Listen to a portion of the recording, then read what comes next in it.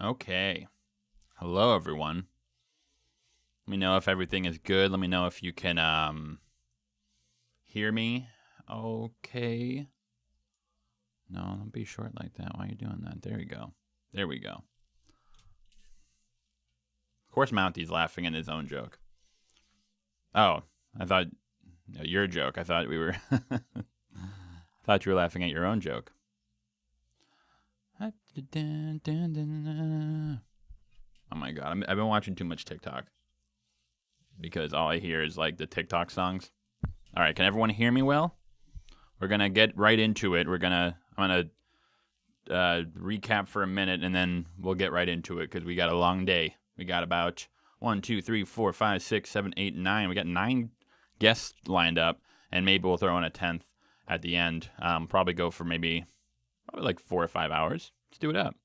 All right, everyone, I think you can hear me. Fantastic. All right, we're going to get started shortly. Real quick, there's a little update. The CDH, if you're watching, I'm going to call you in a second. But quick update. I think the Soprano video just came out. I hope you all enjoyed that. So now that that's out, the Force Diversity video is on its way. I've also added a couple other projects to the docket. I'm going to do an expose on Degrassi Season 6 and why Degrassi the Next Generation, like that Canadian show. I'm going to do an expose on Season 6. I know, Mounty. By the way, there's not going to be a chat on screen because last time it didn't go that well. We got raided by people, I don't know. And so I had to like blur it out when I was editing it. So I think the chat's on the side, so that should be fine. And it always kind of seemed redundant, but yeah, I know. I took the chat off just for in case we get raided again.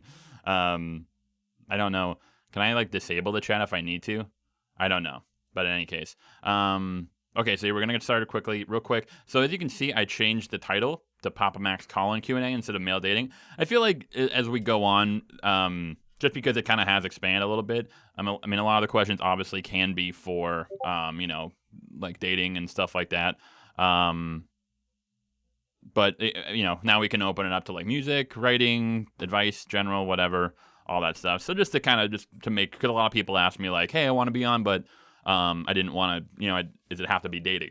And it's like, no, we can talk about anything. So cool. So I'm going to do a expose on Degrassi Season 6 because I think it destroys the show. Yeah, Ricky, you can. Maybe towards the end because we had I have scheduled until 5 p.m. in half-hour blocks. But yeah, I'll hit you up, Ricky.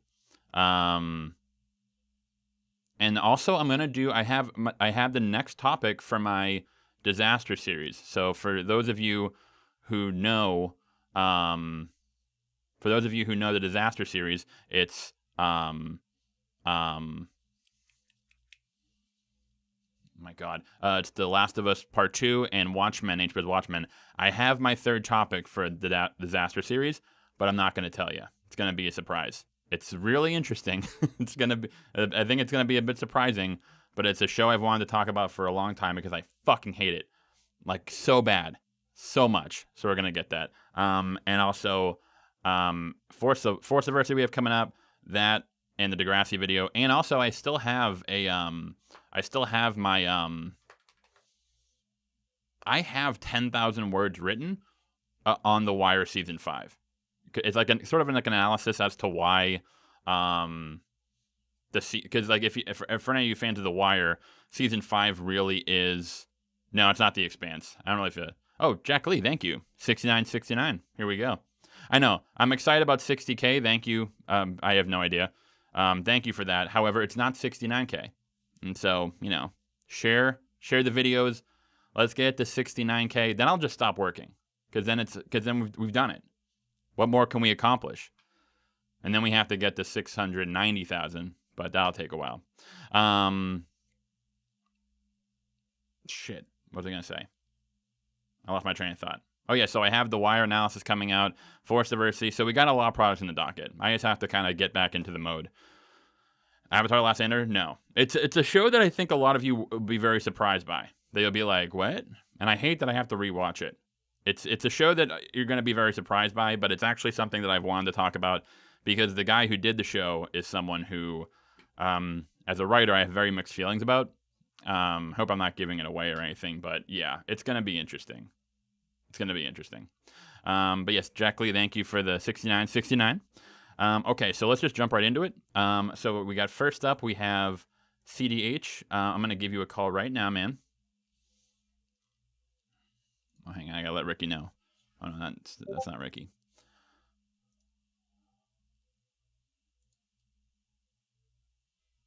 Okay, sorry. I know that I'm sorry. I lost track of a lot of stuff.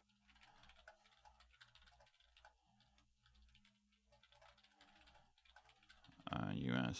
Central. Okay. All right. Let me hop on. Now let's get started. No, it's not lost. Don't worry. Lost. All right, based. I guess we're gonna go late. All right, let's see. All right, let me call him in. All right, so we got our first guest coming in. Let us get going. Hello? Hello? CD, can you hear me?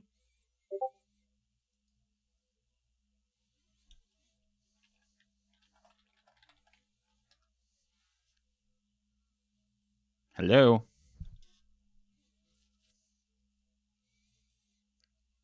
Might have a little technical difficulties. One moment. You can't hear me either? Maybe my Discord settings are fucked. Let's see. No, I feel like it should be good. It looks like my default's good. Here, let me. I'm gonna try calling you again. See, 1 sec.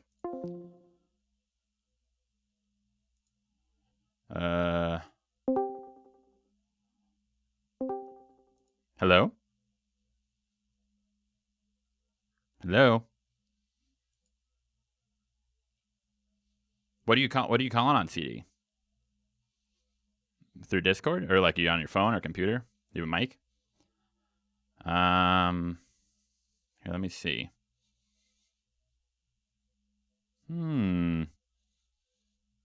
Oh, thank you, Rufio. I appreciate that. Thank you. Thank you for commenting and whatnot. What are you calling on, CD? Do you have a computer, a desktop, a phone, or if worst case, what you can do is just use your phone. Maybe if you have Discord on your phone, that might work. Can you hear me? No, I can't hear you. Your radio sounds. Are you check your mic settings? It might Discord sometimes switches it up or something. Let's see.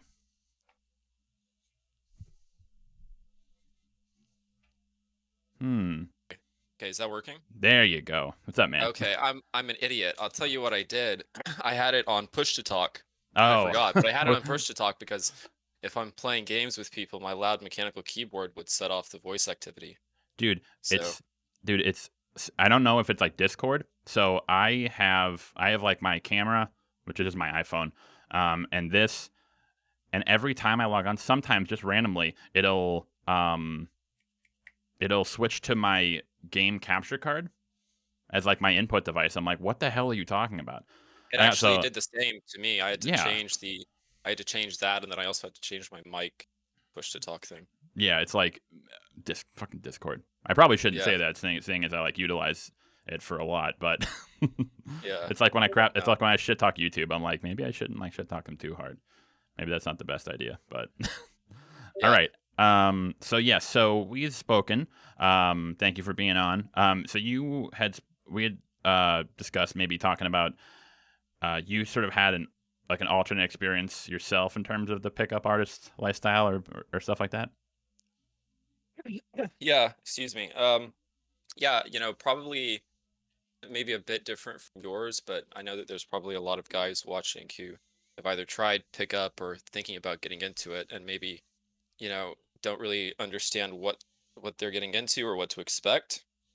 So I did that a few years ago for a few years. So could probably talk about my experiences with that and then see, what you think about that as well. Yeah, sure. So what when did you start and what prompted you to get into it? Um, excuse me, I had some oatmeal. It's just stuck in my throat. No worries. Um, so this was about, God, this was a while ago, maybe 7, 8 years ago is when I Hmm. started. I was in college at the time, and when I first went to college, I kind of had this expectation that, man, college was going to be great, and even if high school wasn't great for me, college was just going to be this amazing experience. And in my freshman year, I just found that that wasn't the case. I really just lacked social skills. That was the problem. And Hmm. so I heard about pickup, and I thought, okay, this is going to change my life. It's kind of the expectation that I have. I'm going to It get does change your laid, and life, just not in the way you may want it to. But yeah, yeah. I guess everything changes your life, but yeah, pickup would, especially just because it's so. If you really do it, it's very kind of experientially. It's like a fire hose of experience. hmm. It's not like if you had to contrast it, it'd be like meditation versus doing a whole lot of shrooms. You know, That's a good like point. meditation is like super easy, but doing pickup is like just consuming a whole bunch of shrooms and then maybe you have a bad trip. Well, that's sort of like how it is. It's like the benefit. A lot of people. I mean, there are some people who even got out or kind of like were not happy that I spoke of pickup in a positive way at all in the video. But the the benefit of it, I think, is just it's kind of like a shock to your system. It makes you get out of your comfort zone. It does Yeah, like it's not even like that little like baby step. Like the thing I went over in the video, like it just like throws you into the pool. Like go to a club and get like shot down by like 10 chicks, and that sounds horrifying to guys, but it is probably like the best thing you can do for your sort of it's like mental health, your relationships, because it desensitizes you. It just kind of gets that it just kind of gets that fear out of it. Like, oh, what if I approach someone and they think I'm creepy or hate me? And it's like that's not going to happen. Like I'm not saying like you'll go up to someone and like get laid immediately, but like it's like these fears of, hey, if I go up to someone and talk to them or ask them a question or something or stop a conversation, it's gonna become this like she's like gonna throw her latte in my face and call me a loser. It's like no, that's so divorced from reality, and you just kind of have to, in order to learn that, you just kind of have to put yourself out there and let it happen. yeah. Honestly though, I do think the aspect of how much you learn from it is up to the individual.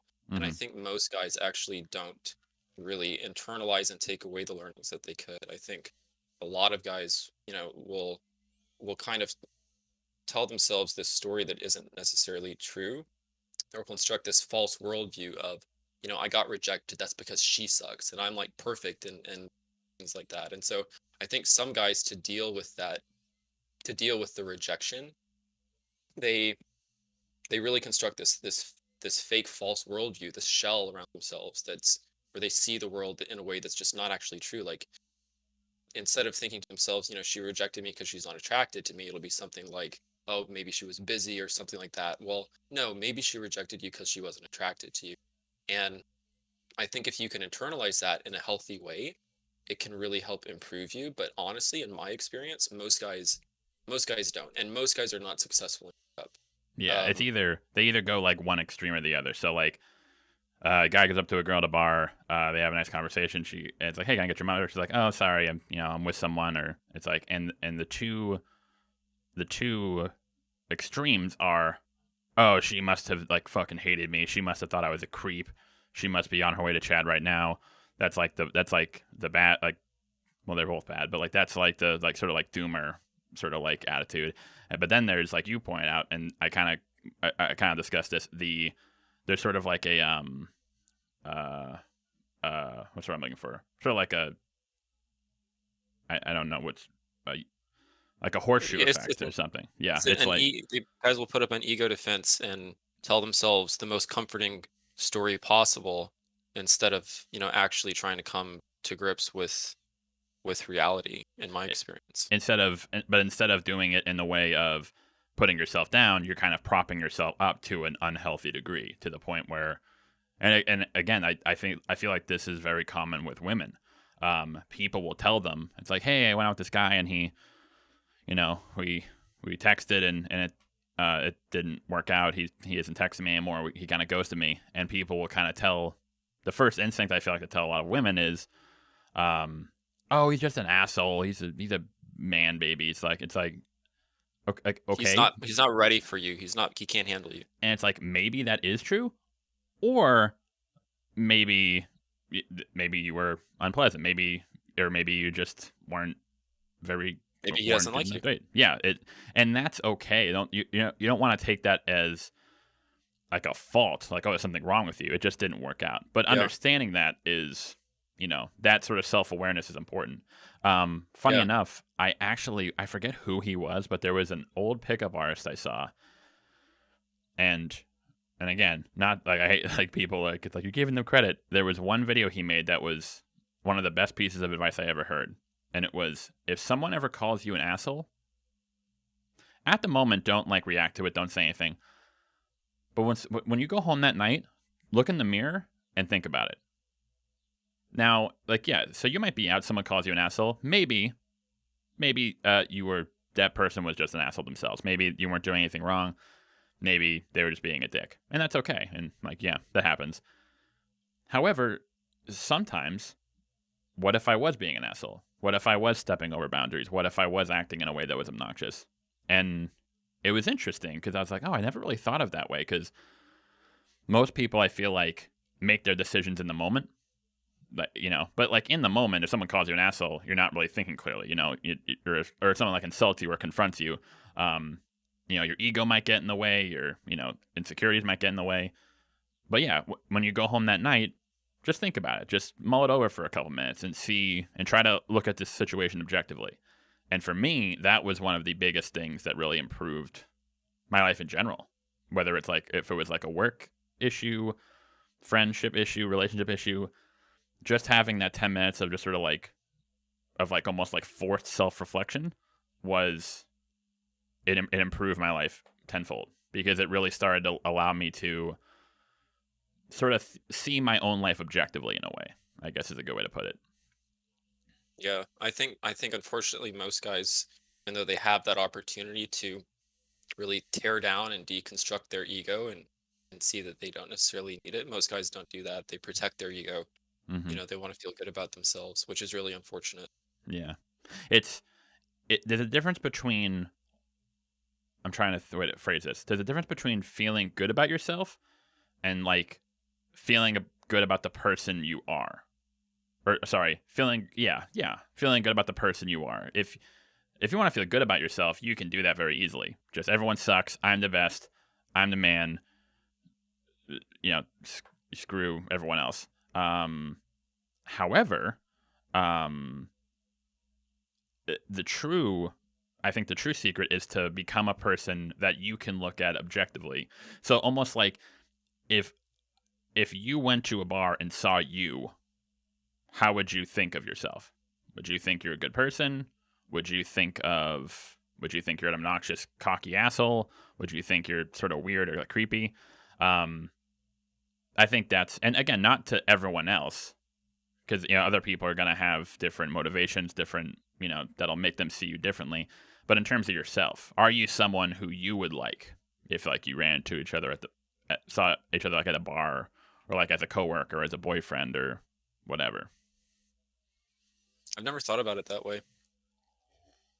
I mean, it's hard to figure out how people see you. You have this first person perspective of your own life that you don't have with other people. So Yeah, it's uh, like, yeah, maybe just a philosophical difference. Personally, I don't even know how I would go about viewing myself in that way, or like accurately seeing how I would look to the third person.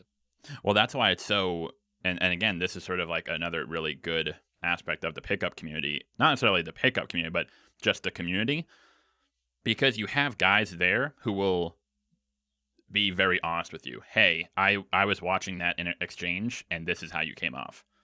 And someone else can be like, or you as the person can be like, oh, I didn't feel that way at all. I thought we were doing fine. Oh, a great example.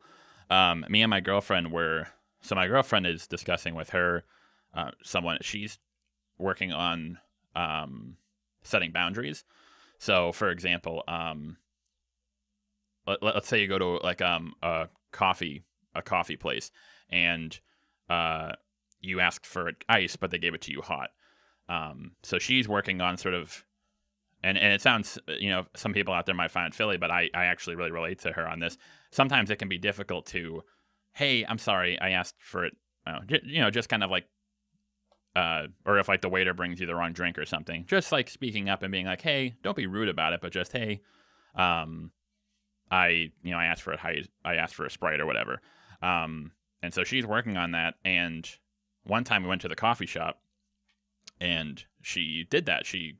They had the drink wrong, and she asked for it. She asked for it iced, and it was hot. And so she goes up and asks for them to make it iced.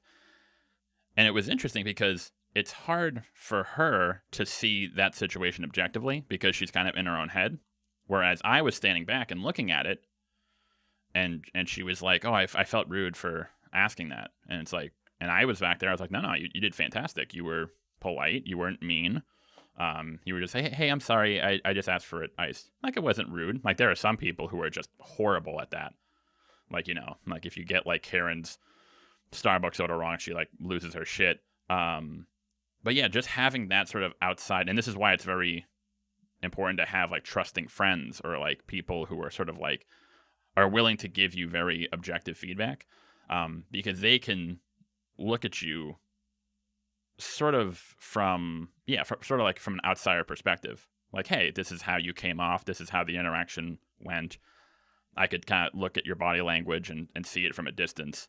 So that's one of the big things that I think is very beneficial of the pickup artist community. It's sort of like a positive side effect. It's not really like a feature. It's more of like a positive side effect of it. Just having a community, having people there who will be very honest and blunt with you, but in a positive way to help you in terms of self-improvement. Yeah, that's interesting because it's actually one of the things that I wanted to bring up, and that is that, while I did pick up and I was relatively successful with it, and maybe most guys aren't, just in that I actually did get laid. In my experience, and this is part of the reason why I stopped doing it, I didn't see much carryover to other areas of my life. I just kind of saw it as this, it seemed to me, it felt like this thing that was really segmented and just this solitary part of my life where doing pickup only got me laid and that's it. Yeah. And eventually I got to a point where I just decided this wasn't making me happy, but I didn't see a whole lot of carryover to other things. I would say I probably improved my social skills more just by, having a job and working in an office and working with people there. Because when you're going out at night, going out to bars and clubs and just talking to girls, that's a very different thing. You're trying to talk to as many people as possible, and it's not. I don't think it's analogous to a lot of other things we do in life. So well, it's funny I you had mentioned. this expectation, but it didn't pan out that way for me. It's funny that you mentioned that because this is one of the biggest things that I hear from a lot of guys who are sort of upset about like the whole pickup thing. They're like, well, girls only want this kind of guy or like the hot guy. It's like, look, if you go, but you also have to sort of like understand the dynamics of where you are. So if you go to a club at like midnight and like, it's like Saturday night, midnight, and you're at a club, and everyone's drunk and like most people are horny, that's a whole different dynamic than if you're like at a bar at like 7 p.m. It's just a different dynamic. It's the people at the club are, you're at a club, you're dancing, it's people want to get freaky. And so it's a different dynamic. And that's this is actually why pickup artists say like, day game, night game, club game, bar game. It's because you almost have to cater yourself 4 different situations. The issue is that a lot of guys only kind of see one side of it. They're just with the intention of like, hey, I need to get laid at like a club or like take a girl home. And like you said, that doesn't have any care. Like, how does that have carryover? However, if you're like, hey, I struck up a conversation with a girl in a bookstore and we had a nice conversation and I got her number, that does have carryover because you're not like trying to like hey, let's get home, let's get out of here. You're more, hey, how are you? How are you doing? And those are just the general social skills that you can carry over to your co-working space or sales, or depending on what your job is, customer service. But yeah, there's a very sometimes narrow view of what pickup specializes in, and if, like you said, if guys get too caught up in it, there's no carryover. They can be like fantastic at like getting chicks or like taking her home, but they have no friends. They don't know their coworkers. They don't really have much social interaction outside of that, and that can be and that kind of like what leads to guys. It can be extremely lonely. It's, hey, yeah, you took that girl home and you slept together, cool, but then she left in the morning and now you're back to square one. Yeah. Yeah. Yeah. And unfortunately, most guys who get into pickup, um, regardless of what story they might want to tell to themselves, are not successful. Just from what I've seen, um, you might attract the black pillars here, but I'll just go ahead and say it. Looks do matter. Um, yeah, unfortunately, Well, um, just to obviously other things matter too, but in the context that most guys are doing pickup, just to looks are actually very important. just the caveat to that, when we say looks are important, that is true, but that's a very broad statement. So what a lot of black pillars or like incels think when like looks matter is, I need to be 6 foot, I need to be ripped, I need to look like Chad Thundercock. That is like what they mean when they say looks matter. What it should mean, and like what people like, I would say, if like looks matter, is, hey, no matter how big you are, no matter how heavy, or no matter what your body shape is, how ripped, how tall, whatever, you need to optimize your look. And that doesn't matter. Like, yeah, again, if you're 5'6" compared to like a 6'3" guy, it's going to be harder. But if you put effort into your appearance, if you check your hair, check your clothes, posture, grooming, stuff like that, that can make a world of difference. Because that actually, a lot of incel guys, they talk about status, social status. That's very telling. If you're someone who knows how to dress, knows how to groom, knows how to take care of yourself, that speaks volumes about not just how you look, like physically attractive. That speaks about who you are. It's funny. I talked about in another stream how many women I've met are very intuitive, in the sense that it's not just what they see, it's like kind of what goes beyond. So for example, the example I used was like, I asked a girl, hey, are you attracted to guys with like 6-packs? And she's like, yeah, I mean, 6-packs are good, but I kind of feel like the guy's probably going to be like vain. Like he probably like looks in the mirror more than I do. And so, yeah, what I've learned with many women is that they tend to be they kind of see beyond. They see a level deeper, more so than guys, at least on average, I would say. They'll look at a guy maybe they'll see a guy who's, maybe he's bigger, maybe he's not like a super Chad with like a square jaw. But if they look at that guy and see him having fun, being confident, he's dressed well, that says something. It's almost like, it almost kind of works in their favor, because it's like, oh, hey, like this guy has like a lot of confidence, even though he's not traditionally attractive. So what is that? I wonder what he has. What has he got going on? And it can be very intriguing. It can be very attractive. So yeah, you are correct. Looks do matter. It's broadening people's horizons when we say looks. Again, if you look like Chad Michael Murray, yeah, like things are going to be a lot easier in general. Or rather, I should say, less things stand in your way. Height or looks or whatever. But that doesn't mean you can't optimize what you have. And what's so sad is that guys who could be, like, if we're just talking in like a 10-point scale, guys who could be like a 7 or 8 because they don't think they can be a 10, they stay at like a 4. And it's like, Yeah. well, you don't want to do that. You have so much to offer. You have so much to improve, and you have so much potential. Don't waste it just because you're not going to be, you know, like a aesthetic god king. It's like, whatever. There's no one, like hardly anyone And is you that. can So also go to the gym. That's a long-term commitment, but you yeah, can go to the gym. and Also, two things about that. So looks do matter. Unfortunately, like if you control for everything else, if you control for all other variables, looks do matter, however broadly we define that. But the way that you respond to that internally, your emotional response to that is completely up to you. So you precisely. can either freak out and go, "Oh my God, that's terrible. My life sucks. I'm going to be a black pillar and maybe, go on a murderous rampage." Or you can say, there's a lot of things in life that I can't control. I'm going to accept that which I can't control, and I'm going to work on those things that I can. And that is completely up to you. Mm-hmm. And then the other thing is that even if looks do matter, I do think your energy matters a lot more. How you come across, how you carry yourself, how confident you are.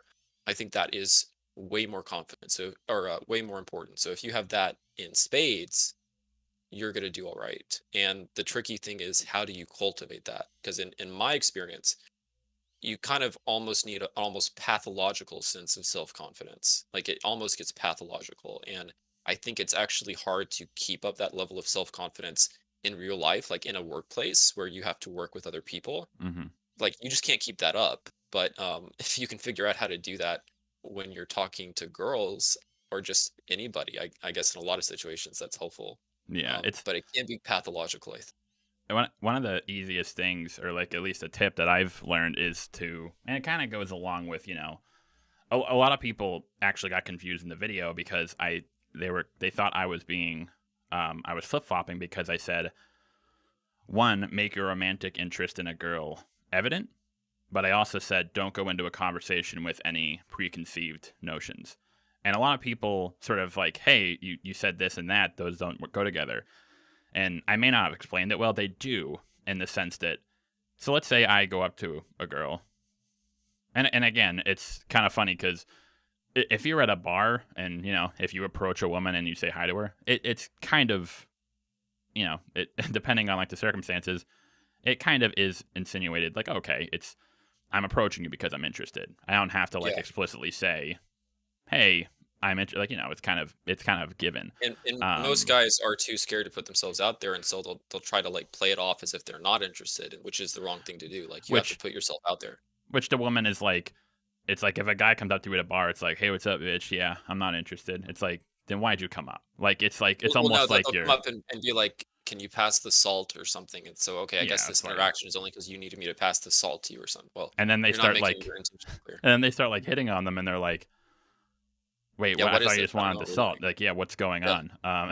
It's like that doing, and that's sort of like what guys don't get. It's like, it's the like, and it kind of goes back to the whole negging thing. Negging is supposed to be playful, like kind of just like playful teasing, like, oh no, if you're my type, but like in a fun, flirty way. It's kind of like, do pickup lines work?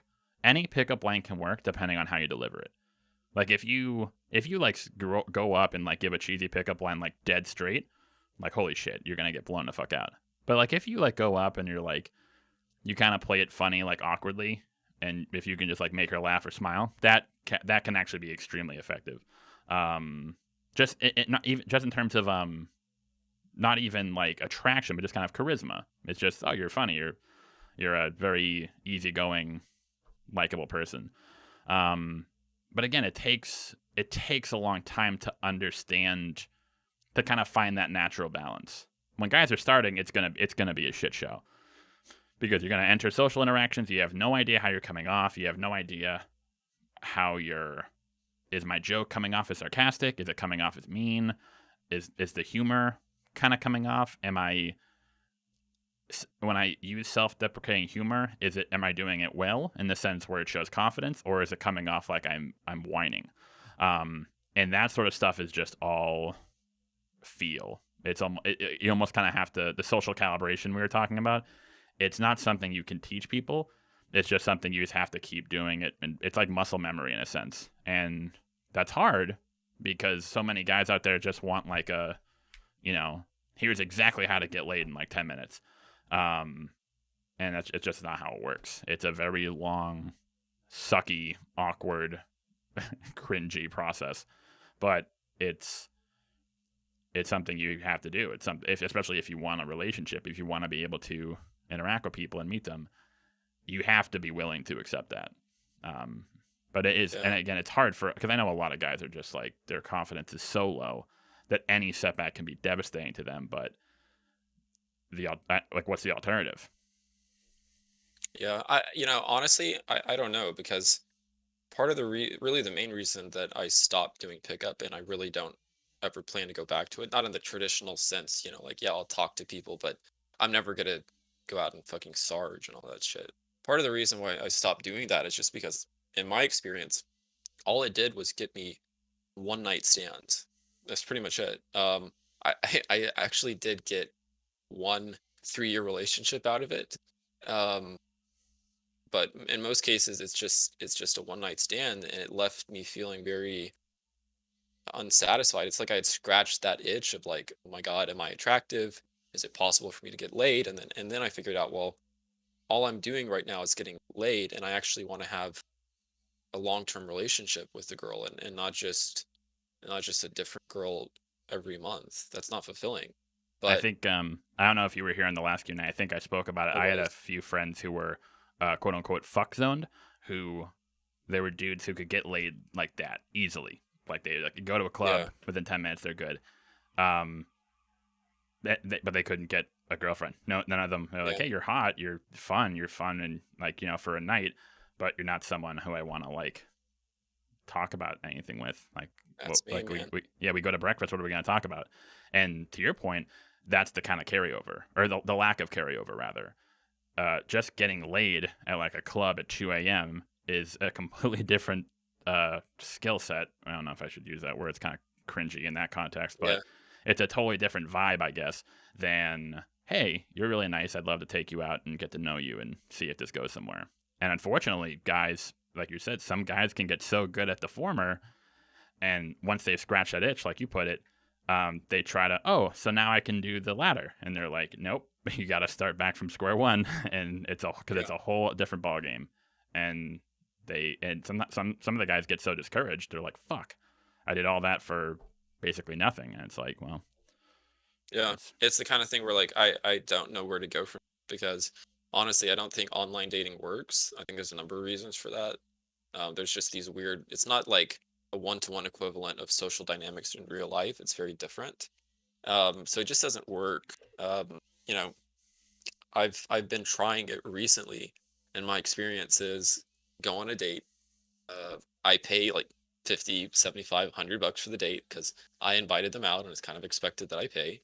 And then we have one date and we're really not compatible, either because they're not attracted to me or I'm not attracted to them.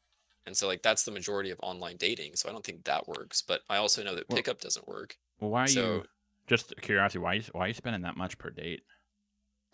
I don't know. It's just you go out for, well, part of the reason is, with COVID, you go out for a date, you can't just get drinks, you also have to buy food.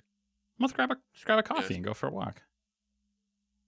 Yeah, I suggested coffee a few times. I guess I don't know. I just always say drinks. Um, Oh, well, you guys drink a lot then. I no, the well, drinks. I live in an expensive city. oh, That's I just what see. they cost. You both get two mixed drinks, and you're at like 50 bucks, seventy Well, I would. bucks. So if just to, because I know we have to wrap up soon, but I would say the Yeah, biggest thing I would suggest for you is try to don't set up the first. Try not to think of it as setting up a date. Try to think of it as setting up a initial meeting. So that's sort of like why I in the video I said like, hey, try to like set a meetup as soon as possible. Because again, you're on Tinder, Bumble. These things are to meet up. They're not just to talk endlessly or for like a week. You like the whole point if someone's on there is ideally to meet up. So if you're like I've heard some people, yeah, we chat for a week on Tinder. I'm like, why? What are you doing? Like, obviously, if you can like make a conversation go for a week, you should be able to go out and grab a coffee. But yeah, try to think of it as more to your point. And again, like whether it's drinks or dinner or food, I think that can kind of set pressure, especially like we've talked about before, like with women. I think we talked about it in the last stream or something else, but like if you take a woman out to dinner and you pay for the dinner, there can be sort of a expectation there, or not necessarily like you are expecting something in turn, but like she can kind of feel like, oh, what if he is, or should I be nicer? Should I be, do I owe him something? It can kind of just add a lot of stress to the situation. Where if you just go out for a coffee, like, hey, let's go for coffee and go for a walk, sit on the bench, or just grab one or two drinks, and that kind of just sort of takes the pressure off in a sense. It's like we're not. It's like don't even think of it as a date. Think of it as like a tryout for a date in a sense. It kind of takes the Yeah, pressure off a bit. It's like, hey, it's because again, like you said, you might click with someone on like Tinder or like Bumble or like texting, or they might seem cool, and then you meet up and then like within 10 minutes you're like, oh wow, yeah, we're not compatible. Not like that one's bad or the other, but just like, oh, this isn't going to work out. But then you're not like setting expectations for yourself. Oh, we're just seeing, oh, we're not compatible, oh well.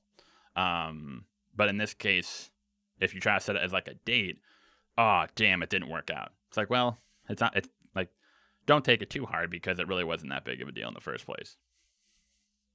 yeah, yeah. I guess I just feel like there's not really, at least in modern society, even in big cities, there's just, unless you have a really large social circle, which I don't, and I think most guys don't. It's really hard to just naturally meet people in real life, and so people think they can just kind of replace that with online dating.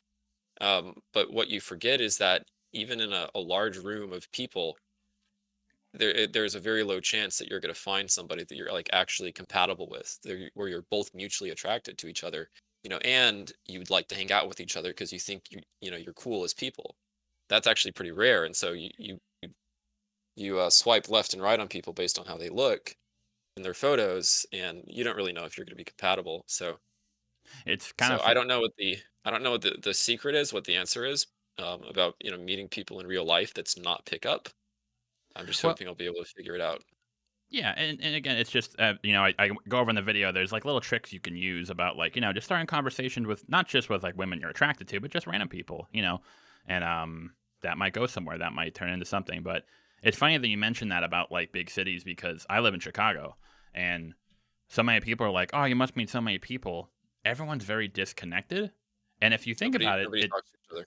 yeah, it's what's interesting is that it's um uh, here's like a metaphor. If you like walk into an elevator and there's one other person there, I feel like you're a lot more likely to like strike up a conversation with that person. Whereas if you walk into an elevator with like 10 people, everyone's quiet. And it's hard to understand like why that's the case. Like especially for me, I feel like the the more intimate I am with someone, if it's just like me or her, or like me or the person, just like us alone. Like if I'm at the gym and I see one other dude working out, like I might strike up a conversation just because, hey, what's up, man? Cool, cool, cool. But if there's a lot of people around, for some reason I don't know why, but at least for me, it's harder. It's a lot less likely that I'll start up a conversation. I don't know why. Like there might be something to do with that. I don't know, but it's interesting and it's hard. And like you said, it's hard in big cities. People think, oh, there's all these people around, and yet everyone feels very disconnected. It's I think you can do an experiment. Try going to a bar in your big city and try talking to some random people, and they'll probably come off very cold shoulder and very clicky. They don't want to talk to you. And then drive an hour out of the city to a small town somewhere, do the same thing in a bar there. People are much more likely to talk to you, and that's my experience. And you're right. Yeah, I don't know why, but is what it is. or Kevin in the chat kind of put a good thing. Or I wouldn't say maybe not group think, but it's kind of like if everyone's standing around a dance floor, once one person starts dancing, it's a lot easier for everyone else. Yeah, I don't know if I would say group think. That might be the best word, but it sort of like breaks the ice for the whole group. Because that can be because you don't want to like strike up a conversation with someone and they're like not interested, and then like everyone else around you sees you. Maybe that's part of it. Kind of like sort of like a social Well, anxiety aspect of it. maybe at maybe like the start of the night, if a club is filling up and everybody there kind of seems awkward, but If you're talking about, most like bars and clubs in a big city, you have groups there. The groups are kind of just staying within their groups. Yeah, So exactly. Well, but probably then a I situation. but then again, there's like that thing of like, hey, you're walking on the street. I can't talk to everyone because look at all these people. They're off to see their friends. Maybe everyone else maybe everyone else is like just alone, and it's it's very strange, the psychology of how sometimes the bigger a group or the more populated area, you can actually become more disconnected.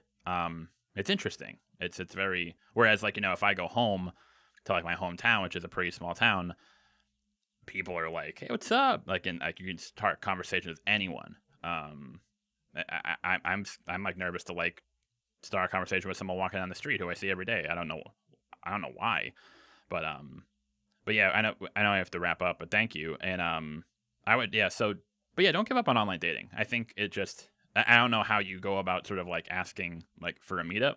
Um, Maybe try instead, like especially maybe not drinks. Maybe just like let's grab a coffee and go for a walk. It kind of takes the pressure off. It's not as much. Don't really think of it as like a date. Think of it more just like, hey, let's meet up and see if we click. You can even say that to like say a woman. It's like, hey, I'd love to like maybe grab a coffee and see if we like we click, and then maybe we can go on a date sometime. Maybe Yeah. yeah, almost like saying like it like that kind of takes the pressure off because you're both like, yeah, let's just meet up and see if we like each other. But if not, it's not a failed date.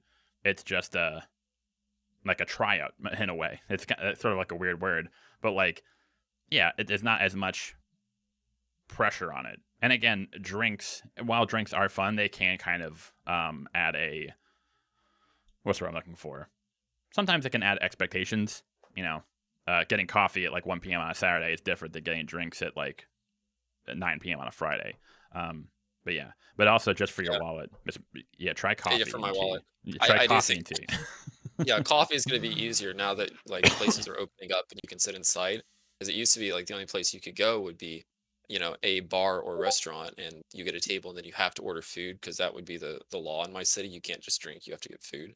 Oh But with yeah, COVID good shutting point. down, it's like easier to go and sit inside of a coffee shop. Yeah, so don't give up, man. I think you'll be good. Yeah, we'll see. Easier on my wallet for sure. Yeah, at least that will be the one silver lining of it. Yeah, yeah. All Well, right, hey but man, it was good to talk to you. you too, man. Yeah. Thanks for having me on. If you ever want to hum back on, just let me know and shoot me a message. Sure. Yeah, absolutely. All right, sweet man. Thanks so much. All right. All right. Bye-bye. Nice. Yeah, it's um yeah, because I always had that issue too, because I would always ask for drinks, but it kind of there is sort of a let's grab drinks on like a Thursday, or well, actually, sometimes even differently. At getting drinks on like a Friday night, can actually be a lot different than asking for drinks on like a Monday night. Because like, hey, let's grab a drink at like 7 at like on a Monday. It kind of takes the pressure because there's sort of like a if you ask for Friday, oh, we have Saturday off. Well, if something happens, where if you ask like on a Monday, it's kind of like, we're just meeting up. Like if something happens, great, but like it's less pressure. That's sort of what I think a lot of people, because people put a lot of pressure on themselves for first dates, which is really silly. Because it's like you don't know anything about this person, and like what if you get there and they're like really rude and mean? That's not you didn't fail. It's not a failed date. It just didn't go well. So yeah, try to almost yeah, that actually, now that I'm thinking about it, that might even be a good strategy. If you're out there and you kind of feel that, like pressure on first dates, instead of phrasing it like, hey, do you want to go out or do you want to go on a date? Phrase it like, hey, how about we meet up for coffee or a drink, see if we like click, and then we can maybe set up a date after that. Just to kind of like take the pressure off. Um, yeah, I think it's a pretty good idea. Yeah. Uh, yeah, Onyx, I just thought of that myself. I never even thought of that. I'm trying to think back on it. I think actually, because I used to do that a lot, I would just be like, hey, do you want to grab a drink after work on like a Tuesday? And I feel like it was usually more successful than if it was like a Saturday or something. Just because there was less pressure of like, ooh, what if something happens and like I go over? It's like, oh, it's Tuesday, If yes, awesome, but maybe not. All right. Okay, sorry. All right, Soup, I'm giving you a call right now.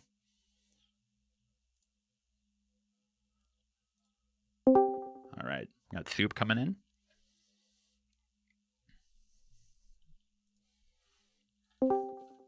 Hello. Yo, how's it going? Can you hear me? Yeah, can you be able to bump up your volume a little bit, or maybe get closer to the Uh, mic? yeah. Just give That's. me a second. Oh no, actually, yeah, it's a little bit closer, probably, or a little bit higher. Okay. All right. Cool. Is this good? Perfect. Awesome. What's up, man? Yeah, sorry, Um, we kind of got started a little late with the technical difficulties, so we're running a little bit behind, but I think everyone's pretty cool.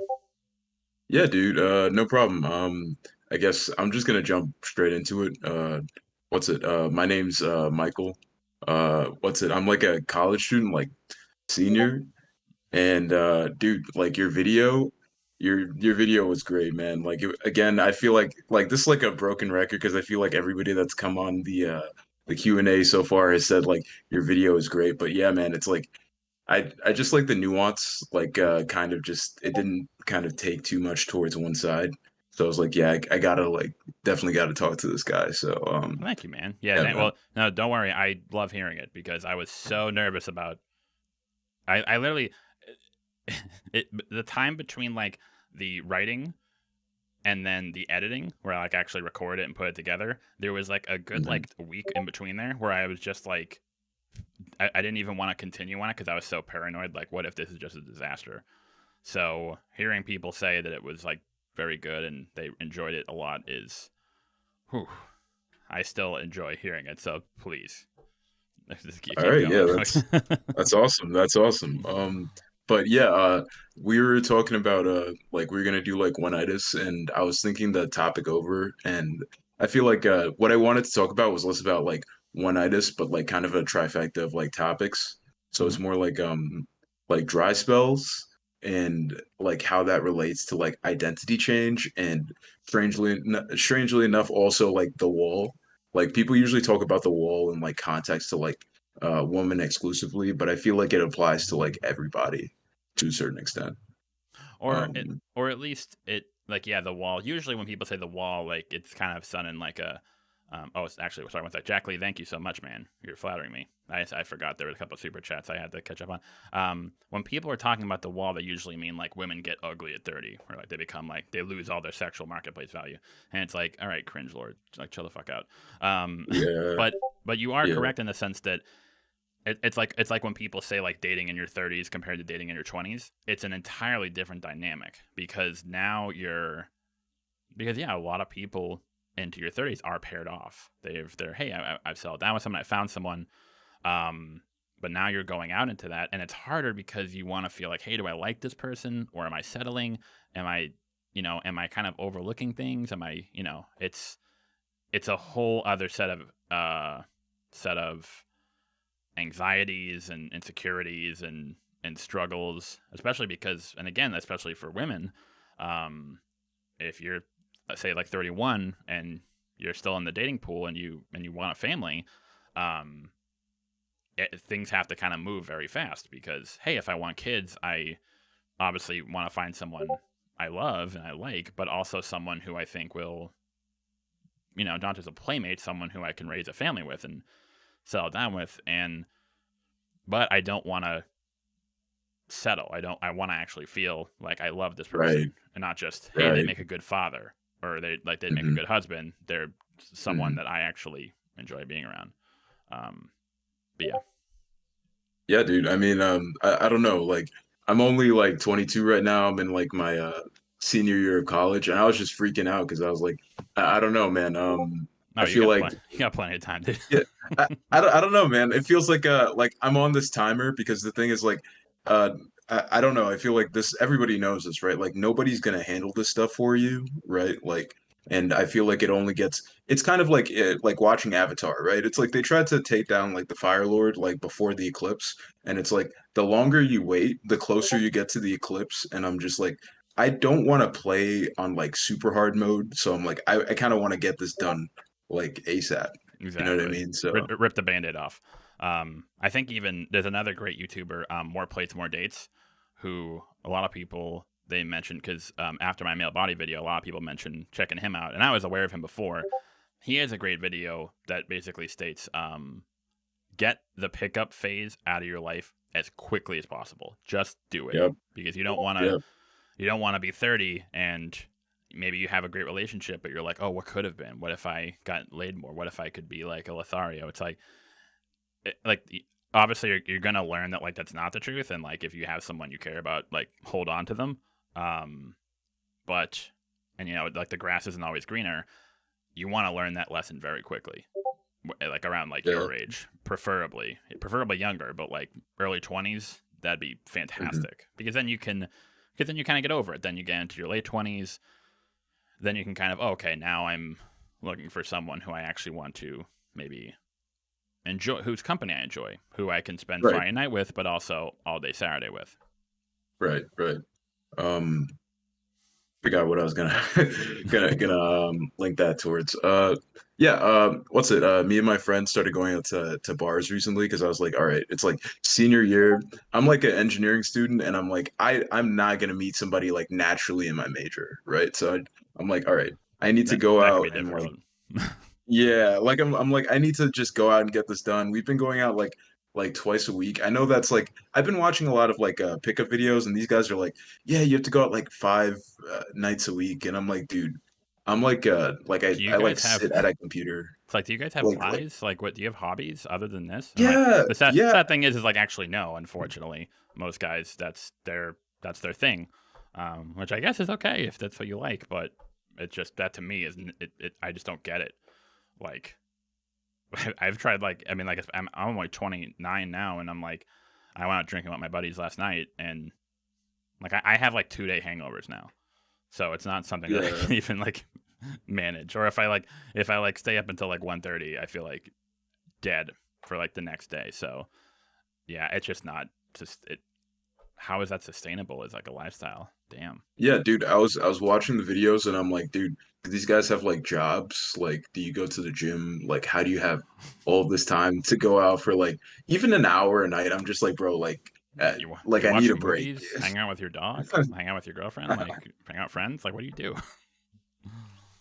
But I mean, Yeah, man, there are but some guys who that's like their thing. Like they're really dedicated to it and they want to get better at it. It's like guys who just spend all the time at the gym.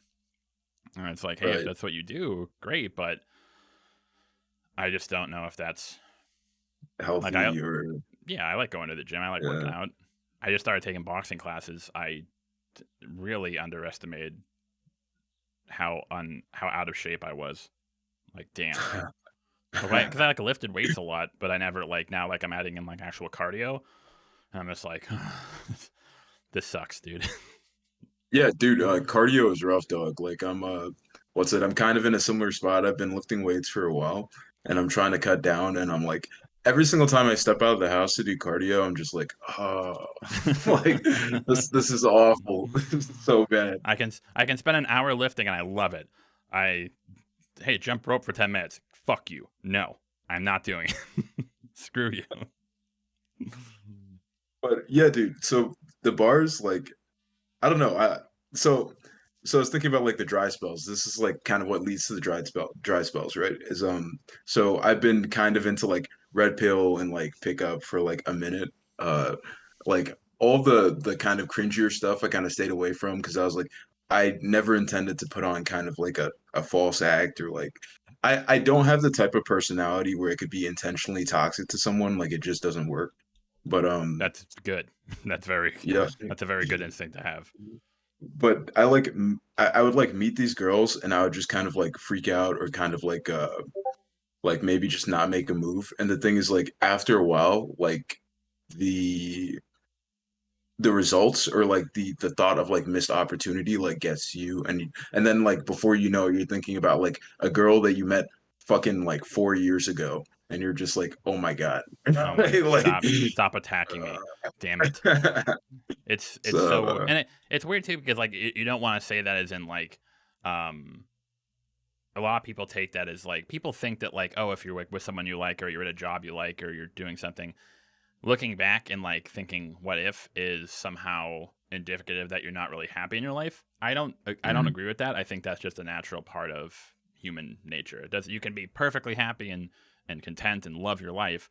Um but that you can still have that like, oh, what if I had done this? What if I had done that? It's like it's not indicative that like there's something wrong in your life. It might be in some cases, but that alone doesn't mean that like, oh, if you think about like the choices you made in the past and what you would have done differently, that must mean that you think you made the wrong choice. It's like that's not what that means. That's not what it means at all. I actually think it's in part why I've spoken about this before, how in the 50s, like a lot of people say, how come people were happier in the 50s? Mm-hmm. And like happier or more content, I guess you should say. And I think one of the reasons is because back then your options were limited. There were less paths in a way. Hey, you can do this or you Right. can do this. If you're a man, you're a woman. And in a way, especially if you're someone who really wasn't sure about their path in life, if you didn't have a passion or, something you like found out that you really loved or wanted to do, that can be very comforting. Hey, here's a path. I'm on the right track. Nowadays, we tell kids, hey, you can do anything. You can go to medical school. You can you can do this and that and move and live abroad. And it's like, that's great. But I think it scares the fuck out of a lot of kids because they pick a path, and now when they look back, it's not just one or two of the choices they're mulling over. Like, oh, what if I had done A or B? It's, oh, what if I had done A, B, C, D, E, F, G, all the way to Z? And it can be very debilitating. It's almost like, hey, I love my life, but like, what if I had taken all these other choices and I could have had 50 different better lives, and like that can be Right. that's a very easy thing to kind of get wrapped up in. But Mm-hmm. yeah, it's a weird side effect of, hey, so many more opportunities and chances, and you can do whatever you want. But in many ways I think that can actually have its faults in a sense, especially if you don't really know what it is that you love, and you kind of find that passion.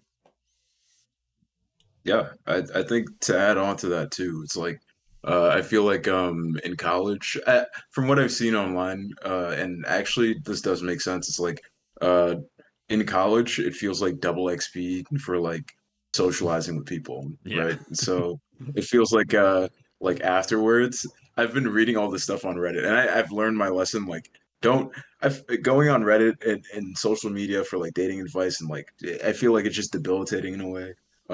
You never know But if the at people giving the advice actually have any success.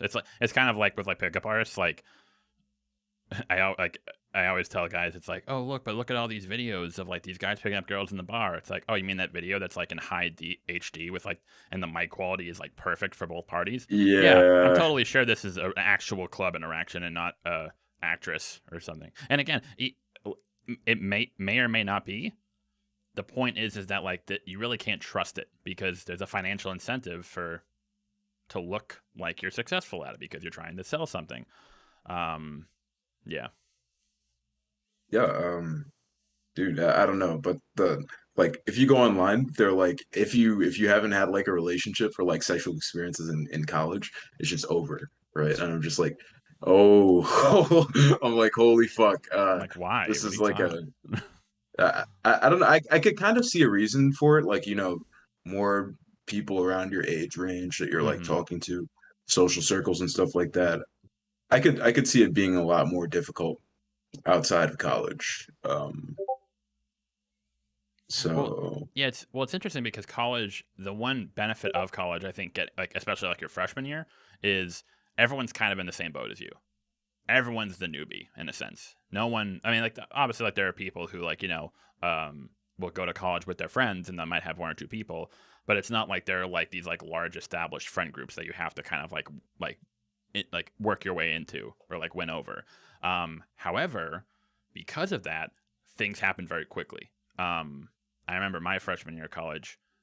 That's how I felt, where I was like, "Hey, I'm so excited to meet people and and like get a social circle." But what I found was is that everyone else was like paranoid about like not having like being in like their tribe, that they found them very quickly. They found like yeah, they like got best friends or like, and they found cliques like very very quickly. dude, Um, it's like 2 weeks after, like everybody meets each other, and then like 2 weeks later, they already have like the groups. Like, and you And it's know. not even that they like actually like, you know, you've known this person for 2 weeks. You don't even know if you really like them or if like they're good friends. But like you're coming from like your high school days where you had like, for most people, you had like, even if like you weren't popular or whatever, you had an established friend group. Even if it was like the band geeks or the jocks or whatever, you had like people who you knew and you could count on and you could hang out with. And then you go to college and that's just gone in a lot of cases. And so people kind of, shit, I need to find something. I need to find people.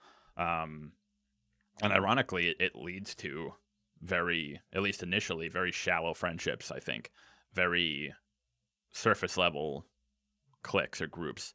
Definitely. And if you don't find that, you can feel very, it can make you feel worse because then you're Yeah. like, oh, I can't find friends. It's like, well, no one really, they're not really friends. They're more just they're more like what's the word I'm looking for? Acquaintances at this point.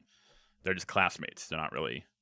But again, if it doesn't happen for like the full year, your first year, it can be very horrifying, and you can be like, oh no, it's over. Like I I mean, failed. dude, the freaky thing that kind of happened with me, right, was like I feel like I just had more like I was more excited to talk to people like high school and like early college. So like at that time I did have like a lot more opportunities. And like stepping out now with like the dry spells and stuff like that, it's like after COVID and stuff, you're just like, man, like am I just like a fucking like a troll or something? Like it feels like you're just like, can I just not attract girls anymore? Like it's so freaky when you go to bars and it's just so much different. Everybody's like older than you. Like there's these like super like the guys have like beards. I'm like this is mad intimidating. If I didn't go out with a friend, like I usually go out with a friend and I'm like if we didn't go out together, I'm pretty sure that there wouldn't like I would have probably quit like a while ago. Um so I don't know, Yeah. just navigating the dry spell is a bit it's just a bit difficult, you know. And like you said, it's like, and I think again we got kind of go over this. Going out alone is infinitely more harder than going out with like just a few buddies. Like Yeah. you go out alone, you hit on someone, it doesn't work out. It can be like you're walking home, you're like, oh fuck, shit. You go to a bar with your friends, you're chilling. You go up to the bar or something, get a drink, and you talk to a girl, and maybe it doesn't work out. Ah, it sucks. You get talking with your friends within like 2 minutes. It's off your mind. And that's really and that's kind of the benefit of the. Again, it's almost like a positive side effect. It's like not really like a feature of it, but like the pickup community, just being around other guys who get it, who like if you get like BTFO'd by a chick or something, or like you get shot down, Hmm. the guys there aren't gonna be like, haha, like loser. They're just gonna be like, don't worry about it, man. And Yeah, I think that can be just be very comforting. this is also great too because it's like I like you have all the guys calling in and like sharing their experiences and stuff. And it's like, hey, I'm not the only guy that's like struggling with this, so it's a little bit comforting, kind of having a little community discussion about issues like this in a way It that's healthy. it's like you're not the only one, but you need to hear it. It's like Yeah, it's like you're not the only person in this position, but you need to actually hear someone vocalize it. It's weird. I don't know why. It just is, or even reading. Sometimes even like reading like Reddit threads, like you'll see that stuff, but even that sometimes can be a little bit disconnected. But it's different if like you're in hmm like the Discord or like the live chat. Just hearing it, like, oh, I'm actually speaking to someone who actually understands what I'm going through right now. I'm not just reading about it. I'm conversing with someone right now who gets it. Um, right. that can be incredibly comforting. It's just even if it doesn't really like necessarily like make you improve your skills, you still have to work on them. It can just make you feel more content with not being where you are right away, because it does take time Right. and everyone's different. But it's not like people like you said, like I used to watch like American Pie. Oh, if you don't get laid before the end of high school, you're a loser. I'm like, what? Mhm. I don't think I kissed a girl. Yeah. No, I did. I don't think I. I don't think I had like a girlfriend until like I had like some relationships in high school, but they were mostly like they were like the equivalent of like a sixth grade girlfriend. Like when you're like, oh, we're dating. It's like, are you though, or you just kind of like say you're dating. I didn't actually get like a full relationship until I was like in like the latter half of my college years. But then like, and I think I was kind of like you. I was like, oh shit, man, I must be a loser. And then I find out that like this is actually very common. It's not really, or it's like me and my girlfriend are watching Degrassi, and all these fucking kids are like in ninth grade, and by the time they're in ninth grade, they've had like 5 relationships, and they've It's had sex. crazy. It's It's really crazy. like what the fuck, dude? Come on, like this is not Yeah. how this works. All these kids are 25.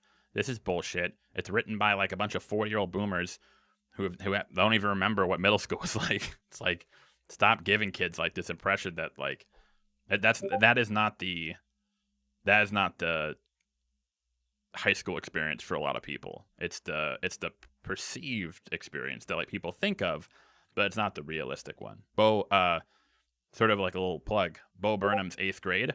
Mhm. That is a movie I think that is like so perfect. Like that's a movie that was like, holy shit. They like he like got the awkwardness, the just the cringe aspect of it, just everything so perfectly right. Whereas other high school movies, it's just like, what world? Like, who wrote this? What world did they live in? Yeah, dude. I feel like media definitely, like Euphoria, all that stuff, it makes you feel like you're behind. Like, I don't know. But yeah, I guess I'll switch over to like long term. The other part of the question that I wanted to ask you about was long term like identity change, Mm-hmm. right? So I feel like modern pickup is more about like uh you have to change who you are in order to change your interactions and make sure this is like a long term thing. Um and I was just wondering like I'm not sure if it's like super feasible like to change your identity for like most people. I don't know. I guess I was just watching like a video by I don't know if you watch Destiny. Um but he was talking with somebody about like incels and about like how basically if you have like low self-esteem or just like I guess you're not very charismatic, those things are kind of locked in and it's just super difficult to change them. And I'm like experiencing this in real time, like going to bars and stuff like that, and feels like there are just so many barriers. So I'm like, I feel like I feel like I can take a lot of punishment. Like I've been kind of doing this for a while, but I just kind of doubt that there could be a future where it's like, hey, this is no longer a problem.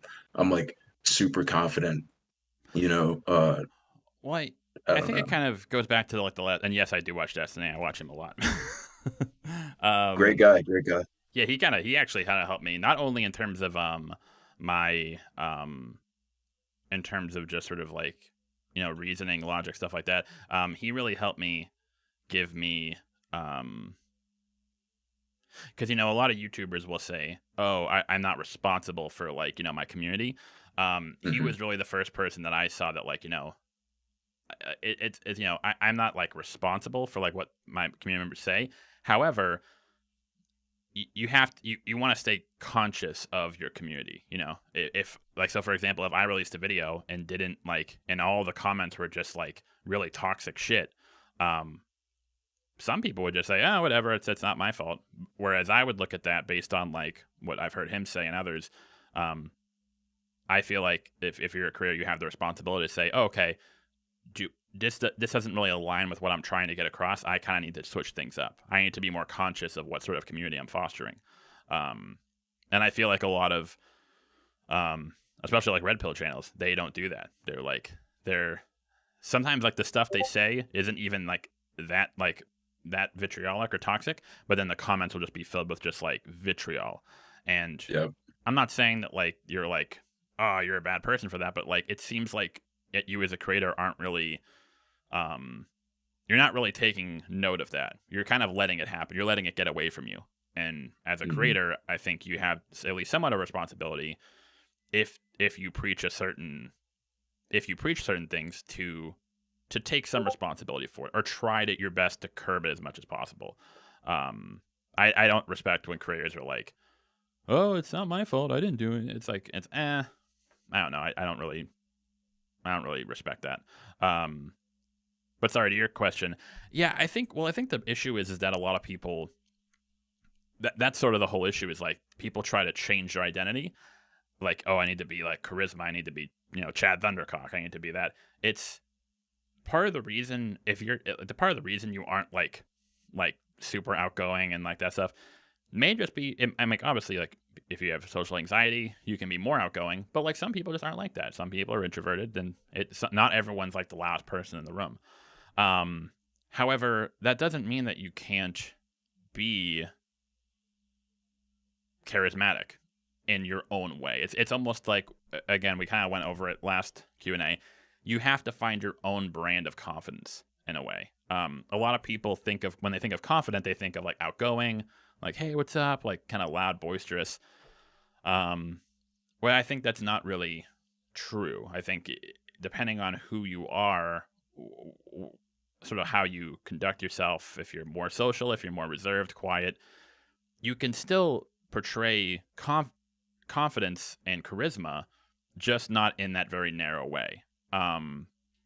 So yeah, it's not about, like you said, it's not about like changing your identity. It's like honing your identity in a sense, finding the strengths of what you have, recognizing them and accentuating them as much as you can, as opposed to just trying to work to be someone completely different. It's like, hey, I'm someone who likes to chill on the computer and edit and watch movies and talk about media, but I want to get girls, so I have to be like, a Chad alpha dude who goes to bars and hits on chicks every weekend. Like, no, you don't. That's not. And even if you do have success, you're probably not going to be happy, because you're going to attract people who are attracted to the person you're trying to be as opposed to the person you are. And you can, I mean, if that's what you want, a relationship where you're kind of feigning your personality of who you are, like, good luck. But to everyone out there who thinks that, I think that's a very ill-advised strategy, because you're not gonna, you just can't sustain that for very long. Yeah, that makes sense. I actually had experience doing that back in high school, kind of just putting on a mask for a while. Uh, Definitely was really exhausting, just kind of having friends that kind of expected you to act a certain way, but it wasn't really necessarily like my personality, so it'd be pretty awkward when the mask came off. But Yeah. Well, and also, especially for dudes who try to, when they're going out with girls, a lot of guys make the mistake of saying stuff like, oh, well, I went out with a girl, but then I opened up to her and she ran away. That's why you can't show weakness or vulnerability to girls, And it's like, it's not that. It's the fact that the reason that she probably wasn't no longer interested, obviously, it maybe you just weren't the person. Maybe she was someone who just doesn't like guys who like talk about their feelings. But who cares about those women? It's the incongruence. It's the fact that you portrayed yourself one way, and then as things went on, you, like, the mask came off in a sense, and so she's like, wait a minute, so who are you? I don't know. Like, I don't know who you are. Like, you were acting this way, yeah, and now you're this way. And it's not that I don't hmm like you, like this person that you are. I actually like you too, but it's not the person you were. So how can I trust you? How can I trust that this is the real you? Is this another act? And yeah, that's just not a good strategy. It's exhausting. You have to be able to find the middle ground of being yourself confidently yourself in a way, and that can be difficult. But there are things you can do. So, for example, like here, like, I love editing and media and stuff like that. Now, usually that isn't something that's very social. That's very hmm closed off. However, when hmm I found YouTube, I was like, oh, hey, here's a way that I can make my passions, the stuff I'm interested in, more social. If you're someone who likes and media, social media is such a great tool for this, like TikTok, YouTube. If you're someone who likes painting or likes like building Legos or models or something, there are ways that you can get yourself out there. There are showcases. There are, actually, funny enough, I went to the War Tower the other day, and they have a gaming shop in there, And the little gaming shop hosts like Magic the Gathering tournaments or like Yu-Gi-Oh tournaments. So like, yeah, so Okay. that's something that like, you think of like, oh, a dude who likes Magic the Gathering or Yu-Gi-Oh, he must be like a loser in his bed, or like who's like just sits in his room. Like, no, these guys are all like, they're hanging out with people, they're friends, they're like having fun, they're getting food. It's like there are ways that you can take your what you love and who you are and find a community where you can where you can sort of be confident about it. D&D is a great, if anyone who plays Dungeons and Dragons, like that is a massively social thing that people have like really great friends with, and you can like express yourself and be confident and feel comfortable in that space. It's when guys feel like, oh, I need to be comfortable in this space when I'm out of my element, and like, well, you don't have to. You think you do, but you don't have to. And that can be hard depending on what it is. I play guitar, and a lot of people, I've heard that guys too. It's like, I'm a good guy, I play guitar. Does anyone know you play guitar? When like, if you like, if you're chilling with like a woman, or like if you're with your friends, do they even know you play guitar? It's like, why don't you try, I don't know, taking taking a group guitar lesson class, or maybe playing in an open mic night one night or something. There are things you can do. There are always ways to kind of like show people who you are, and show that you're confident about who you are, and that will attract people who like you for who you are, as opposed to this person you're trying to be. It's it's all the biggest problem with a lot of the like red pill and pickup artist stuff is it's very narrow minded. It's you have to be this one thing to get women, which is what leads to, oh, all women like this, and that's when the generalizations come in. It's like, no, that's just absurd. You might attract a very particular sort of woman, but why do that if that's not who you are? Why do that if that's not the woman you're even interested in? Why not? There's so many other avenues, so many other women out there who will like you, but you have to find ways to demonstrate it. Right. Yeah. I think it's funny that you kind of mentioned that, because I don't know, like I've already mentioned that like I'm pretty into fitness, but I I don't know, people have always recommended like let's say I meet somebody in the gym, they're like, why don't you have an Instagram page? Because I don't post anything on Instagram Yeah, me neither. or social media. Yeah, I'm just like, I don't know.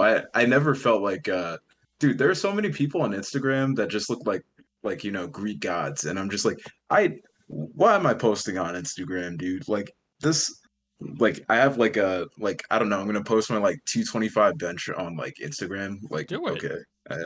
I mean, yeah, Do it. I should probably do it. Yeah. Well, think of it this way. A lot of people, I think, will find that refreshing. Like, if I see an Instagram post of like a dude who's like, yeah, man, I just hit 4 plates, and he's like a fitness model, I'm like, okay, cool, bro. If I see a dude who's like, hey, I've only been working out for like 2 months, and I finally hit like 135 bench, I'm like, fuck yeah, dude, hell yeah, because that shows to me, because again, it kind of goes back to what I was saying about women being intuitive. If you look like Chad Thundercock, if you're like 6'2", if you're like ripped and like have like perfect bone structure, it's very easy to be confident because it kind of comes easy to you. However, if I see someone who is sort of like, not necessarily conventionally unattractive, but just sort of like isn't like, isn't like 6'2", maybe he's like 5'7", and maybe a bit bigger. Maybe he has like a curly, like aren't red hair or something. I don't know, like something like someone who isn't like would be like conventionally attractive. If I see that person confident, to me, I find that a lot more charismatic. Like I've met a lot of women who, if I meet a woman who is like very gorgeous, like sort of conventionally attractive, and she's very confident, well, it's like, okay, well, that figures. But I've met women who, who maybe weren't like super skinny, they were kind of bigger, maybe they weren't like super conventionally attractive, but they were so engaging and so charismatic. And that drew me to them even more. I was like, oh shit, what you like teach me your ways. Like, how are you, you don't have these like sort of like, you don't have sort of like the privileges that other people have, and yet you still have this confidence. What is it about you that gives you that confidence? I want to see. I'm curious about it. So yeah, a lot of people I actually think can a lot of guys think that their lack of height or muscles or like looks can actually be or is a is a handicap. But I actually think depending on how you portray yourself, it actually can be a leg up. It actually can do a lot more. It can be very or it's even like if I see like a songwriter. If I see like a songwriter, like like a guitarist who's very attractive looking, it's like, okay, well, that figures. But if I see a dude, I remember, I forget where I was. I went to a show with my girlfriend, and it was like kind of like an open mic sort of thing, and there was like a bigger dude, and like you look at him, you think this dude probably like sits in his room and plays World of Warcraft all day, and he had a guitar and he started singing like songs he wrote, and they were beautiful, and it was like, holy shit, like this is, and it added to that because I'm like, damn, dude, like the fact that like you put yourself out there knowing that people were probably going to comment on stupid shit like that doesn't matter, like your weight, and not just look past your art. The fact that you had the confidence to do that is inspiring. It shows a lot of people like, hey, it's okay. There are other people out there who you don't have to look like an Instagram model to show who you are and show people and put yourself out there. And like, look at me. I look like Seth Rogen's like lispy cousin. And so yeah, but yeah, post on Instagram, man. Do it. You deserve to. Dude, yeah, I definitely appreciate the take. I've never really thought about it that way. Yeah, I've never thought about it that way. I'm just like, I'm gonna post my little like deadlift on Instagram. People are gonna be like, okay, I could lift more than him. But yeah, yeah. and people will say that, but then everyone else in the comments are like, shut the fuck up, dude. Like, what? Get out of here. Oh, you can lift more than him? Cool. Go away. Go post your own. Don't rain on someone else's parade. And I think people really respond to that. People, they like seeing themselves. Like they like, there's a great Twitter account, dudes posting their W's. And I love it because it's not like, oh, this dude like starts a business. This dude like graduated with like a doctorate. It's like, hey, this dude won his local chess tournament, or like this dude like made a bench or something, like just like stuff like that, where it's like, fuck yeah. You don't have to, being successful doesn't mean you have to be, I have 3 degrees and like I run my own business. It's just, hey, I have social anxiety and I struck up a conversation with a woman today. Fuck yeah, dude. And I think people are really drawn to that. And one last thing I kind of wanted to point out or like talk to you about was the vulnerability thing, like talking with women and stuff like that. Mm-hmm. So, I mean, for the longest time, that kind of freaked me out because I remember this is like way back, like literally like maybe like early college. I remember like listening to Joe Rogan speak on like his podcast, and he was like, I remember being like 20 in a car, and like I got some bad news, and I started crying, and like I was like in the car with the girl, and the girl was like, "Are you serious?" And I'm like, damn. Like I was just like, I've never like I feel like I still wouldn't like, even if I knew somebody for a while, like I don't do that, kind of like cry around them, but just even bringing up your problems to a woman, it's just kind of like that's still something like I struggle with, Absolutely. Yeah, and it can be hard, especially like in that case with like Joe. I'm sure that like that woman isn't the norm. But there are people like that out there, like women who like, if a guy like shows any sort of vulnerability or stuff like that, that can be, oh, I'm gone. Like fuck those women, they suck. But it can sort of like give you like residual trauma in a sense, where you're like, oh, when you meet the next woman, oh, what if she hates me too? And like I said it before, like in my life, I've had issues where like I'm upset or like I have trouble like performing in the bedroom or something. And every time I'm the one who makes a big deal out of it. The woman I'm with usually is like, no, it's cool, man. Don't worry about it. It's not a big deal. Like, or it's like, or if I'm upset, they're like, yeah, let's just talk about it. It's cool. I am the one who's like, no, I'm a man. This doesn't happen. What? And I'm the one who like makes a big deal. But then if the woman ended up did like breaking up with me, it wasn't because I showed vulnerability. It was my inability to show vulnerability. It was the fact that I was so I wasn't able to open up at all. I was trying to put up this front, and that screams insecurity. It's like everyone like gets upset, everyone gets vulnerable, everyone has flaws. If you're, and obviously you want to be able to talk, you don't want them to like consume your life, but you also don't want to pretend like you're perfect, because that's not true, and it just shows it's just insecure. If you're not self-aware, then you're not improving your life. You're just standing still. You're not solving a problem. You're just pretending like there isn't one, even when there is clearly a problem. Yeah. So, but yeah, it can be difficult though. So I hope you're not afraid. And I know, and again, it can be difficult, but don't be afraid to, open up a bit. Don't, obviously like, don't like first date, like, hey, so here's my life story and all my fears and hopes and dreams. But, it's like, yeah, it takes time, but you do have to put yourself on the wire. You do have to be trusting. And there are going to be some women who are just a waste of your time, who are like, oh, bye, loser.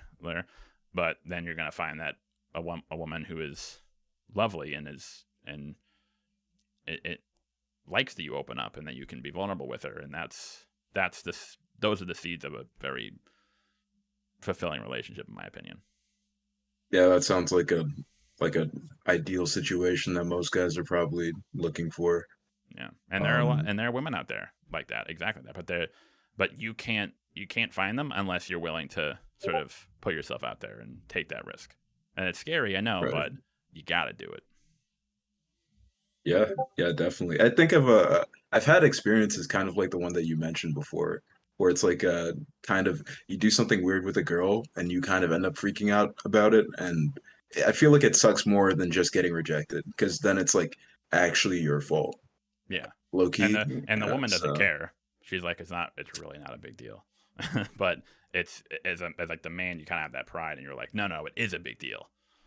Like, oh, I wasn't in the mood for sex after a long stressful day of work. This must mean that I'm a invalid cuck. And it's like, what? No, what are you talking about? Stop it. And yeah, but yeah, I mean, man. but Oh, sorry, go ahead. yeah, I don't have anything else to talk about. I don't want to hold you guys up for too long, but it was good talking. This was awesome. Yeah, Yeah, absolutely, man. Thank you so much, and thank you. But yeah, if you ever want to talk again, shoot me a message. definitely, dude. All right, thanks, man. Have a good one. All right, man. Peace. Yeah, that's, again, it's, when it comes to vulnerability, it's a lot of guys. It depends. It depends on how you frame it. If you're on a date and you're like a blubbering mess, like, oh, I hate my life, that's not good. But like, it's like, hey, these are things I've struggled with, and these are how I'm overcoming them. That to me is strength, and it shows strength of character. And are there women out there who don't like that? Sure. Run.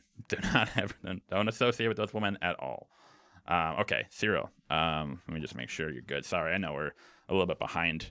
Yeah, I scheduled everyone for 30 minutes, but I know that we get talking and it can be hard. So maybe like in the future I'll schedule for like 45 or an hour. Hello. Hello. What's up, my man? Sorry, I know we're running a little late. That was my fault. Yes, I can hear you. Can you hear me? Yeah. All right, perfect. I can. Let me turn you up a little bit. Perfect. All right, cool. So let's dive right into it, just because I know I'm running a little bit behind. Thank you for being patient.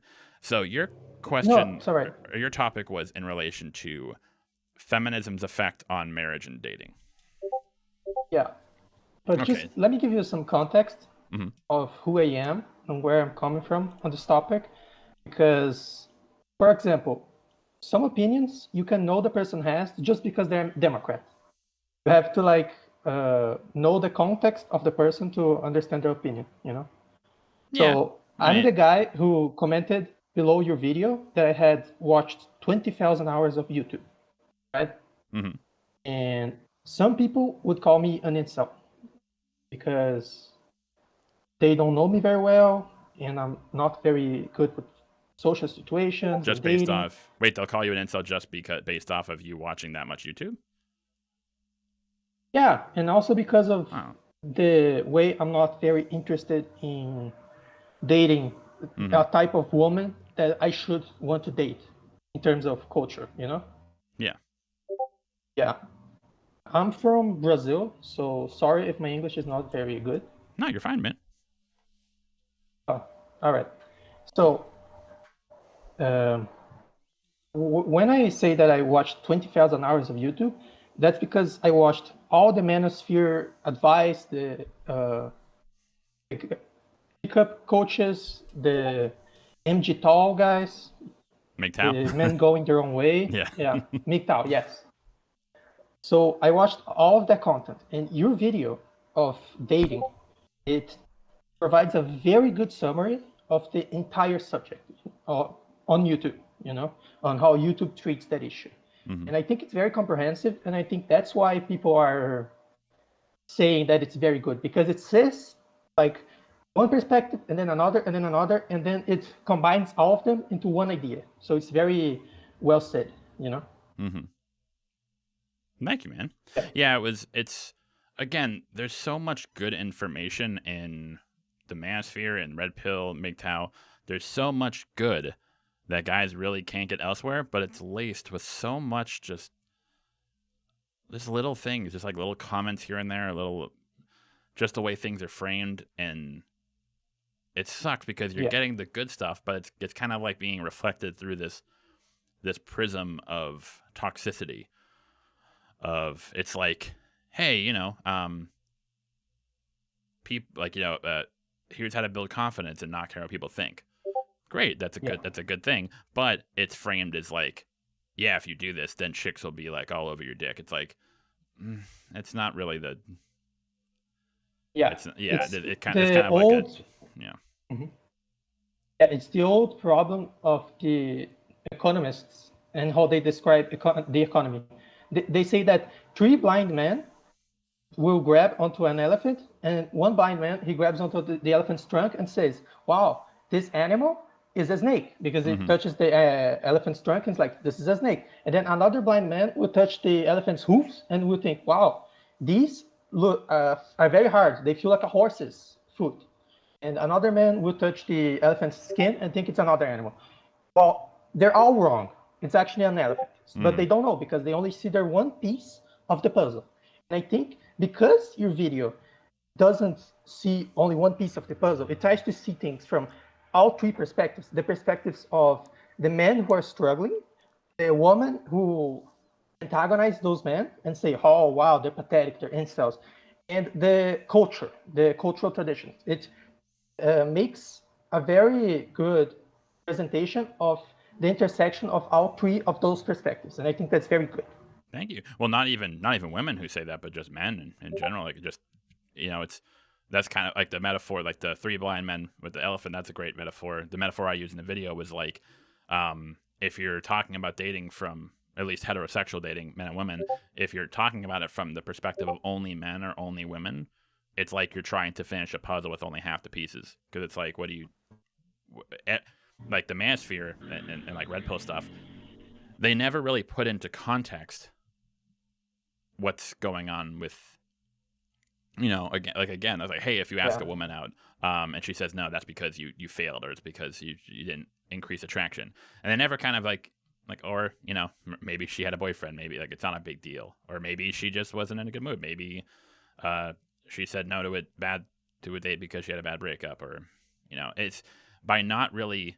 And this is kind of, it was really upsetting because a lot of people on the video, or I shouldn't say a lot, a select few thought that in the video I had said I was letting women off the hook, and I didn't. I was like, I don't know what you mean by that. It's because so much Manosphere stuff says it basically casts the worst possible intentions on women in many scenarios. Yeah. Oh, if she did this, it's because she's a fucking bitch and she wanted to hurt you. It's like, I feel like there's like a lot other explanations for that, and trying to like, and just like going like doomer mode and just assuming it's like the worst possible intention is a terrible way to. I would actually argue the opposite is like a very good way to live your life.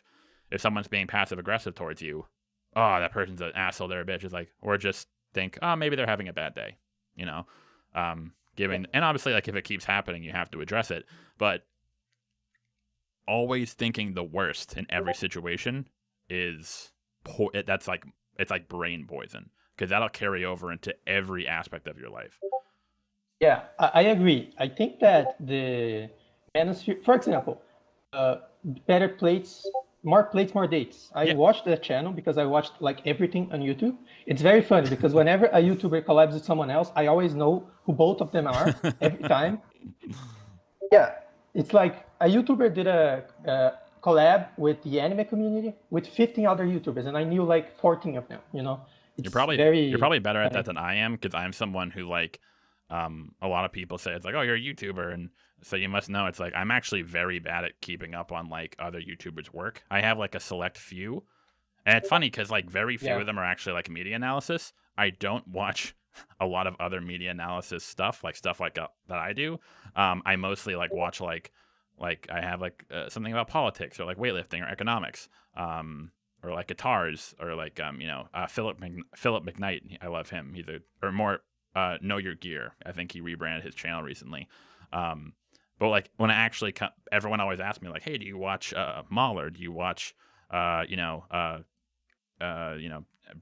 or other media social issues channels? I'm like, a little, but like not really. And I don't know if it's because I don't want to, I want to make sure I'm not ripping someone off even unintentionally. But yeah, I don't know why. It's just like my YouTube tastes are completely different than what you would think based on my channel. True.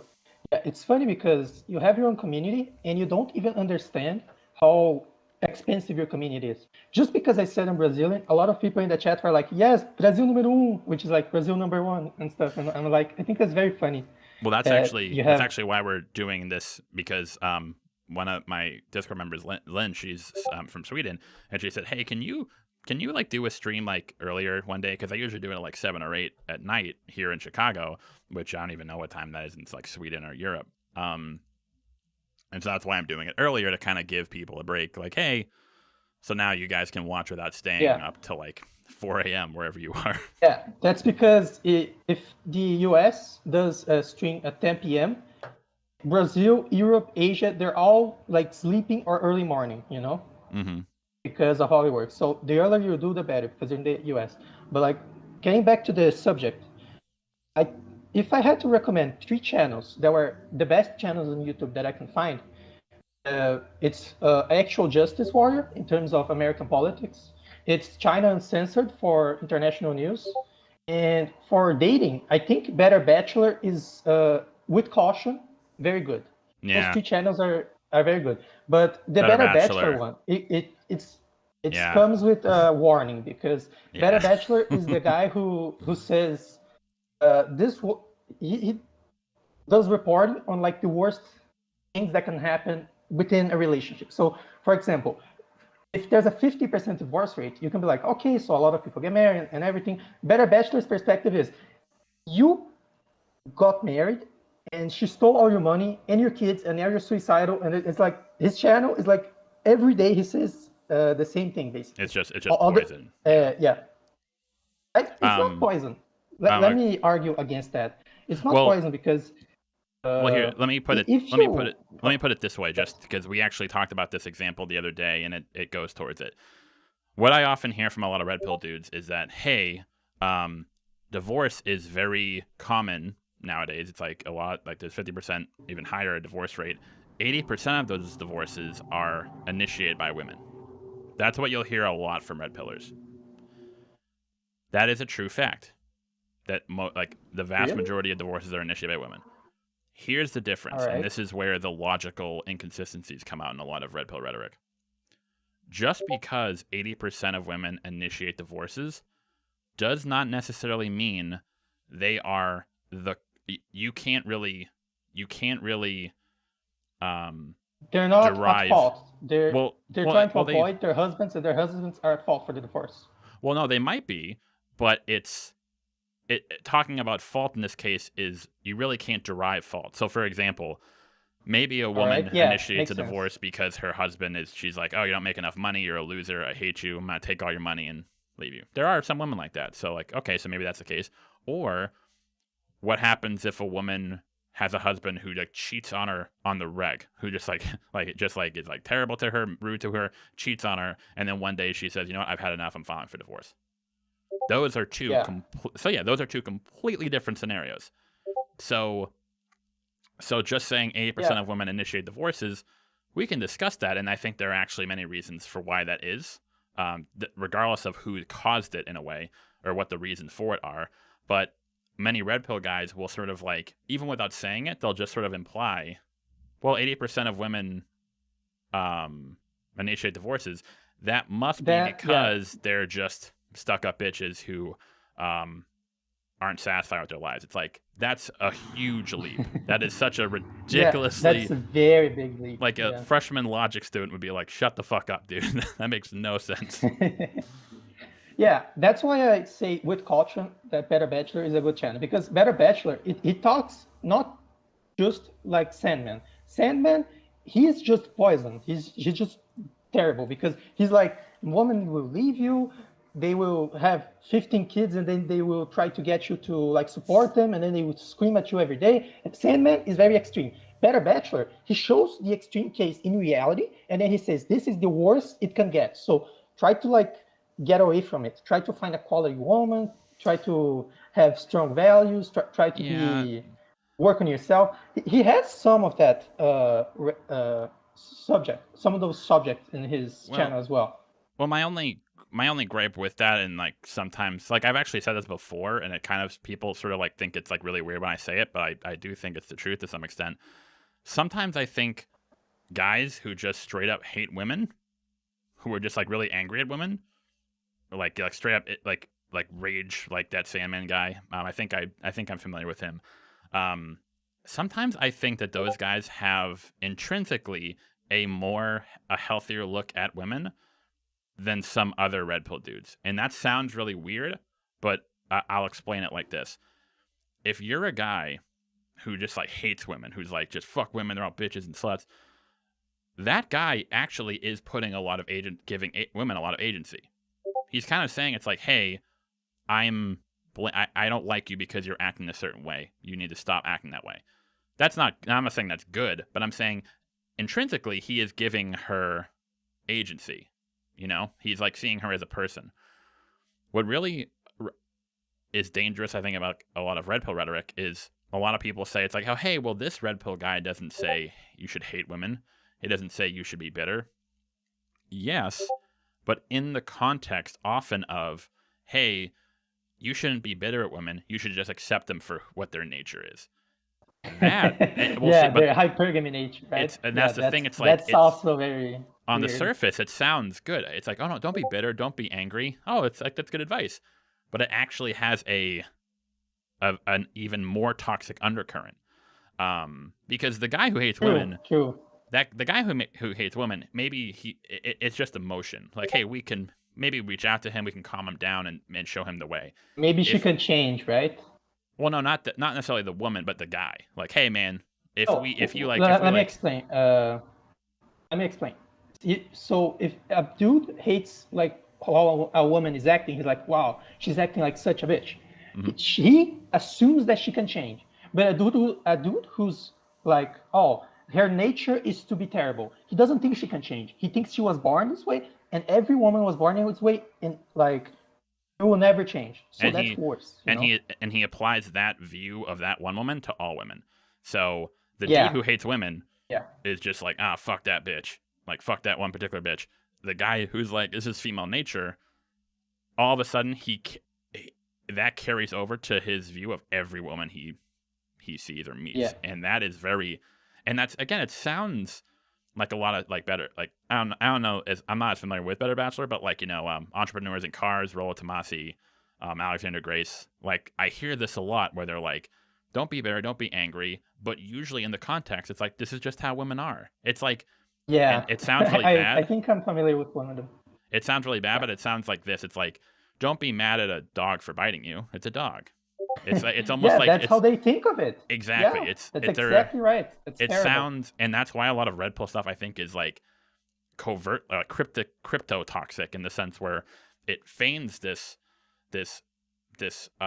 image of self-improvement and positivity and self-assurance, but underneath it, it's got very, very, very toxic views that kind of seep into guys's.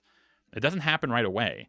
It kind of seeps in slowly, and in like 5 years down the line of listening to it, they might seem like they're in a good place. They might seem confident. They might seem like they're happy and self-assured and confident, but they have such ingrained views about women that they can't form an intimate relationship because they can't really trust the woman they're with. They don't see her as an individual. They just see her as a woman who is less what's the word I'm looking for? Less reliant on her nature, I guess you could say, which is it's such a terrible viewpoint to hold.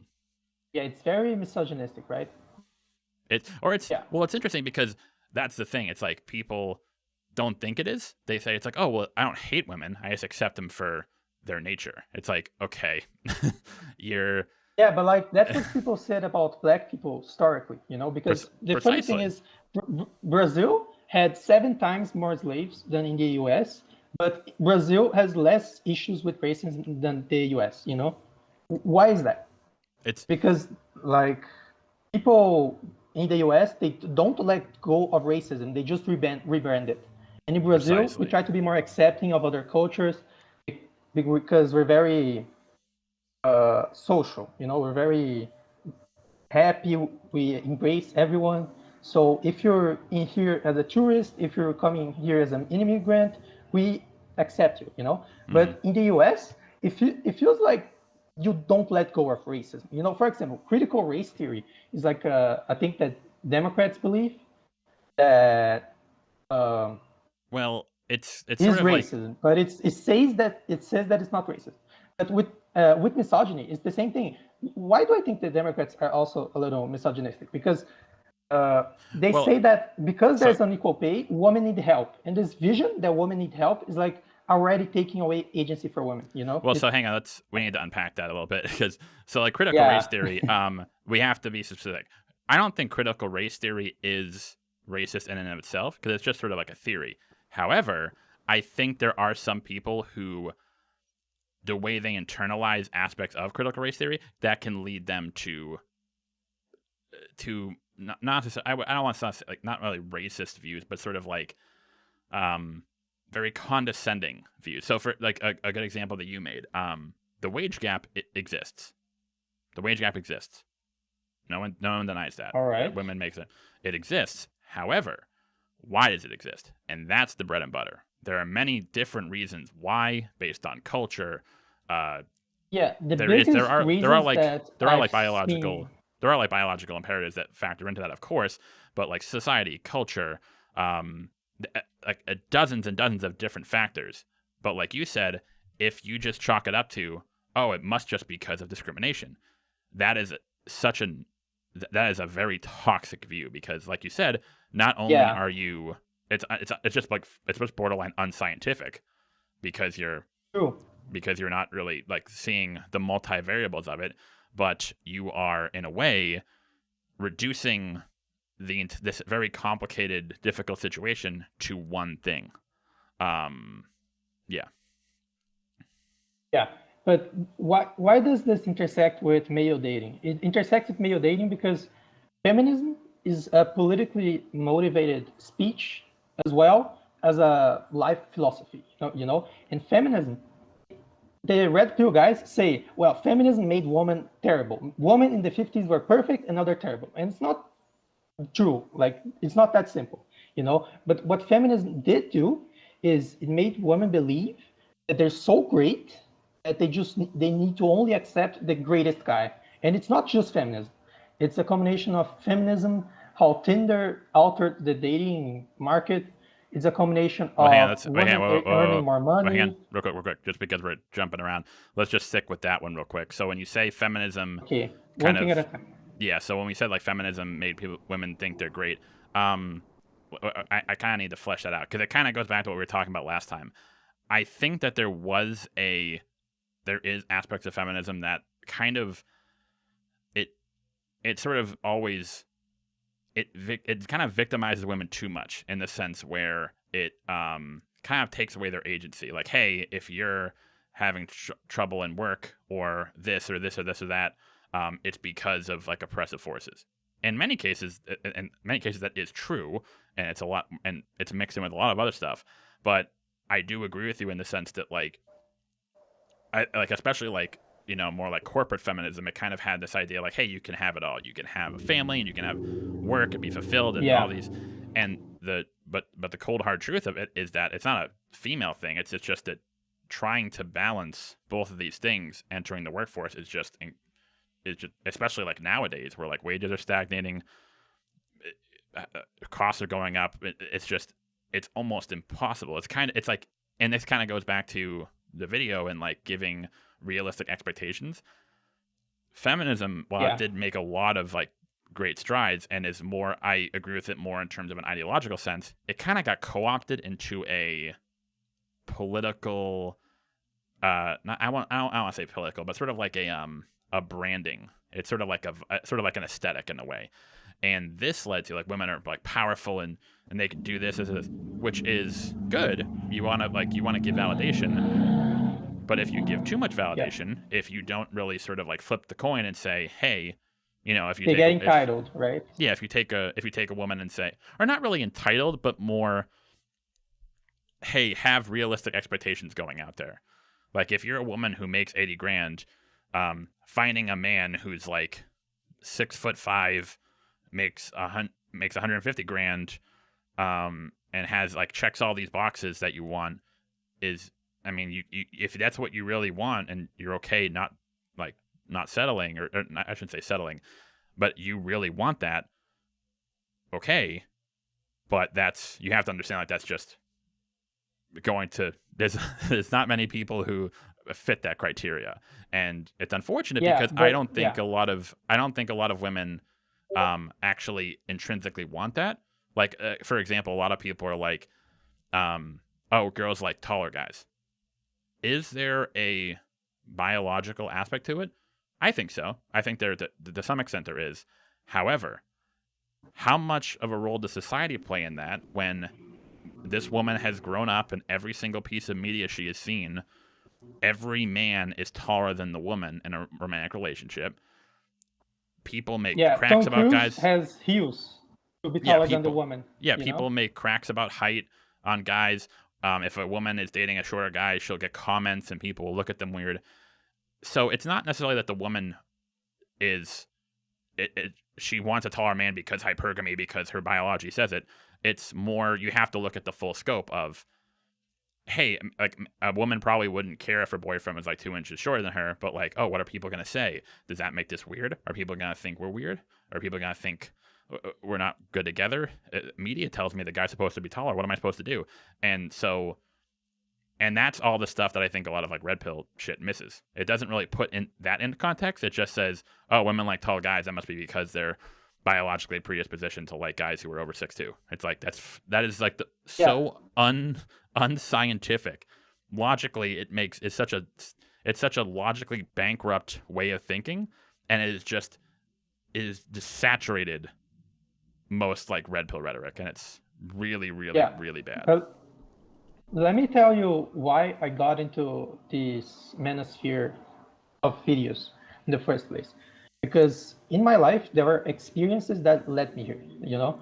First, when I was like a little kid, my mom was a single mother. And it's like, that already makes you think, why couldn't she just stick with my father? You know, it already makes you have a view of woman that is already a little, oh, why isn't she more responsible? Why don't I have a father? It's her fault. So that is where I started. That's basically where I was born. Because when I was like 2 years old, my mom was already a single mom, you know? And that doesn't stop there. When my father, I got to know him better as an adult, because as a child, my mom wouldn't let me see him a lot, unfortunately.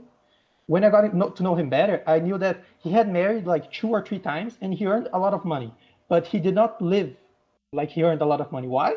Because every marriage that he had took so much money from him. Like it took like, it must have taken $500,000 in Brazil taking $500,000 from someone is like,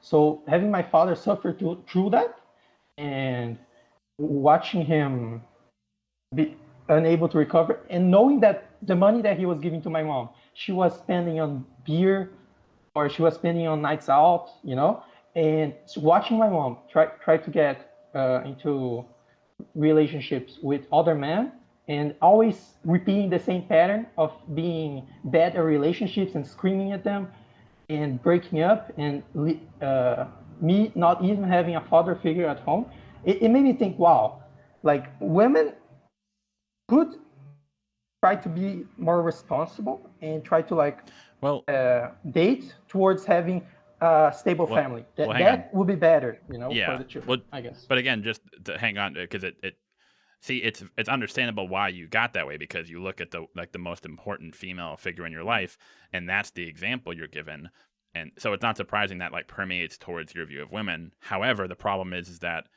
what a lot of people will do, and this is it's to some extent understandable because we are products of our experiences. However, if you were to look at that and just say, "Oh, your mother was like this in the marriage," all women are like this. That is very toxic. That's not a very good. It's a very bad generalization. But again, it's and I use this word very carefully. It's understandable. There's a difference between understanding and condoning. I understand it. So let's say a guy is with a woman. They're together. She cheats on him. Gets fucked into court, and has to pay her alimony while she still fucks the dude who she cheated on him with. That guy, if that guy is bitter towards marriage or dating and women, that's understandable. That's understandable. However, it's different than saying, "Oh, because of your experience, it's okay that you feel like this." It's not okay that you I understand that it's not every woman. I understand that good women exist. It's not just my personal experience in my family that led me to this conclusion. Not the conclusion, led me to be interested in these red pill channels. It's also because in my life, I've seen women that I met in high school that I was close with, that I liked, that I was like, some of them were good friends, some of them maybe I would have dated. But problem is, eventually, feminism and the attached ideologies of feminism, it's hard to expand on that very quickly, but to keep it short, feminism and political ideologies made them not understand the world as it is. It made them bitter. It made them not like men. It made them think they don't have to be responsible. It made them think that they are very generous just to give a guy a chance to be in a relationship with them because they're so awesome. And some of these women, they were good looking when I met them, but a couple years later, they got fatter, they got more entitled, they got more disconnected from reality. So it's also just knowing that the previous generation of women was irresponsible and didn't care about children and didn't care about having healthy relationships, and the next generation of women is also going through the same path because of poisonous political ideologies. And knowing that the future is the same as the past, that's the most depressing part. Well, we need to back up there for a second. I don't really think it reducing it down to feminism is the reason this happened. I think that's a mistake a lot of people make. It's not the only reason at all. There are a lot of other reasons. Yeah, it is a factor, I think, in the sense that not really the ideology in itself, but more how the ideology was internalized by many people. But also take into account, it may not be feminism that did it. It may have been the women or the people in their life. If a woman is born into a world where both the man and the woman tell her, "Hey, you have to," asking out a guy is like, no, the guys ask you out, and you're the prize, and you're the queen.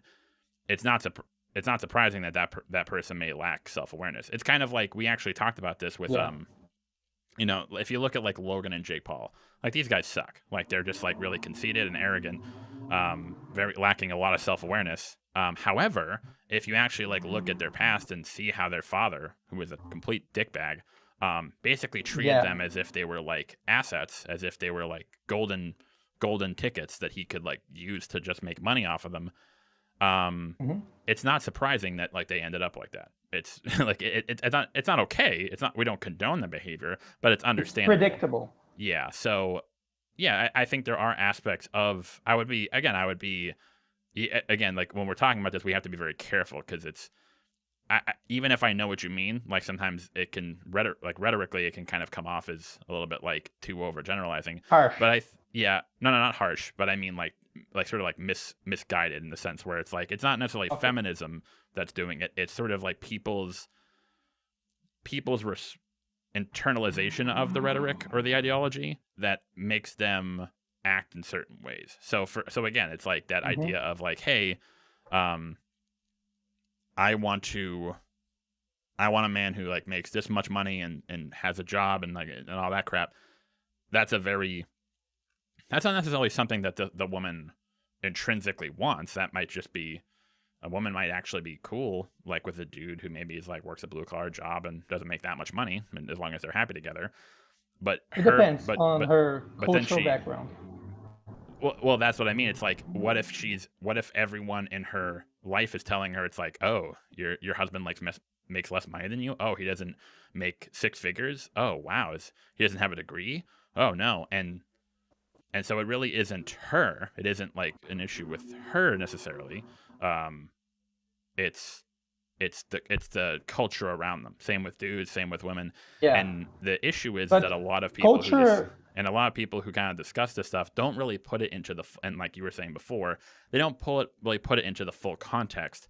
And so depending on how reductive one may speak of these issues, it can kind of come off more of like, oh, women are like this and men are like this. Yeah. So in different cultures also, but yes. It's generalization. Yeah, but culture, it's what was I gonna say about culture? Oh yeah, culture is made by the people who live in it, you know. So if the feminists want to all have a lot of partners in their 20s, and because they want to have fun and live their lives, and once they get to a more advanced age, they're not like necessarily, it's not over for them. They can still date, but they have less chance to get the men that they want, you know. And once they do that, it's yes. It's just, I think that's just a very kind of reductive. That's kind of what I meant before about like, I know what you mean, but I just think the way you phrase it is a little reductive about the whole sort of like the. How would I phrase it? It's so basically it's having sort of like dating. When you're younger, especially like younger women, they have a lot more options coming their way. Like guys don't. Yeah. Guys, a lot of guys are approaching them, coming up to them, you know, treating them like very well, like queens. And then as they get older into like maybe like their 30s, that sort of like the dynamic changes in the sense of like, hey, now it's more of a reciprocal relationship. It's not more of a one-sided sort of thing. Yeah. However, again, we're putting a lot of the onus on the issue I have with that is like we put a lot of the onus on those people. Like, so for example, a lot of guys ask me like, hey, how come women are so entitled? How come women don't put effort into a relationship and think that they should just sit hand and foot while not putting any effort into a relationship? And part of it is because men allow them to. It's, you know, if a woman is in a world where every man who she dates, it just basically bends over backwards for her and just is okay with everything and pays for everything and you know puts all and is the one who approaches and all that stuff, is as long as men are doing that, and then if the woman's like, oh well, why should I don't have to approach, I don't have to pay for stuff, and it's not, but that's the thing, it's not good for them. It's not good because it kind of creates a sort of like lack of self-awareness or lack of realistic outputs. But yeah, just the way you phrased it, it kind of sounded like if this is like your choice, it's like it's more complicated than that. You kind of have to look at the whole spectrum.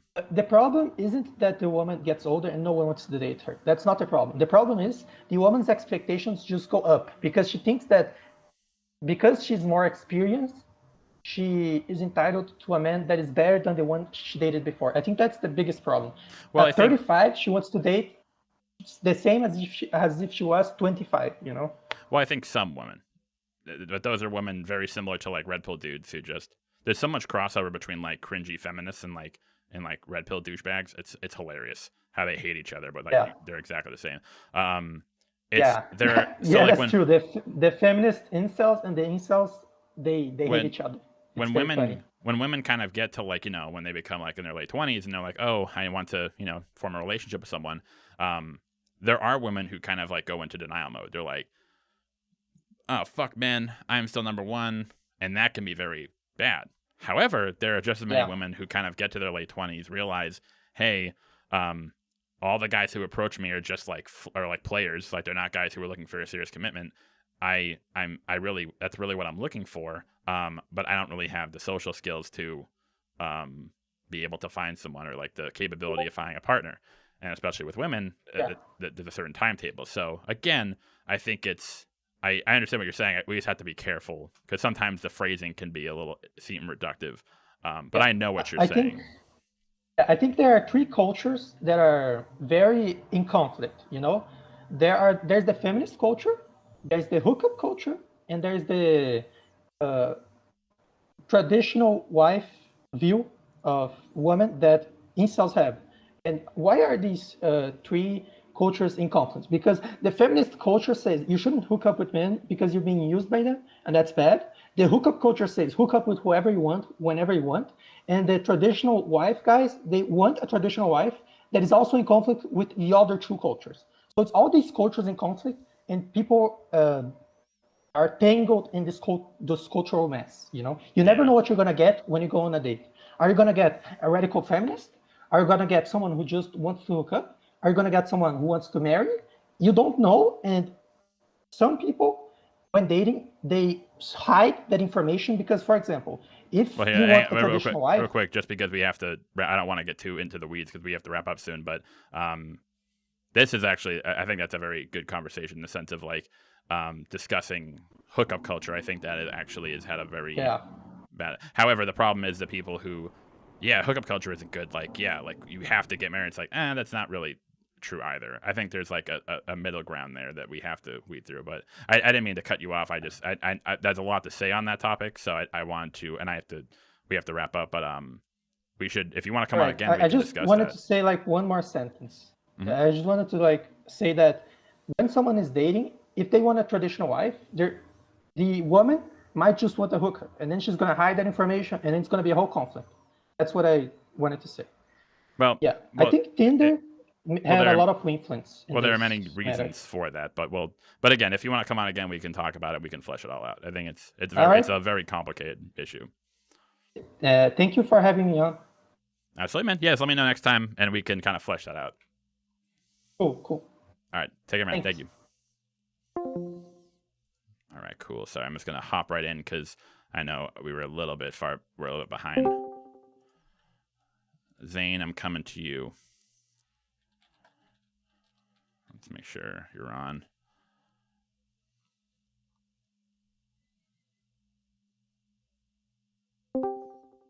Hello, Zane? Can you hear me?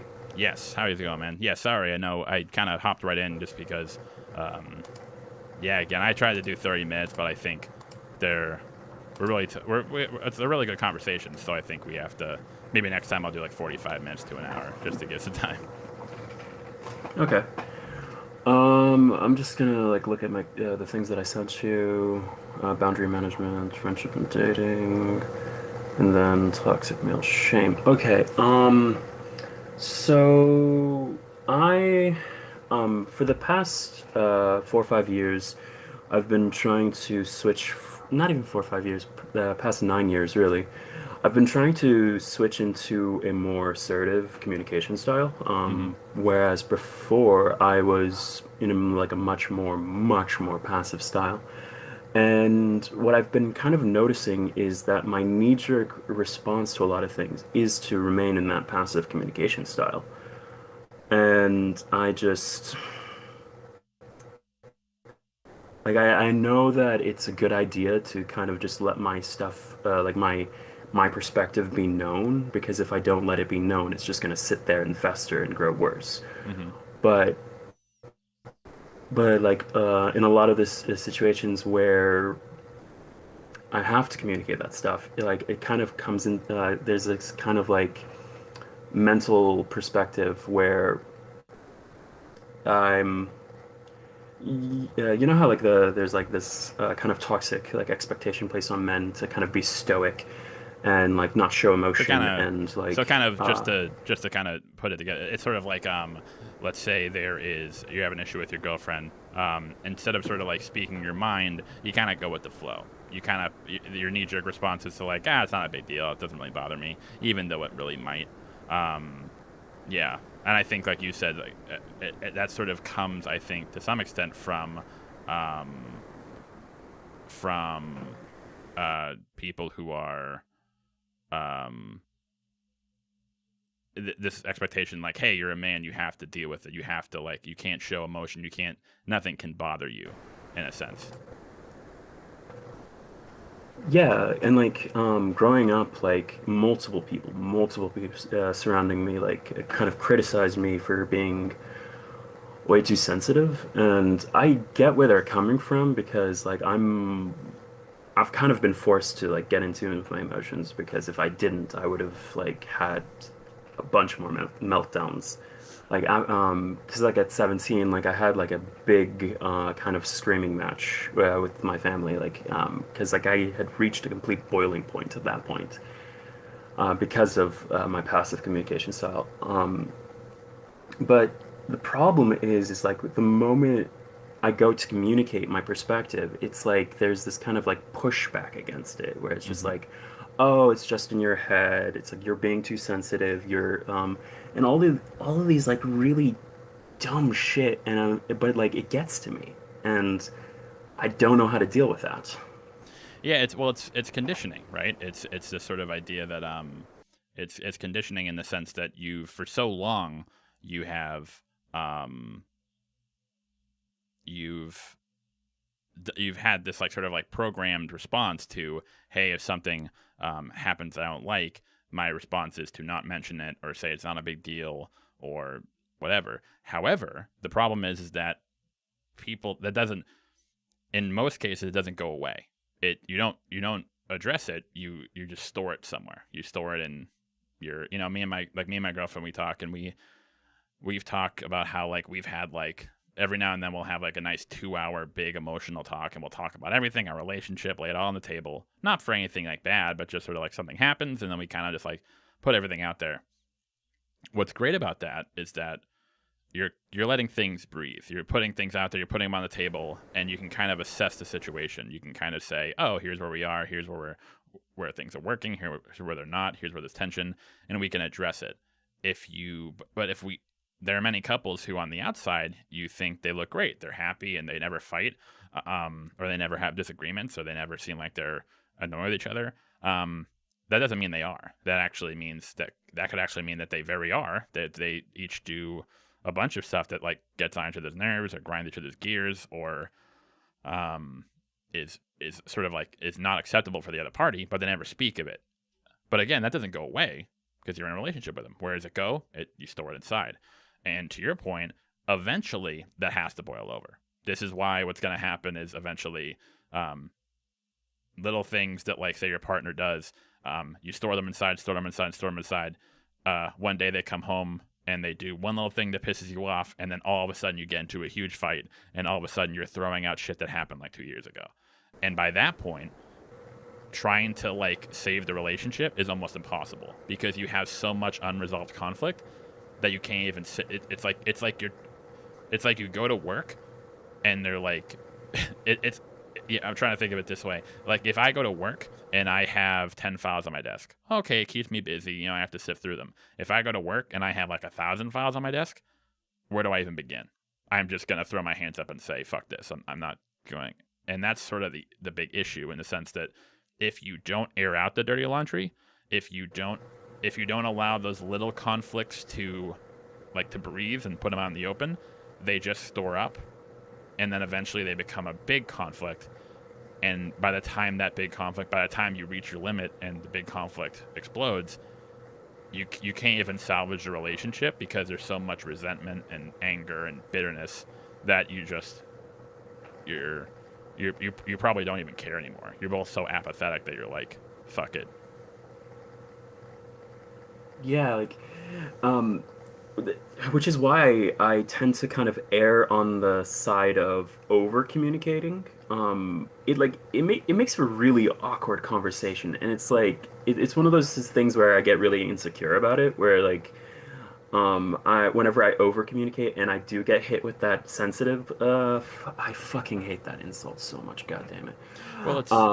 Well, think of it this way. It's when people. I don't like the word sensitive, because it's sort of implying that your reactions aren't valid in a sense, or they're overblown. In some cases, I think that is true.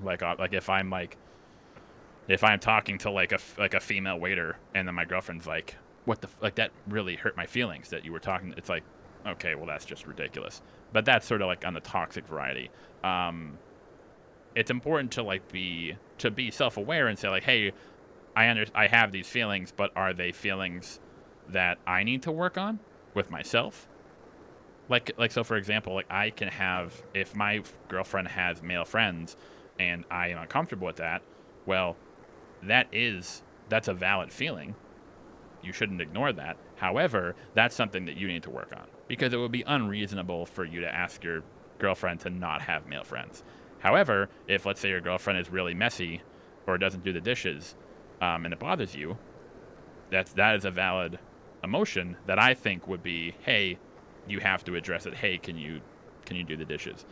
And if her response was, it's not a big deal, it's basically invalidating your feelings.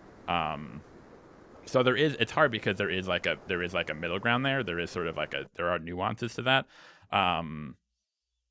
But yeah, at least in your what you're talking about, oversharing, I think that actually can be good. It can have its extremes, but overall, I think, hey, this bothered me. This is it didn't make me feel good. I think that's a better alternative than undersharing, because that's when it builds up. However, I think in your case, it would be good to work on things in order, like you mentioned, with your family, you had a screaming match. I would try to, I don't know if you see maybe a therapist or someone who can help you with this, but sort of try to be able to air out these feelings and overshare in a way that doesn't come off as if you're critiquing or criticizing the other person. So instead of saying if your girlfriend does something that you don't like, instead of being hey, I don't like that, it makes me feel shitty, it can, that's you shouldn't do that. That can kind of be a little bit whoa. But you can kind of bring it up hey, I would just, if it's cool, can you do this? And just kind of, you have to sort of find ways to share your feelings, but in a way that doesn't come off as if you're putting down. There's a difference between setting boundaries and putting down the iron fist of the law, if that makes sense. It's nuanced, but I think there are ways that you can set boundaries in a relationship, or if you're living together or whatever, but in a way it doesn't make the other person feel like they're almost frame it in a way, not necessarily hey, if you do this, we're not dating. Frame it in a way it's hey, I'd really appreciate it if you did this. Because in one option, you're giving them an ultimatum. You're saying, if you don't do that, if you keep doing this, I'm leaving you. That's kind of an ultimatum, and that can kind of create. Here's a good example. Let's say that you're a guy and you play a shit ton of video games, to the point where you never hang out with your girlfriend. If your girlfriend came in and said something like, hey, if you don't stop this, I'm breaking up with you, that's not really the best strategy, because it kind of comes off as you're giving them an ultimatum, And it's kind of even if the guy agrees, like, okay, it kind of feels like you're coercing him in a way, and that kind of can lead to resentment and stuff like that, and that's not good. However, if your girlfriend came and said, hey, I just would really like it if I would really appreciate it if we had our own scheduled time to hang out, and maybe not that you don't play with your friends, of course you want to play video games, but like, can we set up time that's just us and hang out? That way she's setting a boundary, she's setting expectations, but not in a way, and expressing how she feels, but not in a way that's like, like you need to do this. It's sort of like a skill in the sense that you can find ways to communicate your boundaries without it adding tension to the relationship, if that makes sense.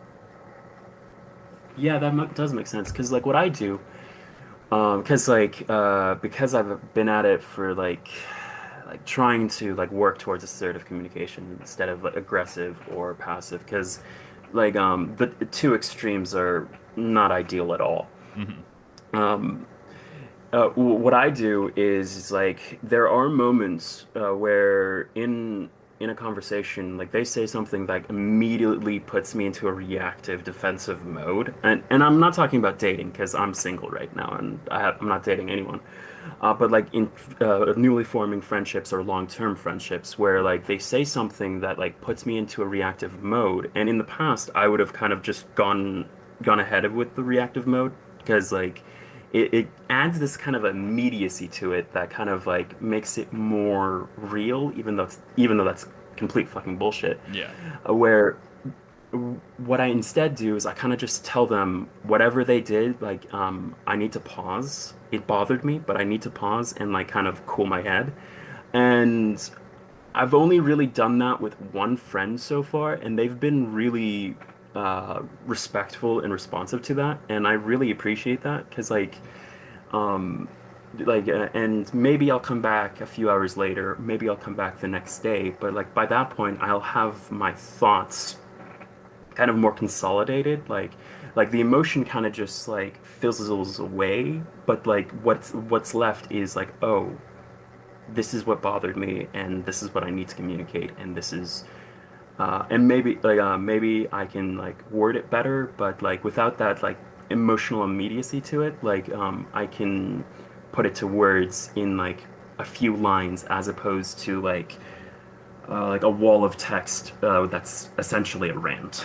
Yeah. Well, it's so funny you mentioned that, because that it sounds like you're already doing very good at picking up like the sort of healthier habits that I was talking about. So for example, if you're at work and you feel like your boss is really putting a lot on your plate, like he's really like giving you shit that like you just can't handle, the thing you don't want to do is, when you're really stressed out, is to just like, fuck this, I quit, and walk out, or like yell at your boss, or like react that way. The best thing to do is to get through it,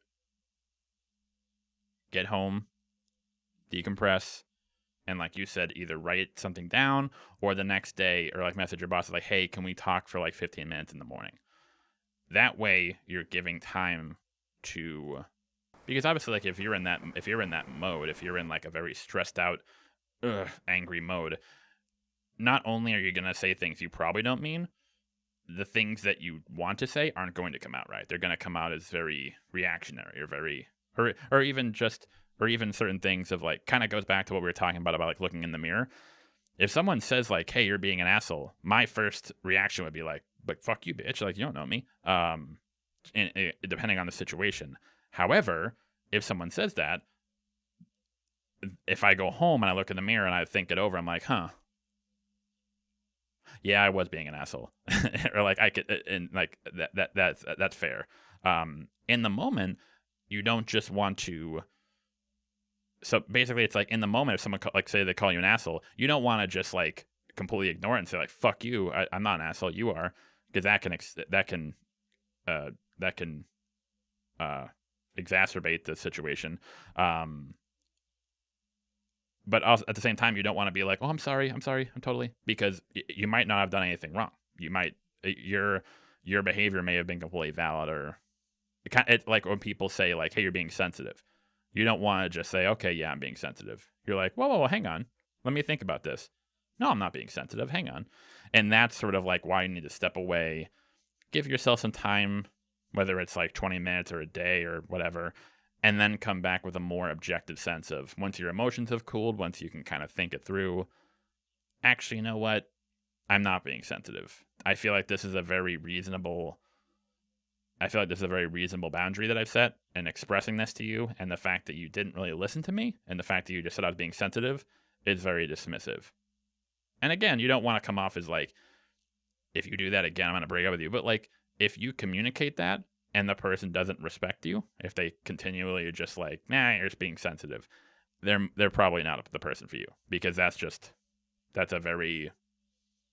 validating you. They're not validating your feelings. They're just dismissing them.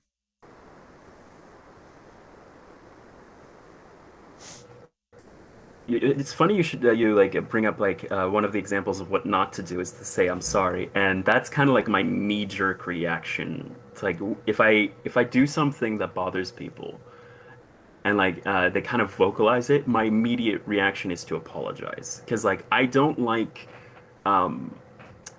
disharmony, like because like I like people getting along. I like people being able to kind of just like work together. And for the longest time, like when for me, the problem with me moving from passive to assertive was that fear of like hurting people. Like if I express what I'm feeling, who's going to get hurt? And let me tell you, that's a miserable, miserable existence. And I'm still stuck in it in some ways, but like I'm trying to break out of it. Yeah, and it's funny. It's the way you say it, because I used to do that a lot when I was a kid. I would say sorry a lot. However, there are certain things that you shouldn't apologize for. Now, in certain situations, like if I'm like at like a store or something, and someone's like being really rude to me or like mean. If this is someone, it's just like a single interaction. The proper thing, I would recommend doing in that situation is, okay, sorry, and just walk away and get yourself away from that situation. Because in this case, this person, you're not going to probably ever see this person again. It's not worth trying to escalate the situation. Sometimes the best thing you can do is just take the knee and just be like, yeah, you're right, my apologies, and walk on. Even though you aren't in the wrong and that person was in the wrong, sometimes doing that can be the best option for you, not for them, but for you. Just because, hey, I don't want to start. If I start letting this get to me, it's going to ruin my day. I'm going to get anxious. I'm going to get angry. I might say something. I might pop off. I don't want to do that. I don't want this person to ruin my day. Just say, you know what, my apologies, and I'll walk on. However, if we're talking about your partner, your family, your friends, your coworkers, your boss, these are people that this isn't. You can't just say sorry, because it's going to keep persisting. It's gonna that problem, that tension is still there. It's gonna keep going and going and going. And yeah, and again, it's sometimes just saying like, yeah, you're right, so I'll stop. Sorry. Sometimes that is the best option in the moment, just to not escalate things. However, you don't want to just let it. You just don't want to let it drop it. You don't want to let it rest. You want to say, oh, actually, you know what? I thought, given our conversation the other day, I know I apologized, but looking back, I don't really think I had anything to apologize for. I thought what I did was very sensible and reasonable. And yeah, just communicate that. And then you can kind of dispel that tension, but not at the moment, because in the moment, emotions are running high, tensions are high. You're not going to be able to properly dispel that tension. But sometimes if you just say, yeah, you're right, sorry, I'll back off. But then the next day, if you've thought about it and you're like, actually, you know what? No, I was not in the wrong there. Then you can express it. And sometimes this has actually happened to me, where I've done that and the person's like, yeah, you know what? I'm sorry. And sometimes they even reach out to me. It's like, you know what? I know I acted that way. I was wrong. Because that person went off and self-reflected and thought of the situation, was like, actually, you know what? I was the asshole. And I've done the same thing, where I was like an asshole to someone, and they were like, oh, I'm saying sorry. And then like the next day I was like, oh, shit, you know what? That wasn't right of me. And then I called and apologized. That I think it shows a lot of maturity. It shows a lot of self-awareness. It shows a lot of it's just a very healthy. It's a very healthy and very useful skill to be able to discipline yourself on, because that is how you can. That's how you dispel the tension in your life. You don't want to dispel the tension in your life by like making like in movies, like you quit your job, fuck this shit. It's a very slow process. It's not like a big fight and then you let everything out and then things are better now. That's usually not how it happens. Usually if you have like a huge fight with like your boss or like your partner, things don't just automatically become better. Sometimes you get fired or sometimes you break up. The way to dispel tension in your life is it's a slow process. It's a slow, methodical process that you have to get better at. And you'll take wins, you'll take losses, and you'll kind of bite your tongue sometimes. But addressing it, you have to address it. It's finding out how can we address this in the most productive way possible. And it sounds like from what you've spoken of, the way you kind of sort of, it sounds like that's what you're doing.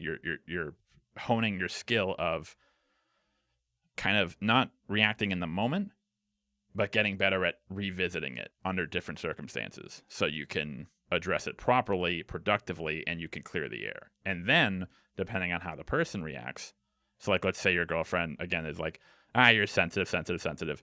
The next day you go to her, it's like, hey, I don't really like that you're invalidating my feelings. And when you do that, she has two options. She can either say, you know what, I understand that makes sense. I'll work on that myself. That's the healthy. That's good. That's healthy. Or, fuck you. You're just a sensitive little boy. And that's when you need to. And that's when you know you need to leave the relationship. Thank you for that example, actually. Like, because usually, like, whenever I have those, pretty much most of the times that I've had those kind of conversations, like they, where I'm like coming at it from a more level-headed position and like being able to articulate what went wrong in that interaction. They 9 times out of 10 they're pretty understanding, but like it's the 1 in the 10. So far it's only been with my family, but like what I'm afraid of is like happening in like my friend group, or like if I'm gonna start dating with a potential partner.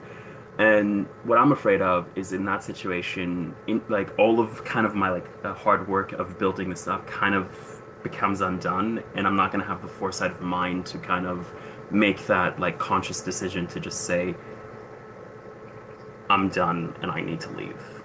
Mm-hmm. That's what I'm afraid of. Yeah.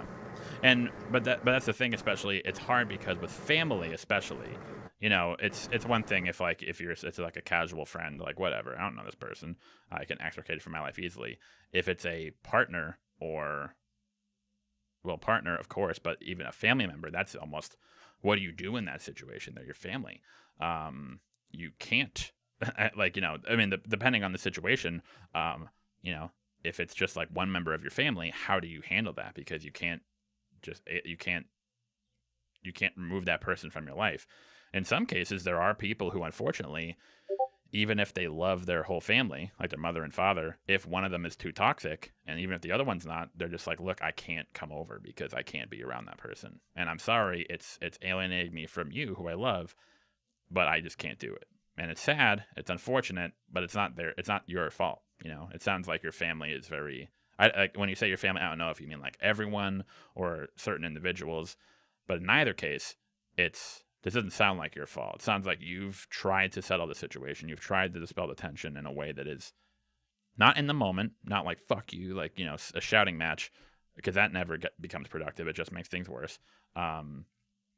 You've put in the effort to, hey, I want to dispel this tension. I want to salvage this. I want to make sure this doesn't like fuck us up down the line.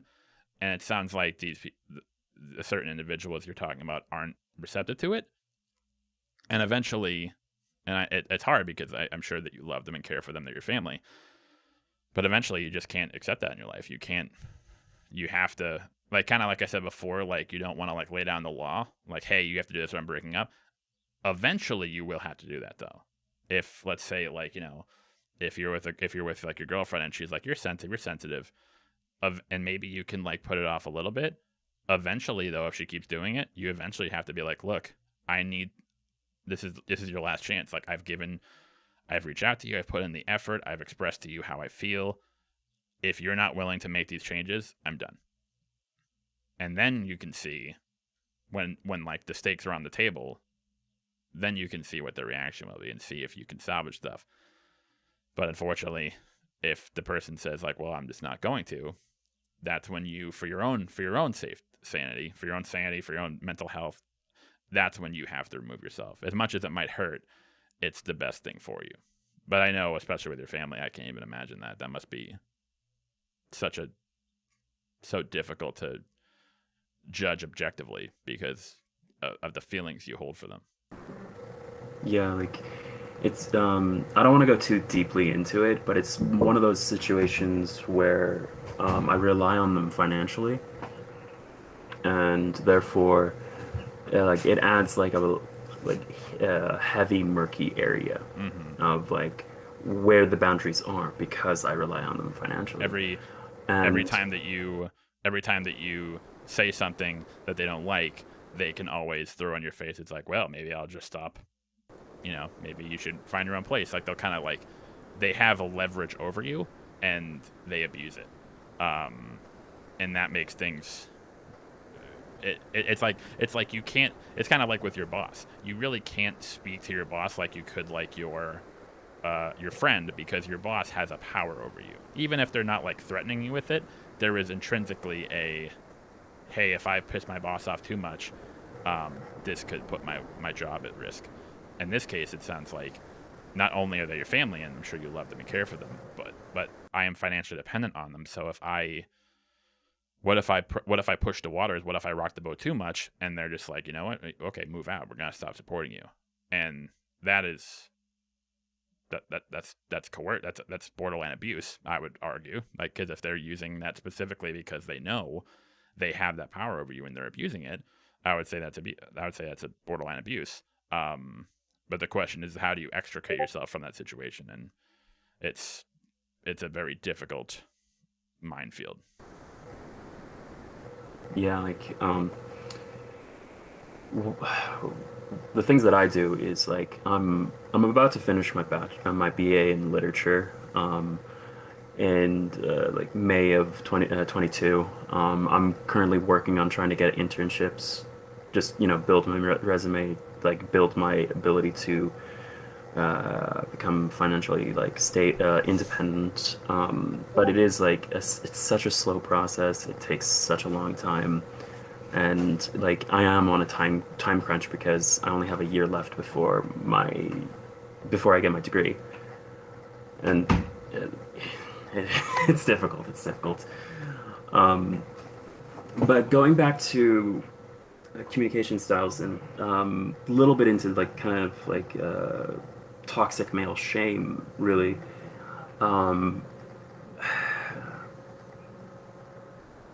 I don't know how to form it into like a proper actual question, because like it's such a nebulous thing. It's like it when you see it, when you feel it, and you know it when you're reacting along those lines, but like when you go to look at it, when you put it under the microscope, it's like you can't really find it.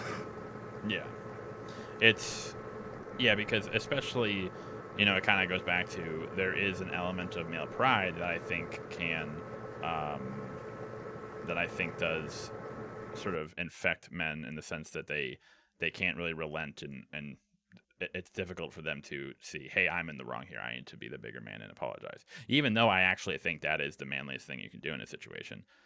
That's sort of like where, it's not getting rid of masculinity. It's like the reframing of masculinity. However, the other end, like you mentioned, the shame, there's a certain, hey, I'm a man. Should I be strong? Should I be, I should be protector. I should jump on my sword in this situation. It's a sort of like this, stuff like that. That can be just as toxic, because that prevents you from actually standing up for yourself. It's funny because a lot of people would say, oh, you're being a beta. Like it's actually, I think that actually can be attached to, sort of a toxic form of masculinity, in the sense that you feel as though you need to you need to take the hit because that's what a man would do, right? You need to take this burden because that's what a man would do. However, then there's the shame aspect when it comes to, especially when it comes to sex. Like, hey, let's say you're in a relationship and you and your girlfriend haven't had sex in a long time, and you really want to address it and you want to see what's going on. For a lot of men, I think that they are kind of afraid, like, oh, is bringing that up, is that taboo?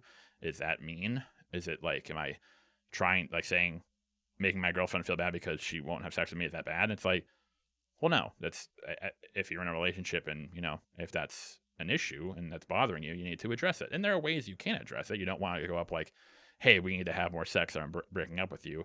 That's not the good way to do it. But hey, what's going on? Is there something going on? Is it me? Is it, are you feeling a certain way? Let's air this out. Let's get it out in the open. You can't just let it sit because it's something that's bothering you. I think, and that's kind of a shame too, kind of going back to our discussion about therapy and how a lot of people feel like they aren't in dire enough states to warrant therapy. I think couples therapy is just as, people think of it as like, oh, you go to couples therapy like when you're on the verge of divorce. Usually no, because if you go that late, it's probably going to happen anyway. Like you're already like too far gone. However, I think that couples therapy can be good just for, in general, just for like the general health of your relationship.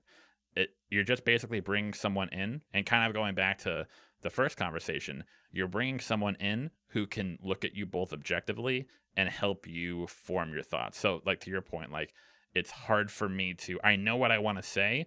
I don't know how to say it. The therapist can kind of help. So what you're saying is, and kind of put it in a way that they almost like take your thoughts and feelings and articulate them for you in a sense. And that's sort of what is the benefit of having that objective party there.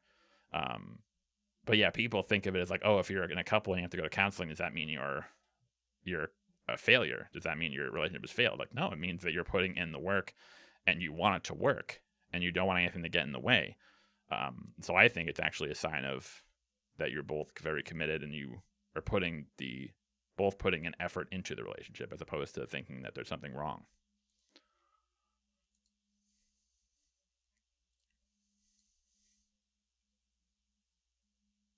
Do couples therapy, but it's good for it's a good tool for the future if I reach that point. Yeah, and again, like I'm not saying like if you're dating someone for like 6 months, couples therapy, no. But like if you're like in like a long-term relationship and you're having trouble communicating having issues doesn't mean you're in a bad relationship. All relationships have issues, but if you're struggling with airing those issues out, that can be a great resource. It's just because again, you're not bringing someone in to save the marriage. You're bringing someone in to help it work. Oh, hang on 1 second. I think my stream is acting up. 1 second. Okay. I can. Oh, did my internet drop? What? I can hear you just fine. Yeah, I can hear you too, so that's weird. Okay, hang on. Little technical glitch.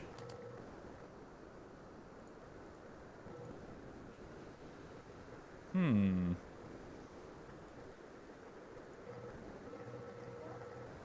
people hear me in the chat? Oh, hey, crap! I think the stream dropped or something. Huh. Let's see. I can re-up. Well, I don't think it's you. I think it might be on my end. Uh-oh. And now my computer. I just checked the stream and I was able to. Can you see me? There's a bit of a delay. Yeah, I can see you. Like, Hang on, I'm having my computer. My computer's kind of seizing up right now. Crap. Oh, I'm fine. Really? Okay. Are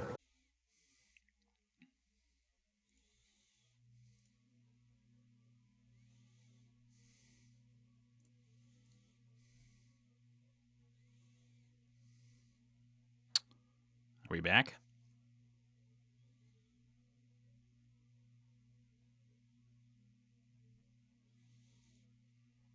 Are we back? Sorry, everyone. Here's Zane. Let me get you back on. Hello, Zane. I think he went to grab some water. We're back. Damn. Sorry about that, everybody. Yeah, my computer like seized up or something. I think there was like a I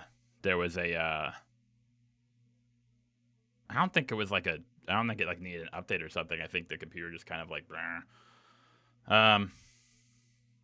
Oh, is the camera weird? Oh yeah, hang on one second. Let me do that. And that. There we go. Now we're back. Yeah, that was probably weird. Yeah, my computer, like, it wasn't the stream. My computer kind of, like, plunked out for a second. Okay, but I think we're back. Sorry about that, everybody. Thank you for your patience. We're just going to wait for Zane to come back.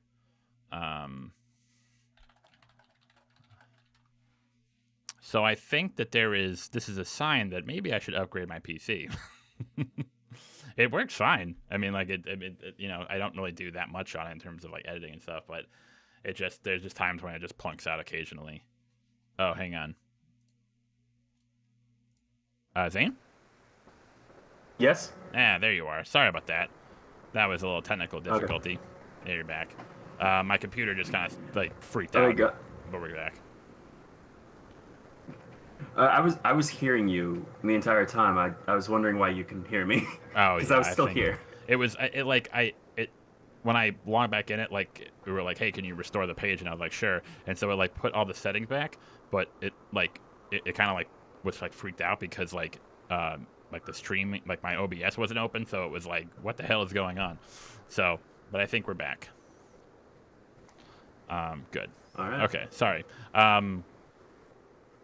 So yeah, sorry. I know we kind of got pushed back, but like just to wrap up, what were we talking about?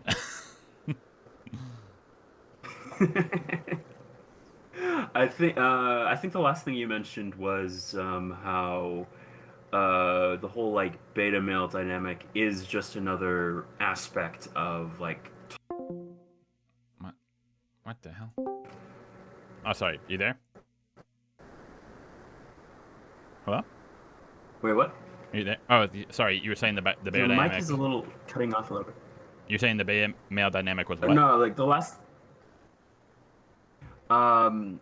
Like the last thing you said was like how it was just another form of that like toxic male shame thing where it's like the whole like fall on the sword because I'm a male and I have to type thing. Like it's a male's job to like take sacrifices for his family and for this woman and shit like that, which is dumb.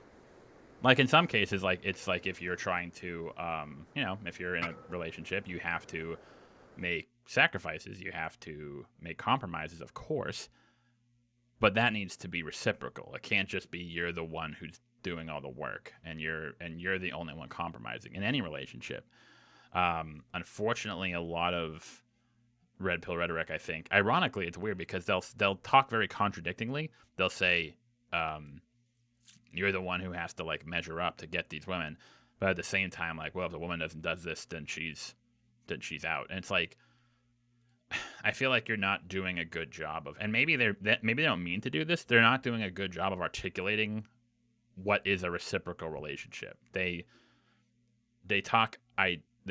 say like a man has to be a provider. He has to do this. He has to measure up, and then simultaneously will say a woman has to play her role and do this. And it's like, okay, so what you're getting at is that you want a relationship that is reciprocal, that like, you both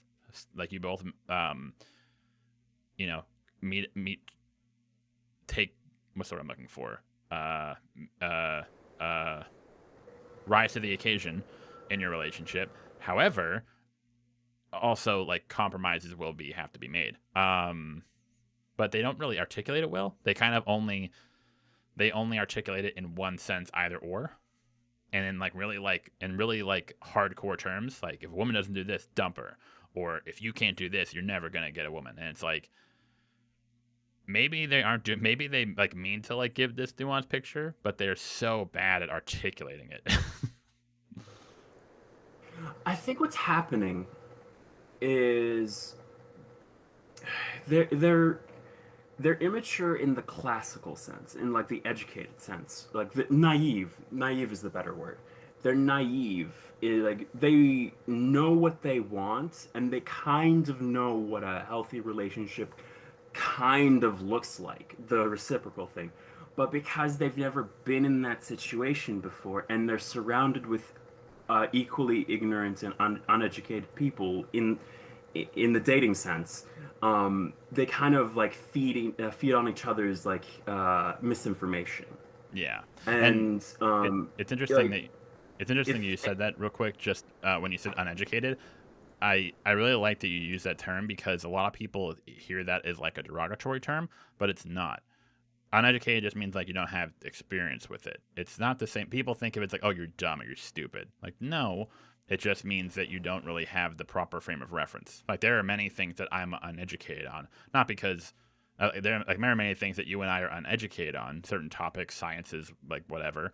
But it's not because we're dumb. It's not because we wouldn't be able to understand them. It's just we just haven't put the effort in. If we did, you could gain the knowledge and you could become educated on it. But yeah, uneducated it comes off to many as like a derogatory term, and often it is used as such. But it isn't. I think it isn't always uneducated. It isn't always derogatory. It's like saying someone is, like you said, naive. Naive comes off as like, like you're saying I'm dumb or immature. It's like, no, it's not. Naive can sound condescending, but it also is. It also cannot be. It also can just mean that, like, hey, I think you're not really giving a realistic outlook of this particular situation, or you're being too optimistic or something. Yeah, because one of the things, one of the most valuable things that I've learned in like interpersonal communication, just like effective friendships is like kind of knowing when to tell someone they're being a shit, like knowing when to tell someone that they're like doing something wrong, and being able to like communicate in a way that both maintains the friendship, maintains like amicability. I can't pronounce the word properly. Amicability.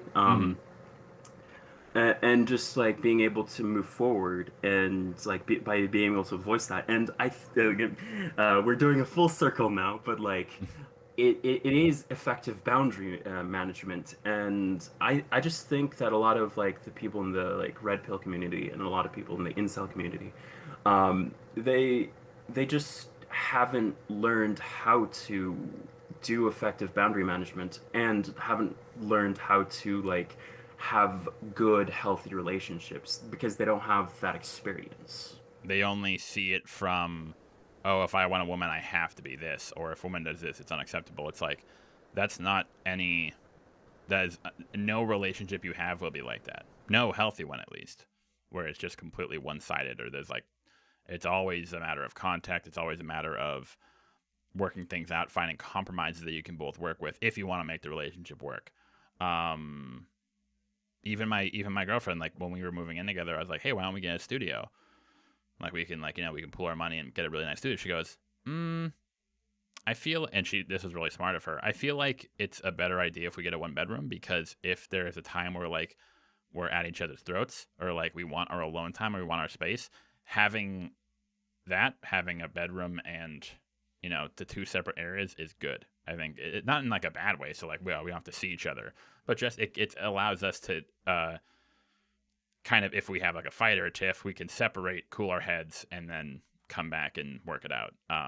That was probably the best thing that I'm so glad looking back. I'm like, oh, thank God that you said that, because if we just had a studio, I feel like there would be times when it just wouldn't have been good. Yeah. Thank you for that example, actually. It made me think. Yeah, I don't know how to articulate it, but like it's like, all I can say, it's a good example, and I don't know why it's a good example. Other than I know it's a good example. It's not like we're saying it's like, hey, I don't want to see your face, but it's just, hey, it's just they're like, and it kind of goes back to our original point of, there are ways to express things, but the skill of course, you need to express them. You need to air them out. You need to tell people if they're being a dick or if they're doing something that isn't acceptable. But the skill is finding ways to do it that is productive, that they'll listen to you, that they'll be receptive to you, that they won't just shut down or tell you to go fuck yourself, or that they'll just bend over, you know. But at the same time, there's also the skill of learning when to back down, when to say, oh yeah, no, totally, that was me. I apologize. I'll stop. Or stand your ground. No. Actually, that I don't think I have anything to apologize for that. And it's hard for a lot of people to find that balance. But that is sort of that's the key. That's the key to successful relationships, whether they're romantic or not, family, friends, whatever. It's being able to be able to both set boundaries, but also be receptive of when to change those boundaries or when to be flexible with them. Yeah, like the thing that I'm struggling with is the standing the ground portion, but I'll get to it eventually. Yeah, I think. From what you've already said, I know that you're going to be fine. But, but yeah, sorry, and we have to wrap up. I'm sorry, it kind of got the technical issues there, but yeah, man, if you ever want to talk again, just hit me up, and that was awesome. Sure. Like, I would actually want to. Yeah. Nice, man. See you again in the future, I guess.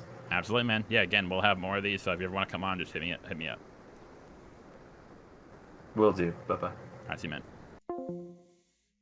Yeah, it's hard to find that balance between like when should I bend over, when should I stand my ground. And that's not really someone anyone can tell you. It's more of a it's not really something that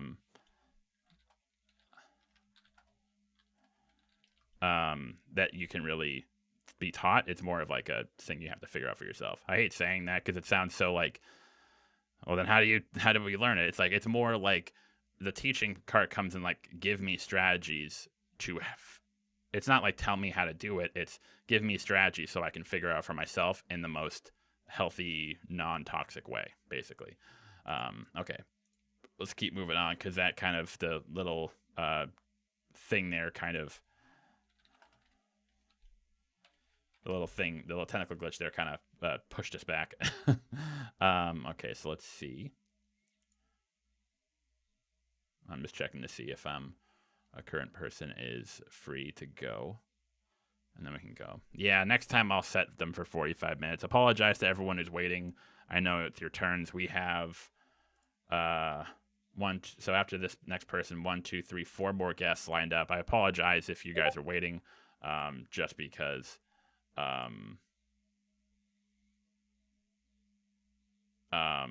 apologize if you're waiting. It just, it kind of got out of control. Because again, it's like, I don't want to cut people off, but it was my bad of like 30 minutes. I was like, probably actually isn't that good. We should probably do longer next time. Maybe like the 45 to an hour. Yeah. But if you guys can wait, I'll hang out, of course. So we got plenty of time tonight.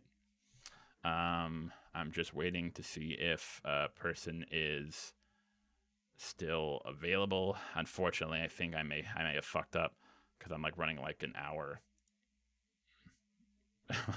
We're like running like an hour and a half late. And they might not be able to come. Shit. Let's see.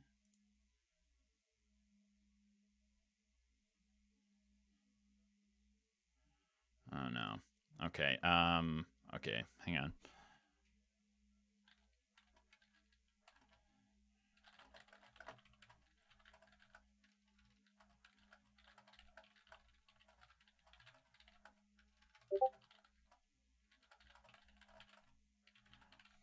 That's it. Oh, thank you, Leafy. Yeah, I was sad to talk to you, man. So sorry. Yeah, I get carried away, and then like you get like a good conversation going. You're like, hell yeah, and then no. Okay, let me see. Let's see. If you couldn't tell, I'm not good at planning stuff. Oh, there he is. Okay, never mind.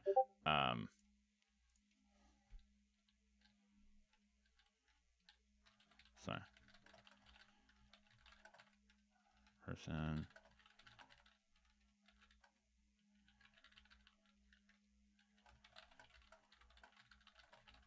Okay, let's get the next guest on. Let's keep it rolling.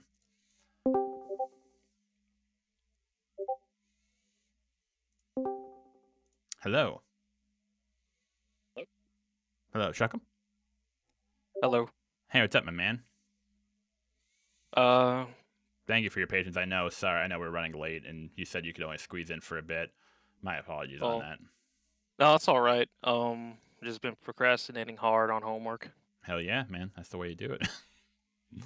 Yeah, I cannot concentrate at all. I start to do. Oh, it's like it's basically just pre-calculus stuff. That's like, if it's been years since you've done any math, like you should be able to jump in no matter how big your IQ is or how small. I'm super like 7 IQ, so this this was meant for me. Yeah, right.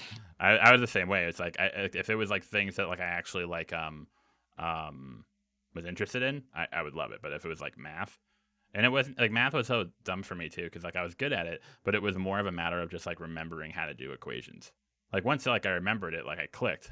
Like once I remembered how to do the quadratic formula, I could do it, but I would forget how to do it. And I was like, oh, which number goes first? Which one does first? And it was more of a matter of just remembering patterns in a sense. It really wasn't more of like doing the math. It was more of, I enjoyed that part, like the sort of like the reasoning and like figuring it out. But just remembering the formulas and stuff, I always thought that was kind of dumb. And also, I hate how teachers made you remember it. Mm-hmm. Like, aren't you trying to teach us to be like, like to be reasoned to like work the problem out, not just to like, hey, if you forget what cosine or something is, it's like I feel like the memorization part was kind of stupid. It was like, because like if you're or like the same thing with like in biology or chemistry, if you're a scientist working with like dangerous chemicals, you're not going to trust your memory. You're probably going to check like, hey, if I put these two chemicals together, am I going to blow myself up? It's like, it's like the idea of just going off of memory. I think that's a stain on a lot of education, because even experts double check themselves. Of course they do. Oh man, you know what's funny? Because I'm like doing everything ass backwards when it comes to education and work and everything. Mm-hmm. So I worked as a government contractor in Tampa. And it was IT, and I would work with like senior level sysadmins, and I'm one of the youngest people there, and I have no idea what I'm doing, and I'm asking them questions, and I'll see them like, all right, let me help you, and then like they'd start Googling the exact same things I would be Googling when I'm troubleshooting. Yeah, right. I'm like, wow. You know what? This brings me hope. Everyone Google stuff. It's like, that's the thing. It's like, it's just, even like people I met, they were like, because again, it's like, yeah, I know it, but I'm gonna double check it. Of course, I'm going to. Like, this is like serious shit.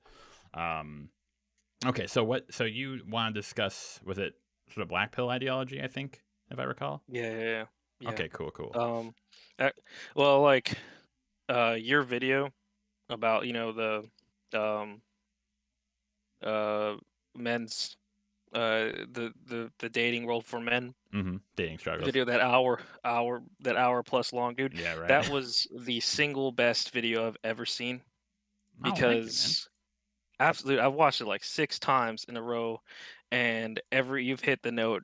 You hit everything on the money. Because the biggest thing that hit hard is how everyone just gives you a blank map, and then like there's people who mislead you, like either they do it purposely or if they mean it well or whatever. They could just kind of like messes with you. It almost feels like you're being gaslighted by society, when they tell you like, oh, looks don't matter, height don't matter, that doesn't matter, and then like you just see the opposite and you're just like, well, what do I even do? Yeah, it's like that's absolutely they don't like matter. They don't matter as much in like the way a lot of like pickup artists or like red pill guys like say they do. Like if you're not like fucking like ripped, it's like, but to say the opposite of like, no, the looks don't matter. It's like, okay, I feel like you're not articulate. Like, come on, like you have to be. And this is like the healthy dose, right? You need to be. Come on, you need to like level with people to some extent. They do and they don't at the same time. There's a certain level where it does and it doesn't. And I think the black pill gets people hard, cause, including me when I was just figuring stuff out, is like you're just like nothing works, nothing freaking works. You tried everything. Well, you think you tried everything, and you just see everyone. It seems like they're having effortless success, and that tends to beat people down over and over and over again. Mm-hmm. And for me, that was definitely me when I just turned 18 and went to just went to college, and it's just like I didn't come from a family with money or any of that stuff, so I literally had $10 to my name when I was like 18, and watching all these like super rich and like very attractive college people just like having the time of their lives. Of course, it's gonna mess with someone, but later as time went on and experienced life, I feel like I've compared to now, that doomer mindset, I feel like it's gone now. Yeah, it's hard because you brought up a good point about like what I've heard from a lot of like guys who were like an incel. They said like, hey, I went out there and I tried and I put in effort, but it didn't work. Well, the caveat is like, how did you implement that? So for a good example I use is if someone says, hey, I went to the gym every day for a month and I didn't gain any muscle. It's like, so I put in the work and it didn't work. So what happened? It's like, well, what did you do? Did you go in? Did you lift the proper amount of weight? Did you implement progressive overload? Did you eat enough? Did you sleep enough? Were you doing the right exercises? Were you just doing like calf raises the whole time? That might explain it. And so it's sort of the same thing with like incels, or like guys who were struggling with dating. It's like, oh, I tried. It's like, well, you may put in the effort, but if you're misdirecting that effort, if you're putting it in, if you're implementing it in ways that aren't effective, then you're not going to get any returns. And that is sort of like you mentioned, that's like the map in a way. That's what the pickup artist guys give them. It's like, take that effort and here's the right path to put it on. At least some map or some direction. Yeah, that's true. You can work hard, but your hard work has to be effective, and you can, for someone in the, I guess I would call it early stages of figuring stuff out. That's the hardest part, is figuring out what is effective and what's not, because you won't see success until you do. Yeah, and it's hard because like the guys who are giving you guidance aren't doing so. They're giving you guidance, but there's they aren't taking account into your situation, and by that I mean so everyone has a hand that they are dealt with, and it's up to you to figure out what you can play with that hand. So something I figured out early for myself. What was my biggest break? Oh, physical fitness. I noticed that I'm definitely not the most attractive guy out there, and for everyone who's like, well, how good is your hand? For starters, I'm 5'3", so that's my first that's my first hand. Most people are like, oh man, 5'7", 5'6", I'm gonna shoot myself. I'm like, bro, I'm 5'3".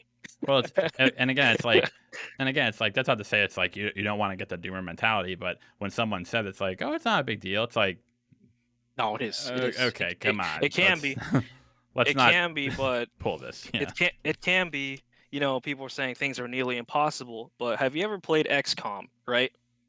And you have a soldier that has like 99 percentile of shooting an alien, and you're like, oh, there's no way I can't kill him, and then you press the action and your soldier completely misses it.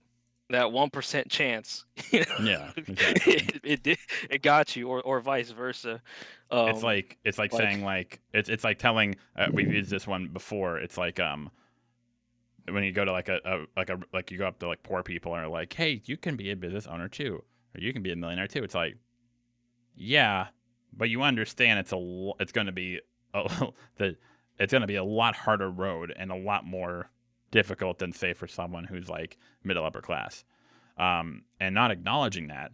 Again, you don't want to adopt a defeatist mindset, but not recognizing or sort of like, recognizing certain issues or certain challenges of others. That isn't, you're missing a huge part of the picture in a sense. The point where I'm getting at is, so a lot of people feel like their odds are low, but then again, just because odds are low doesn't mean things can't happen. Mm-hmm. Because for me, the biggest inspiration, honestly, I know people are going to flip out, but one of the biggest inspirations for me was the election of Donald Trump. Before the chat freaks out, let me explain. So, you gonna know who Emperor Lemon is? Why does that sound familiar? He's been doing lots of downward spiral videos. Okay. In one of his videos, he talks about the power of meme magic or whatever, and how it helped Trump win the election, and how everything, no matter what, at the end decided on a yes or no, basically. Like, in order to win the presidency, all you need is 51%. And how he goes into detail on how each of those odds that were stacked against him were broken by specific decisions and things that he did. And to me, I was like, if I could apply that sort of logic into dating, or just life in general, I want to see how far I can get.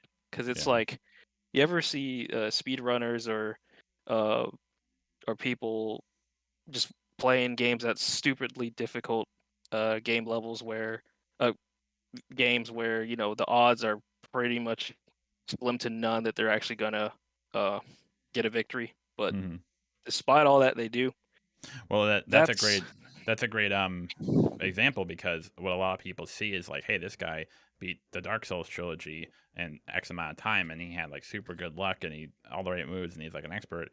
What they didn't see was the 5,000, 10,000 attempts that he fucked up royally. And that's sort of what people don't see. It's like, you think that like, oh, this guy's just naturally good. Like, no, he worked at it. They put in the work. And then there are some cases where like with Donald Trump, him winning was just a it wasn't even like a shock to the world. A shock to the world. It's like, how could he win? Well, it wasn't even his decisions as much. It was a perfect storm of all the right elements, all the right conditions, all the right, like the Democrat Party was a mess because there was a split between Hillary and Bernie, and then after Hillary won the Dem vote, it caused the rift within the Democratic Party, or like the left. The Republican base, the people weren't happy with the Republicans, like the established ones, because even the Republicans tried to like take Trump down. They were like, fuck, we don't want him. But then after he won, they're like, well, shit, we got to lean into it. And then there was just another perfect storm of people making terrible decisions. The media, Hillary, the Dem party in general. It's like if you, it was like a perfect construction of everyone making the right decision, the wrong decision, everything going right or wrong, for depending on what perspective you have, to allow this to happen. And that's just how it. But hey, that happens. I feel like there's a perfect storm for everyone. There's a perfect storm of right time, right place. And the more you put yourself out there, the more chances you go out, and the more people you talk to, the higher the chances of that storm hitting, or the higher chance of everything being. And you might, hey, there's like a super hot chick at the bar who's like totally out of your league. Go hit on her. Just go say hi. Maybe it'll work out. The odds are low, but maybe they aren't. And what's the alternative? Oh, I'm not gonna go hit on her. Like what? Yeah, if you don't take the shot, you'll never win. Yeah. Another way of speaking, or let's see, I'm not good at explaining stuff, but a way of what's the word? I can't think of it right now. But most people play games, right? So what happens when people are stuck on a very hard game or whatever? People try to find exploits and bugs and ways to take advantage of how the system works. I like to get into that mindset when it comes to beating the doomer pill.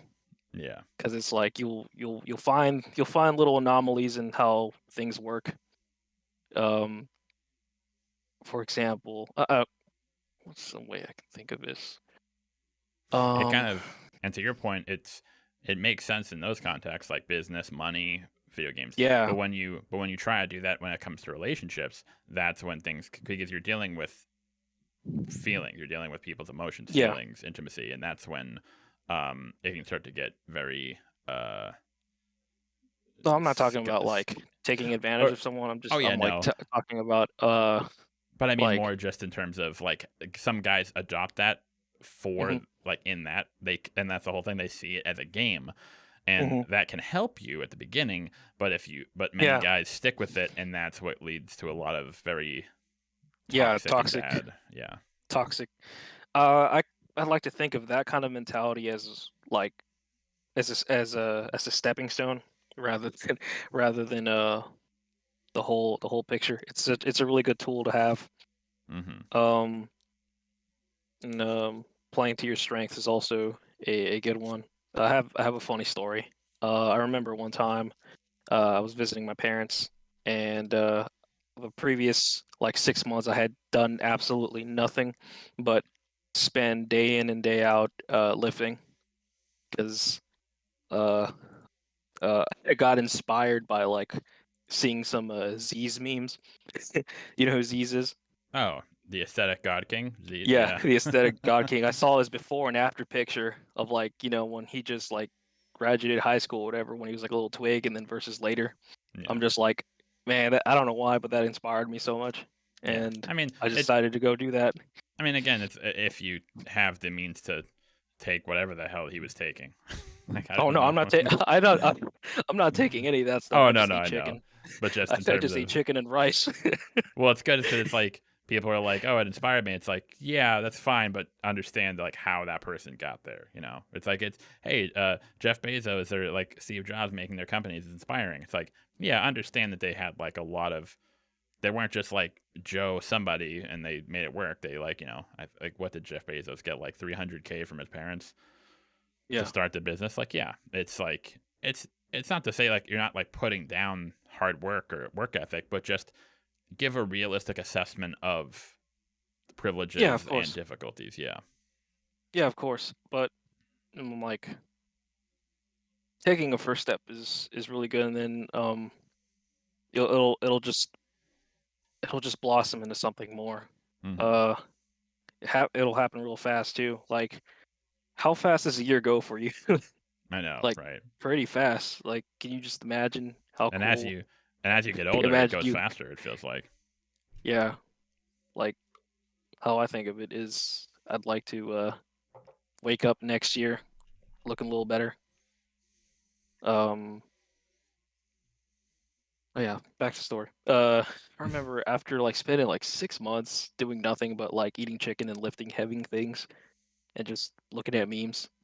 I remember I went back to visit my parents and like I hung out with some friends. Went out for sushi with them, and then I remember, because I'm a really shy person and I don't like taking lots of pictures. And my mom was, how moms are, where they're like, let's take a picture. Oh, I know. Oh god. And then like to embarrass you in front of your friends and stuff. Like I gave in, and then like it's one of the few pictures I've taken of myself where I smiled or whatever. And then I went back to and then after that was done, I moved back to the East Coast, and I got really bored one day, and I decided, you know what, that was a good picture that my mom took. I'm gonna put it on my Tinder profile and use a boost and see what happens. And then literally within like 5 minutes, I got a match from this one girl, and she messages me first. All right. And then I'm like, okay, cool. But you know how it's kind of difficult to read the other person over text. I couldn't get what kind of vibe it was, and I don't know. She just invited me to see a movie in her room, like literally the next day, and then I did. I went there, and I was afraid because I realized I didn't actually disclose my height, so I'm just like, oh man, I hope nothing happens. Hope nothing bad happens when I go there. And then I did, and she was what is it? She was like doing chemistry homework, so it like made it even more awkward. So I'm like, oh man, I feel like I'm intruding on her time. And I'm watching the Evil Dead. I'm watching the movie, and then like both of us were like really nerdy and awkward, and like that I can't read her and she can't read me. And movies going by, I'm like starting to freak out because I feel like I'm wasting her time by getting in the way of her super hard chemistry homework that's like due on Monday or whatever. And then it's like dead silent in there for like 30 minutes. Dead, total awkward silence. And both of us haven't said anything. And then she like puts down her homework, and she's just like, how mad would you be if you if you didn't finish watching the movie? I'm like, oh shit, I'm getting kicked out. Okay. I'm like, oh, I wouldn't be upset, but looks like you're busy doing your homework. And she just she slams her book down on the ground, literally looks at me in the eye, and just asks and tells me, I'm asking if you want to fuck. Well, see, that's the thing. It's like that happens. Like people like don't think that happens. That's like it does happen. It's like it doesn't happen often. It's not like super common, but it can. But so many guys are, and it's ironic because I've actually had guys where that's like happened to them, where like chicks like come onto them and like really strong, and like I'm like, oh shit, and they actually end up fucking it up because they're so. What's what I'm looking for? They're so you're surprised. So used to failure. You're so used to failure. You can't see yourself in a good outcome. Or they don't even they don't trust it. It's like I've met guys who are so down themselves that when a girl comes up and actually shows interest, they automatically assume, oh, she must be fucking with me. Which is so sad. It's like, dude, don't think that, man. Come on. Worst case scenario, maybe she's fucking with you. Whatever. Like that sucks. But like, it's in order to do this, you have to be able to face the bad too. Obviously, like within reason. Like in that case, like I'm with you. Like there are some cases where I've gone over. Like I'm not proud to say, but like I've like met a girl on Tinder and without even like meeting up at a bar, I went right over her place, which isn't a good idea because I could have just been straight up murdered. In retrospect, like that could just happen. But I think it's a good rule of thumb. Within reason, obviously this isn't like a solidified rule. When good things happen in your life, shut the fuck up. Yeah. Don't question it. Just accept it. Just take them.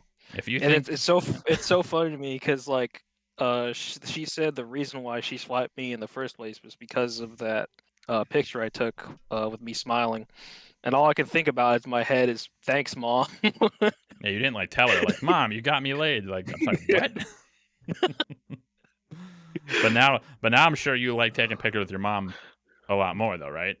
Now? Yeah. Yeah, she's like, can I take a picture? You're like, yeah, okay. Yeah, sure. Why not? Yeah, I don't know. I like that little, what is it, like like chaos theory kind of thinking of how little things can lead to other things and create a big event or something. Yeah. Or it's funny, I tell people this all the time. It's like, so let's say theoretically I followed all your advice. What if I hit the gym and got fit? What if I and felt better about myself? What if I got a haircut? What if I got clothes? What if I was able to express my hobbies? What if I became more social and got a social group? What if I did all that and I still wasn't able to get the girl that I was interested in? Well, it sounds like your life is 20 times better than where you were. You're in a 20 times better position than where you were originally. So there you go. Well, look, I mean, just because one girl says no, exactly. It's just you just keep rolling the dice. Yeah, it's just like, okay, that one girl, and that happens to a lot of guys too. They get so focused on one girl. It's like, and I don't mean to say you should be someone who's like out like dating 10 people at the same time like that. I think that can be just as bad, and it can kind of lead to some bad outcomes. But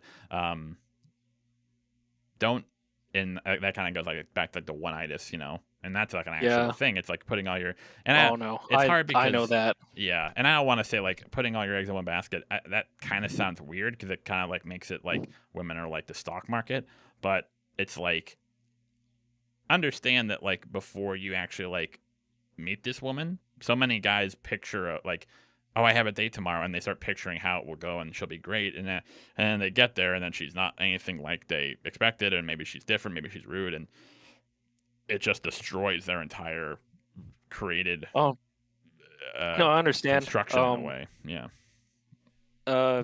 It's all that's 100% true.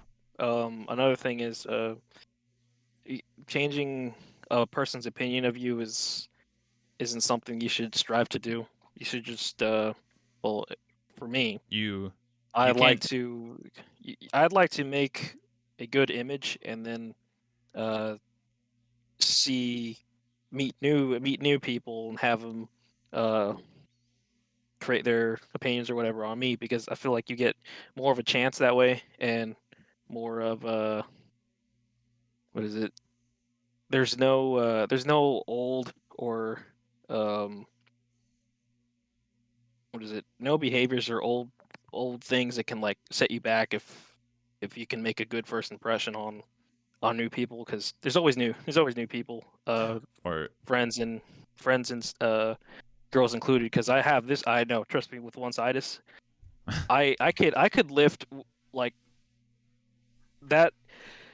After lifting for a while and everything, this one-sided, I knew like still would absolutely friend zone me. But then this girl jumped on me the second that I was available, and I'm just like, that a lot of people correlate that with like, if I'm not good enough for the girl I have one-sided for, I won't be good enough for everyone. Well, they sort of like that's not true.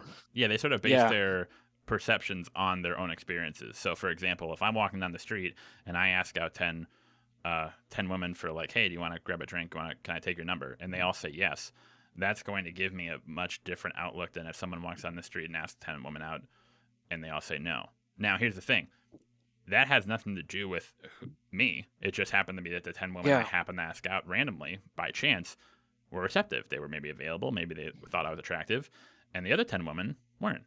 However, these two versions of me is going to have a completely different outlook. It's like, oh, the first person's like, oh, I'm the fucking man. 10 women said yes to me, even though maybe those 10 women are the only 10 women who would find me attractive in the entire city. Maybe it was just by chance.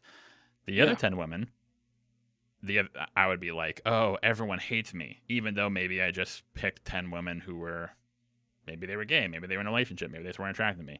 It's this idea of, and it's hard because obviously all of your outlooks are based on your experiences, but it's about not internalizing that to the extent that it basically corrupts your entire outlook on everything. And that's sort of like, oh, and to the other point, when a lot of people, guys ask me, and this is a common thing, hey, I was with a girl and I got friend zoned. How do I get out of the friend zone? Here's the Oh thing. man, sorry, you can't, man. You can't. Well, that's the look thing. For It's someone like, else. well, no, it's not even that. You might get out of the friend zone, but you're not in control of that. She is. So, for example, if you're like, let's say you're with a girl and she's not interested in you because you didn't initiate romantically, or like it took too long or whatever, and she doesn't see you as a romantic option anymore. There's nothing you can do to convince her otherwise.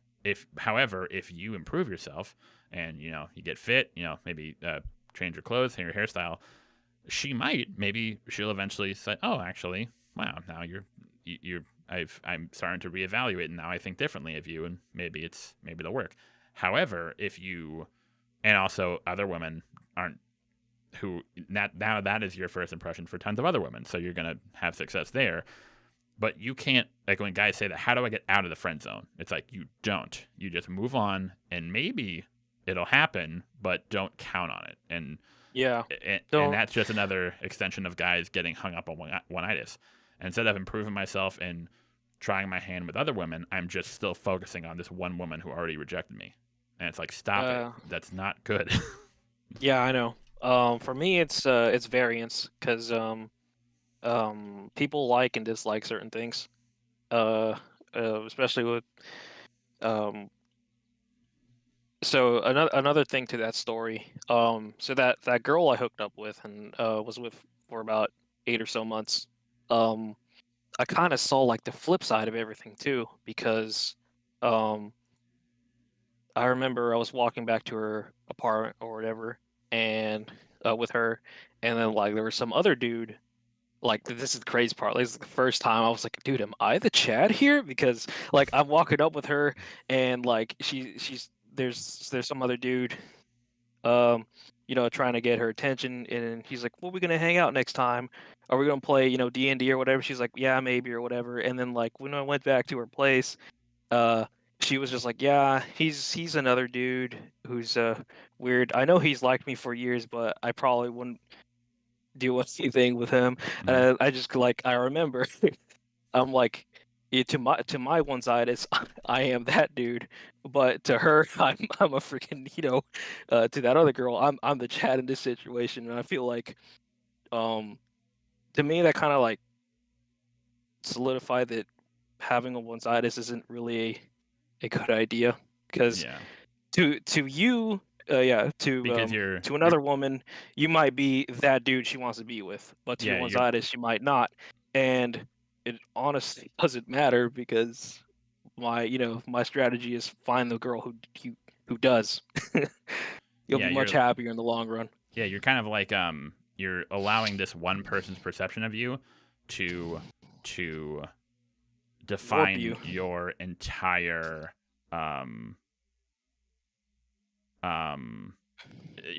sense of self. And again, that's kind of like you're seeking validation, but you're not even seeking validation from like the greater society or people in your life. You're just picking this one person who has already rejected you.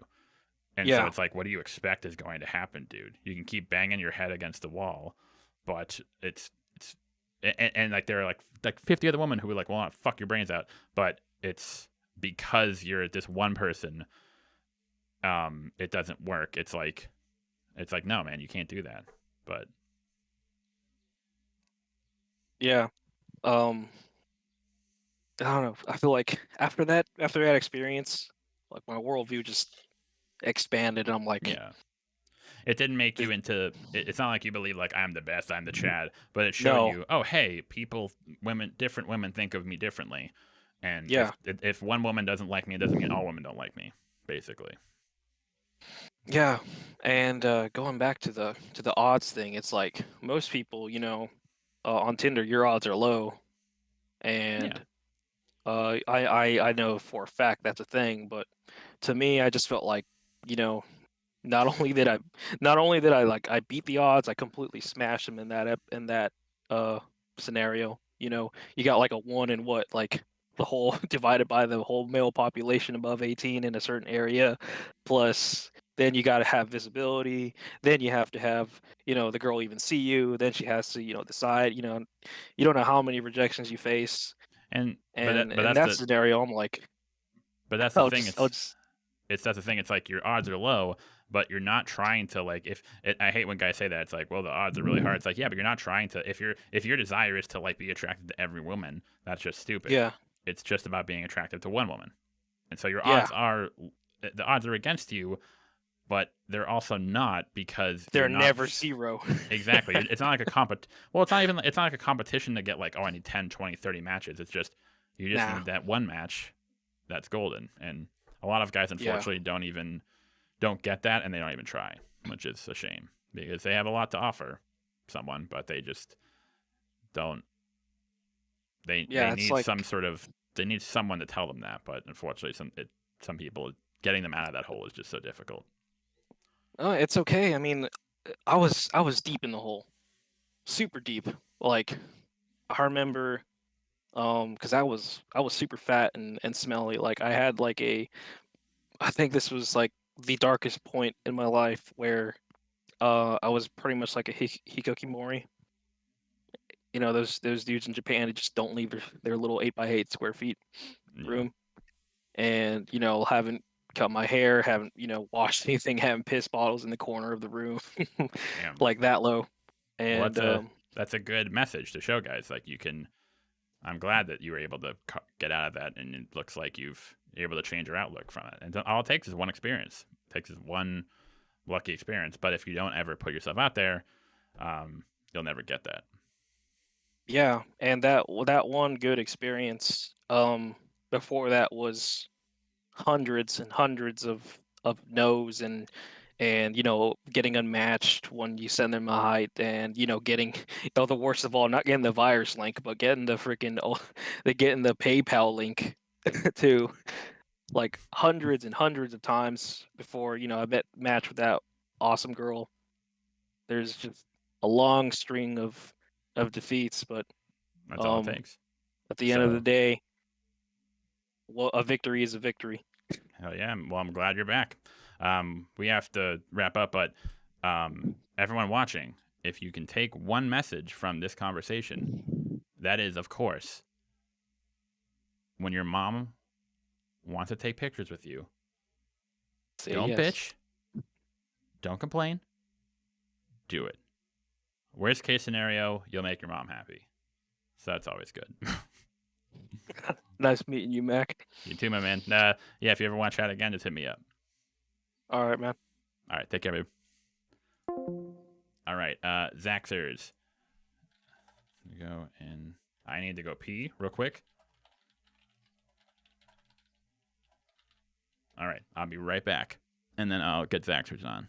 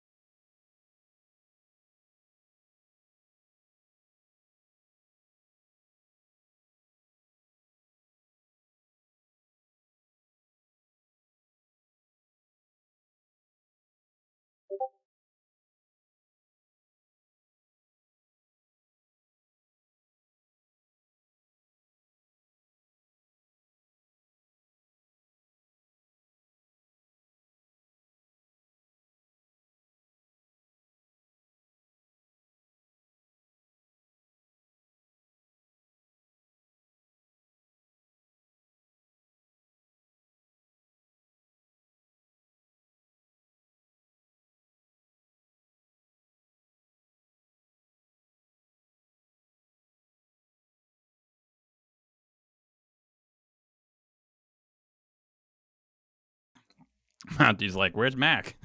All right. Okay. All right, Zaxers. Here we go. Where are you? All right. Incoming. Hello. Hey. Thank you so much for your patience. I know we are very behind. One of the people they couldn't wait, so we're kind of back on track, but not really. But yeah, no, that's totally fine. So you called in because you you saw my original video with the gentleman who was a ex-Jehovah's Witness, and you are a woman who grew up within the Jehovah's Witnesses as well. Yeah, I left about 2 years ago, semi-formally, and it was just watching that video and just a lot of the things he said. I was like, oh yeah, no, like I grew up with the same stuff, but just from the opposite end, and just how girls are raised is really weird. And it's like you're kind of groomed and bred to be like an elder's wife, for lack of a better word. And it's just like it definitely makes a lot of girls turn into kind of like quote unquote pick me girls, where like male validation is just like the best thing you can have. And then like one of the things I wanted to just like talk about, because I think it's just a really interesting thing they do, is like little kids are all there to hear it the same. There's no like kid corner, but there's this thing called marital due, which is like you can't, if you're married, you like can't withhold sex. You need to put out all the time, like whenever your dude wants it. Yeah, and it's really, and like they say, like they try to like backtrack a little, like they'll put things like, obviously like, like you're not like a sex machine 24/7, but you can't like if you're like, you can't have a headache every day of the week, right? Kind of a thing. It's not that you can't say no to sex when you're not in the mood. It's just that when you do, we're probably gonna call you a tease and a whore and a slut. Like, yeah. So like, you don't have to. The choice is yours. You will be ostracized. You will be shamed for it. But the choice is still yours. And it's like, okay, what sort of choice are we talking about here? Yeah, no, definitely. And like, there's like, I remember this one meeting I went to where the talk was about like marriage as a whole. And like it's always weird because there's like a lot and it's also weird too just how like men in the congregation view it. They feel like, oh, there's so much that men have to do, and like women get off easy in these like watchtower studies. But it's like not I don't really agree. Like there's this talk I remember sitting there and this guy was saying, you grew up watching those Disney movies about a prince who was going to sweep you up, and that was a satanic lie. You're going to be with this guy who you might disagree with him, but it like they literally gave this illustration. Like if your husband wants to like sign up for like a Ponzi scheme and you think it's a bad idea and you think it's a bad idea, you need to just like stifle your tongue and like be like, I think that you might want to reconsider. That doesn't sound like the best thing. But if he's like, nah, I'm still gonna like put like a second loan on our house on this, you just kind of gotta be cool with it. And if it turns out that you were right, you cannot say I told you so. That is like the worst thing you can do. well, not even that, but like it's and then even if like you do that, even if you don't say anything when things go wrong, they're gonna be like, why didn't you tell me? Why didn't you say anything? Why didn't you tell me why didn't you voice your opinion? It's like, because you told me not to. Like they'll find a way to blame you either way. Yeah, no, there's like this whole weird like double standard where like the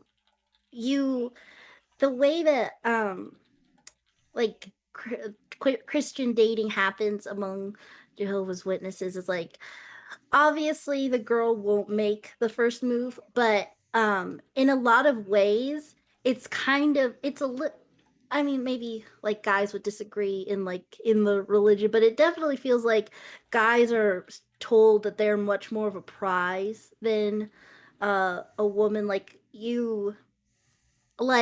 there's this thing that they would talk about in circles, like the 10-to-1 ratio.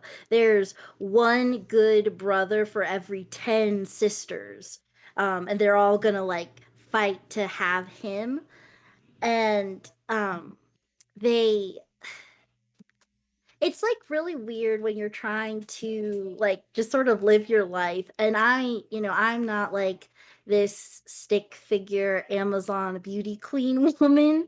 So I was like, oh, the best I can hope for is maybe like a 40 or 50-year-old widower will love me after his first real wife. Yeah, it's like, and it's funny because the way you mentioned it, it kind of almost sounds like the opposite of like what we have, where like a lot of people say it's like, oh, it's like guys are all going after, the same women. It sounds like it's flipped. Like women are told like, hey, you all need to like fight each other for these certain guys. Yeah, it also just created a weird space where like when we were younger, you could, boys and girls could just be friends. But when you're older, anytime I like talk to a boy, I was like desperate. And like I was trying to like secure a man when I was really just like, oh, I found out he likes comic books, and like it's really hard to find people with like any shared interests in that aren't like being a Jehovah's Witness. So like um then I remember like several times I was like pulled aside to talk about how like the dresses that I wore to church had too much cleavage, and how like you really shouldn't do that because it's not gonna like, you don't need to do that to get guys to like you. It makes people, they'll think that you're not a good wife. It's so, and the thing is, like with that stuff, it's not even, that's not like, that's like kind of like the extreme version, but it is amazing how much that has permeated into just secular life too. In the sense like people still say stuff like that even for not like religious, who aren't even religious. They just sort of, it just sort of internalized, of, and it sucks too, because like if a woman has, we were talking about this about like Twitch and stuff like that. Like obviously, like there are a lot of women on Twitch who use their bodies to like bring in viewers. Like I personally don't have a problem with that. It's like whatever if you got it. However, what kind of sucks is that I've seen women who like, there are just women who they're just busty. They just have like a decent sized rack, and they're just sitting there in like a shirt playing video games, and they're like, oh look, she's shoving her boobs in our face, and it's like, I think she's just existing, dude. Like I don't like, it's like yeah, she can't help it. Like it's like, are there people who like act like do like take advantage of it? Yeah, I'm like, I like, okay, I don't care, but it kind of permeates in the sense that like you said, like, oh, you don't have to do that to get boys to like you. It's like, well, what if I'm doing it because I want to? What if I'm doing it because what if I'm doing it because I want the girls to like me? What if I'm doing it because what if I'm not doing it for any reason? What if I have big boobs and like, sorry, like I don't, what do you want me to do? Do you want me to like pull my shirt up? Like, I don't know. Yeah, and it gives you like, you can't win really. They'll always find something to get at you for. Yeah, there's like I think like the way that like school uniforms are like, boys can't look at a shoulder without like losing their mind. That's definitely the culture in there. And then there's this like, I'm sorry, I'm kind of all over the place, but like going back to like within like the marriage and like submissive stuff, there's this whole philosophy of like winning him over with like kindness, like speaking without a word, they call it. So like, and that is really scary because you can be in like a legit abusive relationship, but they'll blame you, like you're the nag, like, you know, like he, like, well, you know, men want respect, so, and women want love, so if you were just like giving your husband the respect that he needs, then he won't do these things to you. Wow, thank you. That's such a comforting, because it's all based around fear. It's based around negative reinforcement. If you do this, this won't happen. Yeah, it's just it's so really dumb. it's really it's really scary because like there were like I would have friends growing up who would like be interested in a boy or date a boy, and so much of like the relationship screamed red flags for me, but it's like it's what you're supposed to do. Like we need a chaperone for every date. I think he mentioned that when he on the last call, but um there were there was one time when I remember friends of mine, they had like it was two couples, like a boy and a girl and a boy and a girl, but because it wasn't an odd number, they can't be chaperoning each other. So it must have been like a makeout orgy party or something like that. And then like, and I remember the guys got like a school, like, you know, you really shouldn't do that. But then like the girls were like, okay, so like this, like we're really talked to about it, about like how it was at one of the guys' house apartment or whatever. Like these are, I'm not even talking about teenagers. I'm talking about like 20-year-olds here. It was at one of these guys' apartment, and these girls, like, they were wrong for going. Yeah, And they'll it's always like, frame it in a. It kind of goes back to, you know, we were talking about with like the red pill. It's like oh, this is actually something I hear a lot that's very common in red pill. Red pill dudes will really shit on single mothers. Like they shit on single mothers all the time, like to like a really creepily weird extent. But what they'll always say is like, okay, but then you'll say something like, okay, but what happened? What if this mother had a kid with a guy and then he bailed? How is that the mother's fault? Well, she shouldn't have married a guy who would have done that. And it's like, okay, so basically, yeah, so basically you're just finding a way that you can blame it on the woman. That's very, very, that's pretty, what's the word I'm looking for? That's pretty up to par in terms of a lot of these communities. They'll always be able to find a way to frame it in a way where it's like, but it's your fault. It's you should have done this. You could have done this.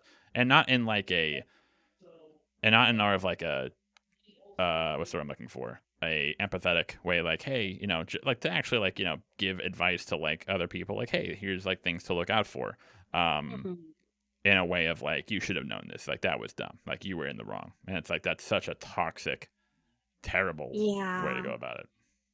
Yeah, no, definitely. Like in my I also feel like just like grooming girls to be like really submissive and like super forgiving. Like that's another thing. Like every meeting will be like, don't hold grudges, don't like fester in your feelings, don't feel anything. Like don't at all. When I like, even when I was like starting to like leave and find my own experiences, it really left me like super vulnerable to being taken advantage of, and not like even like not even in like a necessarily like predator way. I don't know how I really like feel about it, but because like you're told like the man's always right all the time. I was like 18, 19 in a relationship with like a 40-year-old man who like made me like a weird secret, and also like talked about my age a lot in a way that was kind of weird, but I was like, oh, that's just like his sense of humor, he's just like, that's just fine. um and it was like, just because the only thing you can like hope for is to like be loved by a man, that you kind of just have to take everything that's given to you in a way. Now, is that common in terms of the age dynamic, for a lot of Jehovah's Witnesses, or no? No, I mean, it's weird. One thing, like, if you even go on the videos, they do not necessarily like opposite gender, but they do promote like you shouldn't just have friends your age. You should be friends with people who are older than you because like they have a lot of wisdom to give you. And like I'm cool with like age gap friendships or whatever. But there was literally like if you're single and like automatically you're kind of like prey. Like I remember my friend and I were both harassed by the same 40 plus man. This is a different one. And we were at a gathering, like a party, but like they're all witnesses, so it's like not going to get too wild or crazy. And we were playing a board game, a group of us, and this man comes over. He tried to rub my shoulders, and I was just kind of like, oh, I'm just playing this game here. He rubbed my friend's shoulders, but because we're all like, several of us were looking at each other uncomfortably, but none of us dared to be like, hey, man, maybe stop. Like she doesn't want you to do that. Well, that's sort of like I mean, interrupt. My apologies, but like that's sort of like fine. To kind of like extend that to like, because a lot of people in this situation would probably ask you, or people who don't really understand would probably ask, well, why didn't you say something? And it's like you can't really ask that question unless you've understood that like if throughout your entire life you have been basically told to not do that, to stay in line, be sweet, be nice, don't rock the boat. It's not set any boundaries at all, or your boundaries are at the whim of whatever man you're dealing with. Yeah. When you say, well, why don't you just say no? It's like that's such a the fact that you have to ask that question shows that you're not educated enough on the subject to even be discussing it. Right. Yeah. Like at one point, and that reminds me of something else. But at one point, he even was like, "Oh, you're so tense. Why are you so tense?" And he kept like rubbing her shoulders, and it's like you're tense because she doesn't want you to touch her, but we're all like, we're all just supposed to not say anything. Oh my god! If she actually said that, it's like I don't know, maybe because there's a creepy ass 40-year-old asshole dude like creeping me the fuck out. Like maybe that's why I'm tense, dickhead. And it was. Yeah, no, and it was also weird too because at one point, like he like, because I just like after that we just kind of like stopped engaging him in conversation. Like we'd just be really short with him. Like, okay, yeah, that's great. Like, because it's like we obviously gave him the wrong impression that we wanted those advances. It's on us. So like we need to just like you did something. Your shorts were too short. Why are you wearing a tank top? Why didn't you wear a sweat? It's like they'll always rationalize it, and that's such a not I mean in any context, but especially in this context when you're talking about abuse, sexual harassment, or assault. It's just that, and it's terrible because it's not even sometimes something that people do consciously. It's almost it's just internalized. It's almost like their mind goes to that. It's not that they can see the situation, but then they always jump to, oh, why didn't you do this? As opposed to saying, oh, why the fuck didn't that dude, why didn't this dude not do what he did? Right. Like there's actually like literally in the rules of like, I don't know how familiar you are with disfellowshipping, but that's like when you get shunned for being bad.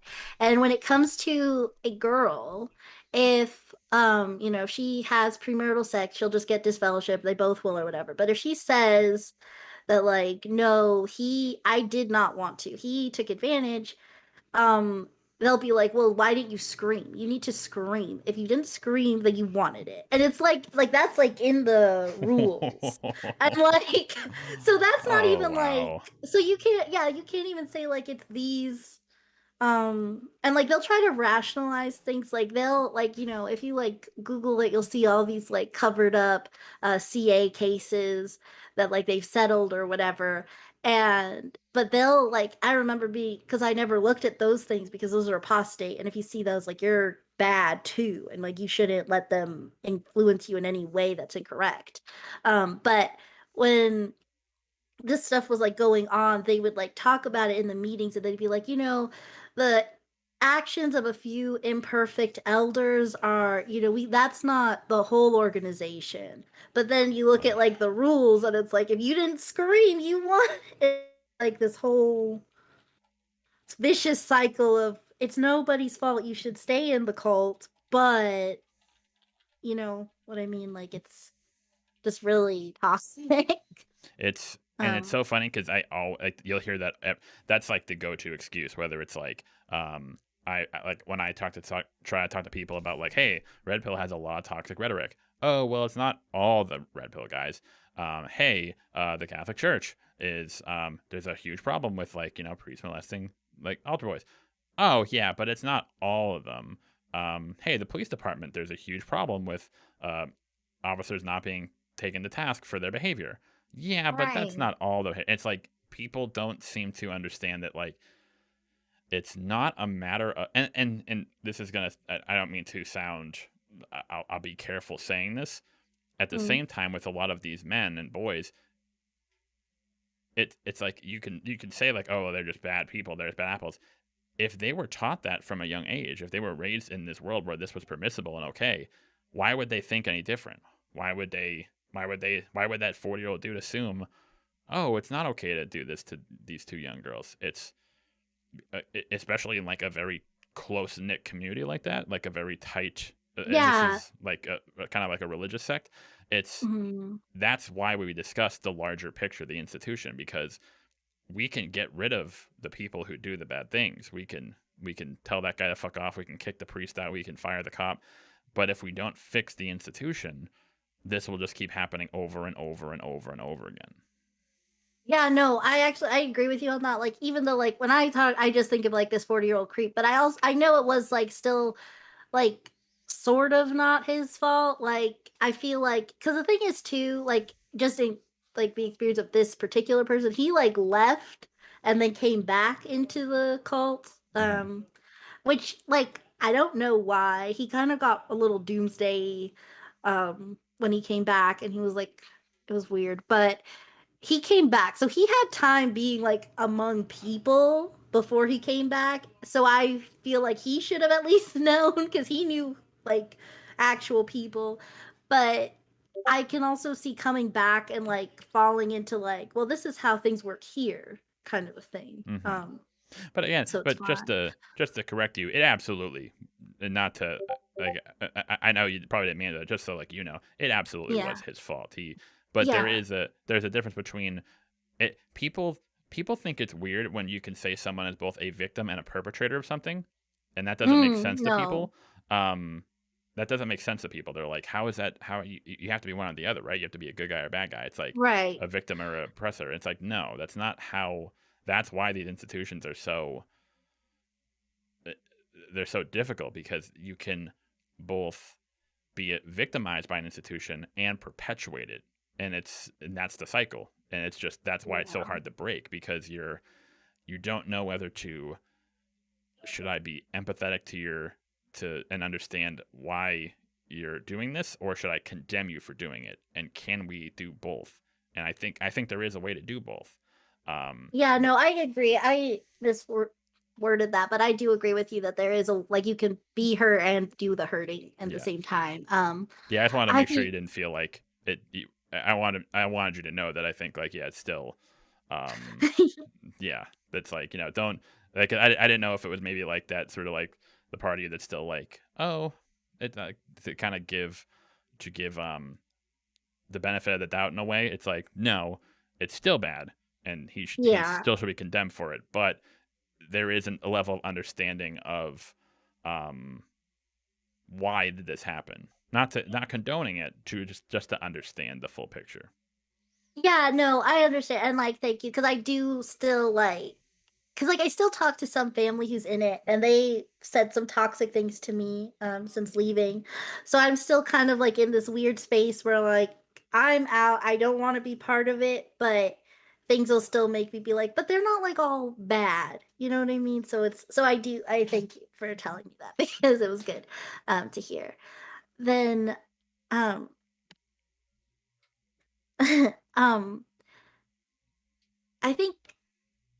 guess that is something. So like when I left, officially, although I kind of had been out a while before that. I was seeing someone secretly who, like, I'm now married to, and that's nice. He's nice. But congratulations. Thank you. But I told my dad, and I was like, I know, like, this means that, like, I can't be your daughter anymore, and it was like this thing. But he was very nice, and he was like, I'll always love you, and like, I don't care, like, I'll always talk to you. And that was like, okay, that's really good to hear. But then, like, I would get messages from family. Like, my uncle ended up messaging me, like, I know, like, you got this man, and he says he loves you, and that's all you ever wanted. And I was so confused by that, because this man literally raised me. We, like, helped raise me. We talked a lot. And, like, I had already, like, I never even thought I wasn't a good enough witness, wife, or nice enough or meek, and I wasn't good enough to get married. So I had even, like, pushed that out of my mind. So when he said, like, I know that's all you ever wanted, I was like, wow, like, I've never been seen in my own family before. It was just really weird. Yeah, I'm sorry to hear that. And it kind of goes back to our last conversation about, how he was saying that is a form of emotional abuse in a sense. It's like that they are using your ties and your love for your family members and your friends to manipulate you. Like, they'll say shit like, "Oh, you don't want to disappoint your friends. You don't want to." And what's so shitty is, like, if they truly love you, if they truly care for you, like your father, it showed. If they truly love you, they'll recognize you're doing what's best for you and support you. They won't try to use their love to manipulate you into doing certain things. To fall back. So was there what was it that made you decide to, I don't know if it was like, if you were able to, what led to you deciding to leave, or how did you leave? Did you move to a different city? I moved states. I grew up in California, and, like, I was in, like, my circuit or district of Jehovah's Witnesses was very, like, it's so weird. There will be people spread out, like, all over your district of California, but but it's still kind of like this small town mentality where, like, you get a reputation and, like, you're really well known. So I was like, I didn't know anybody outside of the world. I just happened to join a Discord and met people, and I was like, oh wow, like, worldly people aren't that bad. We can be friends. And then I met my husband, but I had wanted to leave from, like, kind of a young age. Like, I never felt like a lot of people, and I don't know, it might just be that their, like, rhetoric, it just sabotages you to just, like, want to leave in a way that they don't mean. But, like, the way they talked about it was like, you're gonna, like, feel God in your heart all the time. And I never felt that. I was like, I don't feel what you're supposed to feel, so I guess God he's not particularly interested in me. So, like, I would like to leave if I can get my stuff together to get out. And I wonder how many people were kind of in the same boat as you, and that they didn't really feel what they thought they were supposed to be feeling, but they didn't want to become alienated from their family. So they basically said, like, yeah, I feel it, but they don't want to be ostracized from their friends and family, and so they just kind of stayed with it. They just lied and said, yeah, I feel this, or yeah. I wonder that a lot. Like, there were people that, like, it's so weird. They really want you to just only want to get married as, like, your life goal, because I had a friend and he was really cool. We had a lot of similar interests. We hung out all the time, but then, and, like, he kind of knew, like, we talked openly, and, like, he knew I wasn't really, like, in it like you're supposed to be in it, and I knew that he wasn't either. But then he, like, found a proper woman, and a proper woman who kept their mouth shut, didn't say anything, went with the flow.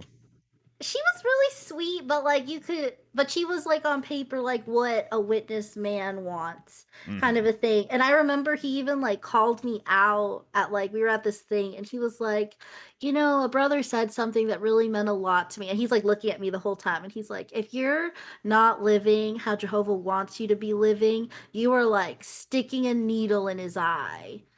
And I was like, it's dramatic as fuck. Shit. Yeah, like I'm sticking Jehovah God all the way up there in his eye because I just would like to be myself, like being like.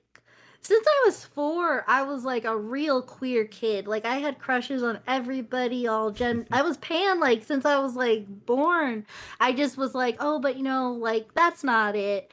I'll just like the boys because that's like the straight thing to do, and that's so the other things don't matter. But then also like just like there were things that I just like didn't believe in, like the text, like just some things the way they were written just didn't like hit how I think they were supposed to.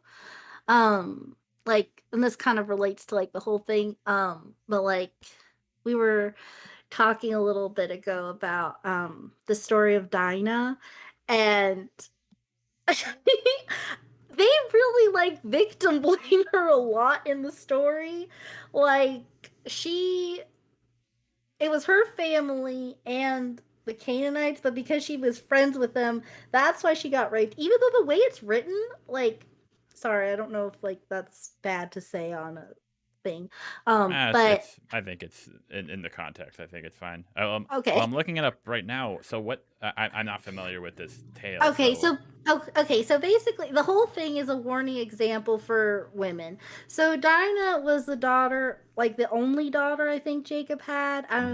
And so she used to go, and they were traveling at this time or whatever. So he goes to Canaan and he moves there. And so it's basically like her family and Canaan people, which they don't worship the true God, so they're bad. But it's like she just went to town and like visited with like the local people and was like, hi, I'm Dinah. And then this guy, Shechem, comes in and he sees her and he wants her. And then it says, they always say that he abused her, but it's like, it just never read like that. It just seems like she like had a premarital hookup, because after it happened, well, they also, in my version of the Bible that we grow, and she doesn't say a word the whole time. It just narrates what happened to her. So I don't know her stance in this. Well, that must mean that she wanted it, right? Because she didn't scream or yell or say no. So she did. And then after it happens, he comes to Jacob, her dad, and he's like, I love Dinah. I'm all about her. What do I have to do to marry her? And then Jacob's kind of like, he's trying to like he's like, okay, yeah, like, I don't know if they had dowries but he's trying to like negotiate a deal over her. Meanwhile, her brothers are like really mad about it.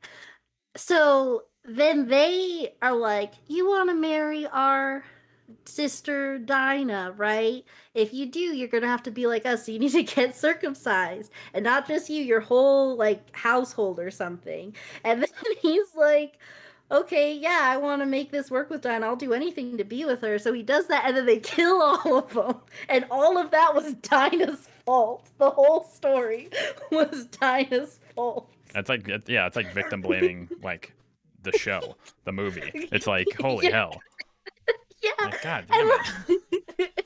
I got really like I kind of got like obsessed with that. Like the Witnesses make a whole movie based on it. How Can I Make Real Friends? Like if you go on, you can just watch the whole thing, and like they don't go like into like essay or anything because like it's we still want to keep it like PG a little bit, but it was really weird how just like even if it like I don't know, just all these stories are just so.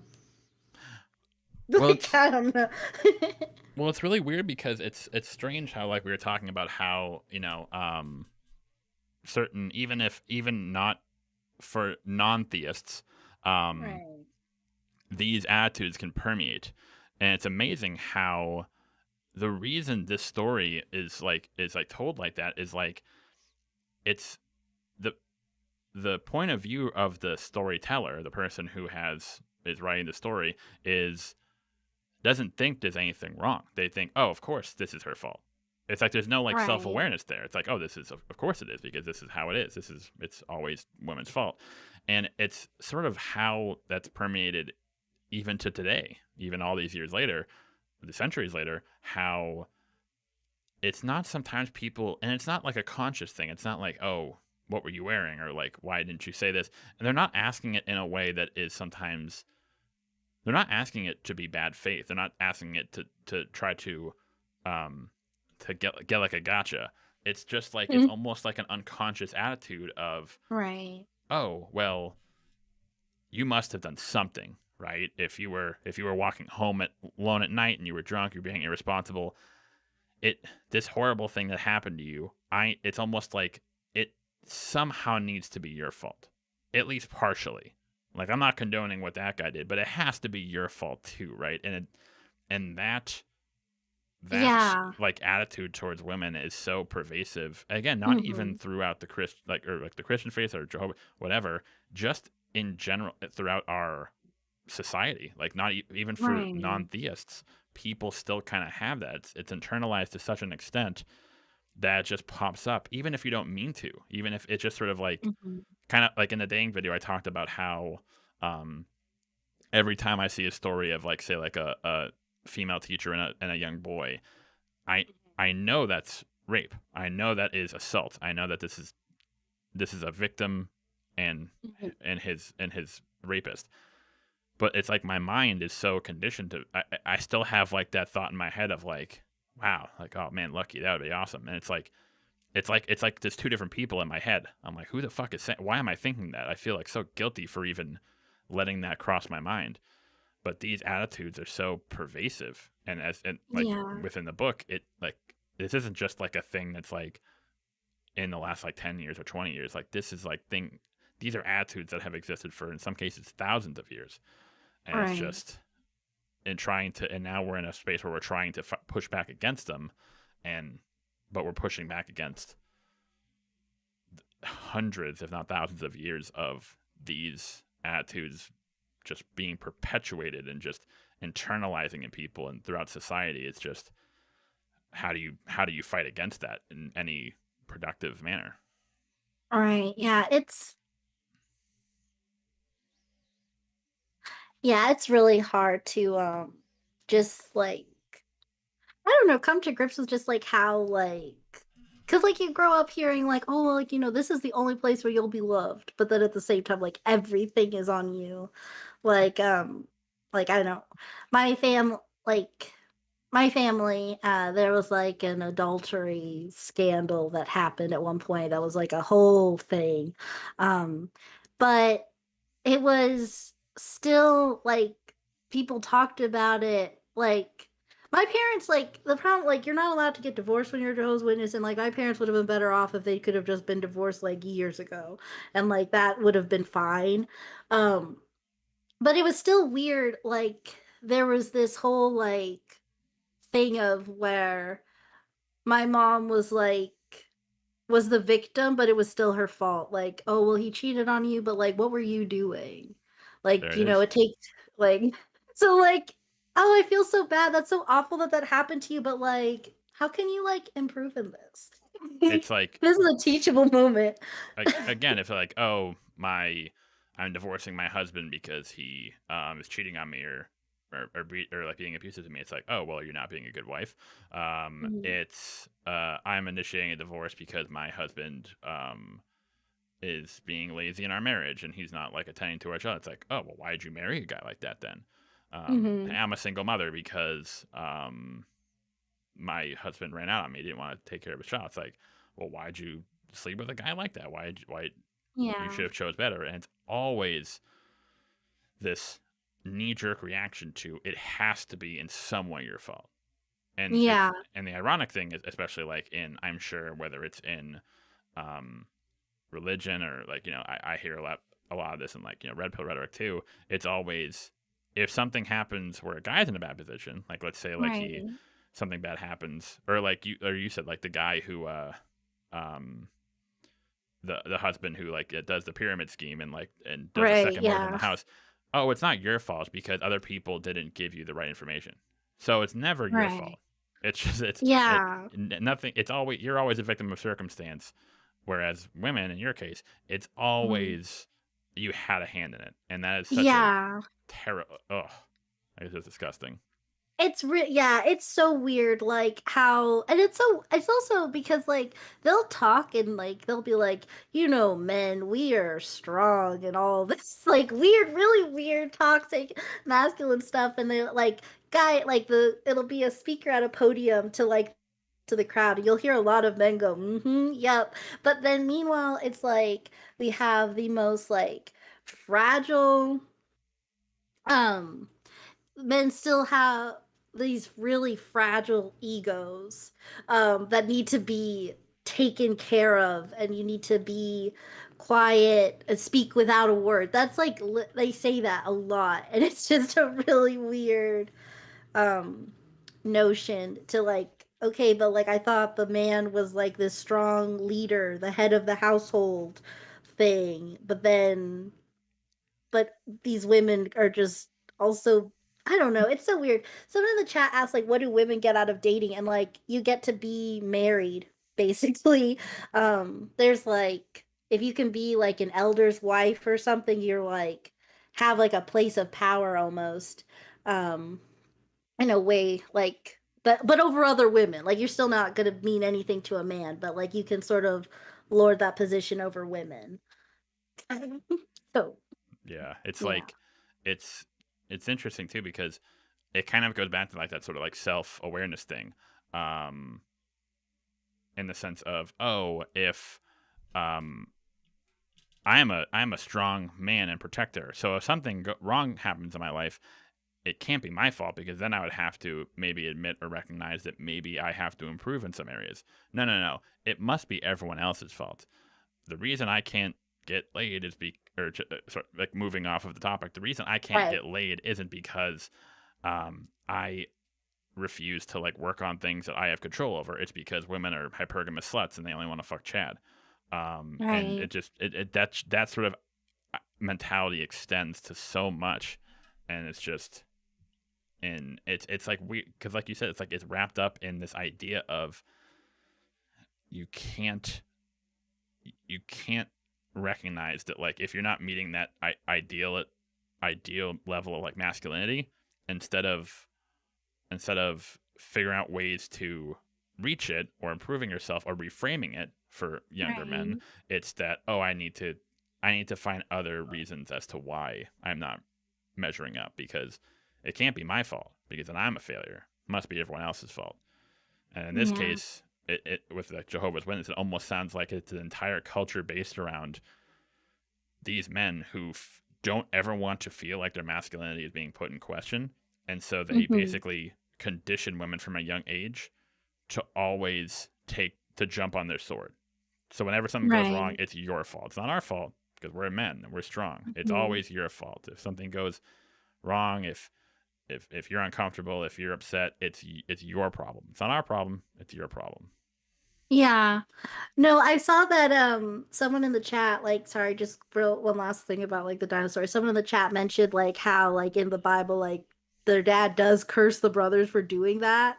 But like I remember a talk about this whole thing where it was still Dinah's fault because Jacob's like, oh my gosh, like you killed all these people who are important, like they're gonna be really mad at us. We need to like flee now or something. And then it's like, but that's still Dinah's fault. Yeah, that her brothers can't handle. Like they killed a bunch of people, but like nah, it's also fine. like people. It's like it just from like the way you described it, it almost sounds like it's misdirected. It's like, Mhm. hey, I'm mad at you, not because you're shaming your sister, but because you are like you killed people and now they're gonna come back and hurt me. Like it's not Yeah. like Dinah isn't even it's ironic. It's like this. It's called the story of Dinah, and yet she's basically a prop in the story. It's something that like Yes. it's not even her story. It's like terrible events that happen to her that are inflicted upon her. Mm-hmm. Like that's not someone's story. That's such a reductive way Yeah. of thinking of things like that. Yeah, no, like there are so many, like just all of them are, I don't even know, like what, like, I'm not really religious anymore.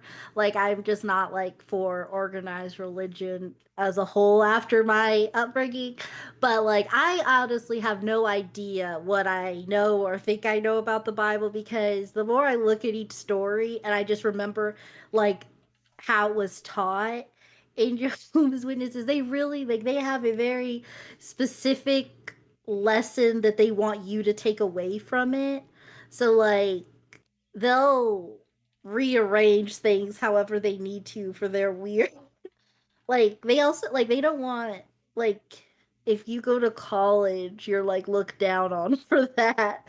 And it's just like all these things come back to um like, I've like, even like, I remember someone even used the story of Dinah to talk about like wanting more. Like, she was like, they made up, like, it's not like, the text is pretty straightforward, like she made friends, like got taken advantage of, they did a kill. But someone like added this stuff, like, she probably was going there and like seeing like how these women wore jewelry and she wanted jewelry too. If she wasn't covetous, if she was just happy with what she was given, then this wouldn't have happened. Right. There's always a way, and that sounds very similar to that whole thing about, I think we were talking about in the last caller. Women initiate 80% of divorces, but instead of like breaking that down and actually looking into it, it's like, oh well, that's because women just always want something better and they're never satisfied. It's like, no, that's not what that says. It's you adding that. It's you taking your preconceived notions of women, your toxic generalizations of them, and adding that to the context. Like that is nowhere in this narrative. You're taking it and projecting it onto it, and that's just, yeah. Well, it sounds like, I know we have to wrap up. I've made you go through a lot, so thank you for sharing. I know I'm sorry if any of that was difficult or uncomfortable, but thank you for sharing. I think it's important to highlight these things. But I'm very glad. It sounds like you're in a better place. It sounds like you're with someone who loves you, and I think we're all thankful for that. Yeah, no, like, I was really happy to talk about. I've never really like shared this, really. Like, I'm kind of like, after I saw that video and reached out to you, that was the first time I ever like thought about talking about this anywhere. So I'm just glad that you had me on to talk, and like, it'd be fun to do it again sometime or whatever.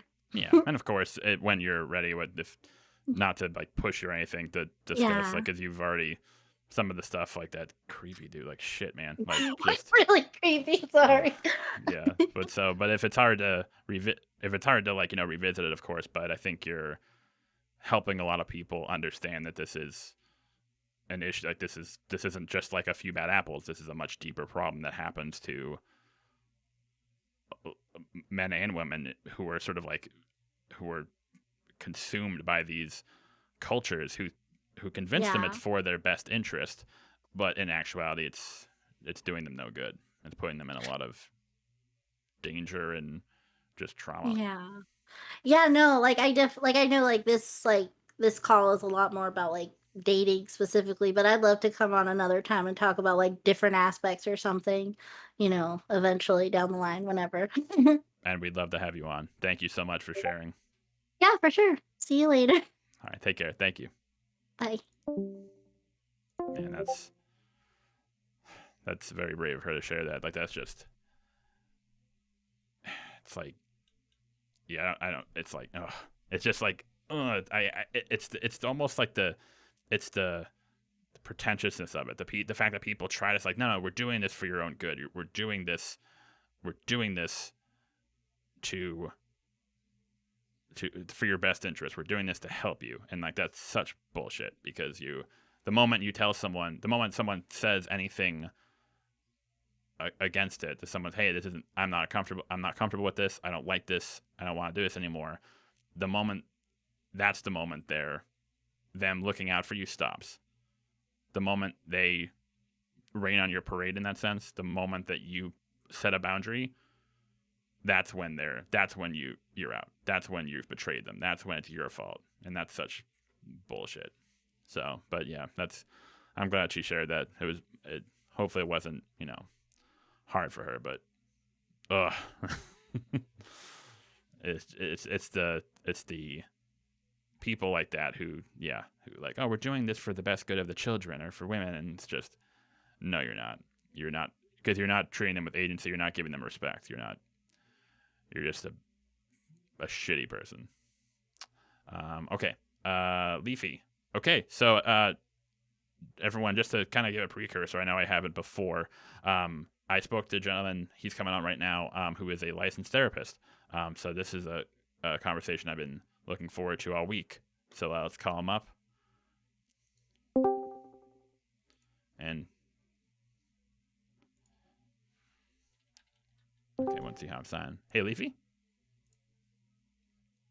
Let's see, did it work?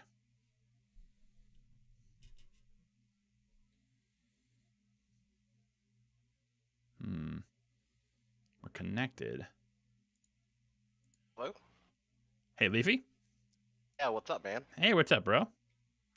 Hey, Mac, thank you for having me on today. Man, thank I've been you. watching the discussion since 1 p.m. and it's fantastic. I think everyone's had really amazing stories. Thank you for your patience, and apologies to everyone on the stream. I know, like, I had to like apologize to people who are on the docket. My time management is just, I tried to do it like half an hour, but then I realized that's just not really enough for like a meaty conversation. So thank you, Leafy, thank you everyone for your patience. But yeah, I'm really glad to have you here, man. So just to start off, if you want to give like a background of your education, maybe your specialties, what sort of got you into, what kind of inspired you to get into that line of work? Hey, what's up, everybody? So I'm Leafy Tofu. You guys can call me Blong. That's my name. I'm a first-generation Asian American male. I always had an interest in psychology. I wanted to help my community. I wanted to help individuals going through a hard time. I've always been a major conversationalist, and I've always just liked working with people, talking with people. And yeah, man, that kind of it wasn't my plan to be a mental health therapist. I am a licensed mental health therapist in the state that I reside in. Um, I have been fully licensed for 2 years. Today, I do want to put a disclaimer up. I want to let everyone know that this is purely for educational / entertainment purposes. I am not the sole voice for mental health or for any of these problems we're dating today. I'm here to shed light on my perspective of the certain topics that I've heard Mac and other individuals in the live streams cover in the past, discussions. So I just want to start with that. Awesome. Yeah, thank you for coming on, because one of the biggest questions that I don't know if the questions, but one of the biggest notes I got on the video was that it seemed like it was focused on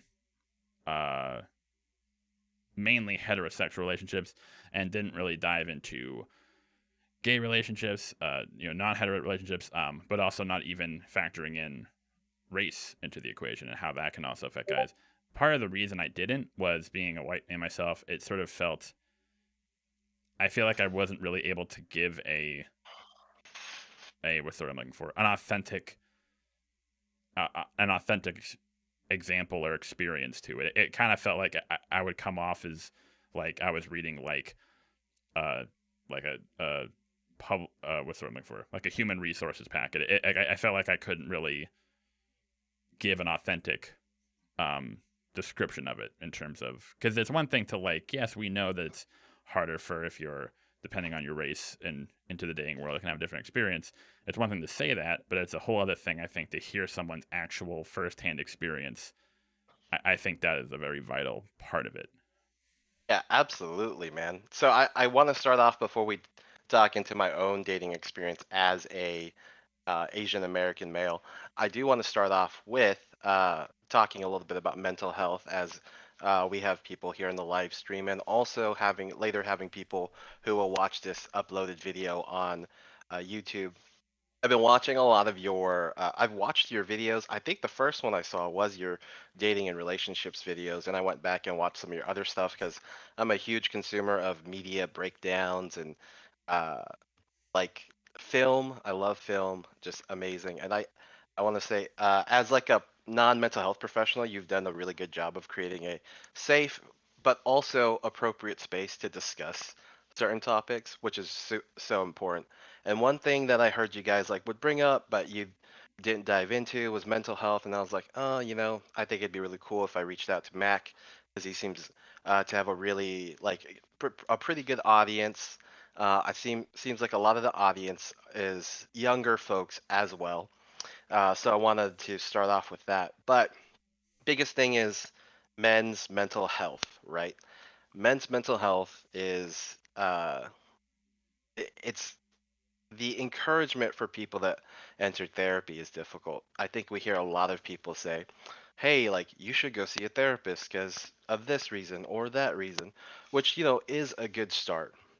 Now, does everyone need mental health therapy 100% of the time? No, but it can help improve an individual's life, right?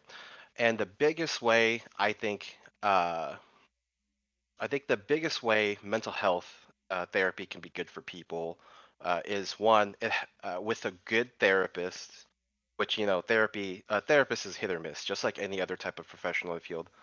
But a good therapist will help you one, engage into self-development and self-improvement. A good therapist will help you break down, you know, your strengths and your weaknesses, your really great mindsets, your really negative ones, and I breaking down those things will help to start create a safer space for people to feel more comfortable to talk about therapy and things like that. As a therapist, I've actually also been to therapy myself because I was like, how is it fair for me to be a therapist and like, have these not judgments but perceptions of who my clients are. Um, so I have gone to counseling myself, so I've been on both sides of that coin. It is really tough as a client seeing a therapist.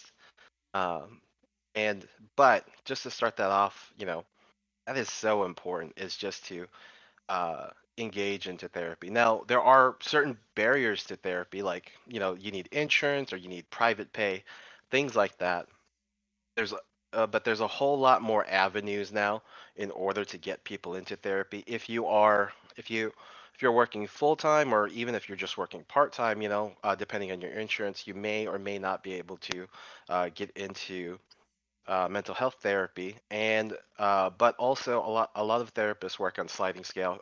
So again, this is for educational purposes. I'm not here to, um, you know, have people say, hey, like let me hit you up on this or that, and like let me be your therapist. Not the purpose at all today. But yeah, just to start, I think I want to encourage people to go to therapy and learn about therapy. And if you have a bad experience with a therapist, please, just have that talk with that therapist. Say, hey, like things aren't working out. I need to try to find a new therapist. Just like if your doctor was really crap, you would find a new doctor. Um, so just to expand on that, because you mentioned something interesting. In my video, my updating video, I mentioned a YouTuber named Alexander Grace, and a lot of people in the chat in the video like are fans of him, and they didn't like how I treated him. However, if I had to point to one where I think that just shows that I think that his channel and content isn't very good and helpful, is that he actually has a video entitled like "Why Men Should Never See Female Therapists," and in the video he actually talks about like certain things, like like you said, there are cases where people just you don't mesh with a therapist, or like the therapist might have an agenda, or they might just not be very good at their job or not helpful. However, he kind of expanded it into this like he basically tried to like funnel it into like, well, it's like because women and like all that bull crap. Oh wow. Yeah, Yikes. it's just Okay. I mean, like, yeah, if any fans are in there, go and watch it. I think that'll be a bit eye opening. But to your point, what I think the overall message, or like, you know, if you kind of sifted through like all the toxic crap and all the stupid shit, was from your perspective, how do people, what would you say gives the impression to someone that, hey, this is a good therapist-client relationship? Because I think a lot of people, like you mentioned, a lot of people go to therapy and they might have a bad experience and they think, oh, this is therapy. This is not good for me because of this bad experience. When it might just be that one particular therapist. So, and you, due to your expertise, what would you say is, how can someone recognize, hey, this, me and the therapist, or we have a good relationship, or this therapist is the person for me? What would you say are like the signs that someone can recognize that makes them see like, oh, this is good for me. This is the person for me. Yes, man, that is a fantastic question, right? So when I think of like good therapists, or even when I think about good relationships I have with my clients, again, therapeutic relationships, I don't like go hang out with them on the bar at the weekend or anything like that.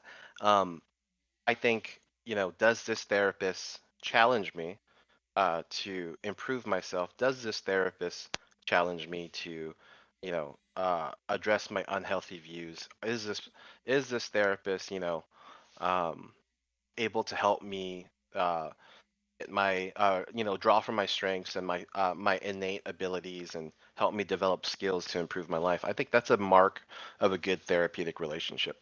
But because of the nature of therapy being sometimes being difficult, especially when we start talking about doing like trauma work, um, like it can be tough to talk about those things. And I think like really good and really exceptional therapists are the ones who can, dive into your trauma without judging you. I mean, overall, like your therapist should not be there to judge you and say, "Oh my gosh, like you've made yourself a victim," or like that, or anything like that. But they should challenge like certain ideas you have. Like, for example, I'm working with a young man, and working with this young man and then watching your story, and my own personal experiences inspired me to have this talk with you. But he said that, like, women don't find me attractive, like women don't like me, and he said I haven't had a uh, major a really significant relationship in a long time. And I said, hey man, like that's true, like, and I started to break down with him. I'm like, hey, a relationship won't fix what you have going on. And that was like a big hard pill for him to swallow. I was like, no one's gonna come in and save you and fix your problems, or whatever issues you have. I don't really like to use problems because that can always have like a negative connotation. So if I say that, just know that I don't mean like, oh, you're the problem or anything like that. But to challenge him on these issues, I'm like, well, what have you done to work on yourself to improve yourself? And he said, well, I haven't done anything. That doesn't mean I expect him to go get super ripped, like look like Captain America or Thor. I watched your video on the, unrealistic expectations of male bodies too. And, I actually had a healthy conversation with him about that. It's not about looking like someone else. It's about being your best self always. And that's with a good therapist who works with you on that. That is always the goal, is to help your client achieve their ideal self, the client's idea of their ideal self, not the therapist's idea or not someone else's idea of what is best for them. And then once you can do that work, once that client is able to do that work and develop themselves and begin to self-actualize, that's when it becomes the challenges don't seem the same way as they did when you first started. The therapeutic relationships can be turbulent, because there's a lot of there's just so many emotions going into it, and even as a therapist, we have something called transference and countertransference. It's like you taking on the client's emotions and the client taking on your emotions, and we have to always watch our levels of empathy in working with them, right? um, so I mean, I really think that's what helps make good therapeutic relationships.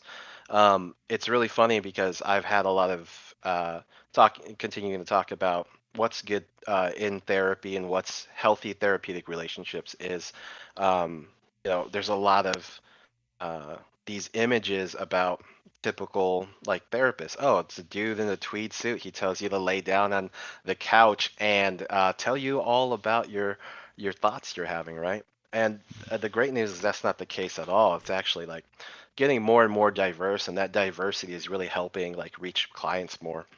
Um, Now, another thing I wanted to kind of talk about is the like the male or female, or any identified gender, or any way a person identifies themselves. That is up to the client. Like it really is, but it is up to the client to decide whether they want to see a male therapist or a female therapist. But I will say this: sometimes we need to challenge that that. Why don't you want to see a female therapist? Why can't a female therapist work on this with you? Or vice versa, why can't a male therapist work on this with you? If it's some sort of deep-seated, uh, you know, or a trauma that you experience with one gender or the other, um, then perhaps, you should consider seeing someone of that in order to challenge your own beliefs, and always to work on work on developing healthy relationships with that other gender. That's actually a super fantastic. I didn't even think of that, but that's a fantastic point in the sense that, like, so for example, I actually had a female therapist for a long time, and that wasn't. It was interesting because I think it may have been more just like my relationship to women or outlook, where it didn't really make much of a difference for me. However, now that you mention it, I can see how, and there are cases where, like, if a young woman was, like, say, like, assaulted, or like she was in absolutely, in an abusive relationship, that's a case where, or the same thing with a male and a female, there are cases where a same-sex therapist would be, depending on the dynamic, can be beneficial, because otherwise it may prevent progress from being made. However, I didn't even think of that, and you put it in the perfectly. It's almost like, depending on the circumstances, only seeing a therapist, whether they're male or female, depending on the circumstances, can actually be a form of sheltering in a way. You're kind of you're like you said, the point of therapy is to challenge you to, but in this case, you're almost protecting them. You're like, hey, you don't have to. It's safe. You don't have to, discuss that part of yourself. You don't have to talk about, like, hey, how come you don't want to see a female therapist, or a woman? How come you don't want to see a male therapist? There are reasons. There are, like, situations where that could hinder progress. But if you're not addressing, like, hey, if you're a guy and you're uncomfortable around a female therapist or a female doctor or whatever, we have to explore that. We can't just let that sit there. We can't just, like, hand wave. I would say, even if that young man ended up seeing a male therapist, the male therapist I would assume, hey, we need to discuss how come you weren't especially if we're talking about, like, like relationship struggles or relationships to women. What was it about a female therapist that seemed, what was it that made you feel uncomfortable? Right, and really depending on their, like, a lot of it has to depend on their age too, right? Like, so I'm 29, so I think you said you're 28, right, Mac? Just turned 29 about a couple weeks ago. Oh, dude, happy birthday, man! Welcome to 29. Oh yeah, it's just like 28. Yeah, the most, like, uninteresting age. like 30 is like a milestone. Like, there's certain milestones. Like 29 is like, cool. I guess I'll go to the bar. I don't know. It's the last year of your 20s, for sure. And I think it's significant for some people, but it's not for others. So, I'll give another anecdotal story. How are we doing on time, by the way? Oh, this is keep going, man. This is fantastic. I'm okay, great. I'm not even that's why I'm not even interjecting. I'm like, keep going, man. Holy, this is fantastic shit. Okay, good. Because I do want to applaud you. You've been, doing this live stream for 4 hours. I've tuned in for most of it, and like being a person who talks to someone, talking to different people to 7 to 8 hours a day, it's a lot of work. So good work so far, man. Thank you. Well, it's funny because kind of going back to, apologies to you and to others for the time management. I wasn't very good. I've realized that a lot of people ask me about the male dating video, like, why is it so long? Like, because you've broken it up. And I'm like, and originally I was thinking maybe I'll break it up, maybe I'll make it shorter. But I was like, I feel like with certain issues, you can't do that. That video couldn't have been 50 minutes. It had to be, and I did my best to cut down a lot. But when we're talking about things like this, you need to give them the time they deserve. If we're talking about very difficult, yes, very important issues, you can't try to generalize or reduce it or make it fit that 10-minute window for YouTube ad revenue. You have to give it the time it deserves. And absolutely. No, and I was gonna say, I saw that one of your other, call-in streams was like 6 or 8 hours. I forgot how long it was. I was like, that is crazy long.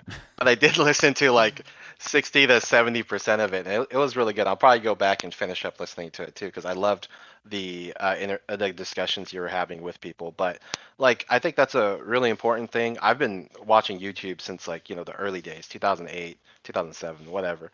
And that was always the format. But I think nowadays YouTube's really changed into a really interesting format where you should create the content that your viewers want to see. I mean, but not always. You should also create what you want or what you like. Because I watch Tom Segura, Your Mom's House. They do dark humor, dark comedy, all that stuff. And sometimes their streams are 2 hours, which is they talk about that too, not being a healthy uh not being great for YouTube, but it's great for their fans. And I say, hey man, if you have the time and the energy and the focus to do these long discussions, I say go for it, because it's just you get a lot of really good stuff out of it. You have these really interesting conversations, and the more and more people talk, the more comfortable they become. But also, we never want to push people into exposing their traumas publicly. And I think you did a really good job of that. Is just making people feel comfortable, but never pushing them to oh my God, this is a horrible thing that happened to me, my horrible story. I think people have been, discussing it appropriately, and I do hope everybody here is of, age 18 and over to be able to have some of these discussions and things like that. But I think for the most part, even if they're not, this can be healthy for them to watch and listen to these discussions. Even if they don't have their parents' permission, we can't control everything. I'm just going to assume everybody's over the age of 18 and can be watching. But fairly certain. Fairly certain. But... Fairly certain. Yeah. Especially since your content's not child orientated for children, so I think we're good. I was gonna say I was a little embarrassed because you were like, yeah, man, I saw the male dating video and the male bi video, and I was really impressed. So I checked out your other work. I'm like, oh, so you saw that video about how I said Kevin McAllister did 9/11? And it's like, because I feel like, because a lot of people got exposed to the channel via the male dating and male body video, and I don't think they realized that they were that's the channel, because the channel's kind of, kind of gone through a rebranding over the last several months. And then they look at the old stuff and they're like, what the hell is going on here? I thought this was a social issue channel. I also saw that you had a lot of video game live streams. Mac, this is your channel. You do whatever you want, man. I think you should I think you should push out the content that you like to push out, and also push out the content that people like to see as well. But always always be genuinely yourself, which is what I recognize you doing. But yeah. Well, we've decided. Go ahead. We've decided the channel is sort of the brand is chaotic good, so it kind of fits. The randomness kind of fits. So But chaotic good is good, especially yeah. if the institutions and the law not okay. Don't go break the law, everyone. Like follow the law, but sometimes we need chaotic good to shake up the institution in order for it to, you know, be able to you got to destroy some things in order to make room for new things, growth. Like I remember this quote: "Man is the architect of his own destiny. He is both destroyer and builder." And I don't think that meant so much man as in like males, but like people in general. And I think that was written a long time ago. Um, yeah, I think again, healthy discussions. Your content's been pretty good. I did not watch the 9/11 video, but now that you mentioned, I'll go back and watch it, and I'll send you a very lengthy email about conspiracies. Yeah. um, but okay, so going back to the counseling topic. So counseling or therapy in general, I saw in some of the super chat saying that therapy alone does not always work. Yeah, that's true. Like some people need just therapy, but some people need therapy and psychiatric medication or alternative kinds of treatment. Whatever works for them. Don't go get lobotomized or anything like that. Thankfully outlawed now. But I think Hopefully, like most yeah. places across the country. Right. So I mean, like whatever you get, whatever you get into, I do think that, this is a criticism I feel okay stating like professionally, but we are an over medicated society.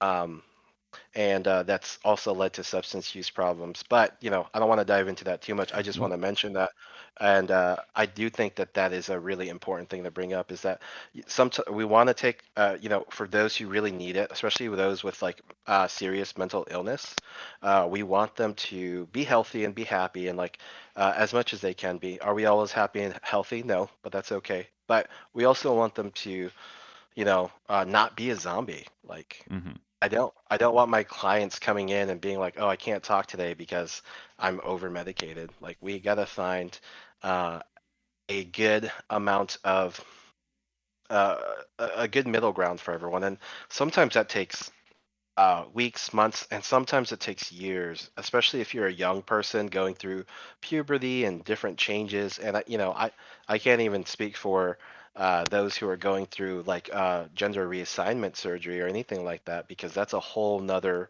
thing that I'm not qualified to talk about. But I just got to say, like, it is mental health is an ongoing, can be an ongoing journey for people, for sure. How much is therapy is something I see on the chat right now. I just want to address that. The price for therapy varies from place to place. If you go, I think I don't know, Mac, what's the demographics of your like viewer audience? Do we know their ages per se? I'd say primarily. I want to say. I think actually. I think we checked last night. I was showing my friend at the bar. We're about primarily Western. So I think like 45% U.S., like maybe 15% UK, 10% Australia, and then sort of like scattered out throughout, but so mostly UK and US. And then demographics, I believe, almost entirely. The two biggest is it's 18. What is it? 18 to 24, and then like 25 to like 36 or something like that. Okay. Yeah, like 18 to like late 30s, I would say, is like pretty much almost entirely the audience. Okay, gotcha. So getting yourself into therapy, I'll start with the like I mean if you're a child, getting it or if you're under the age of 18, I think getting in therapy is a little bit easier because there's a lot of programs that can help people like minors, people under the age of 18, children, the teens, get into therapy through insurance or through these really awesome nonprofit organizations, right? And if your parents, work full time and have full coverage insurance, I think some states or some places do provide. You can find therapy through that, and it's not. It shouldn't like change your insurance rates too much. It should be factored in, and you should be able to go to therapy at a pretty affordable price for those who are under the age of 18. Now, those 18 to 24, if you're in college or at some sort of tech school, some of most, I think a lot of colleges have a counseling center on site.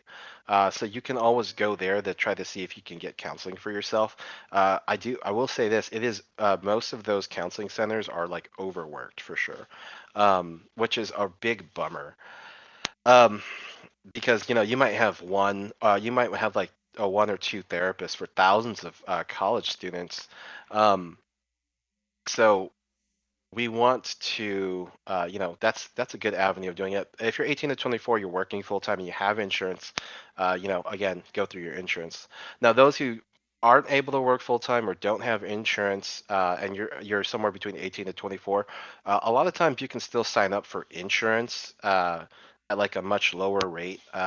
I think that's still ongoing, and you can check and see before you sign up for that to see if therapy is available through that. So this is a lot more limited, but there are some counseling resources out there that do offer pro bono therapy. It might take a little bit of legwork, but you might be able to search um, for someone who does pro bono therapy or those doing pro bono therapy. So another really great resource for mental health therapy for individuals is going to reaching out to like a counseling graduate program. Sometimes you can get counseling from graduate students for free. That's kind of hit or miss. I not to like toot my own horn, but I did pretty good as a graduate student doing therapy for people because I was like, I was in it to win it. If it's between like So that or like nothing, it's in some cases that can be. I mean, I'm like not to like put them down or anything. It's just like if they're not as experienced. But even so, like especially nowadays, like if it's between that and being locked out of therapy because it's like $150 a session, it's sometimes that good. Even if it's just marginal, if it helps, oh yeah. it's a good. Oh heck yeah. And like absolutely. Like so I see someone put on here that hey, it's a once a week vent session. I do want to come back and kind of comment on that. But yeah, so again, that's a good way of getting therapy. Even if you're over the demographics of 18 to 24, like you can still reach out to a graduate college. If you can get and that would still be pretty great. Because even if the graduate students aren't the most experienced counselors, they're still guided by a fully licensed therapist or a psychologist, and they're guided on how to work with people and stuff like that. So maybe one session doesn't go great, but maybe given time they might do better. Again, some therapy might be better than no therapy. It's a big thing for therapists to do, do no harm for the people that they're working with or the people that they're helping. And that's a big part of it. So I do want to say this about therapy. I got two things left to say about therapy. How are we doing on time? Keep going, man. All you. Okay. So I do want to say two things about therapy. One, like I think someone said sometimes it's not a journey; it's just an event session once a week. The very sure right now that's not a bad statement, and I say that because it feels like that a lot of the time.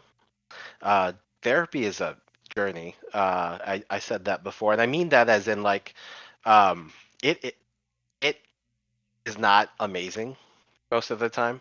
It's just work.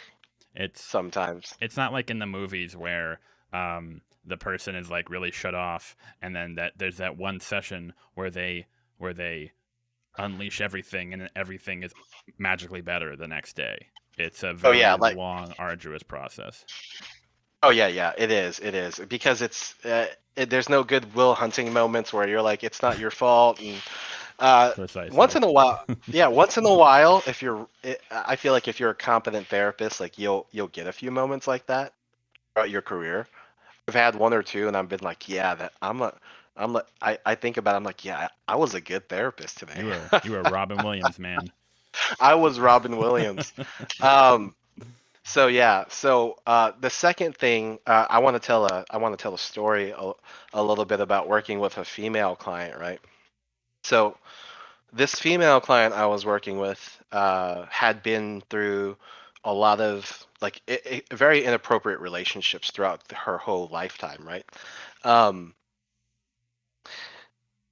she had been like dating men who were significantly older than her when she was a teenager. And now that we talk about that, I just want to say the young lady that you had on before me, man, her story was amazing and like it was really good, like to be able to hear about her life and her experience with that side of religion, because I know very little about that. I am a non-Christian, and well, I wouldn't say I'm a non-Christian. I guess I'm a little bit non-religious.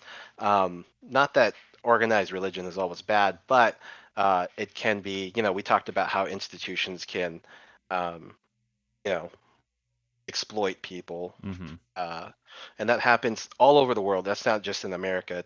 I mean, you look at cults everywhere in the world that brand themselves as like, oh, we're a religious movement, and those are people seeking answers. But back to my story. So this young lady had a lot of inappropriate relationships throughout her lifetime. She was, at one time she was, raising this grown man's children.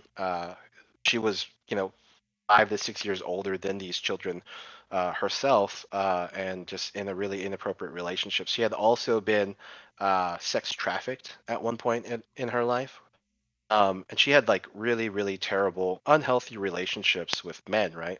So the suggestion was that, this was that, and this was then passed over to me, and they said, hey, like, we think it'd be a really good idea if you work with her. So personally, for me, like, I really don't take on that many female clients just because uh, of a professionalism and comfort level. But in this case, I had talked about it with my supervisor and we had staffed it, and we had, I said, all right, like, let's give this a try. Maybe this is one of those cases where we can help create healthy relationships with for this young lady with an appropriate man. So that became like walking on eggshells, right? That was like, I got to be really careful about how I approach her, just because she's seeking, and not, not all women do this, but in this particular case, this a very traumatized young lady did do this, but she was seeking um, validation from any man in her life that she could get. So a lot of things I would not do is, like, if she came in and she was dressed up, I wouldn't be like, oh, you look pretty, because that's then me assigning a value to her. Like, if she's like, oh, hey, I got my hair cut, I'm like, oh, that looks nice. I would never said, oh, you look really pretty, or anything like that, or ooh, like, your outfit looks really good today on you. Nothing like that. And just to make clear, so like when you mentioned you were hesitant about taking on, not just because she was a woman, because the context of the situation. Oh yes. The male female dynamic with her history, with the trauma she had been through, it adds additional elements, dynamics to it that can complicate the process of trying to have her help herself. Yeah, absolutely. And like personally for me, like I'll work with anybody, any religion, any background, any race, LGBTQ plus, because personally for me, like, my professional values is that every human being deserves to be you know, to have therapy, to have a chance to build themselves up and work themselves through things. But yeah, it was mainly because of the context and her background of trauma that made us all hesitate. But because, so like, practicing like really good, clear boundaries is important, especially when working with a client like this. So that's, those are the things that I had to keep in mind, is like, do not provide her validation based on her physical features or her gender. Provide her validation on who she is as a person, right? And so I worked with her, and we started to break down really unhealthy expectations and things like that. She would ask me things like, "Oh, hey, like, are you single? Like, do you have a girlfriend? Things like that. And I'd be like, as a good therapist, sometimes we'll discuss those things, sometimes we won't. So in this case, I said, hey, like, the focus here is not on me. This is for you. And that was a big breaking moment for her. It's like she was seeking something from me that she may, know she is actively doing, or maybe she didn't know she was actively doing. And I said, like, let's keep the focus on you. This is not about me. This is about you. And that was me as a male therapist, having an appropriate relationship with her, saying, I am not your focus. Like, the focus in therapy is for us to work together to, understand the trauma that you've been through, and in order to help you, build resilience, which is, the ability to overcome trauma, and to help you, achieve a healthier, better level of functioning for your life. And just to revisit the last cause, actually, it and when, like, it almost like sounds like out of context, it would almost sound like you don't want to give a validation, but the reasoning behind it is the fact that for her entire life, with all of her relationships, and kind of going back to how like Zach's was, within like the Jehovah's Witnesses and that sort of like that small religious sect, these women's, her entire existence was catered around focusing on men, in the sense of how she can be pleasurable to men, how she can validate men, how she can be her entire existence is almost like dependent on her relationship to men and how they perceive her. Right. This was you basically. No, don't. It's like this right here is, this isn't you trying to, do anything for me. It's like we're both here to help you, in a sense. Right. We're here as a team to help understand and break things down for you. And like later, once we had established, and this was kind of early on in the therapy that I was doing with this young lady too. So it was I had I did that because I wanted to establish clear, healthy boundaries with her, right? Like, so yeah, exactly. That's exactly what where I was going with that. Um, it's not because I didn't see her or value her as an individual or as a person, but again, is because of her really unhealthy relationships, and her unhealthy attachments, and her, mindset of seeking male validation through her looks, or through her like her being sexually desired by men. Mm-hmm. So again, really important, is difficult. It was difficult sometimes walking on eggshells. Um, the good thing was, like, I never found, like, and this is where that transference, countertransference comes in, and this is really important as a therapist. Like, I never found her attractive. I never found her attractive. I never thought about her after the session, which can be really difficult in some cases, because that is a prime time for a person to be able to take advantage of someone who's like vulnerable, and it happens all the time. Like, does it happen as much as it used to? Thankfully not. I would like to believe, but I could see where the power dynamics there are super, can become super inappropriate. So again, that important balancing act, because I could have just said one thing, and then, like, that it could have gone whatever way. And holding that much power, like, you really have to look at your own ethics and values, right? Mm-hmm. But in that case, I continued to do individual therapy with her. Eventually, we moved to doing family therapy. It was really cool because we were able to bring in her dad and help them kind of mend their relationship. And then we, after a while, once we reached a certain point, we ended therapy, because the point of, a major point of starting therapy is to, at some point, end therapy. Mm-hmm.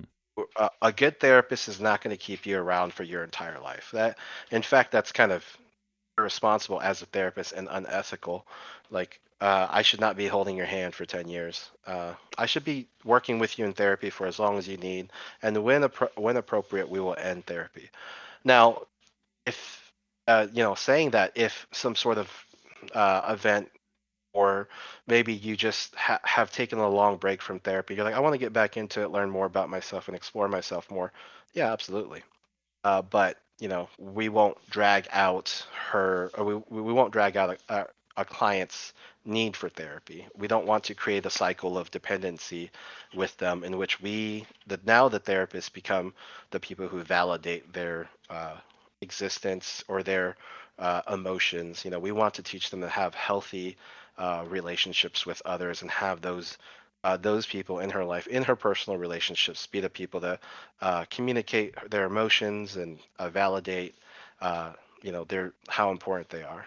So, and just to expand on that and to kind of revisit an earlier point. So currently, I take Vyvanse for ADD, and what I realized is like it isn't something that like that solves all my problems. It's basically a tool that allows me to be in a good position so I can solve other issues in my life. Back when I was younger, I had been put on an antidepressant, and someone had, I forget who it was, but someone had described it well to me. A lot of people, and this kind of goes back to your point about like the over medication of like either the U.S. or in general, and it's hard because like you said, it's kind of a tightrope because you don't want to downplay the importance and effectiveness of medication, but it is important to discuss when that stops becoming a tool and starts becoming a crutch. When I was put on antidepressants, someone explained it very well. They said, these aren't going to solve your problems. They're going to get you in a better state of mind so you can work through your problems. But, right. And then, like you said, the goal is once you were able to do that, then you can get off of them. You don't want to be on these the rest of your life, because that's just, you're not really fixing the issue. You're just kind of coping with it. You want to be able to, and like there are cases, I'm sure, where people just, unfortunately, they will need to be on some certain medications their entire life or for very long extended periods. Yeah. So for some cases, like people need to be on medication for the rest of their life, and that's not a downside, I think. And I'm really glad that you brought up the use of like psychotropic medications, right? Psychiatric medications, because like sometimes uh, you need them to start off, and sometimes you need to continue taking them. But if you can, at one point, with your psychiatrist and your therapist, saying, "Hey, like you seem like at a good level of functioning. Let's not like just take you off of it completely and stop you, but let's start to like, you know." Back you down from it, and if maybe like you don't have to take as large of a dose as you used to, or maybe there's like alternative types of treatment, like or an alternative medication that doesn't have as many side effects on you.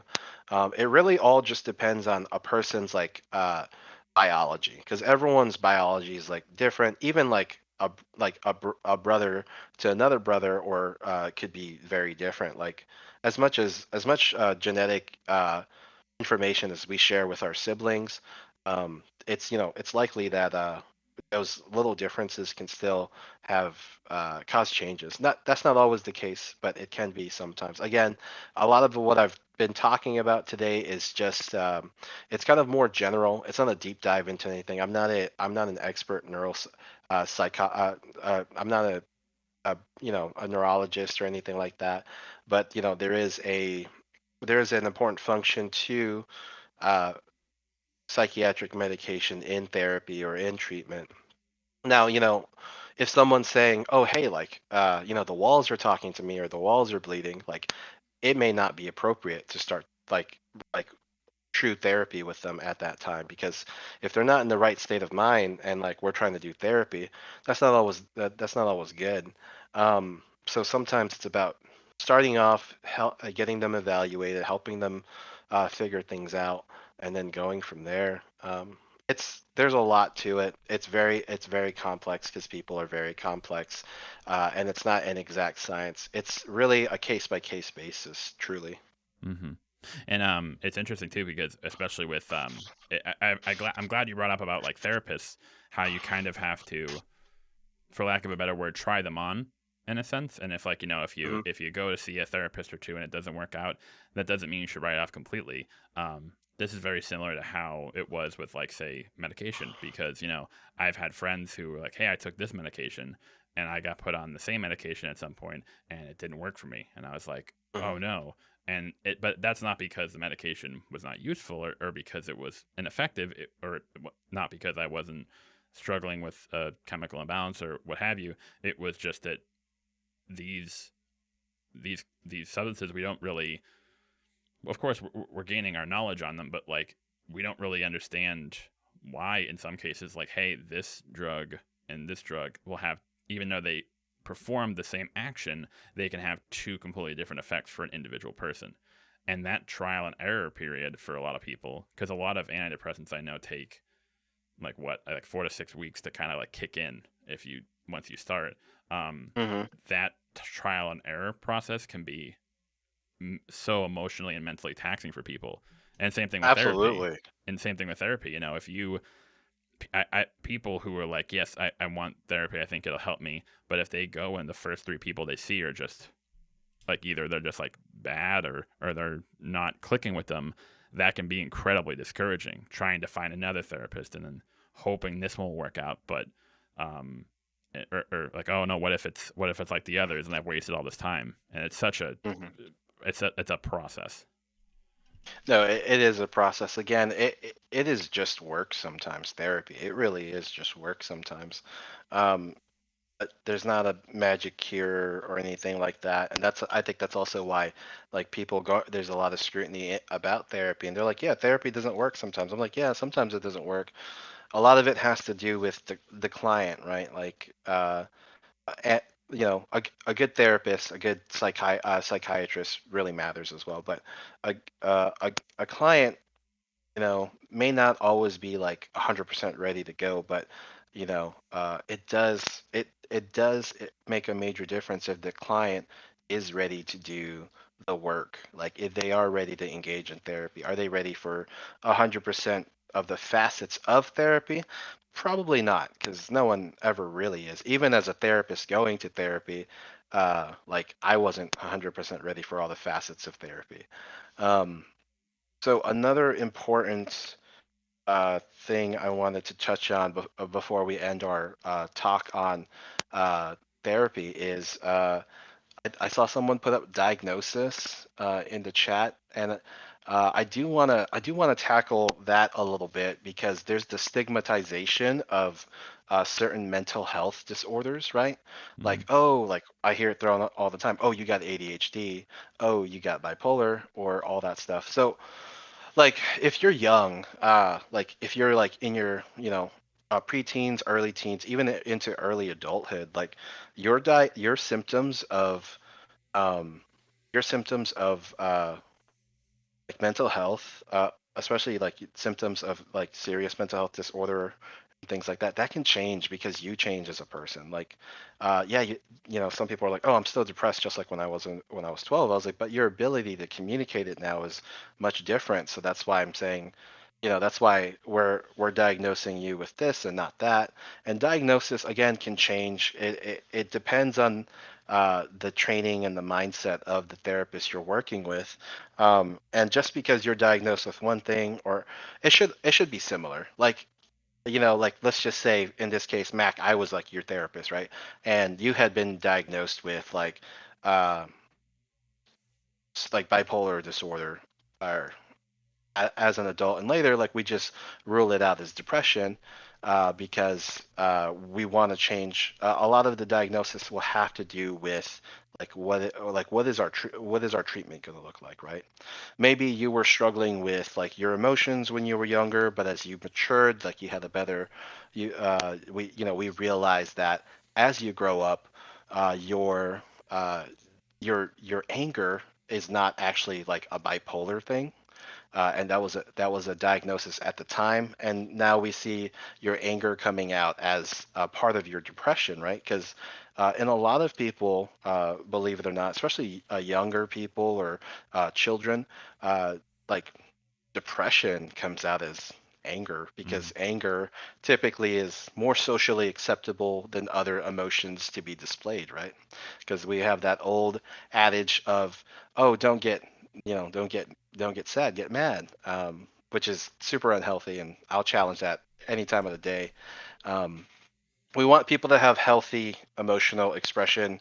Do you need to go tell everybody everything about yourself? Absolutely not. You should keep some of that to yourself in private. But should you be able to share deep, meaningful moments with people that you care about?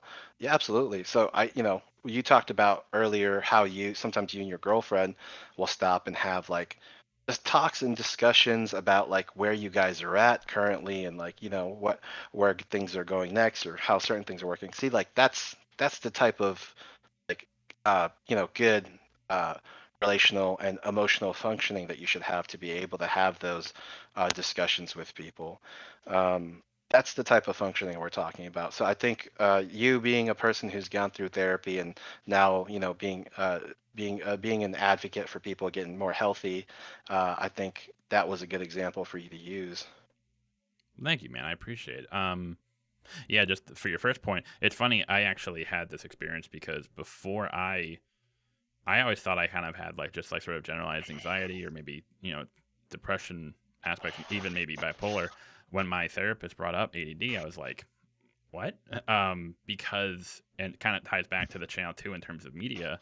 I'm actually going to be doing a video on ADD and ADHD representation in the media. Part of the reason I think I didn't realize, I never suspected it or kind of like explored it, was because my understanding of what ADD or ADHD was and how it manifested itself was so far off from my symptoms that I was like, yeah. And it's like, and then I saw she recommended me to someone and we went over the symptoms. I'm like, oh wow.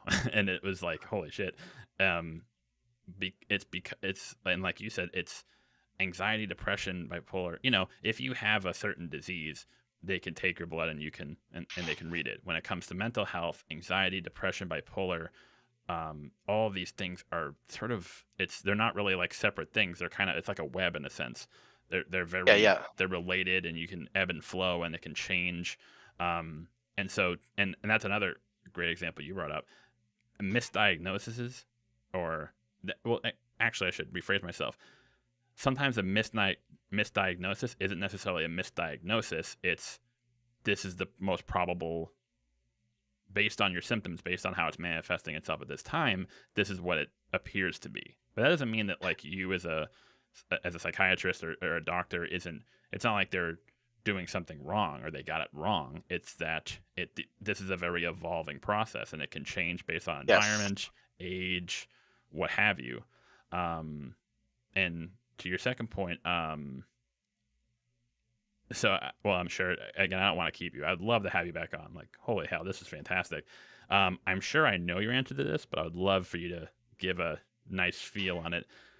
To sort of relate this to what I went over in the male dating vid about men who feel they, in order to be attractive, in order to be attractive to women or just be seen as men, that they need to sort of be not what's the word I'm looking for? Not resilient, not in the sense of like you have work ethic or you can push through adversity, but in the sense they have to be stoic, or they have to kind of take their feelings and push them down, or they can't discuss sort of like their emotions or feelings with like, say, like their partner, male or female, particularly like, female, because that's sort of like where the red pill stuff. And I obviously, from my experience, that was a train wreck for me. What would you say to men who sort of are in that space, who feel like I am not a man? Men aren't supposed to do this. They aren't supposed to talk about their feelings. They're supposed to keep it inside and deal with it. What would you say to those men? Well, let me before we dive into that, because I can actually go on about that for a little bit. But yeah, man, I'm gonna keep talking for a little bit. I didn't know if you had anybody else lined up. I didn't want to monopolize on the time, but I'm gonna keep talking for a little while longer. and I do wanna break that down as well. Are we still good on time? Are you feeling good still? Yeah, I mean, I think there's some other people, but I've spoken to them in chat, and I was like, I think this is excellent, and so I would love to keep you wanderers as long as you can. Okay. Yeah, and thank you for those who were, supposed to be after me to like let us have this discussion. I promise I'll try to make it, very as healthy as I can and as appropriate as I can. But can we take like 2 minutes to do a bathroom break? Oh, absolutely. Sorry. Yeah, no worries. problem. I've just been drinking a ton of water, but I got your question in mind. Everybody, we'll be back in like 2 minutes. Absolutely, man. Take your time. Okay.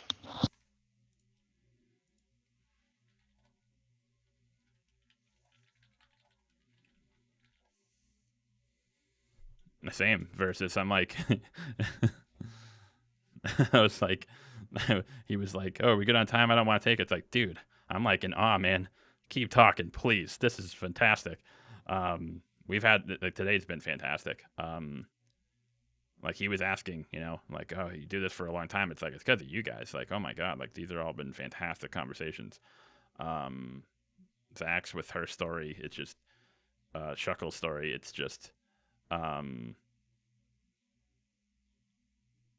yeah, it's just fantastic. And I really think this is, and again, it kind of goes back to what we were saying before about one of the biggest questions about in terms of speaking on therapy or speaking on, racial dynamics in dating. While I am aware of those, I'm conscious of them. It didn't feel like my place to just because of sort of my more surface level understanding of the topics. Like the video was very personal based on my personal experiences, and I kind of felt like, I felt like it would be more of like a footnote if I tried to dive into it, or I wouldn't have that connection that I think is really important, Whereas if we speak to someone like who really understands this and has experience with it, they could really give a personal insight. Who really has a personal insight, who can really connect, because I think that's what it's about. Anyone can tell you the answer, hey, this is what you should do, but there's something different about someone saying, hey, I understand you, and this is what I did and it didn't work out, and I don't want you to go down that path. I think there's that connection. It's not a lecture, it's a connection, it's an empathy that I think is very important. So I could sit here and say, talk about racial dynamics in dating, but to actually hear it from someone who has experienced this, who other people in the chat who have dealt with this can actually who know this person knows exactly what I'm talking about. I think that's priceless in a sense. That is, and in some cases, I think it's the most important piece of the puzzle. It may not be the biggest, but I think it is an essential, large piece of the puzzle that you kind of need in many cases to reach some people, especially young men who are really bad off in terms of incel or red pill. To hear it, to hear from someone who has been there. It's like, dude, I'm not just playing with you. I'm not just lecturing you. I'm not just trying to play mom or dad. It's like, I know exactly how you feel, and I'm not saying this out of being condescending. I'm saying it because I don't want you to make the same mistakes that I did, in a sense. Yeah, he was like, oh, I don't want to take a time. I'm like, dude, I'm just sitting back, man. This is fantastic.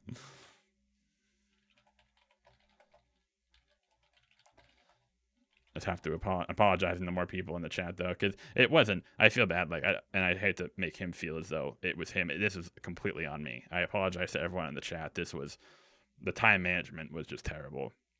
I don't know why 30 minutes. I thought 30 minutes would be that's good, to have these conversations. No, these are very, especially if we're talking about depending on what we're talking about, we need to have these conversations, and they need to be long. They need to be thorough. They can't just be 10 or 20 minutes a pop. They're very long, very nuanced conversations that you really have to flesh out. One of the biggest gripes with a lot of YouTube stuff that talks about these issues is I think they are reductive in some sense, not purposely, not in a sense where the person discussing the topic is doing so intentionally to like mislead or to hurt people, but just when you're trying to, hey, let's take this really difficult topic and like I'm forced to condense it down to like 20 minutes. It's and that's part of the reason why the dating video was so long, is because like I could I have made it like 45 minutes, maybe, but would it have been? Would I have found it sufficient? Would I have been proud of it? Do I think it would have had much of an impact? I don't think so. And then other people were like, "What if you had broken up into parts?" And I was like, maybe, but I wonder even that if it wouldn't have had the same effect, because it kind of breaks the flow. Or if people don't see one part or the other, I don't know. But yeah, just something to think about. But yeah, that's also very difficult. What we were kind of going over in terms of when we're talking about like over medication, it's hard because there's always someone who's like waiting to jump into the ring and be like, yeah, we don't need drugs, and it's like, chill. Like there's sort of like it's a tightrope in the sense where you don't want to go too far on the other end. We can talk about over medication and like when it's not necessary or when it maybe isn't the best option, but to go the other way and say like all drugs are just are not effective and they're smoke screens and they're coping, and it's like that is a whole other that's just the other extreme that is not good or healthy. It's just as bad as saying yeah, drugs will solve all your problems and we can just pump people full of drugs and medication and that'll make them happy. It's like, well, I mean, yeah, but not naturally, not organically in a sense. Yeah. It's like so for example, if someone's like really if they have a job they hate and they're depressed and it's weighing on them, you can give them antidepressants and maybe they'll feel better, but it's not removing them from that job that was making them depressed. And so maybe the antidepressants will act as a counterbalance to their depression that they're getting from the job they don't like, but that's not a solution. That's a counterweight in a sense. It's not really fixing the problem. It's just sort of quelling the symptoms of the problem. So ideally, it would be, hey, you can use these to kind of get you in a place where now you can go out and improve your situation. This will give you the motivation you need to maybe look for another job, or like maybe speak to your boss or improve your situation at your current job, to get into a place where it's not as taxing on you emotionally or mentally or what have you. Yeah. But yeah, it's so hard to talk about them. And again, I think that like he kind of brought up a good point, and this kind of goes back to the whole thing about talking about dating issues or what have you, consent. It's such a it's such a tightrope that sometimes people don't want to walk it because they're afraid that they might fall on one side or the other. And that can be horrifying because you don't want to push something. Oh, hang on. No, I can't hear you. Hang on one second. I'm going to disconnect and I'm going to reconnect. Hello? He's back. Might be his mic issue. We'll give it a second. Man, technology has been really letting us down today, people.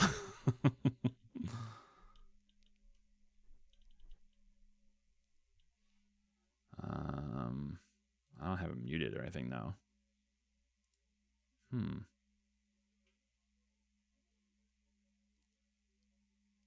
We're trying to resolve it.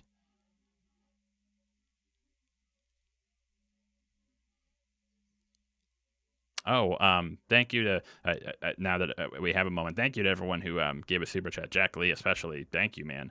Also to our members, I have memberships on the channel now. We have Willie Koff and Jack Lee, who are our two members. Thank you very much, guys. I said that part of the perk is that you you would get a shout out in each live stream. I kind of got caught up in the, because I was trying to like rush and schedule and get everyone in. So I didn't really have a chance. But thank you guys, I appreciate it. Yeah, and you get those little. You should have like the new emojis too. A couple from the Discord. You got like George Costanza, you got Don Draper, and Polly Walnuts. And I think now that we have 2 members, I think I can add more. So I'll look into that tonight. Hello. Oh. Hey, there you are. What's up, man? Yeah, there we go. Okay. God, yeah, I think it's because I disconnected my headset for a second, but yeah, man.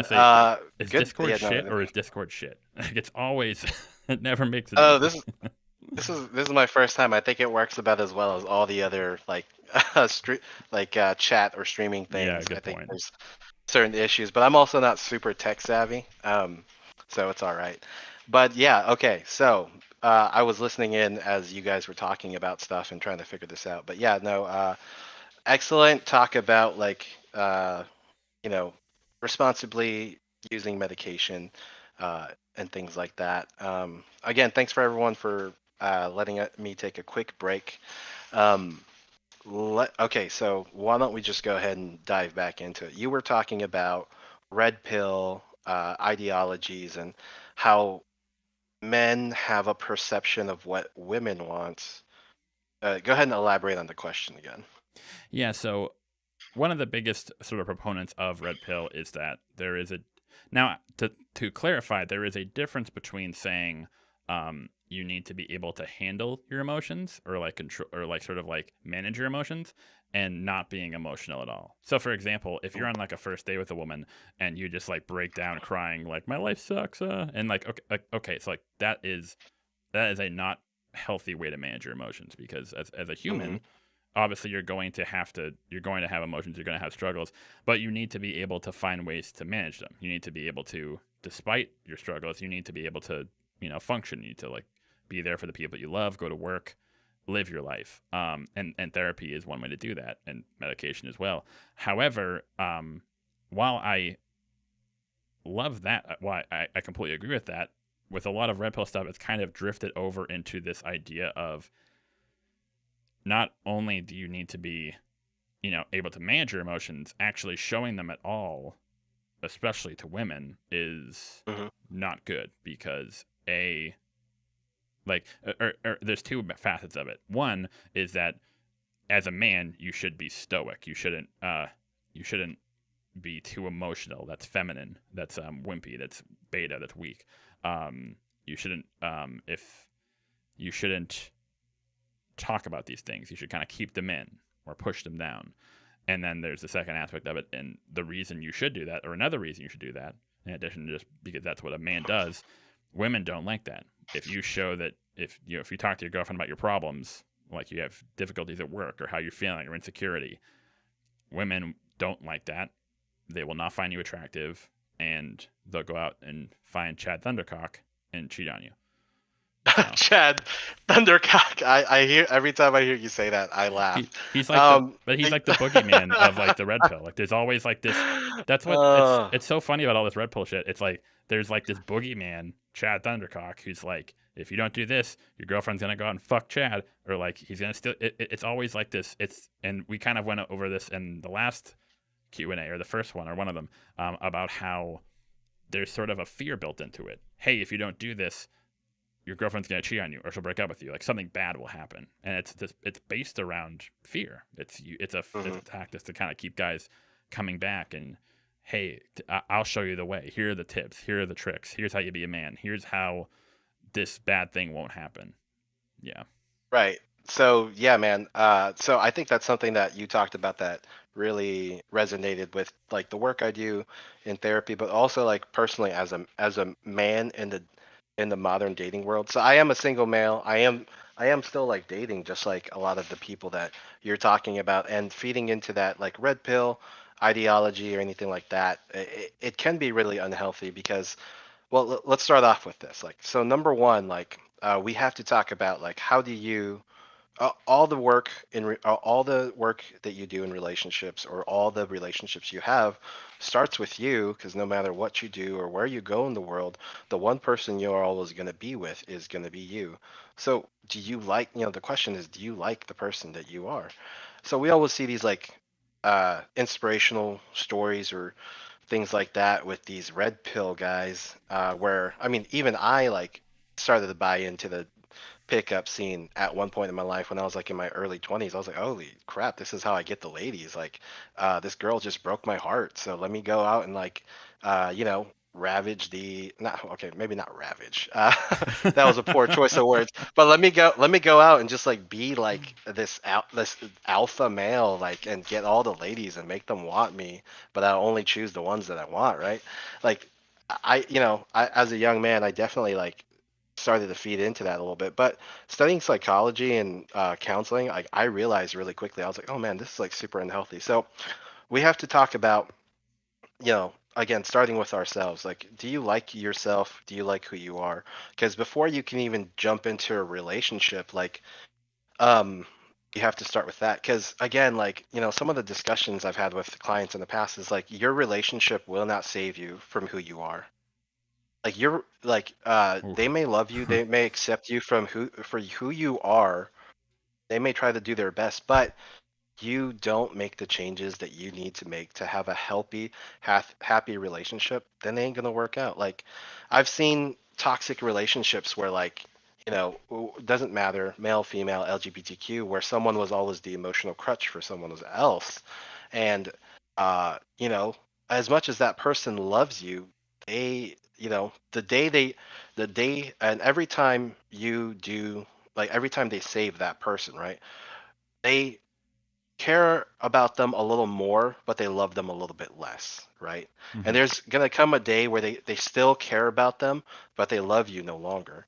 And that, that's not a that should and it's hard because that should be a wake up call for people, but that's not always the case. Like, it's really complicated. But if we don't address first the things that really hurt us or really, break us down or really break down our relationships, we can, like, we won't be able to maintain a happy, healthy relationship. In fact, like, we might create a codependent relationship that is, super unhealthy for us, and where we are constantly like seeking validation from the other person, and this isn't just for men. It is primarily directed towards men, but this is directed towards everyone. Like, you should see your own value as an individual.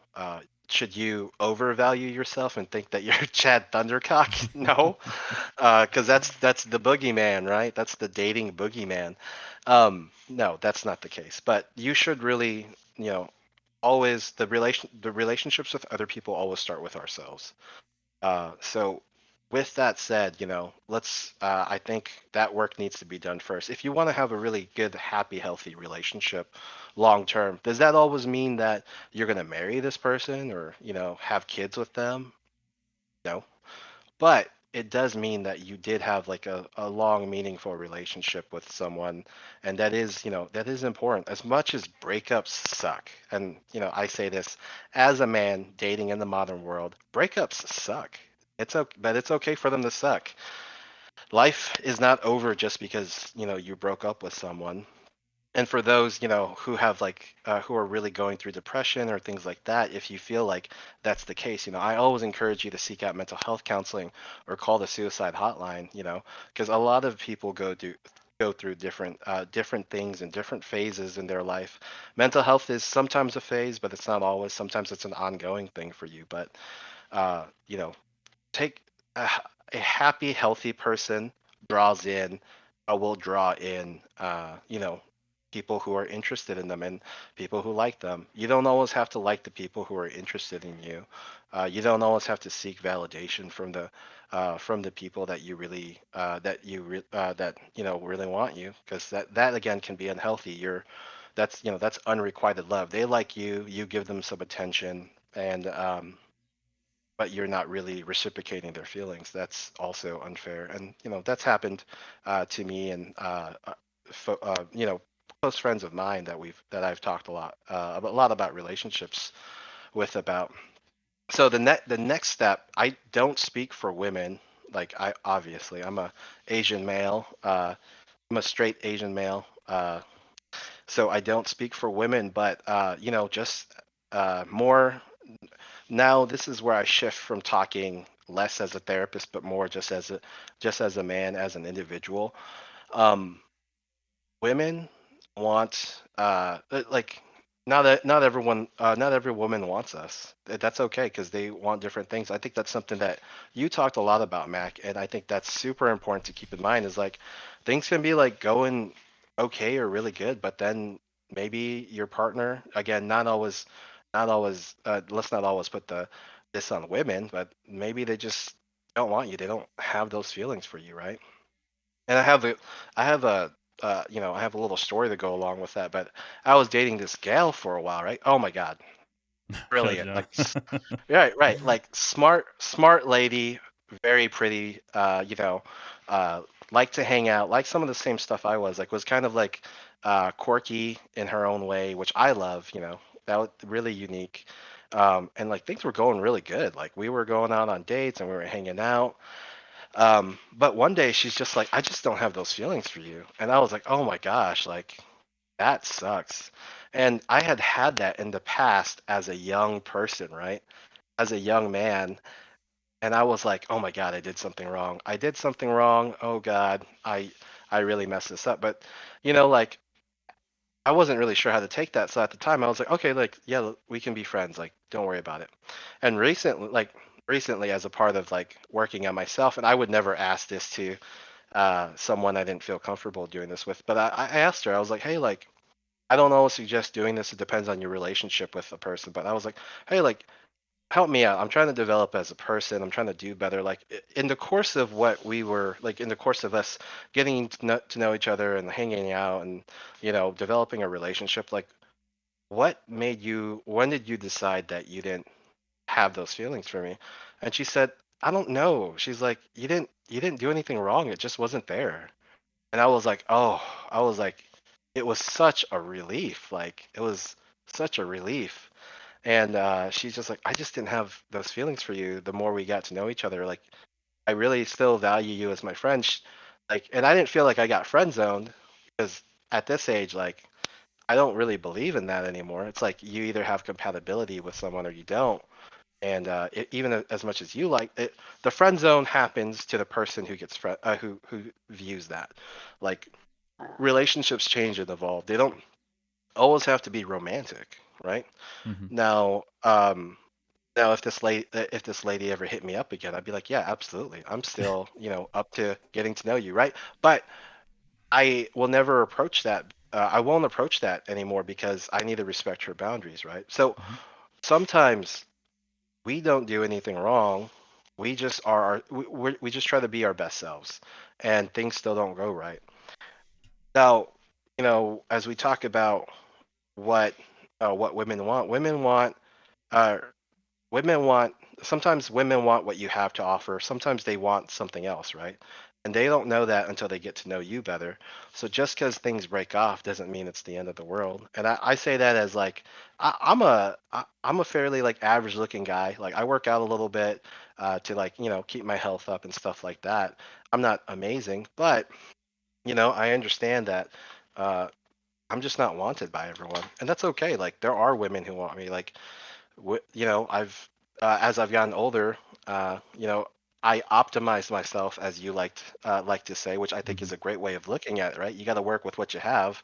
Um, and like women wanted me more after that, like because not only because I optimized my physical appearance, but I also like started to work on myself as an individual and my emotions.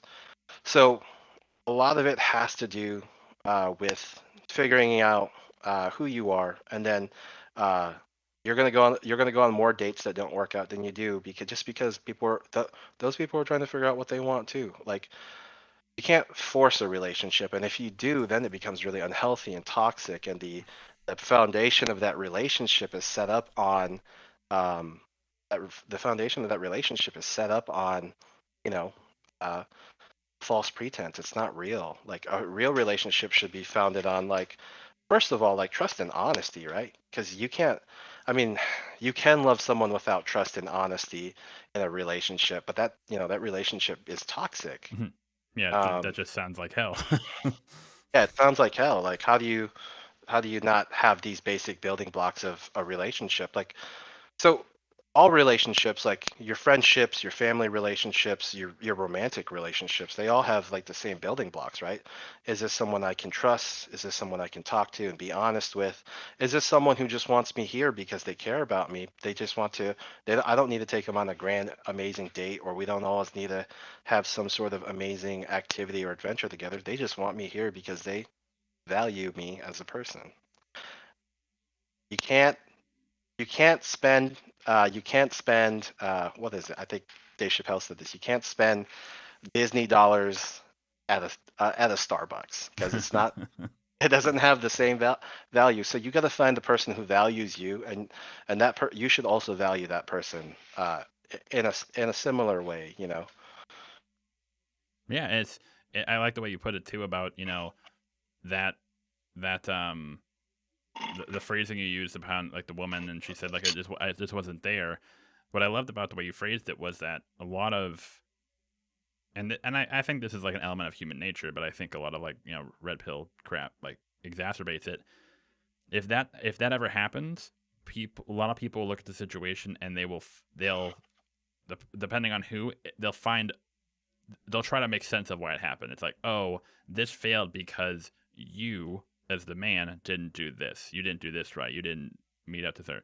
Or if and that's kind of like the doomer, right? Oh, it was something you did. You did something wrong. Whereas with on the other side, it's the woman. She's like, oh, that's because she didn't appreciate you. She wants Chad Thundercock. Yeah, she wants someone. You weren't tall enough. You weren't. Yeah, you weren't. You weren't tall enough. You weren't rich enough. You weren't. Your jaw wasn't square enough. Your dick wasn't big enough. And it's this idea that like there is someone at fault.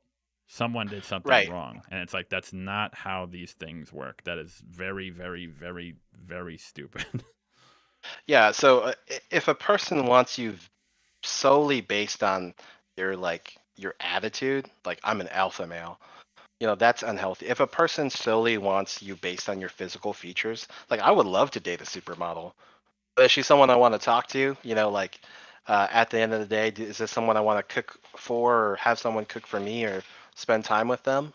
I mean, that becomes really important as you grow and develop as a person. That is so important. Like I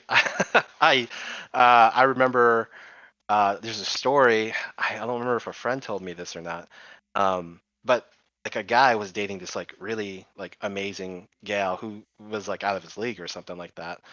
And then things don't work out because for whatever reason, maybe I think they said that she was toxic or something like that. She felt really entitled to a lot of things. She cheated on him or something like that. This sounds like a Hollywood movie, but I heard this somewhere, I promise. And he starts dating someone who is like, who people would say is less attractive than his ex-girlfriend.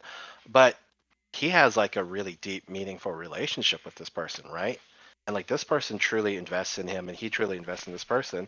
And then, ex-girlfriend's like, she's not as pretty as I am or something like that. Well, that's not everything, because that's a that's a diminishing thing. Beauty, physical beauty does not last forever. Like even me being a 29-year-old male, I'm not as like skinny as I used to be when I was in my early 20s, but I have skills and I have developed as a person, and like I feel more comfortable with myself. And now like uh you know I'm happier than I was when I was in my early 20s.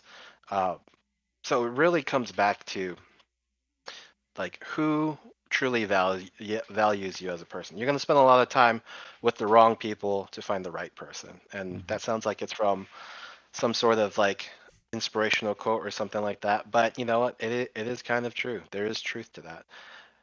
Also, it's a journey. Oh, it is a journey. Do another big part is do well, sorry, hold on, I see something in the chat. All right, anyways. No, it's all good. I like to see what people are saying as well. But yeah, so it has a lot to do with who values us as a person, do we value them as people? I think those are some of the building blocks of a healthy relationship. Again, just because you have a healthy, good relationship doesn't mean it always lasts. Maybe other circumstances in life come up and like you don't want to be, like you decide it's not best to be together. Like when someone moves, I've had that happen several times where I was dating a gal, and they were wonderful, but they were moving, and I'm like, oh man, this, maybe we can try the long distance, and it doesn't work out because it's too much of a strain. Um, so it really just depends on the circumstances of your relationships, right? Now, I think you put it in a really good way, as much as we're talking about what the building blocks of an important relationship are and how men should see that. Like, again, we're not speaking for all men. You are welcome to subscribe to whatever ideology you choose, right? You'll be criticized for it, obviously. Like, it sounds like we're subscribing to a certain type of ideology here right now. Like, yeah, we want people to be happy, healthy, and be the best versions of themselves. That's what we believe in. But no matter what ideology you subscribe to, like, there's going to be pros and cons, right? If things keep failing, like, maybe you need to challenge those ideologies, right? And with that said, Mac, you've been saying let's like reframe masculinity, right? Mm-hmm. Right. I think that's a super important statement, and as I've grown older, that's the discussion I've been having with my male clients, right? Oh, Matasuki says sounds just like be yourself, right? Mm-hmm. You should absolutely be yourself, but what if you're crap? What if you're a terrible person? That's not always the case, but if you're not your best version of yourself, if you don't put any effort into improving yourself, and I'm not saying just physically, I'm saying mentally, emotionally, spiritually, like no, like you're not going to be able to draw out the value that you have. If you want to hit gold or you want to hit oil, you got to dig, you know? Um, so reframing masculinity, like, yeah, like there are things that seem more like innately masculine, right? Um, but that's based on values that no longer hold as much value, right? Those values change over time, right? Back in the day, back in the day before society was together, your greatest value was to be a warrior and cut people's heads off and bring them back to your village, right? But that's not the value anymore. Hopefully, and as much as like, not. hopefully, not in most of the world, but if that's your value in your part of the world, and that's just how your community functions, all the better for you. I'm not here to judge. We probably shouldn't be killing people, but hey, I'm not the law. So, what nowadays, because we live in a, modern, maybe we're moving into like a postmodern society, like a masculinity has changed a lot because it's not just about being, it's evolved because men have evolved, because society has evolved, I think. Again, I don't speak for all men or all of society or anything like that. I'm just here simply to provide my perspective. Um, we want to reframe that. So why is chopping, wood efficiently less masculine or more masculine than being able to cook really well? Well, it's all dependent on our perspective, right? Something you bring up a good point, and this is something that always bugged me about Red Pill shit. It's like when they're like, yeah, man, a woman's role is to cook and clean and to like do your laundry. It's like, wouldn't an alpha be able to do that themselves? Yeah, like, and they're like, if you're such an alpha, shouldn't you be able to do pretty much everything without having to do it yourself? Yeah. And I think that's where this, like, so I mean, I don't really like to label myself, or I don't really like to label people, but I think that's where this like Sigma mentality comes from. Like, the way I look at Sigma mentality is like, you can be your best self, you can be independent, self-efficient, and all that without having to shit on everyone. Mm-hmm. Like, that's really where it comes to. Again, I'm no longer speaking as a therapist. I'm speaking as just a dude now. Of course. Well, the Sigma stuff is hard because it's starting to get co-opted by. We were joking about it in Discord last night. It kind of got co-opted by a bunch of guys who just, they're just like standard like douchey alpha bros, but they don't they don't like have the same characteristics. Like they're not like Chad, so they're just I know, no, and no, I hate that. I hate that yeah. that's gotten away from us because I felt like that was a good term, and then now you bring that up. That's why, and that's what sucks is because I was like, that's kind of a good term. Like you're a strong individual without having to like crap on people. Yeah. I even say in the video, I think MGTOW is fantastic because I think there is a lot of pressure on men to be in a relationship, even if they don't want to, even if they feel like, I don't really want to have a committed relationship. I want to live on my own. I don't really have that much interest in relationships. But a lot of people will look at you, like if you're a dude and like say like you're 30, 35 and you don't have a girlfriend or wife, you're like, what's wrong with you? Is something wrong with you? I think No. that could be a movement that was very good at showing men, hey, it's okay. You can be yourself, just be on your own, and that's okay. Unfortunately, MGTOW is what it is today, which is just don't bother with women. They're whores. It's like, dude, if you want to be by yourself and not deal with women, that's fine. Then why don't you ever shut the fuck up about women? For someone who doesn't care about women, you talk about them quite a lot. Like, damn. Yeah, like if you want to, and I feel like that's like I don't know. Again, like it's kind of see we create these terms and they become really like they start catching traction and someone's like, oh, okay, like this is what it really means, and that's words just kind of get taken over sometimes, and that's what sucks, man. Is like we might like what starts out as one thing, especially when it starts to gain traction and people start to crowd to it, like it becomes really unhealthy. Like maybe being alpha back in the day wasn't the worst thing. You were the strongest, most valuable dude in your community because you could protect people and you could look out for others. Maybe that's what alpha mentality was. But now, we use it as it's seen as a way of like exploiting others and making others bend to your will. Yeah, Well, it's interesting because someone pointed out to me as like cringy, like we have a rule in the Discord, like people who unironically use alpha and beta, they're automatically beta. Like that's kind of how it works. But something someone pointed out, I forget who.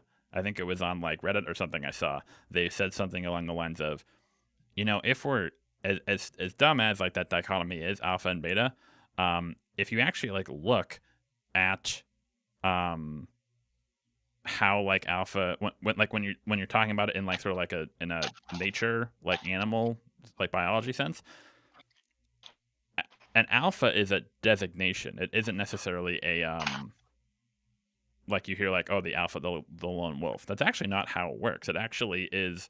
It's a single designation within a pack. It's the expectation of the alpha. They can't do it alone. They need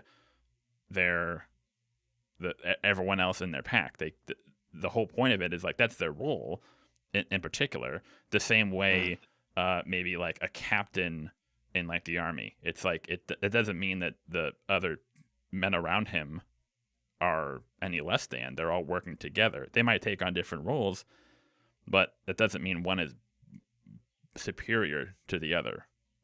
They all need each other. They're a unit. But unfortunately, it's become this alpha means lone wolf. Everything is about me. Self-conceited in a sense. And I just hate that mentality. I hate that because, like you said, I would think an alpha would be, when I think of it like masculine, is a person who takes care of those around him, but not in a sense of like I need to be the provider, because that's a trap a lot of guys fall into. It's I am just, when they need me, I'm there, unquestionably. Right. Oh yeah, and the thing about, man, sorry, I think we glossed over this as we started talking earlier, but talking about that alpha mentality, like why, if you have that alpha mentality, but it isn't, it's it's even a little bit less about alpha mentality, but just men's societal views in general is like, why can't men open up and be vulnerable with people? Like that, I think that's a really antiquated view at this point. Like people who can't open up and be vulnerable with people, like obviously you shouldn't go out and tell everybody everything, But you should be able to tell people that you really care about, especially like your family, your closest friends, your partner, like how you really feel or what you really think about. If you stuff all of those things down, it just makes you more and more sick, and like it can kind of become like a super unhealthy. I mean, toxic. Mm-hmm. So there's an old quote like, holding on to anger is like drinking poison and expecting other people to die.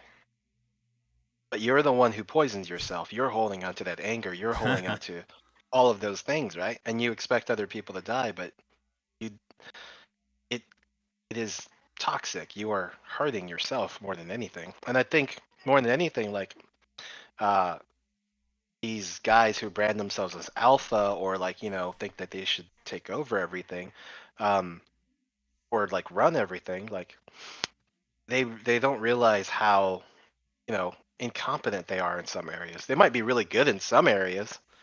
Like, I think everyone has like, I think innately like everyone has like these things that they're really good at. You just got to figure out what it is. But like if you're good at everything, then you're not really good at anything. Like you can't be a master of all. If you're a master of all, you're a master of none.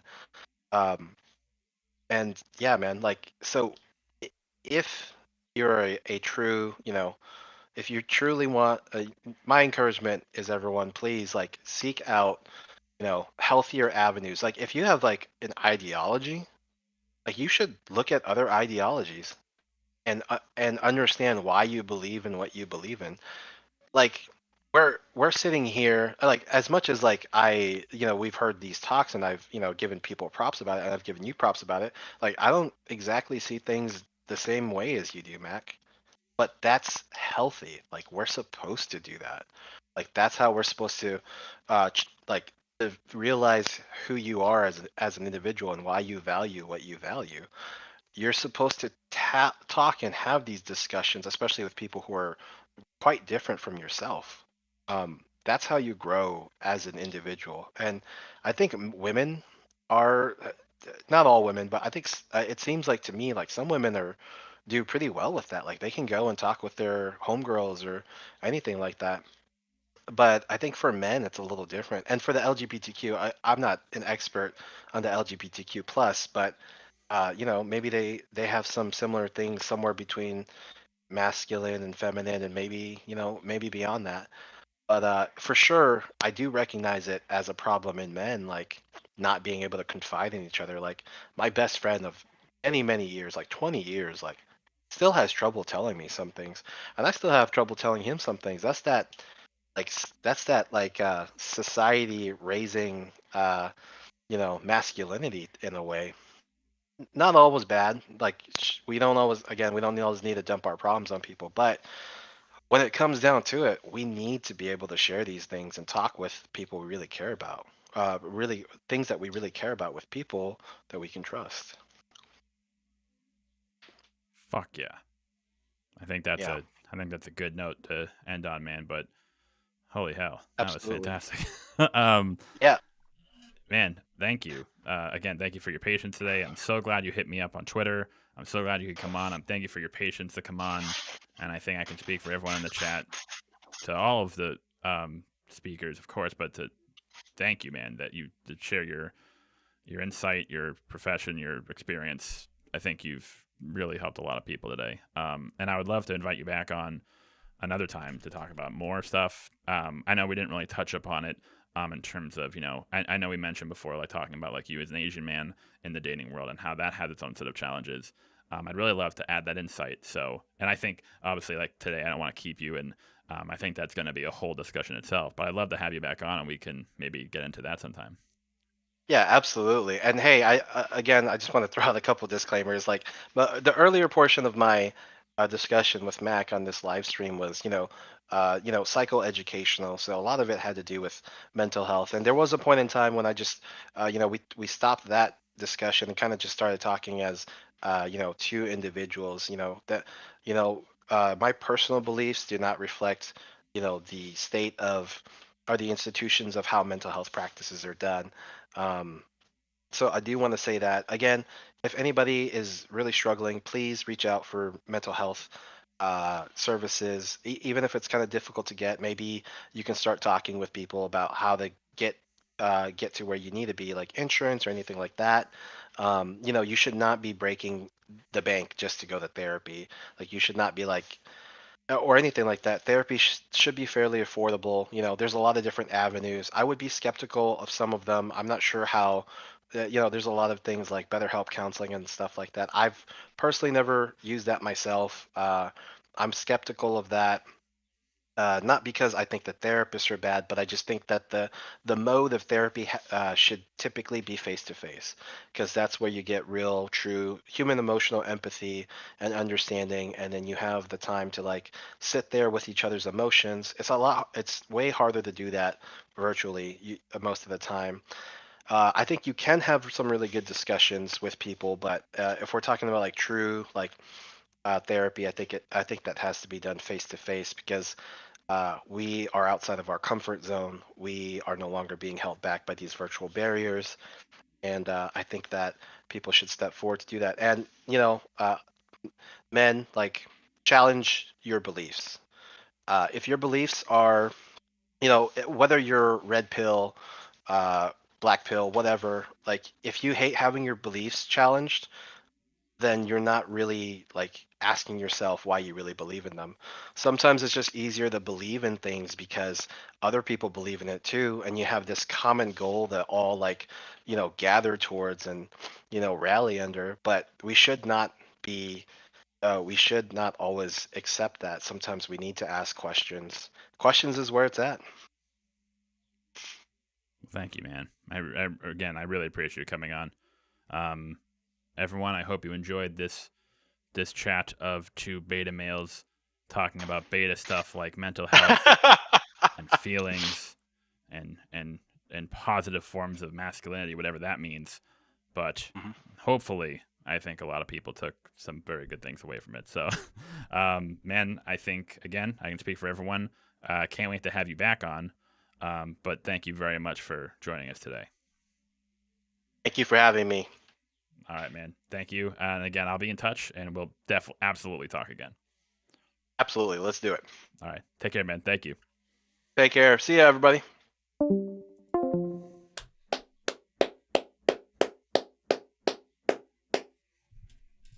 Now that was a keynote convo. Okay. Oh yeah. Jesse Lee Peterson would be rolling over in his grave for that one. Okay. That was fantastic. Damn. Yeah, I actually had trouble. I was in face-to-face therapy for a while, but then I did the telecom because of COVID, and I actually had it was very hard for me. I just didn't like it. The face-to-face really was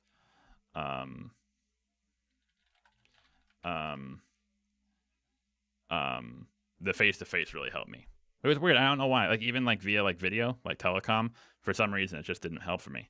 But yeah, hopefully and it's hard now. Like sometimes that's the only option, unfortunately.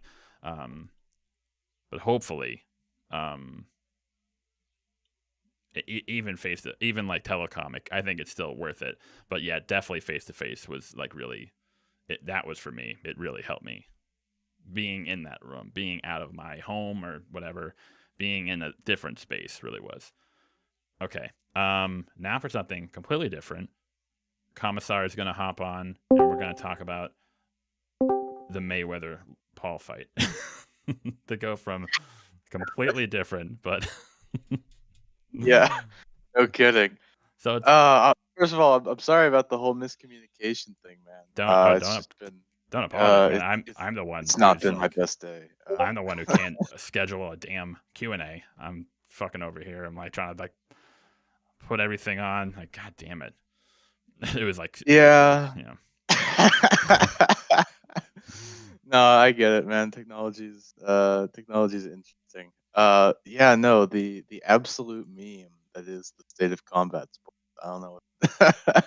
I mean, I guess like to me it's just really it's interesting from a couple aspects. Because like one, you have like this, the YouTuber Logan Paul fighting, one of the great boxing legends of our time. And then you also, and then the other part of it that like interested me. Well, there was two parts that interested me a little bit more than just like the storytelling aspect of it. Of Jake Paul versus Legend. It was like what was the state of like combat sports in general, and then also like how I think like combat sports really used for like self improvement.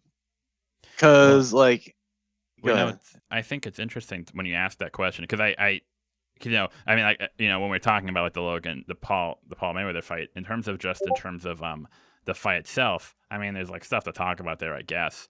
Like, but I think the bigger story, like you mentioned, is sort of like what does it say about what we're currently about fighting, about the fighting community. Something like if you look at like Rocky, I think Rocky really was the reason it resonated with so many people, and the reason it still does, is because it wasn't a movie about boxing. It wasn't a movie about being like masculine. It wasn't a movie about like kicking ass. It was a movie about pushing yourself to your limits. And now, no matter what, it doesn't. And that's the universal aspect. It doesn't matter. Boxing is used as a metaphor, but in anything, whatever your passion is, whatever you do, it's pushing yourself to your limits, knowing that even if you don't win, even if you don't. And it's funny because like it's supposed to. I think that Rocky is such a good example. So like, spoiler alert, I'm sure everyone knows this. The fact that Rocky doesn't win at the end of the first movie is probably the great. Like, if we're talking about movies, like how I have my like One Fatal Flaw series. Yeah. That is like the anti-fatal flaw. If Rocky had won, it would have just the entire movie would have been moot, because the entire point was that the best part about when he's calling for Adrian and they're announcing the winner and he doesn't give a shit, because it wasn't about that. It was about determination. It was about resilience. It was about pushing yourself to your absolute, not pretending that you're invincible, knowing that you are flawed and that you are fallible, but still pushing on and taking the punches. And that's kind of like what the whole series, I think. I mean, like, some movies more than others, but I think especially the first movie and Rocky Balboa, the sequel after like so-and-so, like 30 years later, that speech he gives on the street, that's what the series is about. I was thinking back to, so I'm from a smaller town outside of Boston. Mickey Rourke was, if you guys don't know, I'm sure like guys who are like fighting enthusiasts know the Rourke Gotti fights, where they're considered like there were three boxing matches between Mickey Rourke and Arturo Gotti, and they are considered I mean, obviously, like aside from more like Ali and whatnot, but I think they are considered by modern standards to be some of the fights of the century, in a sense, because it wasn't that anything super spectacular happened. It wasn't that they were fighting for like millions of dollars and shit like that. It was that the audience saw these two men literally give everything they had. Like by the end of these fights, these guys beat the living shit out of each other. I think they both needed to like hit the hospital afterwards. And at the end, I think before the final round, the third and final fight, these two guys who were beating the shit out of each other and giving it all, they came out and hugged each other, and the audience stood up and applauded both of them. And that to me Everyone clapped. Yeah, right. but go ahead. But that to me is the spirit of what I think, whether it's MMA, boxing, wrestling, whatever, that is the spirit of it. It's this seeing people push themselves to the limit, and everyone respects that. Like, it doesn't matter if you wanted work to win or whoever, it doesn't matter. Whoever wanted to win, we respected seeing these guys just put everything on the line, give them literally push every facet of their body and just push it harder and harder. And that to me is the spirit of like what fighting, boxing, whatever is about. And the reason I bring that up, unfortunately, is because something like the Logan Paul and Mayweather fight is just an abomination. It's an entertainment. It's I mean, it is. It's like this idea that before the fight came out, oh, there's no judges, oh, there's no stakes. It's these two guys who are just doing this because why not? And because they're both gonna make a fucking killing afterwards. Like that's not. Yeah. That's not what this sport. That's not what fighting is. It's not what it's supposed to be. It's not the spirit of what it's supposed to be. And I think I'm sure a lot of boxers are probably like pretty pissed off at Floyd for even agreeing to it. Maybe even the McGregor fight, because I know that was sort of at least McGregor is sort of like a notable fighter in the ring, in the octagon. Sorry, but still, I wonder even if like a lot of people didn't like that Mayweather was sort of leaning into the more sensationalized aspects of the sport. Yeah, I definitely do agree that it was absolutely. I agree with you on both counts that like fighting sports are just like they're really vehicles to like push yourself way harder than you could ever do in almost anything else. I would say just because like you're physically fighting another person, like you've got that adrenaline going. And like once you get like into a match, like everything else just kind of like disappears. And it's just you trying to beat the other guy. And it absolutely is like a healthy relationship. It's not like I'm a clobber him, like it's not like the alpha male mentality per se. I think it's more of like I'm gonna do everything I can to beat this guy, and he's gonna do the same, and like we're gonna respect each other by giving it our all.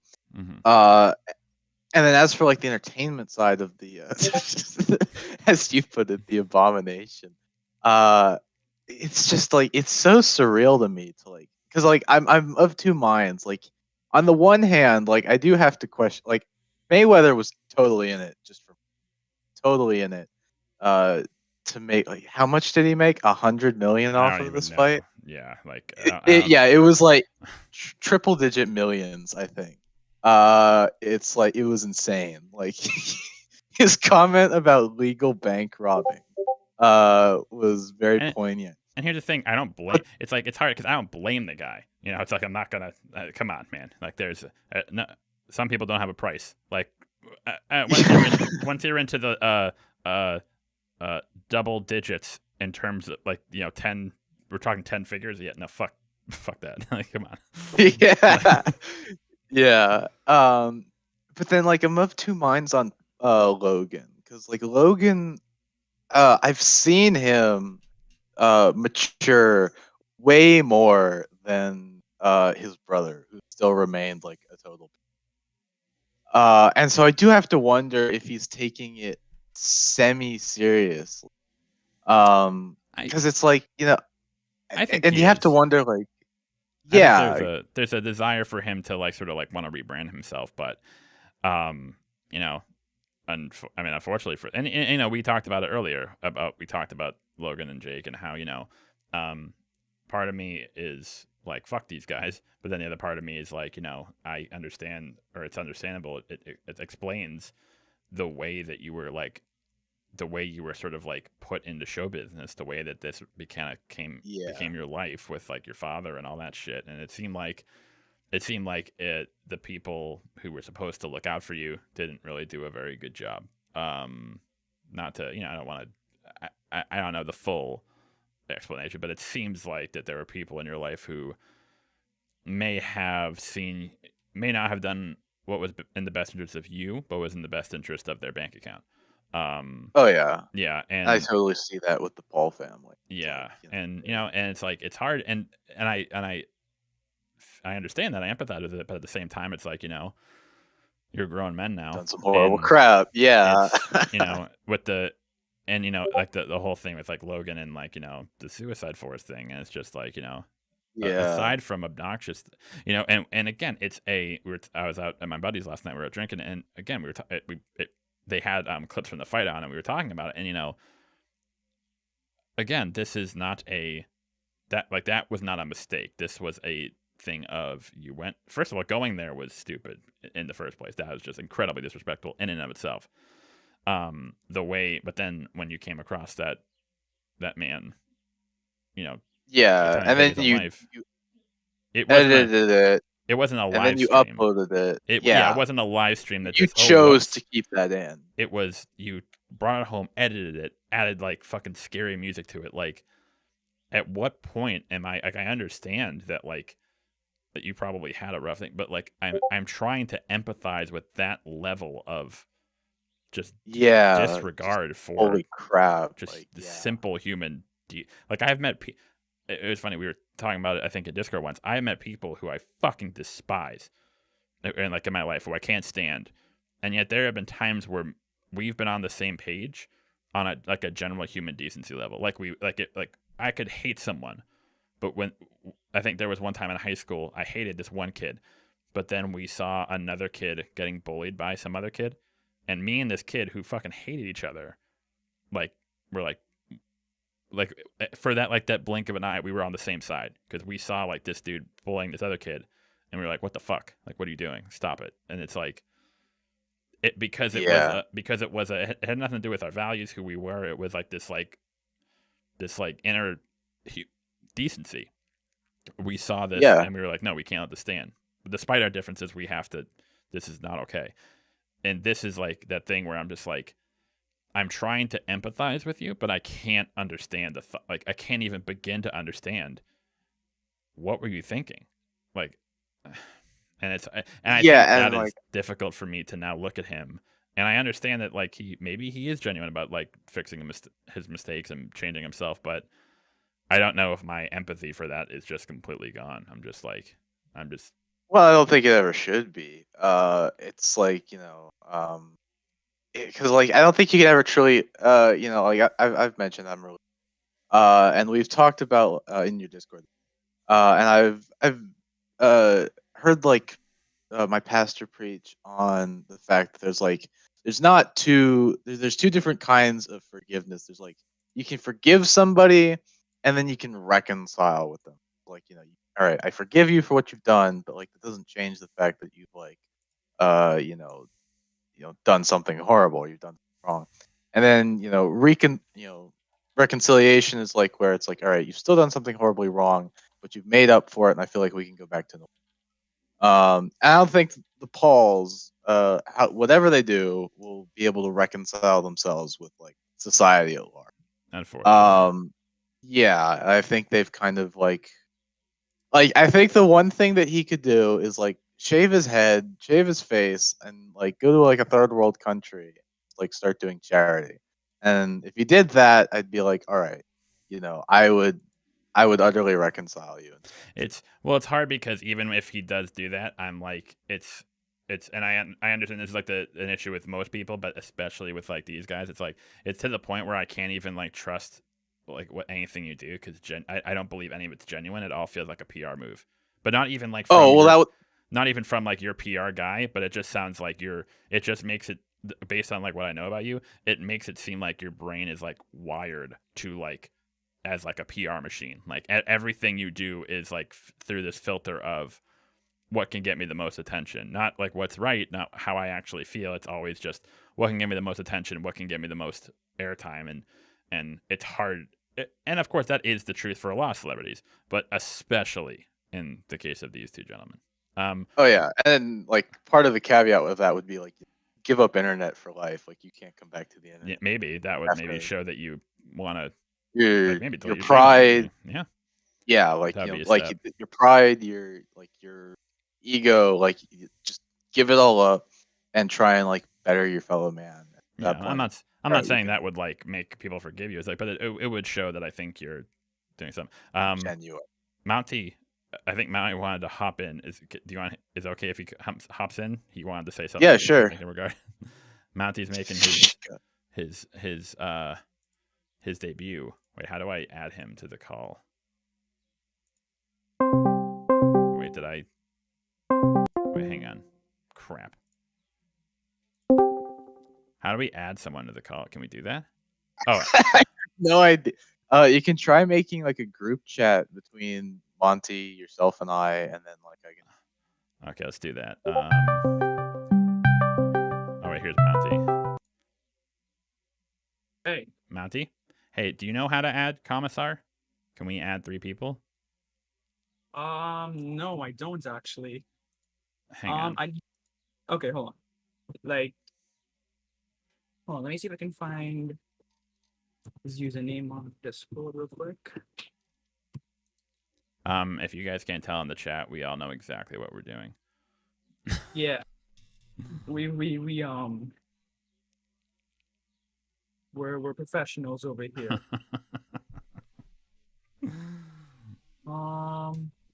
Okay, hold on. I'm gonna try some. Oh god, I don't know how to add someone to call. I'm assuming you don't either. Yeah, hang on. Hold on. Okay. Yeah. Yeah, because I want to just say something real quick. I kind of want to get like, because you guys were talking about sportsmanship and. Sorry. Ah, crap. Sorry. My apologies. Wait, hang on. Yeah. Just go in the general voice chat. Okay, in the general Discord. Okay. Hang on. Hey, Commissar? Yeah. Just hop in the general voice chat in the Discord in my server. Sounds good. Okay. We're just gonna hop in and hopefully no one else like joins in. All right, there we go. Okay. All big right, brain. So something big brain. yes. Us guys. Yeah, what you're saying? We found a solution between the 3 of our brains. Our pea-sized brains. We did it. So basically, I just want to kind of get now. This isn't no. I don't really have any notes in front of me, so I may get a few things wrong. So I will be watching chat just to make sure if any of the quote-unquote experts will correct me here. But basically, you guys are talking about Logan Paul and Floyd Mayweather. Mm-hmm. And someone in chat brought up a very good point about sportsmanship versus showmanship. Now, you see, I think that when it comes to showmanship in boxing, that's a very complicated history. And yes, it is connected to wrestling. Would you believe it or not? Yeah. So basically, I think the main one that I can think of, at least as far back as I can go, is Muhammad Ali, right? Mm-hmm. Biggest showman in boxing, and he was also one of the best to do it, right? And what happened with Muhammad Ali was that he started doing shit outside of boxing. He before we even get to that, like let's talk he was talking a whole set of trash on people, basically making himself hated because I can't remember who gave him the advice, but basically he based a lot of his persona on a wrestler named Gorgeous George. Now Gorgeous George was not gonna say like the original heel, but basically he was one of like the most earliest famous heels of all time, right? Mm-hmm. He was he was a foreigner, he was an absolute prick. And yeah, basically someone told Gorgeous George actually that someone will pay a lot of money to see someone shut your mouth up, and that was the logic Muhammad Ali used. But slowly boxing fans and just fans in general started taking a liking to him because he was talking so much trash. And what happened was that after Muhammad Ali's success in boxing, he started doing other things outside of boxing. The most notable one was he had this famous match against Antonio Inoki. Now Antonio Inoki is a famous Japanese pro wrestler, and basically Inoki and Ali are like 2 megastars, and they were colliding. Bear in mind, this is back when people still thought wrestling was most of the general public thought wrestling was real, right? Yeah. And And that match is almost like Inoki versus Ali is almost like a precursor to the YouTuber boxing matches we see today. If you think about it, because like it's two big celebrities in combat sports, mind you, colliding, and it's like two combustible elements combining, and the match itself was pretty shit, but it sold a lot of tickets, and that's the main point at the end of the day. And I think the main modern day example of this is I think the main catalyst for this whole like YouTuber boxing thing, and as a matter of fact, somehow is Conor McGregor. Now, obviously, I'm sure we all know Conor McGregor. He talks a lot of trash about his opponents. Well, he's kind of gone off the deep end in the past few years, from what I've heard. The shit that he did. When he punched that old dude. Yeah, like the shit that he did to Khabib and his dad. He didn't like take He didn't take a shot of like his like brand whiskey, and apparently like he went off like, bruh, what the fuck? Yeah, that to me is just it's hard to even like I always thought Conor was like a loudmouth, but at least like he like I respected him as a fighter, but after that I'm just like, fuck you. Like what the fuck? Yeah, so basically what happened, so like with Conor McGregor talking all this trash, I mean, this is more of a theory, but I think it's also a very logical one, in the sense that Conor McGregor kind of started the whole trend of YouTuber boxing, because Conor McGregor reinvigorated a lot of the interest in combat sports again. Because truth be told, the average person doesn't necessarily watch combat sports for the actual action. Okay, that's what like the hardcore fans do. Like no regular person is going to watch a wrestling match for the actual wrestling. They want to see the characters. They want to see what they don't care about how good a wrestler The Rock is. They want to know who he's gonna insult on Friday or whatever. And basically, like that logic got applied to McGregor. And there are many examples like in between McGregor and Ali, but I feel like now McGregor was like the catalyst, because after he started talking all this trash, more people started taking interest into this. And then shortly after, what happened was that more YouTubers started getting YouTuber beef has been going on for a long time. Well, had been going on for a long time at that point. And then most of them started doing the whole like, hey, like, let's do a boxing match thing. Let's do a boxing match. And I mean, I don't think people really cared how good the matches were going to be. They just wanted to see both you. Yeah, go ahead. Just to kind of make concise. I think the point you're making is like, there was the showmanship aspect of it, starting with like Ali kind of took over. It did become a big part of the sport to get people's eyes on it. And while I agree, and I have no problem with showmanship, I have no problem with like trash talking, like that's all good fun. However, the difference I would say is that when like back when Ali would like do the trash talking and all that shit, it was like that was the showmanship, but when he was in the ring, it was war. It was like he was not like he fucked around, but like it wasn't like that he went in that ring to win. He went in that ring to like do whatever he could to win that fight. Same thing with McGregor. When he was trash talking, he trash talked and he like was a showman show about it, of course, and having fun. As obnoxious as he probably was, but when he was in the ring, he gave it his all. It's like, I'm not doing this just for the money. I'm not doing it for the press. It's not just a footnote. I'm in here to win. The difference is with the Logan and Mayweather fight, I really didn't feel that way. It felt very like both of them were kind of there for different reasons. It kind of felt like they were maybe like on Logan's side, like obviously like he wanted to, like he gets a shot at Mayweather, like hell yeah. But Mayweather was absolutely doing it. Of course, Mayweather didn't care. Like he probably knew. Like even if like he like lost or even if he got knocked out, it's like he probably wouldn't have. But even if he did, it's like, well, he's been retired for like whatever. So it's not like it just didn't have this. even with the McGregor and Mayweather fight, it was kind of like after they were done, they were like hugging, but it didn't feel like out of respect. It kind of felt more like, man, we just made so much fucking money, and Yeah.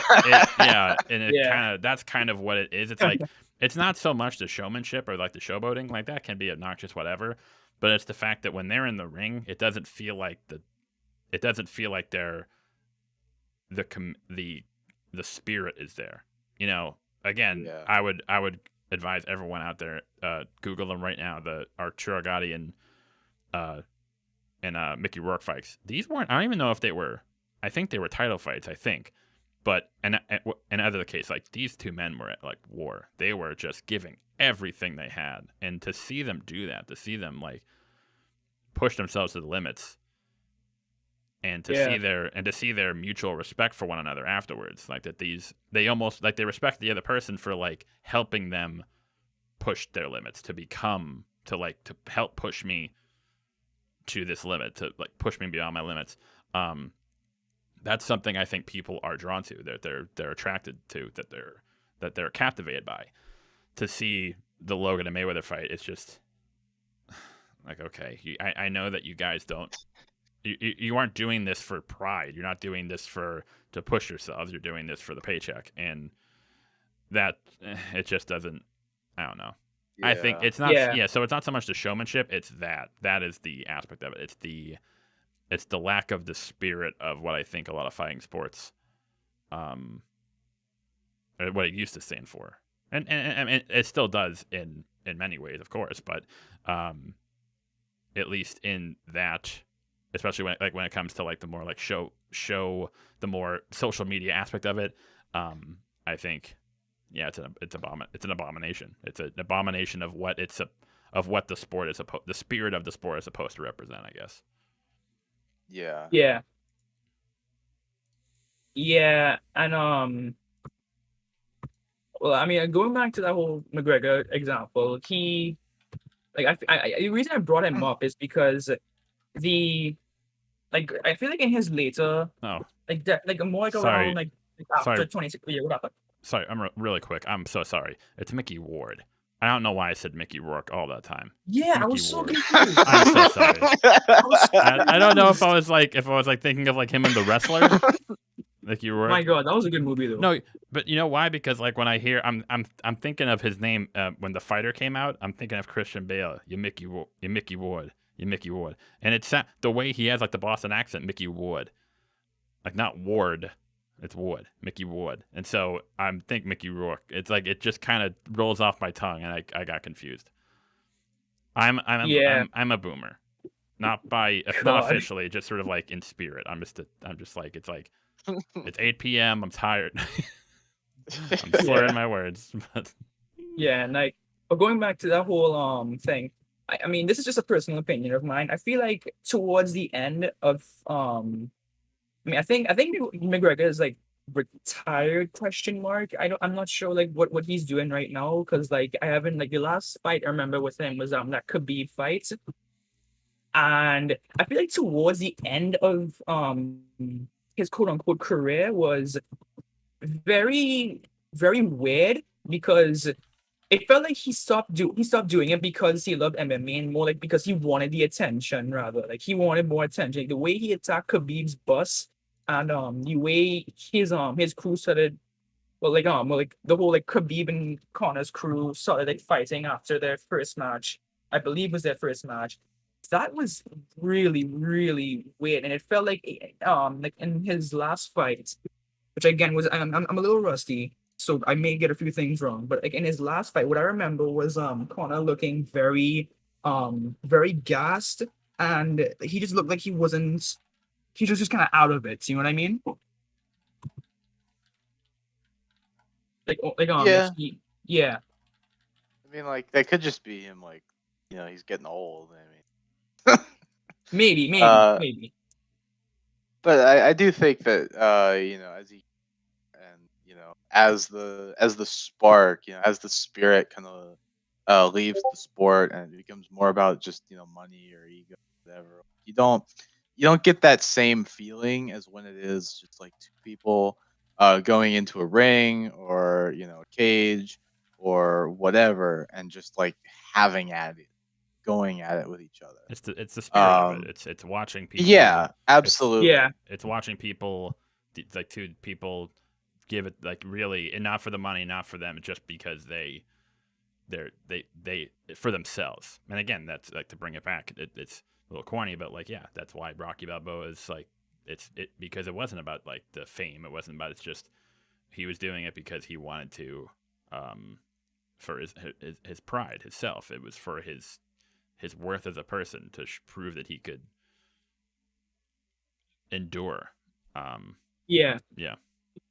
And like, I feel like Mayweather's low-key going through an Ali phase where it's like he's already retired. I think when Ali fought Inoki, he was already retired. I may be wrong about that. No, I think Ali retired in 1981. This fight happened in 1976.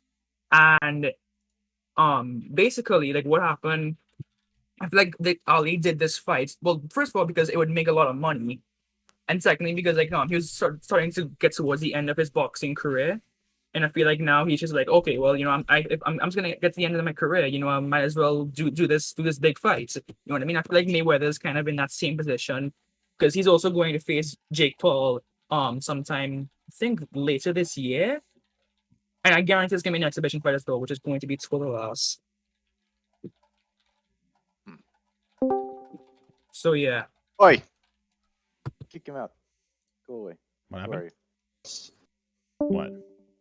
Oh, somebody popped in the call. I think they Oh. thought we were just having like a conversation. Yeah, Oh, so poor guy. Chase him out. Get the pitchforks. If you guys want to hang in, there's one more person I kind of skipped over. I have to. I was gonna chat with him for a bit. Did you want to wrap up anything, Commissar? No, I asked Ricky too. I'm gonna see if he wants to. But Commissar, do you have any closing remarks before I step out? I would say to anyone who may be listening, I would strongly recommend you get into a combat sport of some kind, be it like just karate or what I chose, wrestling or boxing or MMA or whatever you have. I would strongly encourage you to do it. It really does not matter whether or not your physical or your strength or your endurance or anything. I would wholeheartedly get behind it, because it really is just you, your spirit, and the other guy when you get in that. And it really is something healthy, not only for you physically, but I would also say. Yeah, I've started taking boxing classes. I've lifted Yeah, for like forever. I have muscles are sore I didn't even know I had. I'm like, fuck, dude. The cardio will kill you. It's insane. It's wrestling matches were the longest 6 minutes of my life. Like you feel them. You don't think it is, and then you actually like put on the gloves and like throw a few punches, and you're like, I'm winded. Great, you have 2 minutes and 45 seconds to go. What? Yeah.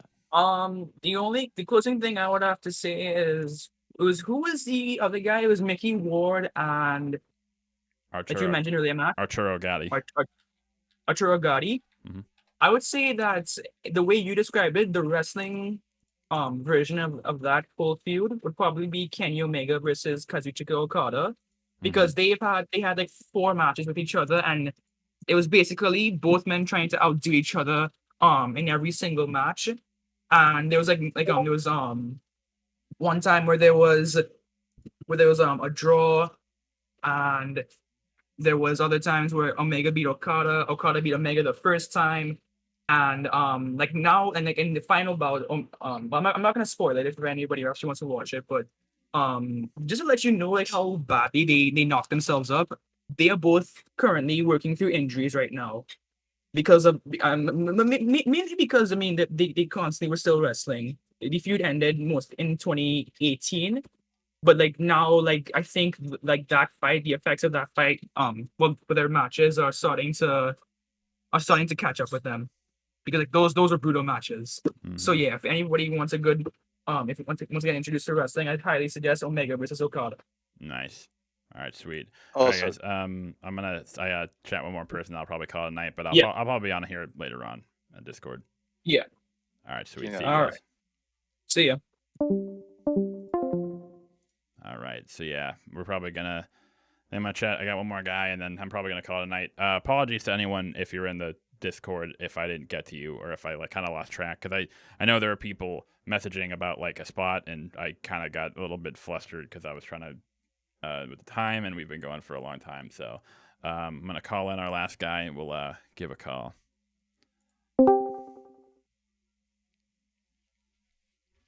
Let's see if he's ready. Hello. Hello? Dion? Oh, he's not muted. So make sure that he can't. Let him know that I can't hear him. Sorry, just give me a second. Oh, there I'm you go. trying to get this. I can hear you now.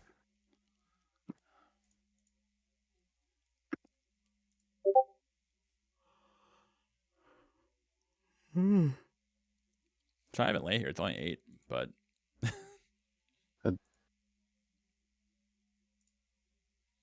Can you hear me? Yes, you're on. All right, cool. Yeah, let me just get my phone because I got a bunch of topics and stuff, just so I don't miss any beats. All right. Okay. All right. Should I introduce myself, or I don't really know how this Yeah, goes? why don't you, or if you want to introduce yourself, or what, just in general, what was the topic you wanted to touch upon? All right. So well, I think I've been in the chat a bit, which probably isn't helping me, but and one thing I specifically wanted to talk about, even though I don't really watch videos based around this figure anymore, you know, the kind of Jordan Peterson stuff. Mm-hmm. Because I know that he has become a lot more prominent because it seems as if he's lending a voice to young men in a time where it seems as if just a place to speak about kind of men's issues and stuff is diminishing, or it at least seems as if it's becoming a threat in comparison to women's issues. But I don't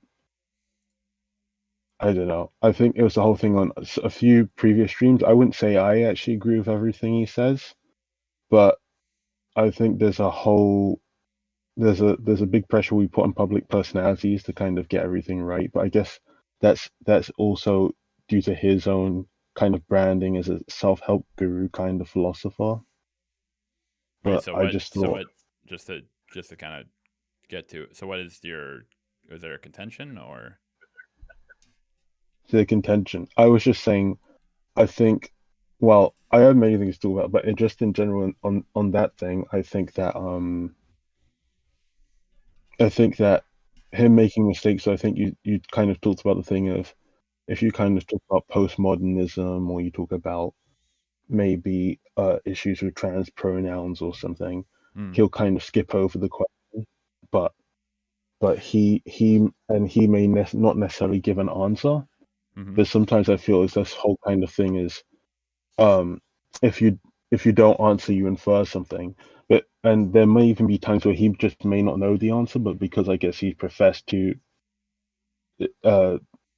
have this kind of philosophical insight, despite maybe his background being in clinical psychology, which I find a bit, you know. That's sort of like, you brought up a good point. It's a that is a you brought up something interesting. Is him not answering, inferring something. In and of itself, no. In his case, I think often, because consider with Peterson, he is a public intellectual. He is someone who has been in this who has been in this sphere for what, 50 years. Not necessarily like, you know, like when he's like when he's like kind of the prominence, but just like sort of in general. Like, you know, with his practice and as a clinical psychologist. So my gripe is that when he's talking about certain things, whether it's like, men and women in the workplace, trans issues. When he says sort of things like, "Well, I don't know the answer. I haven't really had time to think about it." I kind of don't buy that, or as a clinical psychologist, the fact that he doesn't even kind of give any sort of answer, it's sort of odd because he has a lot of very strong opinions on everything else, and that's fine. And I agree with some, and I disagree with some, and that's fine. But the fact that like there are certain things where So a great example is I had a huge discussion with someone in the YouTube comments about enforced monogamy, and he was like, "Hey, I don't think Peterson doesn't support enforced monogamy. He just said that it would work to help the incel issue." And I'm like, "Okay, so here's this. So here's a little and this is sort of like a rhetorical lesson, or like not to you, but just for people out there." Let's say that you, me, Dion, are talking about how do we fix the homeless problem. Dion, what would your solution be if we wanted to fix the homeless issue, or just give a solution? I can't really speak for anyone in the US because I'm from the UK, but I guess in a similar kind of vein, here we have a really big problem with house prices, especially after the financial crisis. There was a housing bubble, and prices are really high, and there's always constant demand every year for the government to build affordable homes and things like that. And they have the Help to Buy scheme always going on and then renewing it and things like that. There could be a multitude of ways to approach it, but if a simple solution would be just to build more affordable housing, or to invest more, or to spend more on the welfare state here anyway. Okay, that works. I can see that happening. What if we killed all the homeless people? And if you want to look at it from a utilitarianism kind of way of things, yeah, I mean, like I'm like killing all the homeless people would lower the homeless rate to 0, right? I suppose, but morally, I don't think this is something that the government would be allowed to do. Anyone would be allowed to do. It's I'm not saying I support it. I'm just saying that if we did kill all the homeless people, that would fix the homeless problem. It's hypothetical. Yeah. So, well, potentially, but then it just mean that when there would be a lot more homeless, you just have to kill them again. Yeah, exactly. If we just had a policy where we just kill all homeless people when we found them, that would lower the we would have 0 homeless, right? For the time being, I suppose, but just because the I know it's so hypothetical, but just due to the fact that you'd have to probably keep killing whoever is homeless, it'd start to create a kind of, I think it'd start to become very problematic in itself. Of course. When are you going to be killed when you're homeless? Is it when your house is repossessed? Are you automatically deemed homeless and do you die? So when you've been on the street for a week, Yeah, we can bang out the details, but of course, I'm not saying that I am for that. I'm just saying that would be a perfect solution, right? It's a solution. I wouldn't call it a perfect. It's a pretty good solution, though, right? I don't think so. No, just because the rate at which people lose their homes and stuff it's not an issue that's finite. So there's not a. So just saying homeless people is not a good way. We just keep killing them. So hypothetically, let's say, like, to take it out hypothetically, if like we did do that still would work. That right? Our homeless would effectively be 0%. Sure. Yeah. Okay. For a while. Yeah, of course. For a little bit, anyway. Yeah. Maybe for a few minutes. Yeah. Okay. So in that conversation right there, I never stated I wanted to kill homeless people, right? No. But I get it. You're saying that the mere suggestion that it's plausible situation makes it sound as if you and I know from that little spat that killing all homeless people would be fucking, even from like a utilitarian perspective, from even disregarding a moral perspective, it would be fucking ridiculous, right? That's just I should have specified also, maybe based on act utilitarianism. I know there's different branches. Yeah, and Yeah. Rule utilitarianism wouldn't allow that, but that's not really. Yeah, that's not really the point. But the point I'm making is that's a ridiculous assertion, right? If it's not viable, why are we bringing it up? My issue with the whole Jordan Peterson enforced monogamy thing is that he came out and said, "Hey, enforced monogamy would fix this problem, the incel issue." And it's like, yeah, but I heard about hang on, what's that? So the issue I have is that he says that, and it's like, okay, so the next question is, obviously, oh, so do you think we should do that? And he goes, I don't know.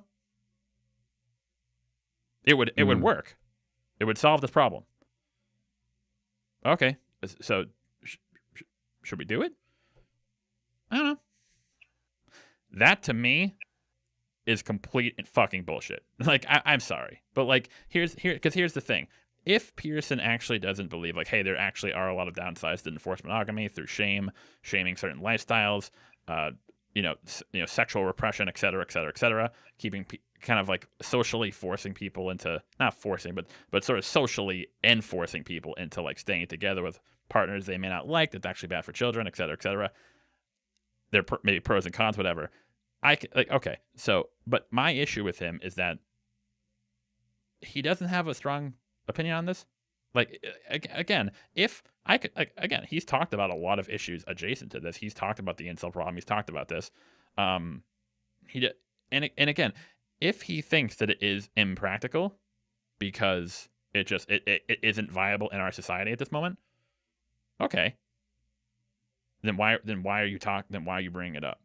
If it's a non-viable solution, if it's something that would work, but obviously we can't do, then why are we? That's not a solution, right?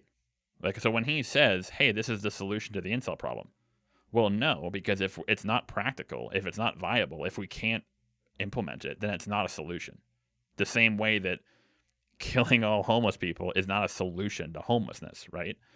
So my gripe with him is the fact that he says this shit in the sense of like, oh, enforced monogamy is the solution. What are we supposed to infer from this? And he says, I don't know if we should do it, but it's like, it would work. It's like, okay, so pick a side. And again, it kind of is ironic with Peterson because he's the person who is all about personal responsibility. Stand up for what you believe in, and et cetera, et cetera. The fact that he just so happens in this particular issue to just say, yeah, I don't really know what we should do. That just is a very big red flag to me. Maybe it's true. Maybe. It just seems incredibly unlikely. And I have a feeling that he has a certain viewpoint on it. He has a certain outlook that he doesn't want to voice because they're so afraid to speak up. Yeah. Because he's a bit, he feels like it's not like PC or in a way or something like that. I don't know. Maybe he isn't afraid. Maybe he's afraid of how people will take it, which is ironic because people take him out of context no matter what he says. So it doesn't really matter. To me, yeah, it just is very odd that there are certain things that he speaks. Yes, this is correct. Enforced monogamy would be the solution.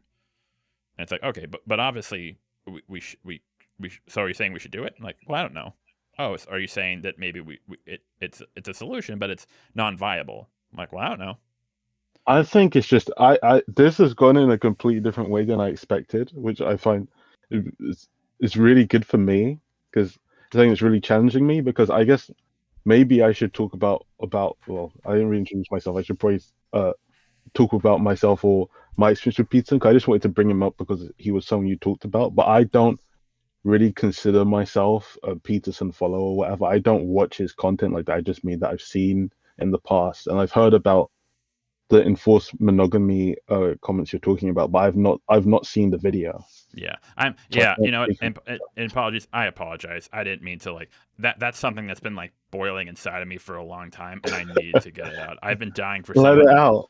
I've been dying for someone to come on here and like actually try to defend enforced monogamy because every time like someone in YouTube chat like tries to like defend enforced monogamy, it's always like this crypto shit where they're like, I know what you want to say.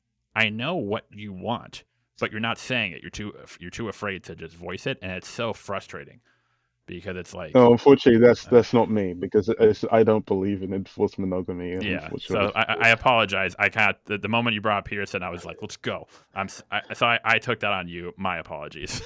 What I actually meant to say was inferences on like his kind of I did in my kind of things I've got on my phone, my memo, I didn't actually put it down, so I didn't introduce it properly. Sorry, I'm kind of stuttering all over the place. But what I meant to say is kind of things that are inferred from what he doesn't say. And I think where Peterson is successful, like I'm not sure if you've seen this video, the kind of Kathy Newman interview on Channel 4. I've seen that video. Sometimes I watch it when I'm having a bad day. It's just hilarious. I think I've seen it a couple of times. Well, Channel 4 is, a broadcasting network here in the UK. Is the whole kind of thing of misinterpreting what he says or straw manning something, which he probably also does. The whole thing is, I think sometimes when he talks about ideologues, he can probably also get kind of lost in the whole thing. Oh, absolutely. You think a certain way, or you're a feminist, or I don't know, you're a Democrat or you're a Republican, so you must think this way. But I can't even judge Peterson for that because I think we all do it. I know there's been talk of kind of red pill pickup, incel, and things like that. And one thing I even wanted to say was, in regards to kind of people who are considered incel, especially by the media, is I know with Elliot Rodgers and other figures, there's this kind of branding of, this idea of at least marking yourself an incel or referring to yourself as an incel. The incel community, they're a dangerous community. So we have to shun them and tell them that they're wrong. I feel as if that kind of pushback or immediate repulsiveness or the suggestion that they're repulsive, doesn't that make them out to be monsters? And then it kind of creates this kind of good versus evil thing where rather you want them to speak to someone that can change their view on things or tell them that they really just have to be more social or get out there to have meaningful relationships, not even just sex or some kind of intimate relationship, but just being more socially, I don't know. Yeah, no. Just being. It goes back to I can't even think of the word, but it goes back to the whole thing about more socially comfortable. There are cases, of course, like where there are people who I think they're too far gone. That doesn't mean that was always the case, but unfortunately, that is. In some cases, there are just people who are just too far gone, and they're not gonna change their mind, and talking to them is a waste of time. And that is an unfortunate truth. However, what pisses me off a lot about like lefties or like the left is that they're kind of getting to the point where they're starting to lose patience for this, and to some extent, I understand it. It is frustrating. It's like it's frustrating to if you're talking to someone and they're just giving you the same exact points over and over and over and over, the same non-researched, non-logical deductions as to why they think they are, or as to why like women or they're black people or whatever. It's as much as that they're not. They don't believe this because they're evil, but because they're misguided. At some point, it is just exhausting to have to go over that over and over again and bang your head against the wall, just for the hope that maybe they'll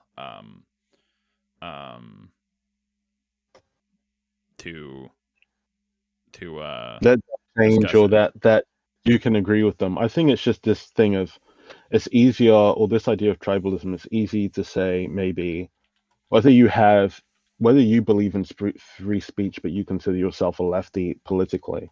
It's this whole kind of thing of putting you in a group makes you easier to identify. And if I argue against you or agree with you, it makes it easier to kind of observe patterns and then place people in them. So if you then say this person, I don't know, it's like saying if someone says they don't like, or they have like their view of women is diminished because someone cheated on them or something, it's kind of easy to to just say that some kind of misogynist or woman-hating person, or someone says, I don't know, that they I don't know, agree with some kind of Trump policy or something. I'm taking like the most extreme example. That's a good example. It's like when people say there's a difference between saying like I think Trump's an idiot, but it's like there's a difference between saying like, hey, anyone who agrees with a Trump policy is a Nazi fascist. It's like that's stupid. Like that's because you're not really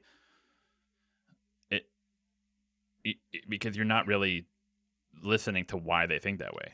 Again, there are some people who are just straight up racist, and like you can't ever get to them. But then there are other people who believe in like weird shit about women or blacks or Jews, and it's like, but from the way they speak, I can tell that like this person doesn't believe this, or they're not like internalize it. They're not like a bad faith actor. They're someone who is like sort of like lost in that same bullshit that I got lost in like 10 years ago.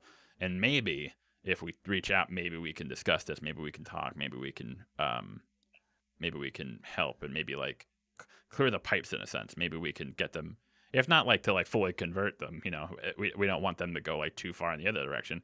We just to question it. Just maybe reconsider this and maybe reconsider what you think you know. It's the question is, where is that line? Where does one become the other? Where does it become pointless? Where does it become fruitless? We don't, and the hard thing is that we don't know. It depends on the person. It depends on the circumstances, and it's hard because I've actually talked to people and like people ask me like, why do I chat a lot in the chat? Why do I respond to people? And like there are some times where I just like I like a little fist fighting, I mean for positive comments I like show my support, but for people who were like a bit like vitriolic, I kind of like throwing I like fucking around a little bit. But when it comes to other people who I think are just when they seem like they're lost, when they seem like they're not too jaded, they're just kind of they just need someone to reach out to them. I almost sorry, feel like sorry. sorry, go ahead.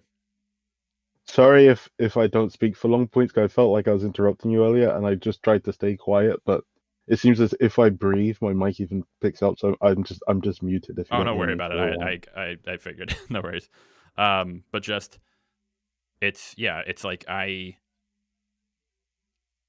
it is a lot, and especially now that the channel's growing, it's getting to the point where I think like I'm not gonna be able to do it to the extent I do now much longer. But at the same time, I think as a content creator or whatever, if you or not even a content creator, even if you just are someone who stands for certain issues, one of the things I fucking hate when like people on the left say is oh, it's not my job to educate you. Fuck you. If someone is like sitting there and this person is teetering on the edge, and you're someone who like is championing like certain values, certain viewpoints,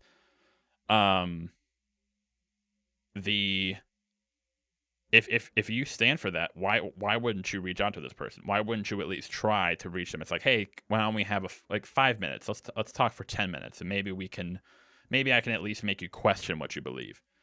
If you're someone who says you believe in that shit and then you don't, and then you say, oh, it's not my job, I'm not gonna waste my time.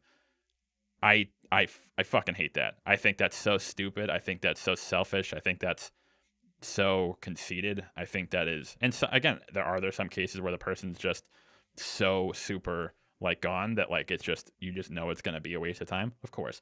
But if someone actually comes up like, hey, I'm actually looking for guidance, like sincerely, and you can't even take 5 minutes to go up and just say, hey, let me just give you this. Let me just give you some information, or maybe a few resources that you could check out.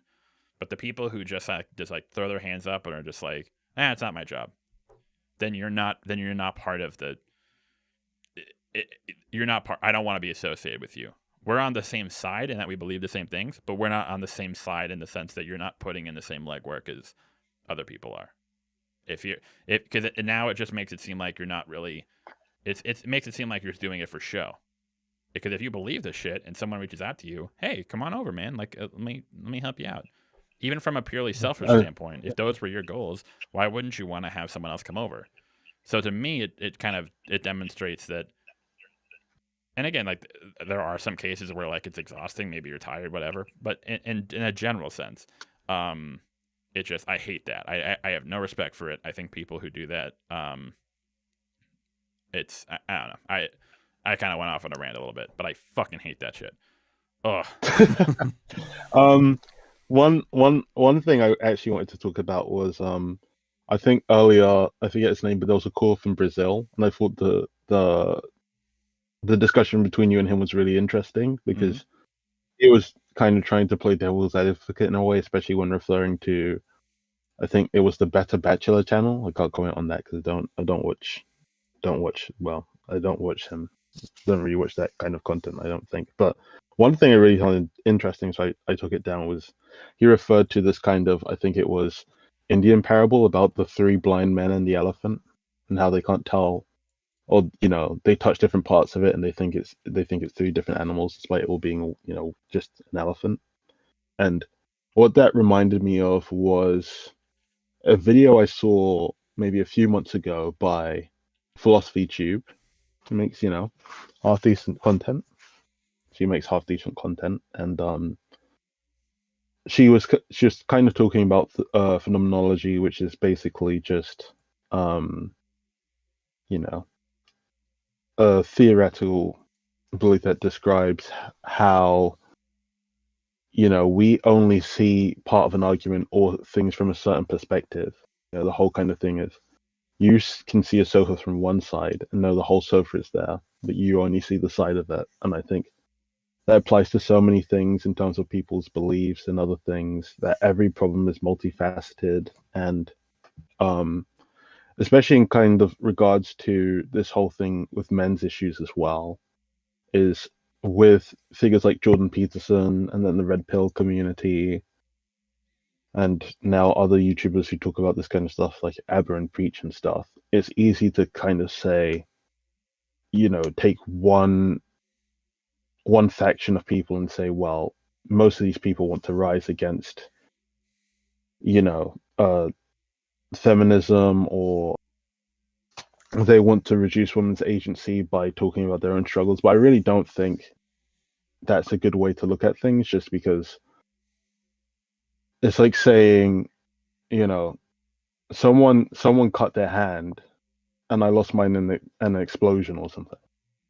And because of that, you may have lost a finger, but it doesn't matter because I'm never going to use my hand again. But just because you have a problem that's either different or you feel it's greater in scope doesn't mean the other ones don't matter. And I think the only reason, or a major reason, why a lot of these speakers become so popular is, even if they're extreme, kind of like you talked about in your, male dating and sex struggles video, was the whole kind of thing is, if you don't give them any kind of avenue or medium to speak out, especially freely, without it really being seen as a threat, they're going to go to the other side, because it seems like the only safe haven for this sort of discussion. So even those of people who have called in and said, used to be part of Red Pill or Pickup or whatever it is, probably only went there because it seemed as if, there was a welcoming community of other men who are going through the same issues, whereas you either can't speak up about it. And I don't just think this is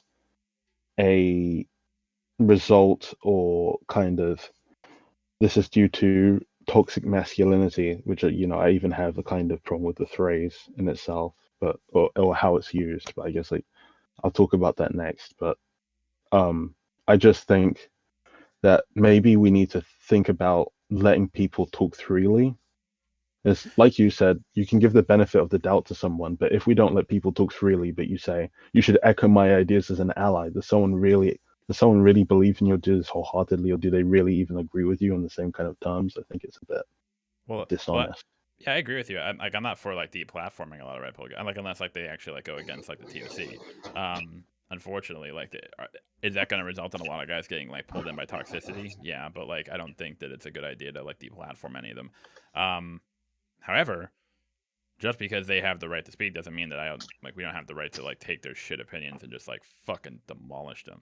It's a good point, but to your point about the no alternative, a great metaphor for it is, let's say you're walking in the desert, you haven't eaten or drank in days, you're about on the verge of death, and you come across a little reservoir, and it has the most disgusting, shitty, gross ass water you've ever seen. well, that's all you have. Like, you're gonna drink it, right? You're desperate. You're dying of thirst and hunger. Like, this water is fucking disgusting. It's probably toxic. It's probably gonna kill you. But like, I'm willing to take that chance if it means just dying. And that's like, yeah. that's If you're dying in the wild, you might as well try and drink your own urine. You might as well just give it a go. Like, that's red pill in a nutshell. It's the fact that, like, how come all these guys are getting addicted or like getting brought in by like all this toxic bullshit? It's like, because there's nothing else. It's the only thing that addresses these problems. And there are some, like Abe and Preach, I think, are a very good resource. I'm really glad that they're blowing up and. Oh, you do? I was actually going to ask about your opinion on them. So. Oh yeah, absolutely. They're that's one point. I think they're a great example of like how you can still be edgy. You can still be edgy and like funny and like entertaining, and offer guys really good information without getting on all that toxic, just bitter bullshit. Like, those guys are like those guys are hilarious. They're funny. They're wholesome.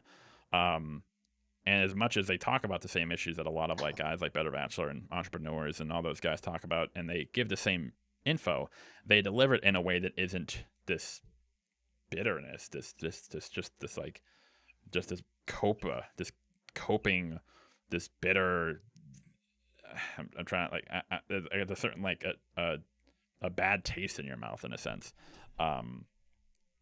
Yeah, I think they're a really good resource. But yeah, but unfortunately they're few and far between. Most of the shit out there, like red pill stuff, is just it's just bitterness and like this. And a lot of people say, here's another metaphor that and I hate when people say this. Oh yeah, well these channels do have some bad elements, but there is good information there, right? So you can't just chalk it all up. If I go to like a bar and someone's like, "Hey, here's a beer," but there's like poison in the beer. They're like, "Hey, here, have this beer." I'm like, "No, there's poison in it." And it's like, "Yeah, but there's beer in it too." I'm like, "Okay, but there's poison in it. Like, I'm not gonna drink. I like beer. I want beer, but I don't want to get poisoned." And that's sort of like how it is with red pill ideology. It's like people try to defend the toxicity by saying, "Well, there's good shit too." And it's like, well, why don't you just take the good shit and just don't give me the other shit? And they never really have an answer for it. And it's like, it's frustrating because it's like, you could be a great channel. You could, everything that you're saying, you could offer guys in a way that would help. I think it's really interesting that you're saying this, because Aber and Preach actually have a video up, because I actually searched it because I was trying to see if I was mistaken. So I'm not really a subscriber, but I watch them from time to time because I just thought that their channel was pretty funny, and the YouTube algorithm seemingly kept spamming them in my suggestions. So I just tried to watch a video one day. But they actually have a video that says they believe that the red pill community is necessary, even if they don't agree with their values, because of the whole thing I said about young men specifically not having a platform or something, or being able to speak freely, that this, even if they're not an ideal platform, or whatever you want to say, toxic, which is the new like buzzword, super overused, right? But yeah, I think I use it appropriately. I think that I use toxic. Like it's like saying right? Like. No, like, well, and for some people, habit of being young and saying like. Yeah, for some when people. I say that, I'm saying that like I'm old, but yeah, when I use toxic, I mean specifically in the terms of not really toxic, like, oh, you're using bad words, or like you're using, it's like you're subtly pushing certain viewpoints, even if not like explicitly. You're subtly pushing viewpoints or ideology that will, and again, it's like a poison. It's not like, I almost would like say like something like who's that idiot who fucking Mountie? Who's that idiot who commented? Undead Chronic. That fucking moron. He's a YouTuber. Yeah, he's a YouTuber, and his content is like just literal cancer. And I actually said like, hey man, do you want to come on stream sometime and debate? And he pussed out. Of course he did. But all his shit is just like edgy 14-year-old. Like I don't know how old he is, but he sounds like he's 14. Just like, women suck, women are terrible. But that shit, like, we know it's stupid. We know it's bad. Most people, like guys who are like attracted to that, or already hate women. So it's like, that's a problem. But like, at least we know it's like no one agrees with it.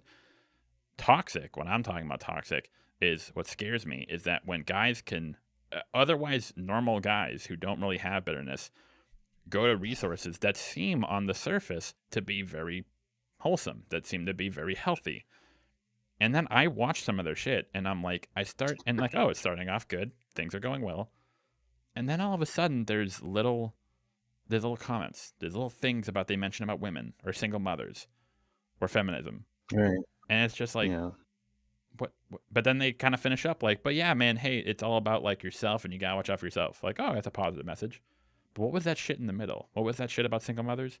What was that shit about women who have tattoos? What was that shit about women who have and it's like, and again, it kind of like almost like goes over your head or kind of like goes under the radar because it's packaged it's packaged in this way that seems like advice, that really useful advice, and there is a lot of useful advice. But what is this other shit? What is this stuff about single mothers? What is this stuff about chads and how like what's going on here? And then what happens is guys watch this and they get the good information, but slowly they're poisoned by like this, like very slowly by this underlying assertions about women, and it happens very slowly, and that's sort of why toxic, I think, is the good word. It's like a slow acting poison.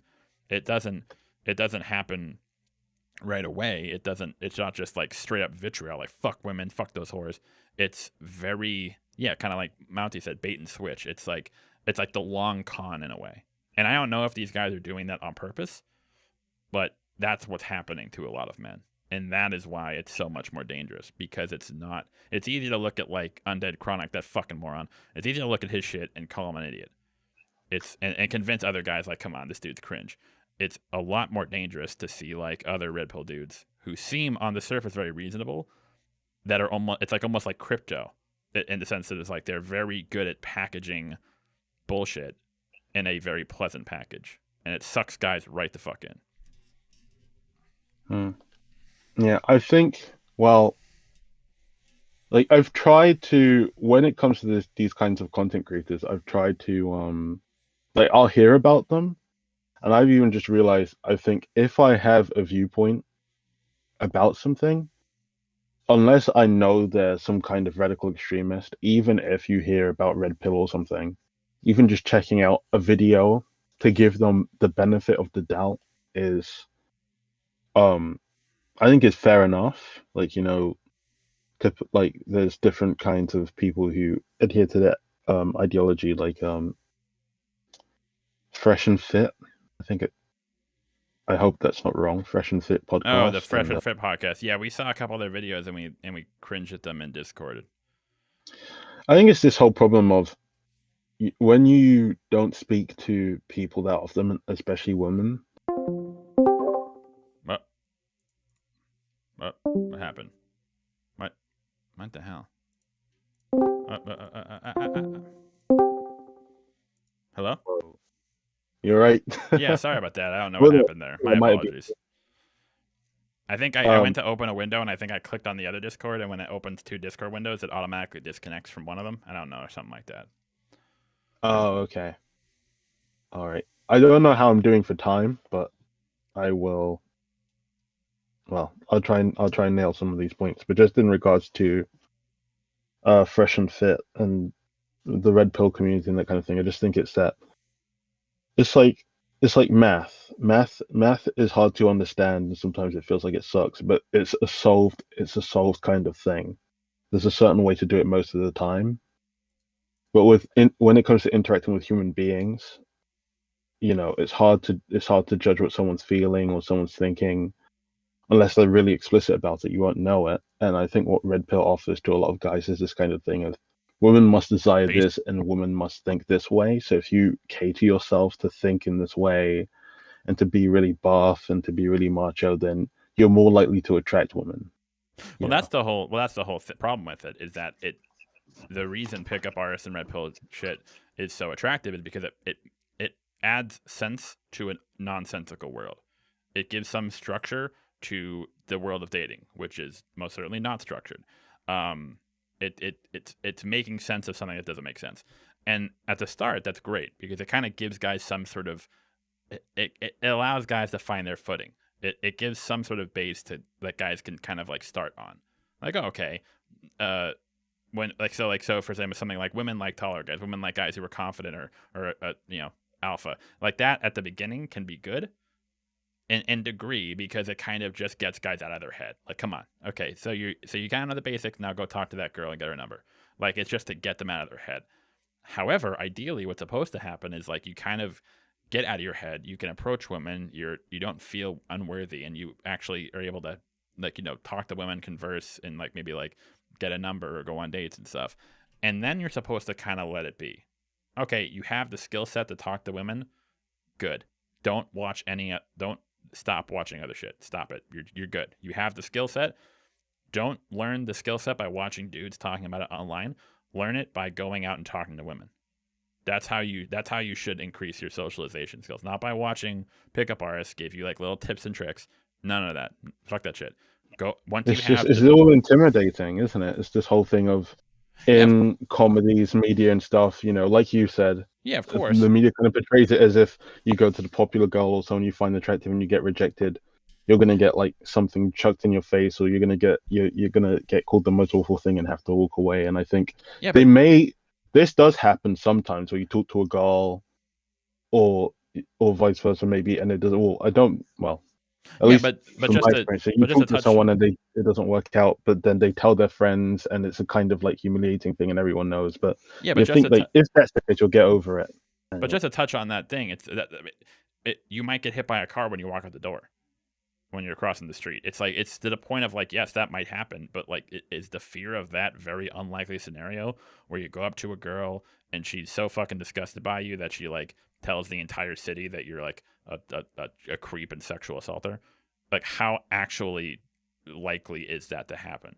And but this is what happens to a lot of guys, is that's more I think this is more of a concern in like school situations rather than when you're an adult and you talk to someone in the street. Because if you talk to someone in a coffee shop or in a bar, but we're usually who cares?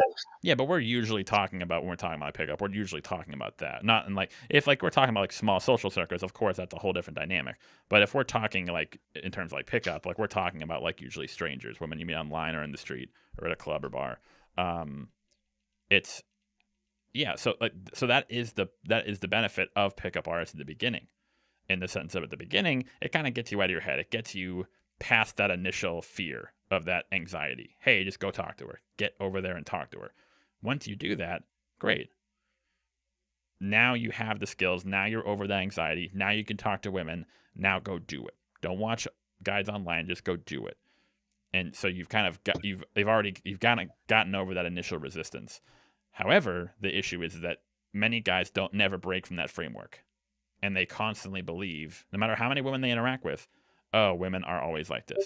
Even no matter how many women they meet that don't fit that criteria, oh, it's because they're broken, because of feminism, because of her daddy issues. They'll find excuses as to why. Well, that's what I mean. That's what it is. It's like, well, I know plenty of women who don't act like this, and like, well, that's because of this, because of feminism, because of blah, blah, blah. And they'll do that. Reverse Oedipus complex. Exactly. It's like they'll just find a way they'll reverse engineer their worldview. Instead of basing their worldview off of what is real, they will take what is real and then make it fit their worldview.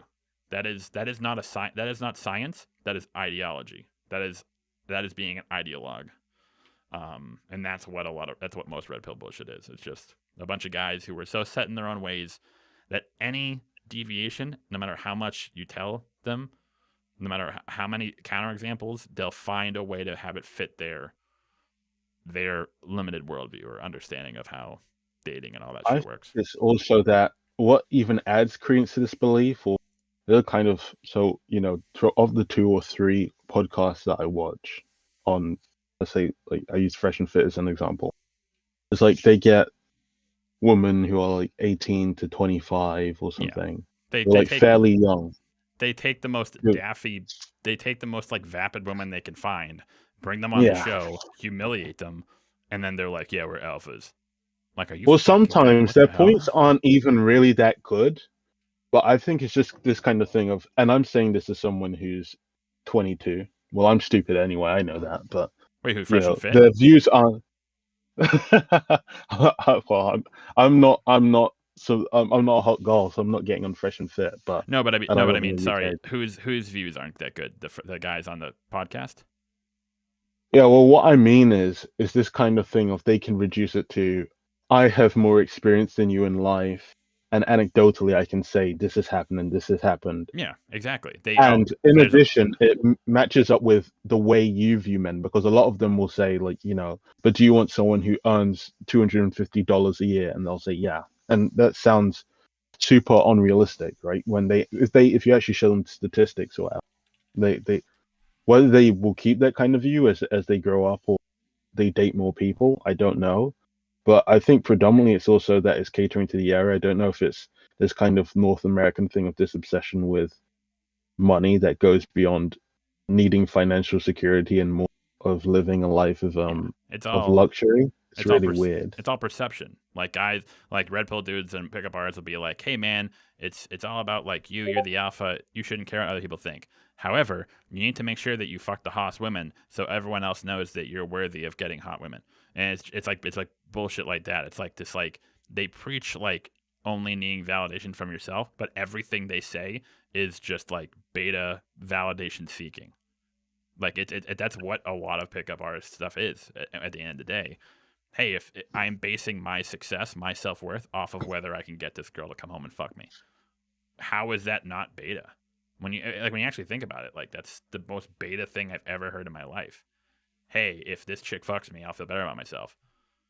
Like, but the sad thing is, when I think about it, I don't actually even fully blame the red pill community, because when you watch any kind of drama or anything, even if it's a teen drama, in terms of how society expects you to act in consideration of media or something, if you're a player or ladies man or something, that's kind of something that's kind of seen in a positive light, especially when you're really young. So if the red pill community kind of baseline for surrounding yourself with women and having casual sex or whatever constantly is seen as a good thing, is perpetuated from something. And I think that maybe even though it's Hollywood and they don't really have to do that, they don't have to. It's this whole thing of when you maybe watch more realistic dramas or something, they don't have to show every teen being in like 5 relationships, because that doesn't really happen most of the time. Well, just to push back on the one point, no, I absolutely would blame the red pill for being the way they are. See, that's, again, it kind of goes back to understanding and condoning. I understand like why a guy might be jaded if like he gets cheated on or like all his relationships with women were just bad or just terrible. I understand that, but I don't condone it. And what pisses me off so much about red pill stuff is like they preach saying, hey, we're trying to help guys. We're trying to give them advice to help them and whatnot. It's like, okay, so you can do that. All you gotta do is just take out all the crap, like take out all like the bitterness and take out all like the women hating and like the hate on single mothers and all that shit. Like you can deliver the same information in a way that isn't just like drenched with this like bitterness and like anger. And their response is no. And that's what, because they know that it's anger is profitable. Anger is a huge business. Getting people pissed off about something is a massive market, and getting guys, if your market is guys who don't, or like frustrated women, you're gonna make a fucking killing, because there's so many out there who are just in that like on that like type wire, who are on either or. They're like they're angry, they're bitter, and they don't want to be that way, and they want to not be bitter, but there's no one around to tell them not to be or how to be. And then so these like grifter guys come in and say, hey man, check out my channel, and instead of actually helping them, they just underneath it all, they just take that bitterness and that anger and just exacerbate it. And like, it's like milking a cow. They're just pumping it and just like forcing it and just like exacerbating it on guys and just pumping out cash. Buy my book, donate to my channel, dude, like all this shit. And it's just, Yeah, they're just squeezing that cow dry. Yeah, it's like that's what pisses me off so much. It's like, hey man, your video is fine, but there's a lot of like toxic bullshit in it. I can like if you want, I can like reframe your script and give all the good stuff, but take out all the toxic shit. And here's the thing: these guys can't too. These guys know what they're doing, or unless they're really that stupid. A lot of these like Red Bull dudes, like unless they're that stupid. I think it's also this kind of unrealistic thing of, and I'm not saying that they're justified in doing this, but this whole kind of thing of being red pill, and the idea of tribalism is like red pill is fighting against this whole thing of feminism or crazy feminists, right? So yeah, if they yield in their position, then that's like giving up to the other side. But yeah, in that respect, I would say any kind of person who's like that deep into feminism that you meet who doesn't take any other viewpoints and stuff is probably obviously flawed in their own way of seeing things. But you don't necessarily have to associate with them, and not everyone is like that. It seems as if maybe in America there are more feminists. I can't really talk on this because I think in Britain, unless they're like it's based around, well, everything's political. But if you speak to the common person around, on the street, or a close friend, they're probably willing to hear your point of view. Well, that's not a good example, but generally, I feel as if more people are more amicable to that kind of thing, or at least they're open for debate. But this whole kind of thing of, I think they kind of see it as an us versus them sort of thing, that they're reclaiming by doing that, even though I don't agree with the way they're doing it. Yeah, but they're little boys. That's just little boy shit. That's like it's just like whiny toddler shit. Well, that's the big irony is that they're all like, yeah, man, feminism, and we have to we're the antidote to feminism. It's like you're the exact same as feminism. You're just the other side of the coin. You're doing all the same thing. You're making the same generalizations. You're giving the same nuance points. It's all groupthink. It's cultish in a sense where it's just like, hey, this is what we believe, and if anyone who deviates it from will like take down. We're not going to question these beliefs. This is the truth, and you have to believe us. And the fact that so many guys, and I've actually, the point you express is a good one because I've heard that from a lot of guys. It's like, well, it's justified because I'm angry. That's not how justification works. That's just it's understandable. I understand why you feel that way, but it's not justified. If you and people who do that, people who say it's like, oh well, I've been cheated on, so now, I've met women who were abusive to me in life, so now I can hate women. That's not how that works. It's understandable if you do. I understand it. I may even empathize with it, but it's not condoned. And the fact that a lot of these red pill guys don't understand that they come off almost just as like cringy as raging SJWs is, I don't know whether to be like sad. Like I don't like them, but at the same time I kind of pity them because it's like seeing like 40-year-old dudes like give like seminars on their insecurity is just like palpable about women, and it's like, dude, what the, like, you're 45 years old, man. Like if you were like 20, like I would understand this, but like you're a grown ass man. What the hell is going on? What I also don't understand about these communities is this whole kind of anti-SJW stance. Even if you think they're posturing or they're whatever virtue signaling, if you find SJWs annoying, when you push back that much and you assume the worst of every other thing that they do, just as much as the other side does, you become just as annoying as they do. Exactly. And just as valid as they do. It's like, oh, I hate SJWs. It's like, okay, so what do you believe in? Maybe instead of saying what you hate, what do you actually stand for? They're like, I don't know. And it's like, and that's just, yeah, and that's like why the whole anti-SJW shit used to be huge on YouTube like a couple years ago. Maybe a bit more. Oh, with like the quartering videos and stuff, like right? The quartering, no bullshit. That was a huge, even like, Hunter Avalone, even Shuon Head kind of got into it. The anti-SJW shit was like a huge market a couple years ago. However, what happened was that a lot of people realized like, oh shit, we're not just laughing at cringy idiots. We're actually, it's starting to what's the word I'm looking for? It's starting to sort of like poison the well for all the ideas that these SJWs, even if these SJWs are super cringy, it's starting to have an effect on the underlying points they're trying to make. So like all of a sudden, Black Lives Matter is SJW, feminism is SJW, and like all like these like actual things that maybe even like I laugh at SJW videos all the time. Like those people are cringy as hell. But no, I don't watch them because I think it's a waste of time. I think if you do that in a way, you kind of reinforce your kind of opinion of people. Yeah, exactly. You might as well just watch a content creator or just go ahead and talk to someone about it if you're really that bothered to like. But the thing is that But the thing is that it turned into not just laughing at the cringy idiots, but starting to characterize like the movements that they belong to. So, for example, with Shuwan Head and Hunter Avalone, I think those two are people who kind of like, at least from my view, they were people who saw that like what was happening. They saw that their audience was starting to get very vitriolic. That we weren't just laughing at SJWs. It was starting to be more like fuck BLM, fuck feminism, like, and they didn't like it. They started to realize that like this isn't what they want. This is what they stand for, and so they got out of it. Then you have idiots like Quartering or No Bullshit who just kept that gravy train rolling. Like me and Mounty, we actually were laughing on stream because No Bullshit channel is shit now. Like he has like no, seriously, like look at this. Like let's see if we can. My view of your stream I think is a little bit delayed, so I won't see it if you are immediately. But... Let me see if I can actually share my screen. Oh yeah, no, what did he rename his channel to? Mounty. Bullshit? It's not No Bullshit anymore. It's just bullshit, right? I don't think so. It just took the no off. Did it? I didn't. Fuck, Mounty, what's his new channel name?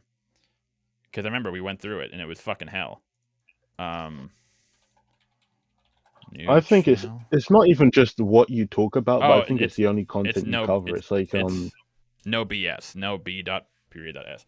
1 second. Oh, it's just being more correct about it, I suppose. Yeah, actually, let's see if I can. Hang on.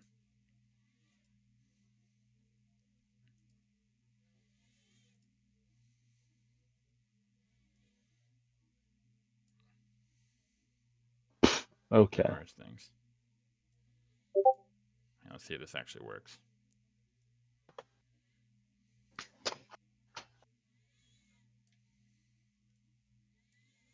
If you can't get it to work, you can just tell me the name of the video and maybe I'll watch it afterwards. Oh, there's a bunch of videos, but here, let's see if I can actually get it up. Let's see if this actually works.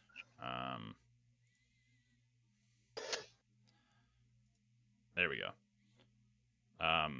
So like, see, like he has like 609,000 subs. Look at this shit. Like me and Mounty were like laughing our asses off at the other day. Like look at the engagement he's getting for each one. 24,000 views, 25, 14,000. Like this is pathetic for his subscriber count. And like look at the titles. Trying to find plus size male models. Short men, women only want to date tall men. This is pathetic. Like holy shit, dude. What is wrong with you? And it's like this is like the opposite. Like Shu and like Hunter Avalon are like, you know what, this is I'm feeding into this in a not good way, and I'm gonna step away. And that's I respect that. With this shit, like look at like Quartering, like no BS, like look at this. And this again, this is like he's still doing videos that were popular like 3 years ago. Woke YouTuber the demographic says, is kind of plus size women. Like, oh my god. Oh my god. I think it's even this whole kind of thing of with plus size women or like even stuff Brie Larson said. I could even say I disagree with it, or what I said, like the whole thing with movie critics, I don't think is important. Like the whole thing is, the whole problem with these channels is even if the points are valid initially, they keep harping on it. Exactly. You know? I don't care. I've got better things to worry about, like exams and stuff. Like for example, like let's say trying to find plus size male models. Oh, that's interesting. I actually agree. No bullshit. There is a lack of male body representation in the media. Do you think that we should actually campaign to see more realistic male bodies in the modeling industry? And then he just kind of falls asleep and like his like spit draws out of his like ugh. Because he has no opinions on anything else. Like this isn't him actually like standing for anything. Like he doesn't actually believe in anything. This shit probably doesn't even bother him. All it is money, because he knows knows how to piss people off. And luckily, as and it is, and it's a huge moneymaker. And luckily, as we can see from his pathetically low view counts, that for his subscriber size, like holy hell, how is this possible? I'm not gonna be that mean. There's so many channels with a lot of like over 1 million subs that don't retain their viewer count either because they've lost relevancy or the kind of content they make is not really something that people desire to watch at this time. Yeah, but they not still saying make, I'm just saying, I wouldn't mock him for the viewership numbers, but it's the fact that he's making this kind of content that's like low effort and he doesn't. And he realizes that. And I'll mock him for the viewership numbers, because at least those people, when they do have lower viewership numbers, at least it's for that they're making stuff that they actually want to make, and like that stuff that's actually like, hey, even though it doesn't have like high view count, it's like quality content. This is pathetic. Like the only purpose of this sort of reactionary bullshit is to get view counts. You know what I mean?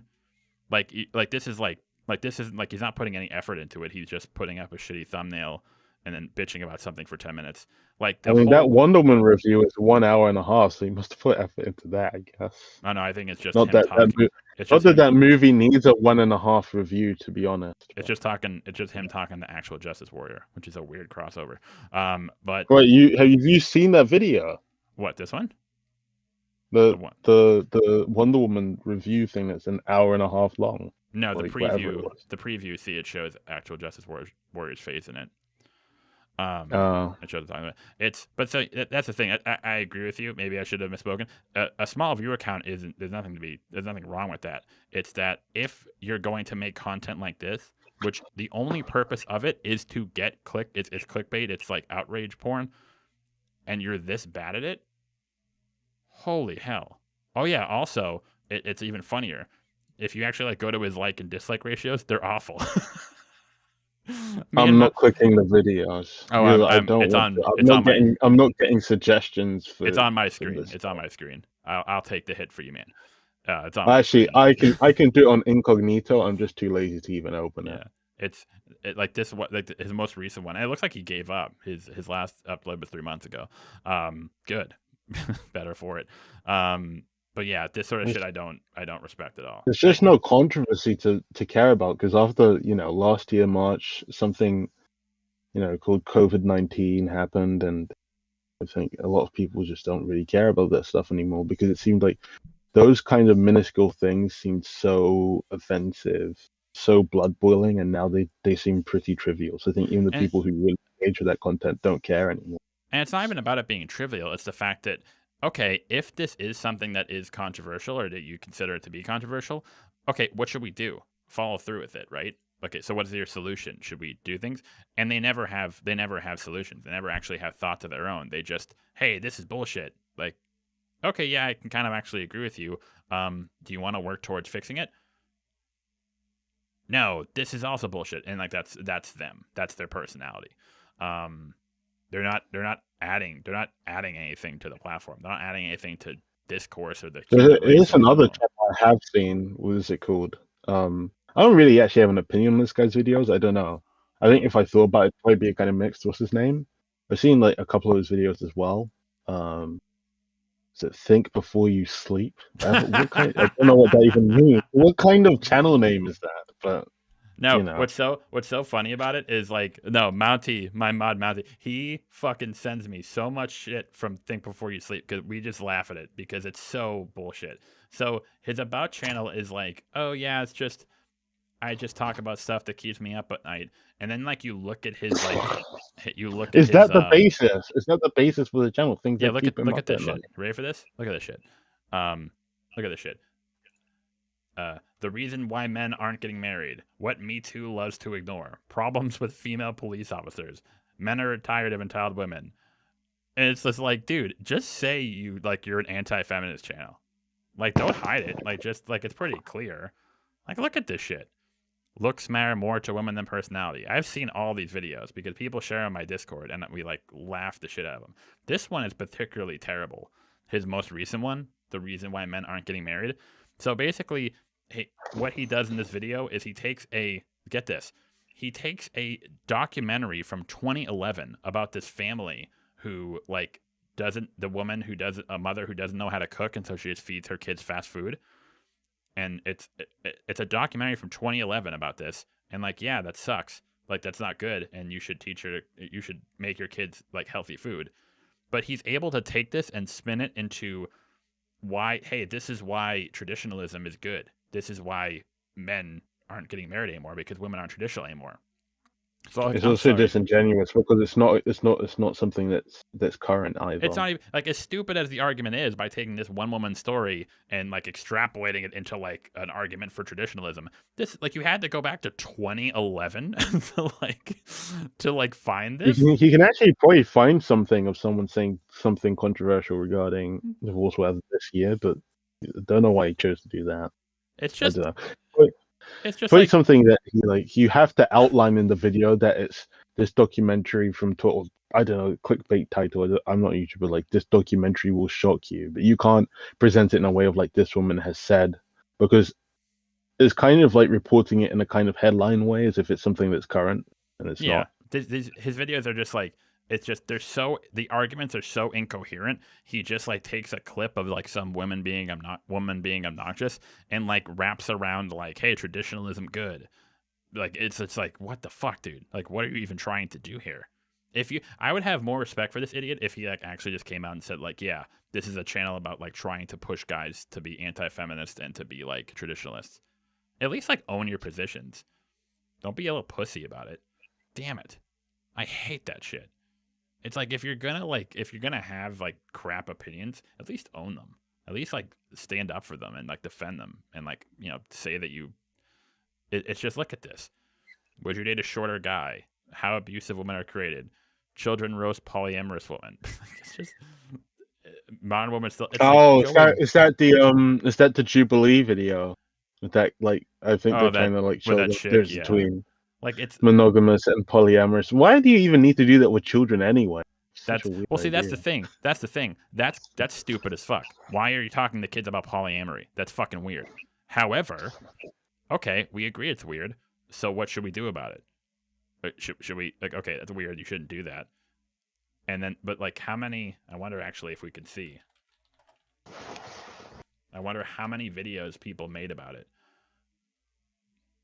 Oh no, not too many actually. Oh, hang on. Julie Polyamorous kids. Let's see if we can find that. Children roast polyamorous. One of those kids said he's the only one who bitched about it. Huh. That's even funnier. Because most people didn't even think it was like that big of a deal, and he's the only one. I saw the Aberrant Preach video on it, and I think I've actually seen the video, but they just laughed at it because there was that like. Well, that's the thing. There was that little black kid, and before anyone comes at me for saying little black kid, well, I'm black. I haven't even watched this one. That's the thing. See, Aba and Preach, I haven't seen their one, but I have a feeling it's like, this is really stupid. Why are we doing this to kids? That's dumb. And everyone agrees with that. I can literally tell you exactly what he makes in this video. He says, this is stupid. We shouldn't do that. Agreed. This is why women need to, like, why traditional relationships are important and why polyamorous is wrong. And it's like, what the fuck are you talking about, you moron? Like, holy shit, just laugh at the idiot. Like, it's okay. Like, this is stupid. We can laugh at it and we can call them idiots. But holy shit, why do you have to wrap it up into like an argument about like traditionalism? Like, holy shit, dude.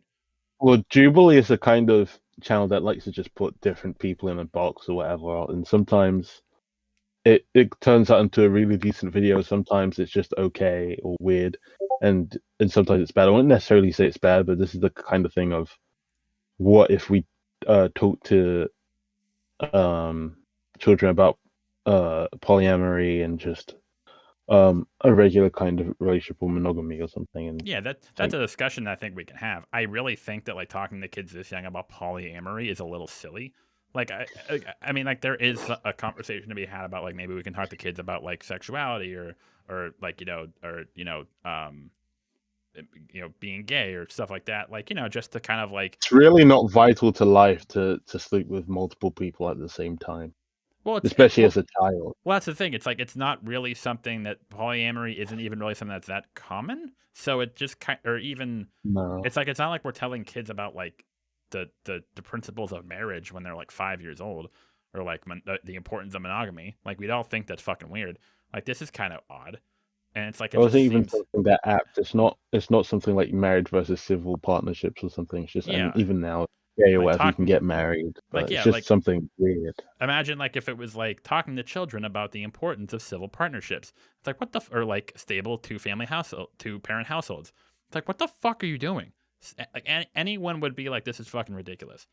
We agree this is weird, but to your point, and this is like where the line crosses. This is weird. That's end of story. I'm not gonna go on like a 20-minute rant about like Abraham preached it perfectly. They took it, they laughed at it, and then they moved on. I have a feeling I don't even have to watch this video, and I just know it's about like this is the fall of society. This is why the fabric of our society is breaking down. And it's like, what the fuck, dude? I think they also just did it for some funny interactions. Like there was some kid who said something like, "Why do you enjoy the freaky with everyone?" Something like that. You know, it's just the kind of thing of if you put kids in that situation and tell them about polyamory, how would they react? And I think they wanted to kind of get that on film.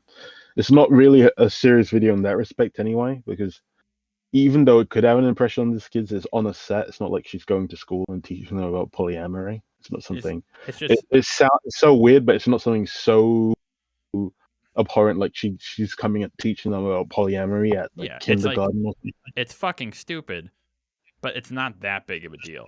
If there were actual like public school mandated courses teaching 5-year-olds about polyamorous relationships, yeah, I would take issue with that, and I would think it's a bit fucking weird. But yeah, like you're right. It's like a single video. It's like it's weird. We can cringe at it. It's not that big of a deal. But the fact that, and the same thing with a lot of SJW shit. Like some SJW freaking out. It's funny. It's humorous. It's not that big of a deal. But then the way they would just like extrapolate it into, this is why modern men are beta pussies. It's like, what are you dude? Like you sound like a fucking conspiracy nut. Like you're extrapolating like ridiculous conclusions from like really innocuous shit. Yeah, well, it's like being red pill. Once you take it, is that the one where you leave the matrix, or is it where you stay in? The red pill is stay in Wonderland, and I'll show you how deep the rabbit hole goes. Because blue pill is stay in Wonderland, which is like the fake part. Yeah, that's why it is called red pill. Yeah, and of course they would, of course they would fucking use the red pill as like, they would pick like the most like basic bitch like sci-fi reference. Like they would just use like, oh, the Matrix. I mean, don't hate on Matrix. No. I'm not hating on the Matrix. I'm just saying like it's just like it's so mainstream. It's like when people, it's like a guy saying like, yeah, man, my idol is Tyler Durden. It's like. Well, I lie. You can hate on Matrix if you want, but you know, the first film I think is pretty good. Second is Third one has some good illusions, kind of, but as a film, I don't like it that much. So here's the thing with Matrix 2 and 3. I like them in concept, not in execution. I like the ideas, like that whole like the scene at the end of Matrix Reloaded with the architect. The idea that actually the one isn't as a mechanism of the Matrix, and this is like the sixth Matrix, and this happens over and over again, and it's a necessary component of it. I really like that in concept.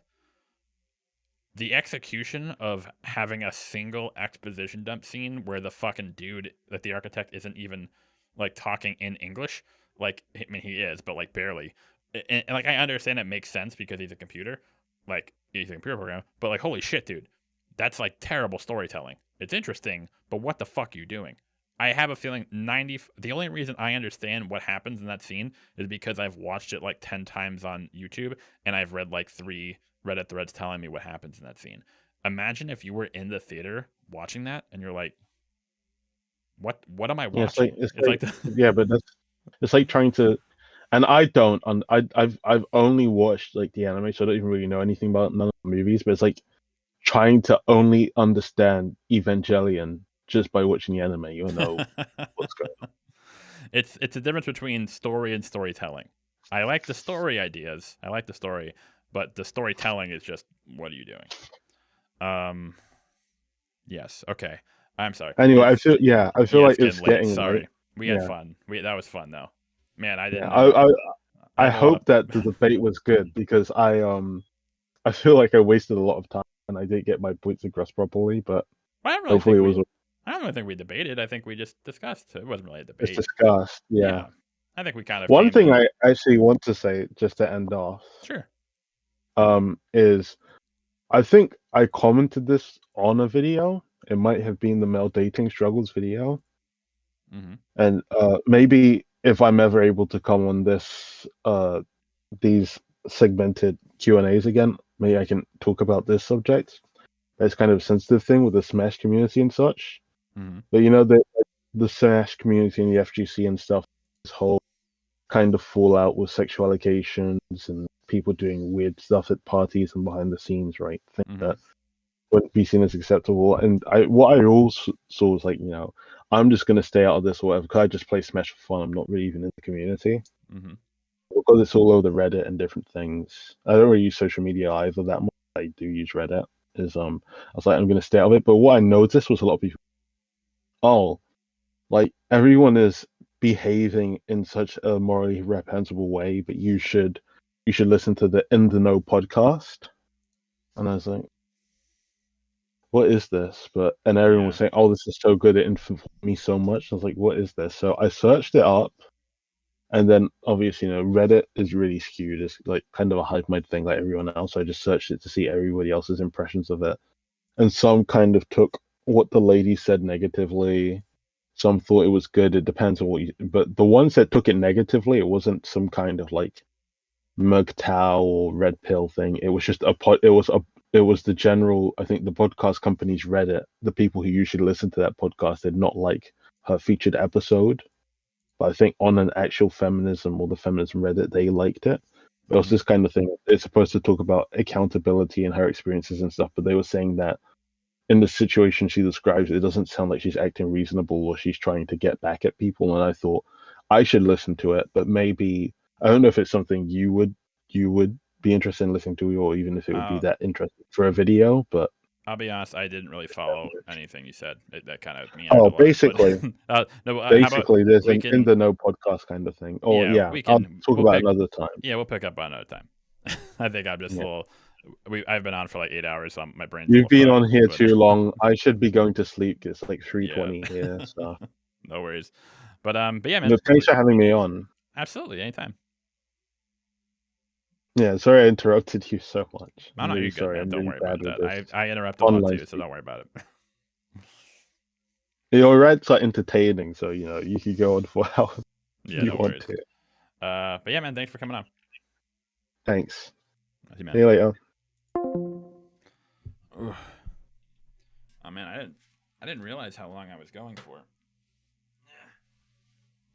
We'll play you out with some tunes.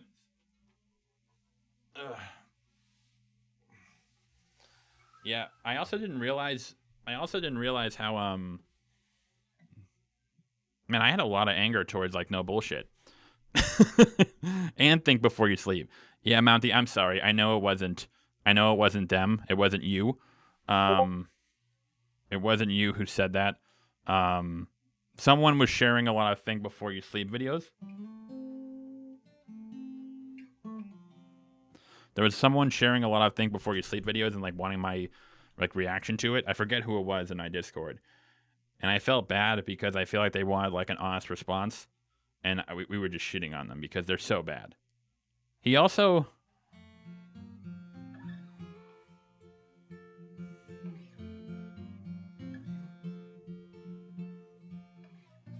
fuck.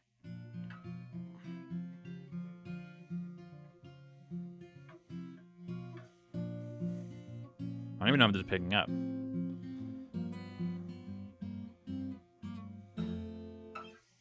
Oh, actually, hang on. Let's play one of my faves. How do you get the energy for the streams? I'm kind of on probably my ADD medication, to be honest. I didn't take it yesterday because the pharmacy fucked up. So, I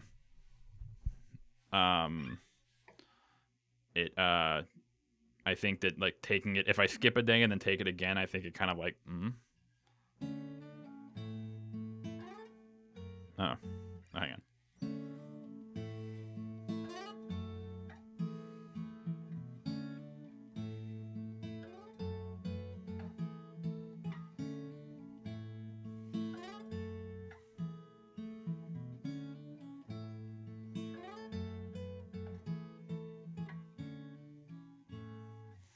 I cannot I cannot sing at all.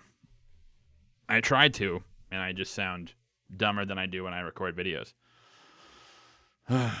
Yeah, I don't know. It was funny because a lot of people were like, people have like came in and they're like, "You're still streaming?" Like, what the fuck?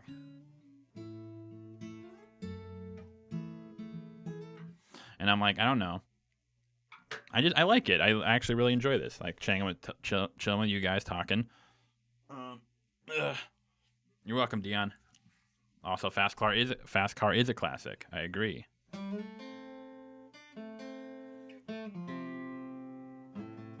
Oh shit.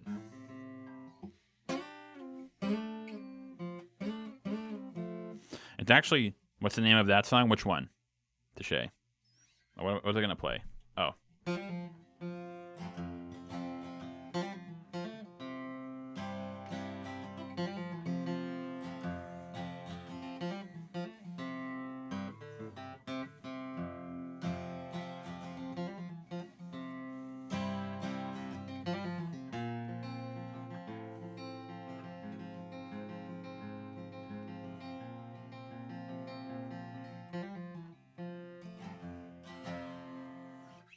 Yeah, I don't mind.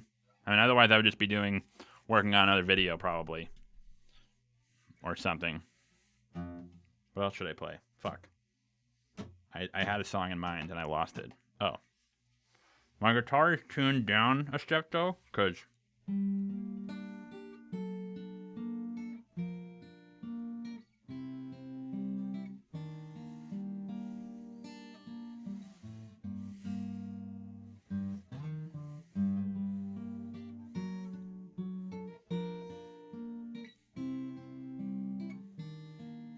A duck story.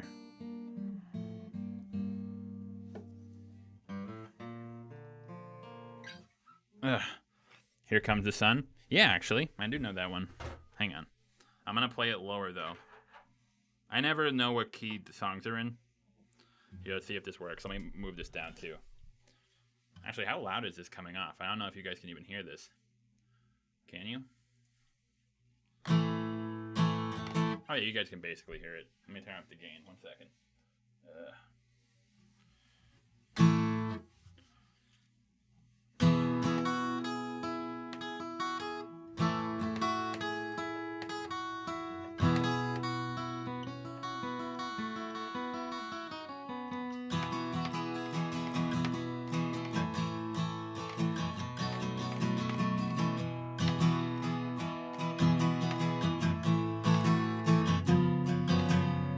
I don't think that's the right chord.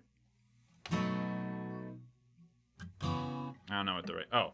Oh, shit.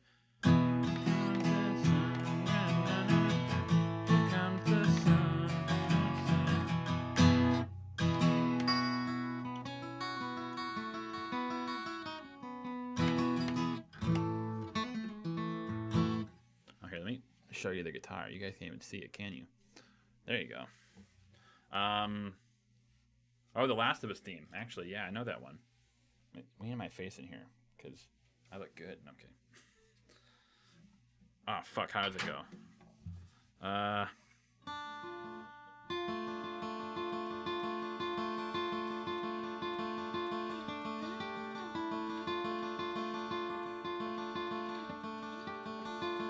fuck.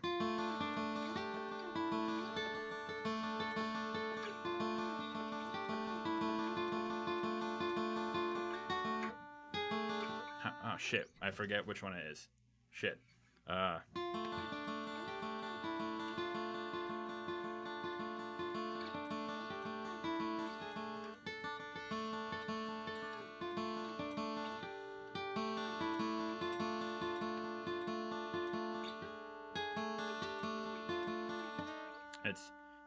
It's 15. There you go. It's the guitar sounds weird though because it's down a half step. Let me see if I can get the actual tone. Oh, there it is. Oh fuck! I have to play it up high. Fuck.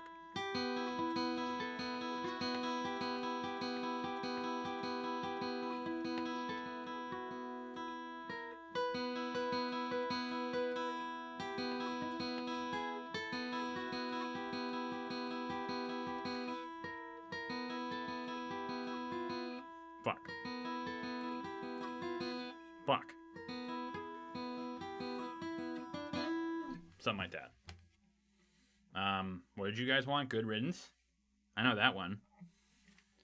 Bro, it's so funny because people are like I play Good Riddance, like it's just the easiest song in the world, and people like freak the fuck out, and they're like, oh, I love that song. It's like everyone loves that song. No one dislikes Good Riddance. People get sick of it, but no one dislikes it. You know. Oh, I didn't call my mom. Shit, I was supposed to do that.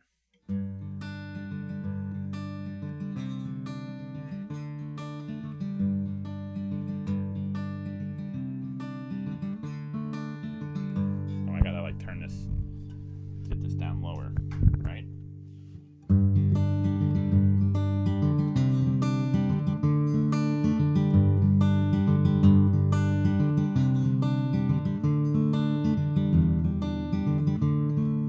Fuck.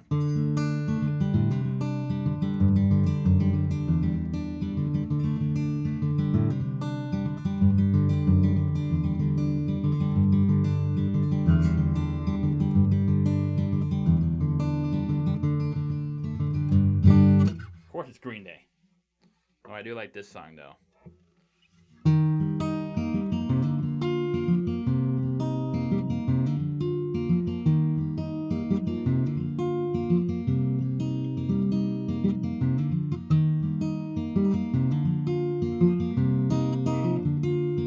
Not bad.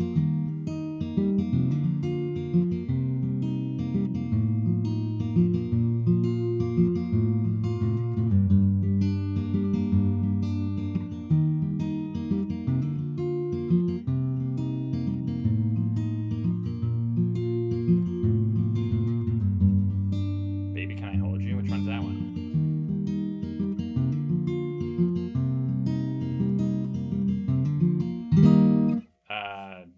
Landslide? Yes. Oh shit, how does it go?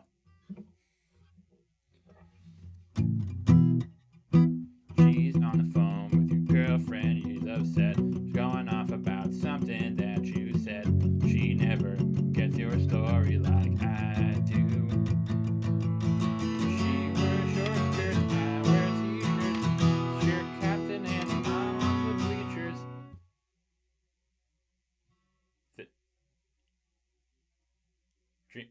Dreaming of the day? Dreaming of the day that we'll wake up and find that you're looking for has been here the whole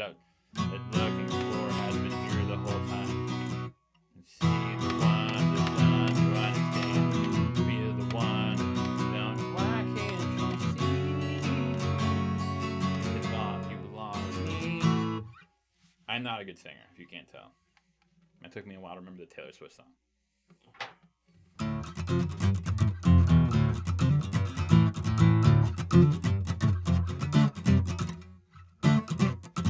Oh, fuck, I have to.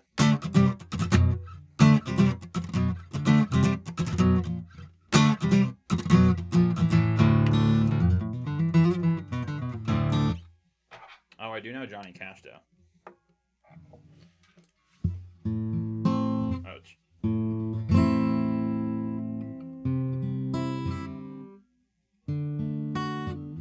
Oh, it's... Hang on.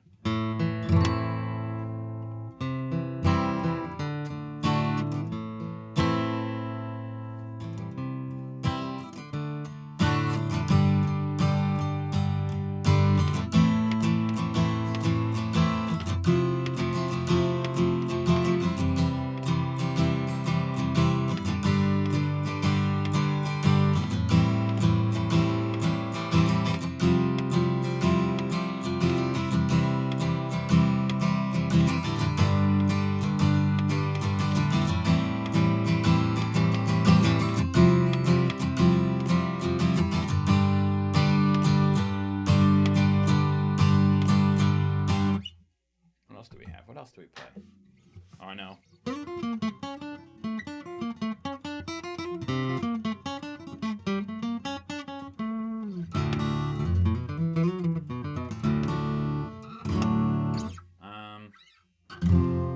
don't know.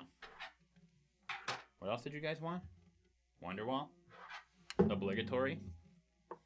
You have to know Wonderwall. You can't be a guitar player and not know.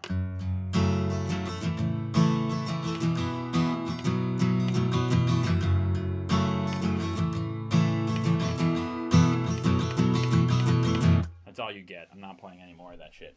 Ah, my fucking ass. Wait, what time is it? I was supposed to call my mom. I think that should be okay. We'll play like 5 more minutes and then I gotta go because I gotta call someone. Oh, Ed Sheeran songs? Yeah, I learned one by accident. Like I was fucking around the guitar and I figured something out. It was oh fuck. Fuck. How does it go? Shit. Fuck.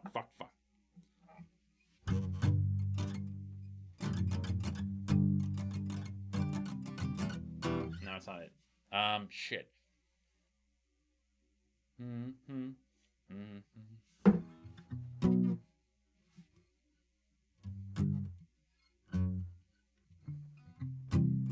No, shit.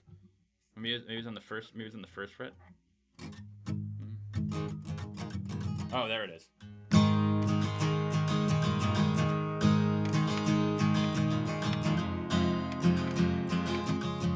It's the 18th by Ed Sheeran.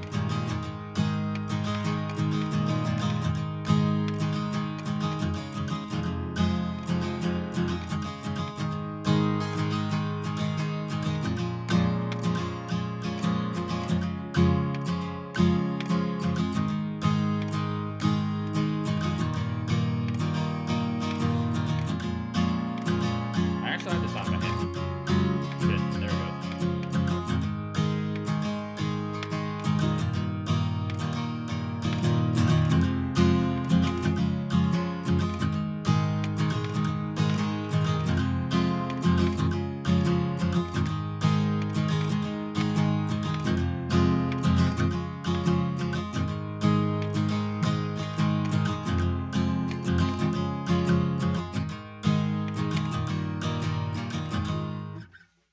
I don't know cigarette daydreams.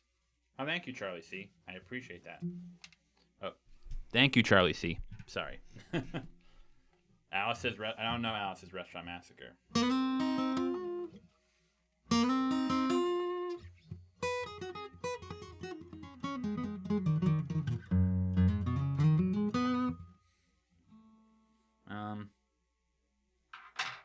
What else?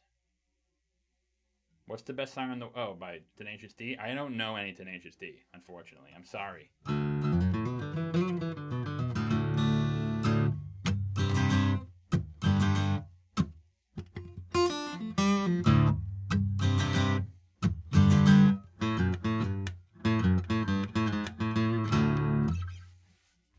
Yeah, Dion gets it. He knew it.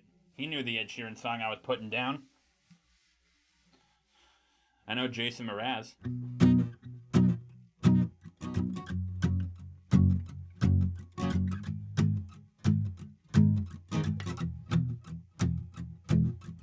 I'm not playing the song though. I know Jonas Brothers.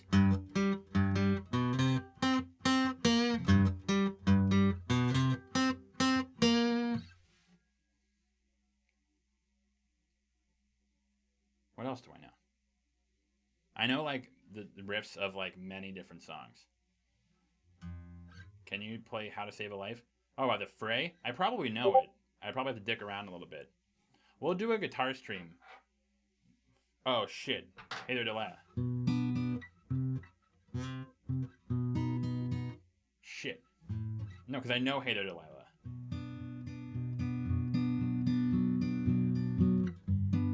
Fuck. What is it? Shit. Fuck. This was like a good stream, and then it just turned to me playing bad guitar and just swearing.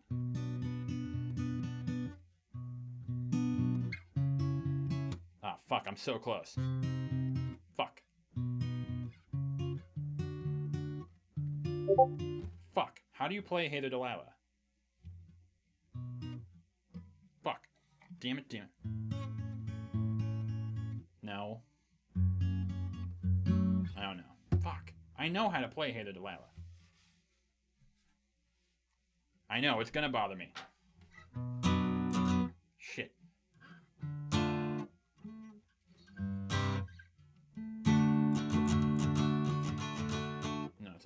Any Weezer? Oh, I know some Weezer, I think. Wait, do I know any Weezer? Oh, I know.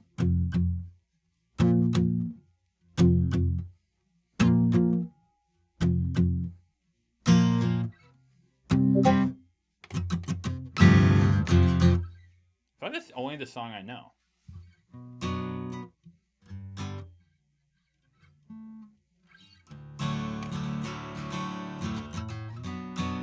Shit. Fuck it, I'm looking up the tab.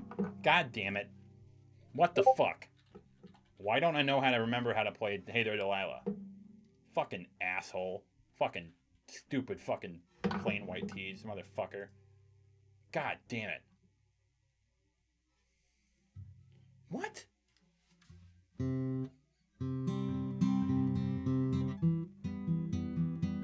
Oh, I guess. Okay, that's stupid, but alright.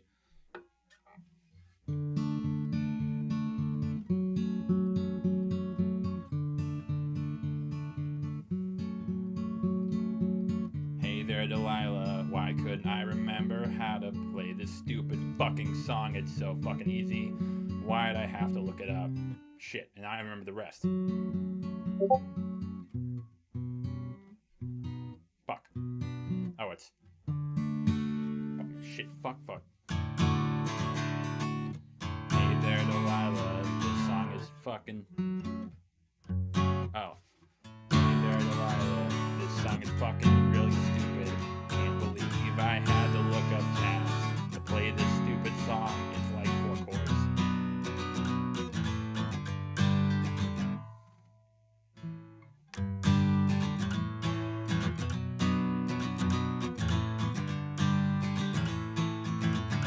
There, Delilah, this song's fucking stupid as hell. I can't believe I had to look up tabs to play this fucking hell. God fucking damn it. I hate this song and it hates you. You know it's true. Song, you can go fuck yourself. No, it's not right. That was close.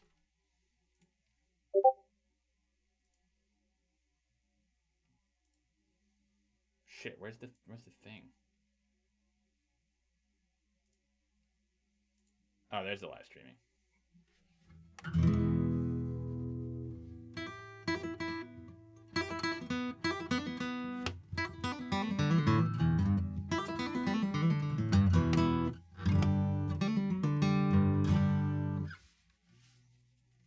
What else do I know? Oh shit. You ready for this? Oh no, it's... Fuck.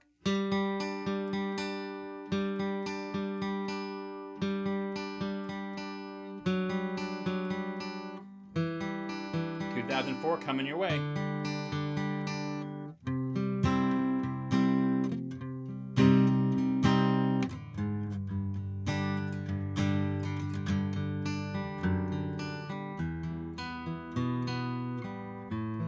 The rest goes.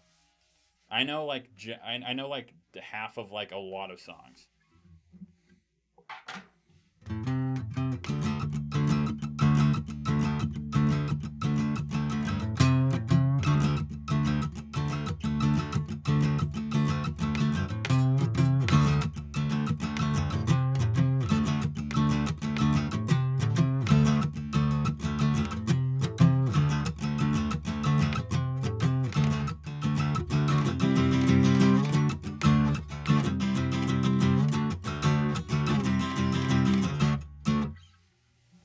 Oh, Country Roads. Oh, I know. Oh, I know Am song. Shit. I know the opening riff.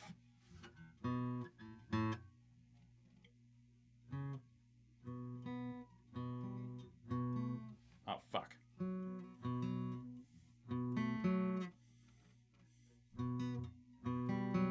Oh, fuck. Oh. Oh, shit. I know it.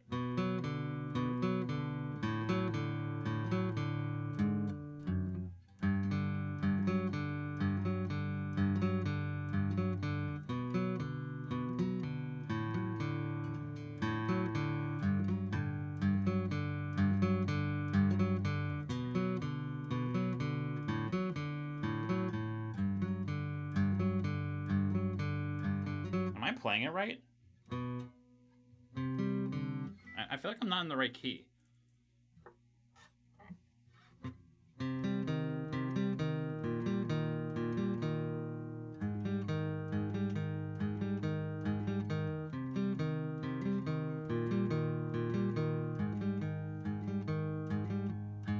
I feel like that's not right. Whatever. One more song. One more, and then I'll go to bed. I won't go to bed. I'll do other stuff. I'll eat dinner. No. Mountain, West Virginia.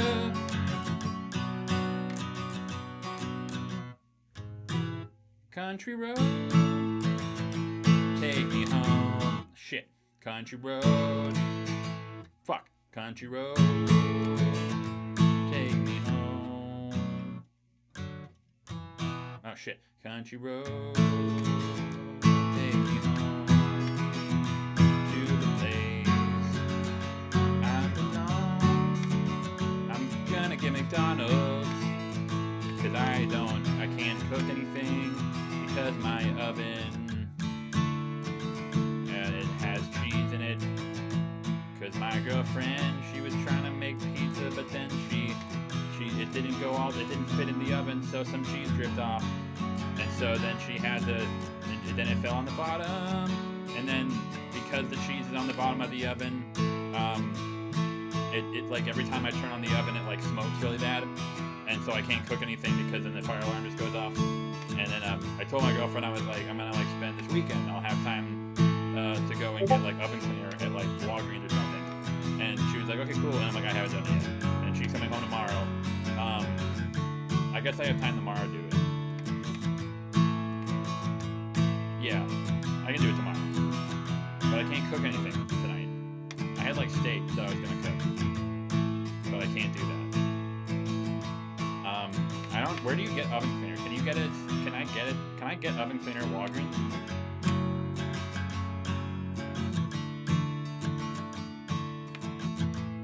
I think. Hopefully you can. Because I don't want to have to like... Don't tell me what to do, Rhythm Man. I'm gonna do it. Alright?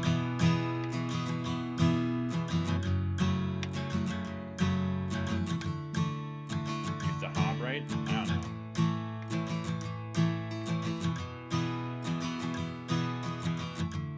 Oh yeah, you are. Go.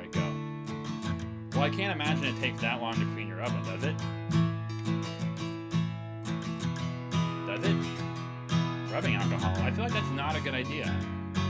Rubbing alcohol in your oven? But then you clean it.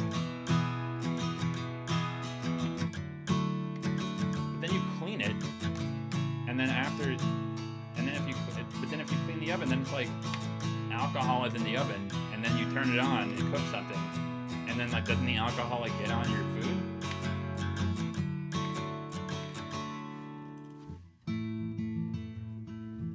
I feel like that's not a good idea. I feel like rubbing alcohol is not the answer.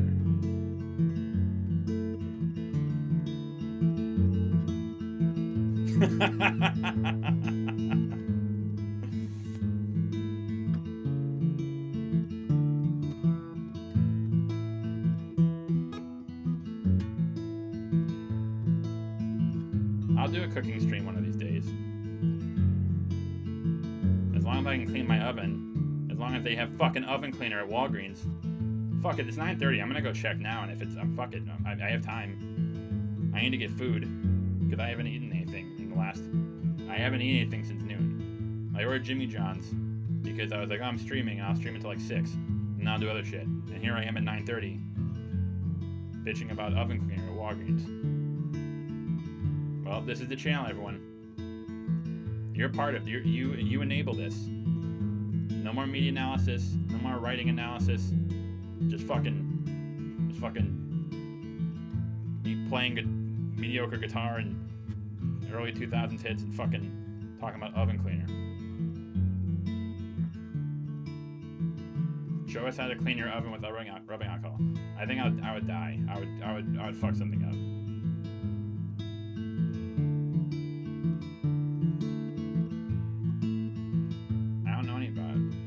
Okay, all right, good. I'm gone. All right, so I'll do one more verse and then I gotta go.